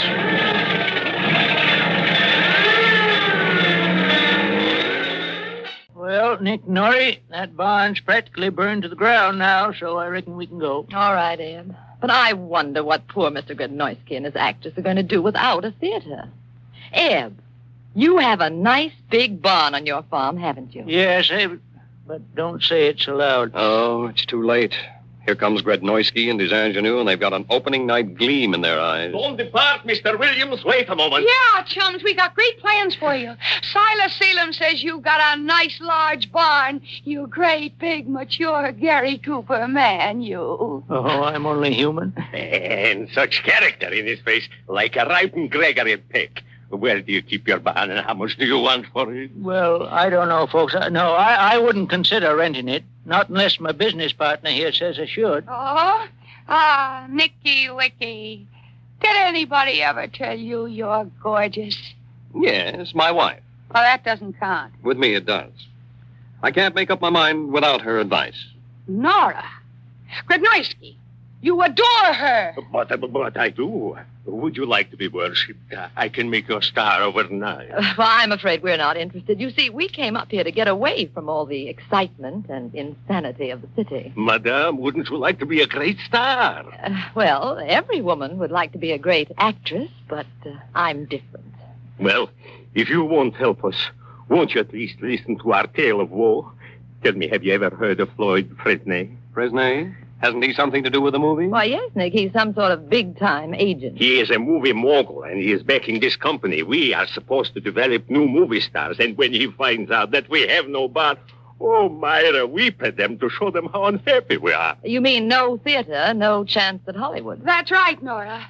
Of course, I despise the coast and the cinema with its pots of gold and lack of artistic standards. But if Floyd Fresnay signed you up to go out there... I'd gladly murder my dear grandma to get there. Now, do you understand? We expect to see Floyd Fresnay any minute. He was going to come by for a dress rehearsal. Hey, look, Gradnoisky. Isn't that Mr. Fresnay's car now? Yes. Myra, think of some brilliant excuse for this catastrophe. Well, shall I tell him that we worked with an ardor so burning that the barn caught fire? Hello there, F.F. Greetings, Gradnoisky. I have a wonderful explanation why the barn burned down. You've heard of the Chicago fire, no doubt? Heard of it. I saw it. In Technicolor. Colossal. Well, the same thing happened to us. Who would dream that there is a distant relative to Mrs. O'Leary's cow? Just a moment. No improvising. Everybody quiet. Who is she? Nora Charles. Come here, child. Me? Yes. Bare your teeth. There. Do they bite? You want to find out? No. Then get your hands off my face. I'm just feeling the bony structure. Hey, what do you think you're doing? Who is he? Her husband. Get rid of him. Listen, Fresnay, who do you think you are? Tell me, my man, does your wife have a figure as good as it looks? What? Well, you ought to know, does she? I certainly have. Gradnoisky, this woman has the most photogenic face and figure I've seen in 20 years. She's a new garbo. I want to see her give a performance in 2 weeks. 2 weeks, mind you. Find another barn. I'll pay all the bills. Adios. Adios, F.F. Nora, this is the opportunity of a lifetime. Yeah, and you'll be able to give us all a break. Well, really, Think of it. Your name in lights. Platinum swimming pools. Sable underwear. Do you think I'm a foolish, silly girl like all the other girls in the world? Yes. You're patriotic, aren't you? I certainly am. Then think of this. Your income taxes alone will make the government rich. Mr. Gradnoisky, I'd love to help you and your friends, but if you think I ever had any ambitions to be an actress, adored by the world, thrilling audiences, having my name and picture in the papers, just being too wonderful, you're absolutely right. Eve, how soon can we get the cattle out of your barn? And now for Act 2 of tonight's Thin Man adventure. 2 weeks have passed since Nora was bitten by the acting bug, and we find her now studying her part in the play that the great Russian director Grednoisky and his actors are going to put on in Eb Williams' barn. But I do think you're terribly, irresistibly smushing, Lord Cornish Thimpleberry. A gay laugh. You think that last ha was a trifle phony, Nick? I think the whole thing's phony. Oh, well, you're just saying that because Grednoisky only gave you a small part and I'm playing the lead. Nora, do you really want to become a movie star? Do you think I'd be acting this silly if I didn't? But, darling, despite Floyd Fresnay, you just can't be a star overnight. Grednoisky thinks I can, and he knows much more about it than you do, dear. And don't talk to me this way. You get me out of the mood.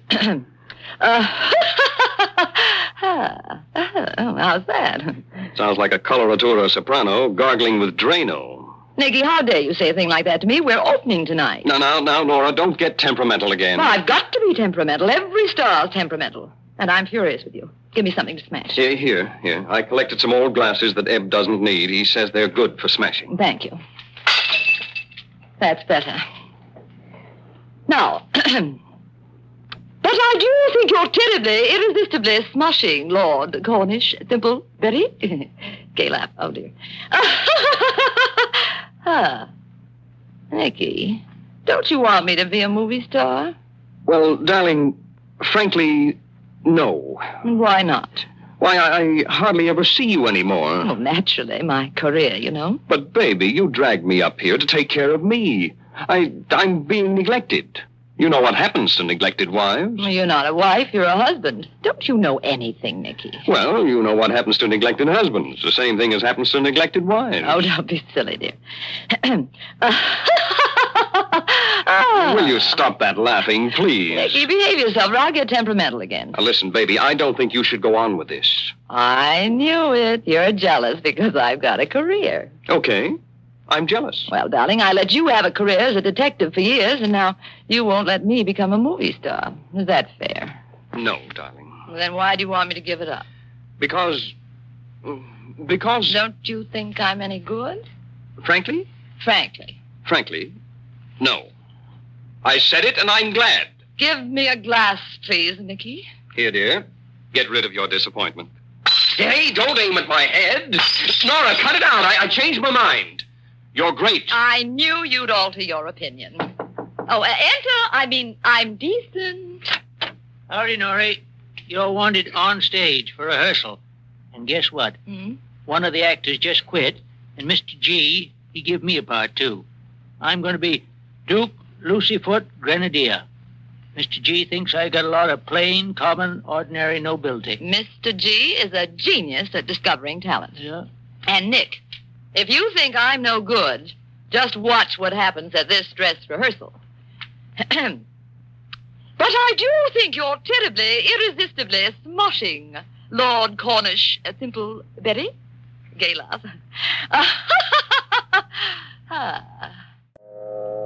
All right, Nora, we will take the big jealousy scene between you and Myra. Now remember, Nikolaus is your latest flame who doesn't burn hot enough. And Ebenezer is your philosophical advisor who hates you and loves you both together. Who said that? Nobody, Mr. G. That's just one of my ducks. I wish I were sure of that. It sounded like someone was whispering Russian insults in a loud voice. Hear that? I taught the duck to talk Russian. Well, that explains it. Come on with the scene. So, you dare enter my home, Penelope? Yes, Lady Chatterlithorpe, to claim that which is rightfully me, mine. Duke Lucyfoot Grenadier, you have never given me bad advice. What shall I do, my dear Duke? Ebenezer, do you have a cold? No, that's just my cow peeking in the door. Oh, he would make a wonderful actor. Beautiful voice. Proceed. Throw the little scamp out in the gutter. From whence she rose, my dear, dear Lady Chatterlethorpe. Lady Chatterlethorpe. Yes, Colonel Biscay Rendango? I can bear it no longer.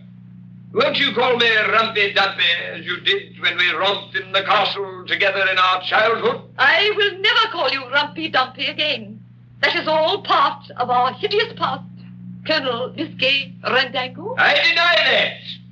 To me, you will always be Princess Bunny Gunny, the golden-haired girl who taught me about life under the castle moat. What did you say, Grodnoisky? Nothing. It was the goat out there. Oh, that's funny. He sounded just like you. I have a more beautiful voice than that miserable goat. Oh, yeah, Mr. G? Let me tell you, that's one of the finest goats in Crabtree County. I bet you can't make a noise as fine as that. I certainly can. Nyeh, nyeh. The goat sounds better. Myra, are you turning against me too? Can I help it if the goat has a lovely vocal organ? Will you stop this? The curtain goes up in 2 hours, and I'm forced to talk to Nanny Goat. Shut up! Speak! Lady Chatterlethorpe, you are cruel beyond words, and I don't care what happens to me, even if I pay for this with my life. So there. Oh! No, that's no way to scream when you're shot. But I was trying to do it with a British accent. Aye, Grodnoisky, we'll show you how to make screams with an English accent. Like this. Ah! You see? You must scream like a lady. Ah! Ah! No! Ah! Oh! Ah! Oh! Oh, no! With passion! That's better. That was the rooster. Oh, you think I'm terrible, don't you? You think I can't act as well as that rooster? I didn't say that. Well, you're not much better than that nanny goat. Why do you let those animals come in here and upset me? I hate you all. Nora, darling, come back here. Cock-a-doodle-doo yourself. I'll eat you someday. Nora, darling, let me into your dressing room. Please, baby. I've got to talk to you. Nicky, hasn't she come out of there yet? No, Myra. I've been trying to get in ever since she ran out of the dress rehearsal, but she won't open the door. When's the curtain? In just a few minutes, and the people are coming in now. Floyd Fresnay is out there. Throw the little scamp out into the gutter from whence she rose, dear. Dear Lady Chatterlethorpe. Business. Hi, Nick. How's Norrie? She still won't talk to me. Eb, if she won't let me see her, I won't be able to go on either. Well, me too. I can't go on with these nervous upsets. How can they expect me to give a performance? You got nerves, too? Yes, I have. I never had them till I become an actor, though. Oh, how can she face those people with no confidence in herself? And I helped destroy her confidence. Nora, darling, open the door. Hey, look, she's turning the handle. The door's opening. Good evening, fellow players. If you wish to see me, enter. Nora, darling. I just want you to know, Nicholas, that despite your cruel and heartless discouragement, I shall give a performance that will make people's hair stand up. And no one will ever know that I'll be acting with an aching, breaking heart. You will, Norrie? I will, Ebenezer. Oh, gee. You're a great trooper, Nora. Thank you, my little dear. And, Nicky, sit on that chair. Okay, but why? So that I can get on your lap. Like this. Myra, what's the idea? Yes, this is indeed unusual behavior, even for an ingenue. I'm doing it so that he can spank me easier. Nora, it was I who ruined all your rehearsals. I put food near the theater to make the animals come in the barn. I did it to ruin your career. Oh, professional jealousy. And I greased the outside of your dressing room hoping that you'd break your leg. Oh, I've been awful. Because I studied your part, and I wanted to play it and go to Hollywood and live in a mink-lined swimming pool. Now spank me, Nicky. It will be a pleasure. Thank you. You don't have to enjoy it that much, Nick. 2 minutes and the curtain goes up, Norrie. The house is sold out. Good luck. Well, Norrie, we all want you to go out there and show them people what you can do. There are people out there? Real, live people? Hundreds of them. Oh, Nick, catch me. I think I'm dying. Well, Nora, I'm encumbered. I got it. Oh, thank you, Eb.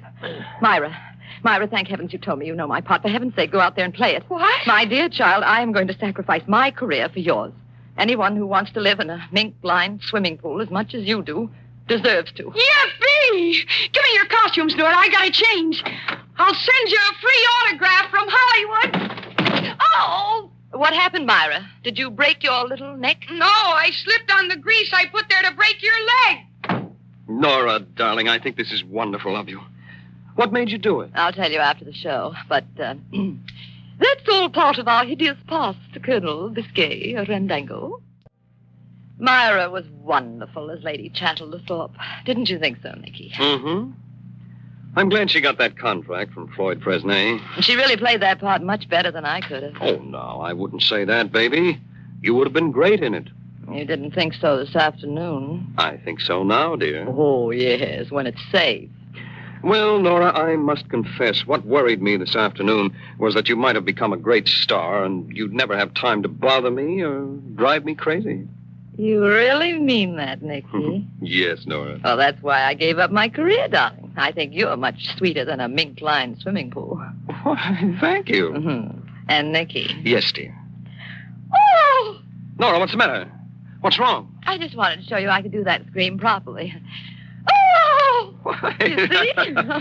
That's wonderful, Nora. The world lost another Helen Hayes in you. I know it, my dear. I know it. But it's no more than any wife can do. You mean every wife is a great actress? She has to be, darling. And no professional acting in front of an audience could even touch the performances the average wife puts on for her husband. You've got something there, dear. By the way, how'd you like me tonight? Frankly, dear. Frankly? Frankly, you're a great detective. Oh, yeah? Well, I'll have you know that Floyd Fresnay was deeply touched by my interpretation of the role of Colonel Biscay Rendango. Touched where, in the head? He wants me to go to Hollywood. What are they looking for, a new Boris Karloff? You don't seem to realize what a talented man you're married to. Oh, yes, I do, Nick. Are you going to take the offer? No, baby. I'm giving up acting for the same reason you did. You're lovelier than sable underwear. Why, thank you, Nicky. You know, dear, I don't think Lunt and Fontaine can throw as beautiful baloney to each other as we do. Here's your Oscar. Good night, Nicky, darling. Be sure to listen next Tuesday night when Pabst Blue Ribbon Beer brings you another happy, merry Thin Man adventure starring Les Tremaine and Claudia Morgan. Next week, the adventure of the multiple marriage, when Nick and Nora acquire a daughter and discover that it's easier to stay married than to marry someone else.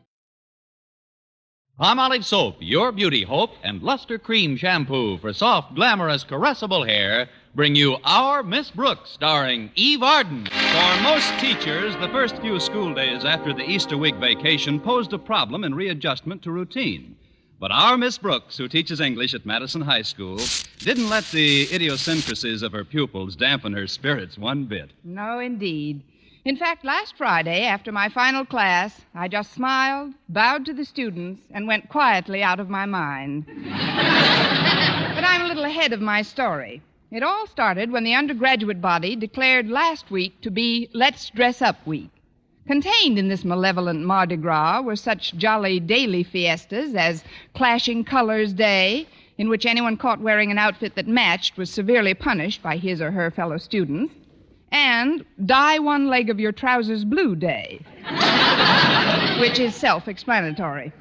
By Thursday, which was Girls Wear Slacks and Boys Wear One Shoe Only Day, Mr. Conklin, our beloved principal, was fit to be tied. At a general assembly that afternoon, he sternly demanded that all these shenanigans cease. Accordingly, I had my landlady, Mrs. Davis, wake me a little earlier than usual on Friday morning. But I still don't understand why you had me get you up at this unearthly hour, Connie. Why, it's only 7:15, and you're all finished with your shower and everything. Oh, not everything, Mrs. Davis. I've still got to find a pair of stockings that haven't got a run in them. Let's see if there's a pair hiding in this drawer. You see, Mrs. Davis, Mr. Conklin's in a rampage over the way the kids at school are dressing. He says it's up to us teachers to put a stop to it. How about these stockings, Connie? They have no runs in them. Let's see. Say, they are in good shape at that. Too bad they're gloves. Gloves? Gloves? Isn't it a shame? And me without a thumb on either foot? I never saw anyone get so many torn stockings as you do. How do you do it, Connie? I have help, Mrs. Davis. That desk of mine at school has an insatiable appetite for nylon. I begged Mr. Conklin to requisition a new desk, but he says the school has more vital needs than a new desk for my room. Like what, for instance? Like a new desk for his room. Oh, here's a pair of stockings I can wear. The runs are all in the back. Good. Now I'll make you some breakfast and... Oh, that reminds me. I forgot to tell you something while you were in the bathroom, Connie. What's that, Mrs. Davis? Oh, it's terrible how absent-minded I'm becoming. Why, I'm getting to be as bad as my sister Angela. She can't remember a thing, poor dear. I know, Mrs. Davis, but what was it you forgot to tell me? It was about a phone call, Connie. I guess these little lapses of memory just run in my family, although Mother wasn't so bad. I'm glad. Now, about this phone call, Mrs. Davis. What phone call? The one I received while I was in the bathroom. What a strange place to receive a phone call. I didn't receive it, Mrs. Davis. Oh, that's too bad. Well, I'll start breakfast now. Oh, Connie. Yes, Mrs. Davis? Walter Denton phoned while you were in the bathroom. He said he's going to be unavoidably detained, but he's sending Stretch Snodgrass to drive you to school. Stretch Snodgrass? Yes. Why? I didn't know he could drive. He's a wonderful athlete, of course, but driving a car requires a certain amount of brain power. In some states, that is. He isn't a very bright student, I know, but Stretch is a nice boy, Connie. He really looks up to Walter Denton, doesn't he? Scholastically, that shouldn't cause him any eye strain. Oh, stay there, Mrs. Davis. I'll answer it. Well, it's Harriet Conklin. Come in, Harriet. Thanks, Miss Brooks. I'll just take a minute to tell you what I want. It's that black dress with the green trim you had to wear on Easter Sunday when you splattered eggs on your new Easter dress. The one you said you were so sick of, remember? How could I forget? But what do you want with it, Harriet? Well, I need it for domestic science class. We've got to remodel something, and I wondered if you'd mind my borrowing it. I guess it's okay, Harriet. It's right here in this chair in the hall. Well, that's convenient. What's it doing there? I was going to send it to a cleaning establishment I know that loses things pretty regularly. Here, take it. Oh, thanks a lot, Miss Brooks. Believe me, the next time you see it, you won't recognize it. If that's a promise, you're welcome, Harriet. Bye. Goodbye. Now, that's funny. She was wearing slacks, and her father is distinctly anti-girls wearing slacks to school. Are you talking to me, Connie? Why not? I just wondered why Harriet Conklin's wearing slacks today. Coming. That must be Stretch. Greetings, Miss Brooks. I have a rove. Is it Stretch? It ain't Laurence Olivier. Come in, Stretch. Thanks, Miss Brooks. Walter's unavoidably detained. You're going to drive me to school. That's right, Miss Brooks. Stretch, before we do anything else, I'd like to know why you're wearing that yellow and green bandana wrapped around your forehead. You know how Mr. Conklin feels about these crazy costumes. This isn't any costume, Miss Brooks. It's just to cover up a bad cut on my head. I don't want the other guys to see the bandage on it, or they'll think I'm a sissy if that's why I didn't win. Didn't win what? The hamburger eating contest we had yesterday after school. That's how come I got a cut head. Let's take it nice and slowly now. You say you got a cut head in a hamburger eating contest? That's right. I ate 19 of them. I ate 19 of them. Gosh, you wasn't even in the contest. I mean, you ate 19 of them. I guess winning that contest was pretty important to you. Oh, I didn't win. I came in 5th. Congratulations. But about the cut on your... Like I said, I was just getting ready to eat my 20th hamburger when I began to see little circles in front of my eyes. Probably onion rings. Then everything got kind of dark, and I slowly toppled off my stool onto my head. And you know something? Those other guys in the contest kept right on eating hamburgers. If it hadn't been for that, I'd have won first prize, sure. Just for the record, Stretch, what was the first prize? A banana split. That did it. I won't be eating any breakfast today, Mrs. Davis. Let's go, Stretch.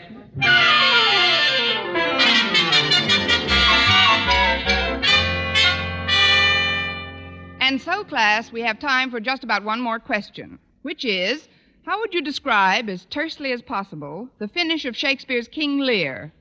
Why, Stretch, your hand is up. What's your answer? What does tersely mean? Well, that's a good answer. Tersely means briefly stretch. Now, how did King Lear finish? He flipped his lid, didn't he? What? Blew his cork. You know, snapped his cap. The fellas with the net came for him. You know, they'll be here for me soon. If you're trying to say that King Lear was driven mad, Stretch, by the miserable treatment of his daughters, why... Saved by the bell. See you tomorrow, kids. Oh, Stretch. You wait here a minute. Yes, ma'am. Do you know where Walter Denton is? This is the first time he's missed my English class in months. He said something about being late today, Miss Brooks, on account of getting up some kind of protest stunt, he said. Protest stunt? Come in. Pardon me, Miss Brooks, but am I terribly late? No, Walter, you're a little early for the next class. I'm sorry, Miss Brooks, but this is vital. Hiya, Stretch. Hi, Walter. Think up something good? A knockout. Miss Brooks, as editor of the Madison Monitor, I cannot but deplore the disciplinary action taken by Mr. Conklin in forbidding the girls at this school to wear slacks, including his own daughter. Well, they would be awfully crowded that way. But what's the protest, Walter? You're going to wear that yellow slicker all day? Oh, no, ma'am. I'm going to take it off right now. Yeah, there. Walter, you got a dress on. My dress? Walter, what in the world are you It's my protest gesture, Miss Brooks. As editor of the Madison Monitor, I am not only a firm believer in freedom of the press, but in freedom of dress. Hence, I refuse to wear any apparel that is taboo for the distaff side of Madison. Listen to that guy talk. Walter, you know this won't work. Mr. Conklin's upset enough as it is without your... I'm sorry, Miss Brooks. This thing is bigger than Mr. Conklin. It's... Let me look out the window a minute while I collect my thoughts. That's what Daniel Webster always did before he made a speech. As I look out upon the hallowed grounds of our beloved school, I can't help thinking of the principles upon which it was founded. Well, you sound like Daniel Webster, all right, but you look like Betsy Ross. You'd better take off that dress, Walter, or Mr. Good morning, Miss Brooks. Mr. Conklin. I was just passing by and wondered if you'd done anything about these outfits. Snodgrass. Yes, Mr. Conklin? What's the meaning of that outlandish turban? It's just to cover up a cut, Mr. Conklin. I tied it too tight, but I'll take it off as soon as I can get the knots out. I'll see that you do. And who's this over by the window? Now, there's a little girl who knows how to dress for school. A simple black frock with nice green braid trim. What's your name, dear? Come. I won't bite. Now, turn around. There. Now, what's your name? Walter Denton. I see. Well, that's a lovely dress you have on, Walter. I wish some of us... That's a lovely dress you have on, Walter! Well, that's one thing about Walter. He looks good in anything he wears. Quiet! Denton, what is the meaning of this disgraceful exhibition? It's a protest, sir, against your refusing to let the girls wear slacks. In my opinion... I am not interested in your opinion, Denton. Where did you get that dress? This belongs to Miss Brooks. Miss Brooks? Thanks, Walter. For a minute, I thought I wasn't going to get any billing. But Miss Brooks didn't lend it to me, Mr. Conklin. She'd given it to your daughter, Harriet, for a sewing class. But when I told Harriet about my protest plan, she gave it to me gladly. I can't believe it. My own flesh and blood mixed up in a nefarious scheme like this. I don't see what difference it makes what you wear, as long as you keep learning stuff. Indeed. Miss Brooks, I believe that 70% is the passing mark in examination. That's right, Mr. Conklin. Tell me, what mark did Denton receive on his English midterm exams? 45. Boy, 45. What a brain.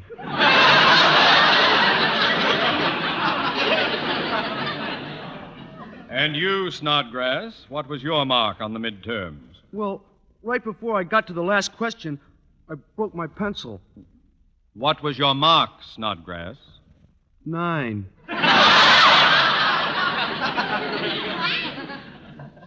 9. You see, Mr. Conklin, what difference does it make what you wear as long as you keep learning stuff?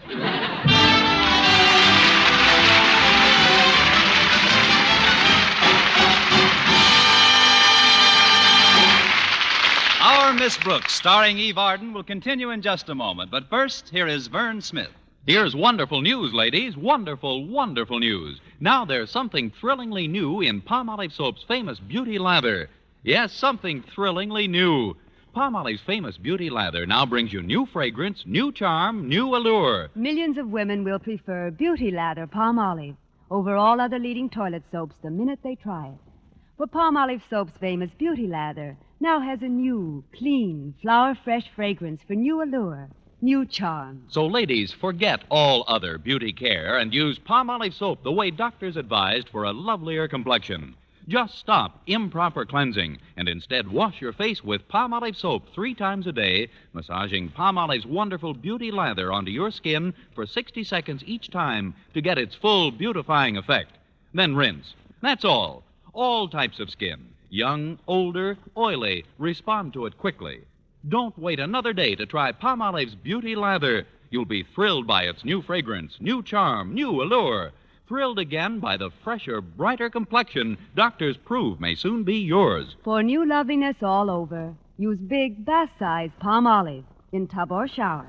Well, Mr. Conklin finally suspended sentence on Walter and Stretch, but not until he had carved 6 or 7 new notches in his blood pressure.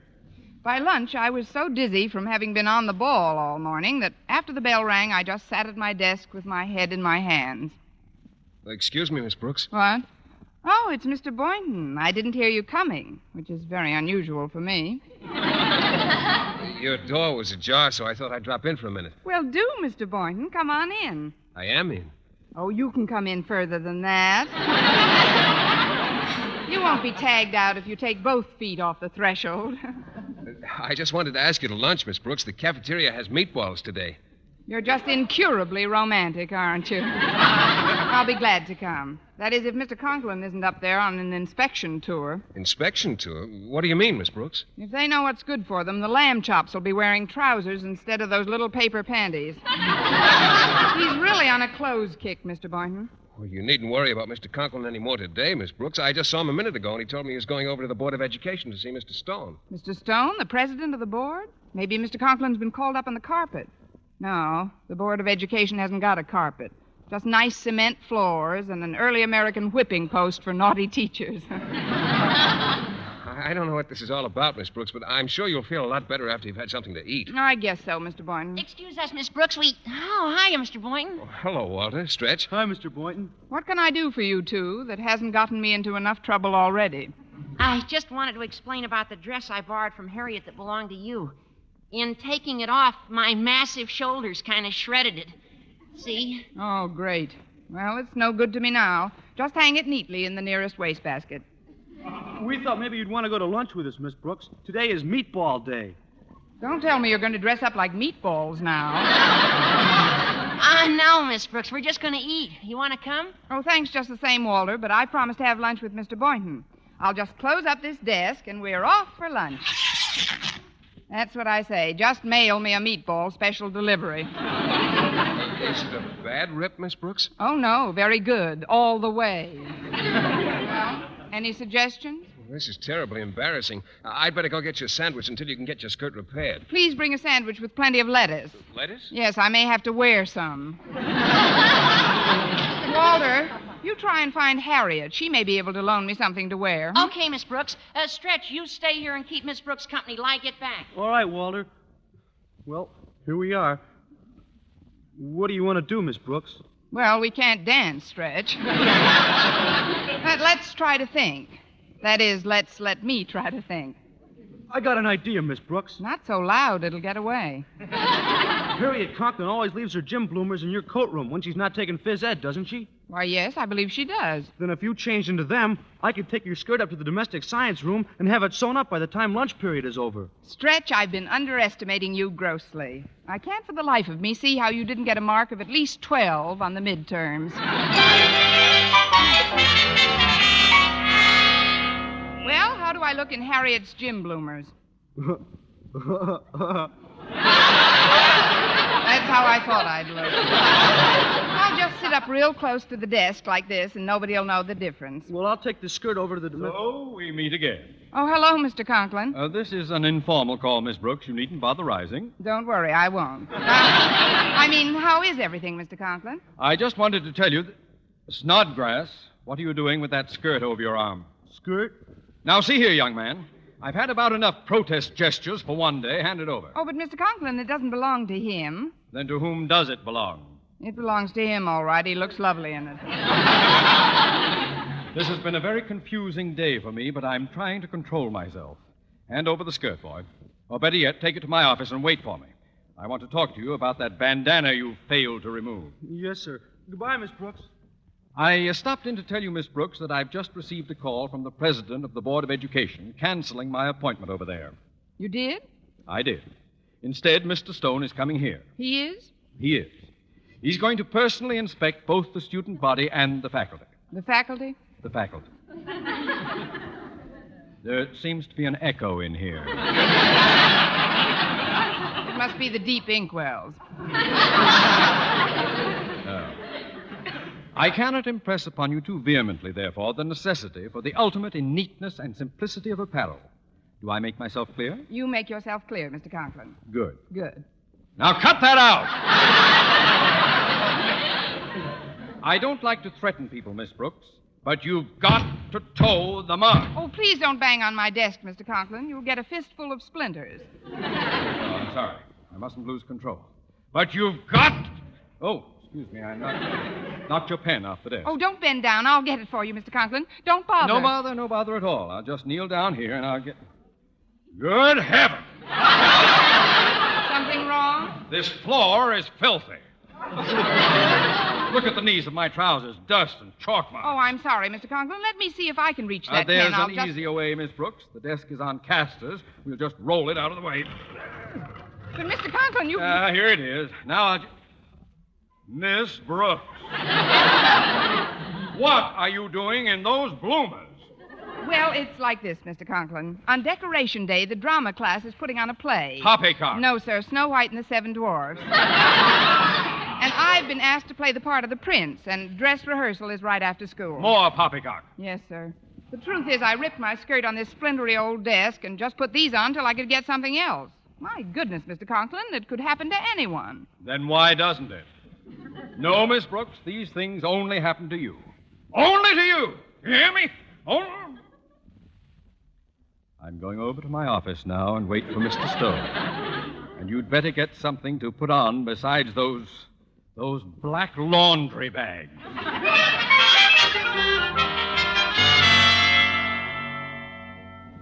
And so, Snodgrass, knots or no knots, Mr. Stone must not see you wearing that bizarre headdress. You understand? Yes, sir. I'll cut it off with the scissors. What's the errand you want to run for me, sir? Oh, I want you to run one for me. I want you to take my trousers over to the domestic science class and tell Miss Atterbury to sponge the chalk marks off the knees and give them a neat pressing. Now, you just stand right outside the door here, and I'll drop the trousers over the transom. All right, Mr. Conklin. Are you directly under the transom? Yes, sir. Good. I'll just be a minute. Hiya, Stretch. Hello, Harriet. Did you find anything for Miss Brooks, Walter? Not a thing that would fit her, Stretch. Gosh, Oh, excuse me, Walter, but isn't that Mr. Stone's car pulling up in front of the school? Yeah, I think it is. Mr. Stone? Gee, I'd better beat it. I don't want him to catch me in this bandana. I'll come back after I cut it off. So long. I don't see why all this fuss is being made over what we wear. Well, that's not important right now, Harriet. I wish to heaven we could find something for Miss Brooks to wear. She's the one who Oh! Walter! Well, something just landed on your head. What do you know? It's a pair of pants. Come on, let's take them over to Miss Brooks right away. But I don't understand. A pair of pants couldn't just come flying down. Harriet, please. Who are we to argue with heaven?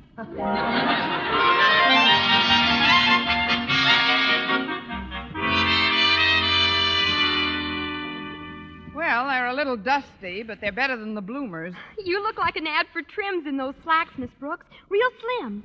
Of course, you don't fill them out all over, but... Well, why don't you take a couple of geography books and put them in... Never mind. I only have to wear them until I can get my torn skirt out of Mr. Conklin's office and have it fixed. Right now, though, he's still too angry. Well, I cut the bandana off. Now I can... Say, what are you doing in Mr. Conklin's pants, Miss Brooks? Mr. Conklin's pants? Yeah. I was going to get them pressed for him, but Mr. Stone came by and Walter, this is awful. You took Daddy's trousers And now he must be marooned in his office in his shorts. Gee, I'm sorry, Harriet, but I didn't know they were his. Oh, well, calm down, kids. We'll get everything straightened out. I beg your pardon, but is this Miss Brooks' room? Mr. Stone. Well, yes, sir. I'm Miss Brooks. We've met several times. In fact, I spent my Easter vacation working at the Board of Education. Miss Brooks, do you always dress this way at school? Oh, no, sir. I dress this way all the time. That is, these even aren't my trousers. They're not hers, Mr. Stone. They belong to Mr. Conklin. Mr. Conklin? But how does he feel about you wearing his trousers? Chilly. Right now, he must be pretty annoyed, Mr. Right Stone, but now, I'm going... you're coming across the hall to his office, Miss Brooks. Oh, but Mr. Stone, Mr. Conklin doesn't expect us. Somebody ought to go on ahead. I'll go, Miss Brooks. You children will sit down in this room and be still. Now then, Miss Brooks, after you. You certainly are. I'm coming, Mr. Stone. Here's the door to his office. Now go on in. I'd better knock first. No, don't come in. Just a minute. Wait, please. Don't stand there, Miss Brooks. Go on in. Pardon me, Mr. Conklin, but I was forced to see you How right dare away. you come bursting into my office like this? And in my trousers! Where did you? How did you? How dare you? Just a moment, Osgood. Oh, Mr. Stone. You should not berate Miss Brooks for what she's wearing, Osgood. After all, you've got a badly torn skirt on, Osgood. If I were you, a badly torn skirt on, Osgood? What is the meaning of this? I can explain everything, Mr. Stone. You can? I mean, of course you can. I know you can, Miss Brooks. Go ahead. Explain it. You see, Mr. Stone, each year on Decoration Day, the Drama Club gives a play. This year it's called It Also Happens to You. Isn't that right, Mr. Conklin? Anything.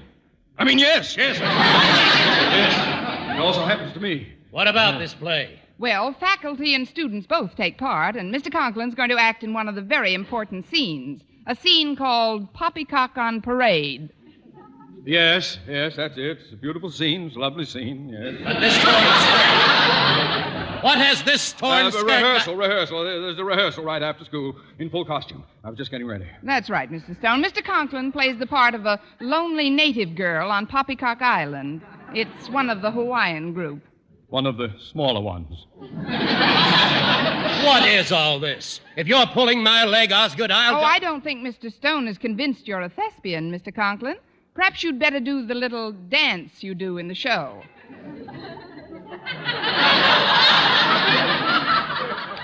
Dance? You know, where your lover leaves you all alone on the beach. I'll supply the music, Mr. Conklin. Oh, you'll love this, Mr. Stone. It's done to the theme song of the play. It Also Happens to You. Hoof, Mr. Conklin.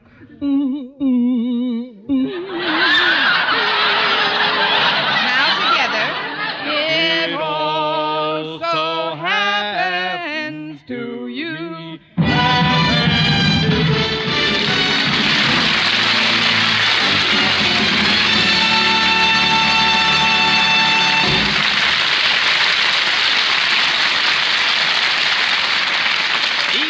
As our Miss Brooks returns in just a moment. But first...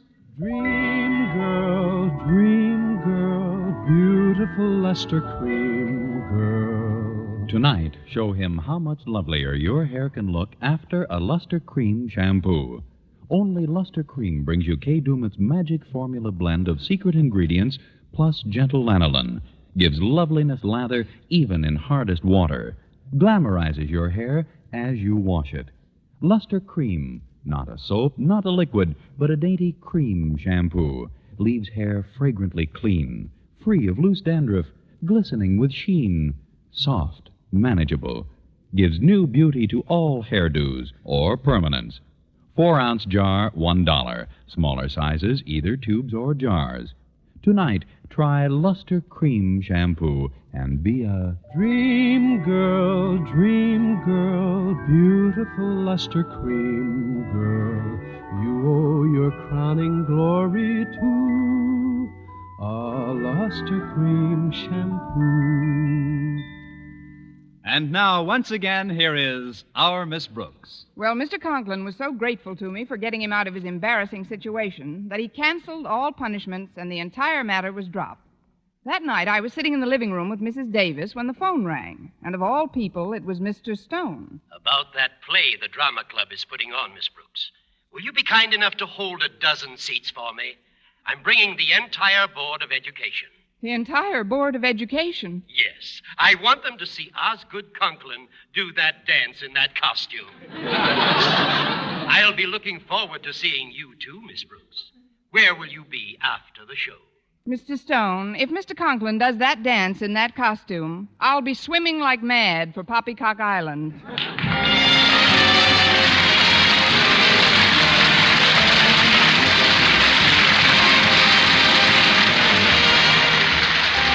Next week, tune in to another Our Miss Brooks show brought to you by Palmolive Soap, your beauty hope, and Luster Cream Shampoo for soft, glamorous, caressable hair. Our Miss Brooks, starring Eve Arden, is produced by Larry Burns, written and directed by Al Lewis, with music by Wilbur Hatch. Mr. Boynton is played by Jeff Chandler, Mr. Conklin by Gail Gordon.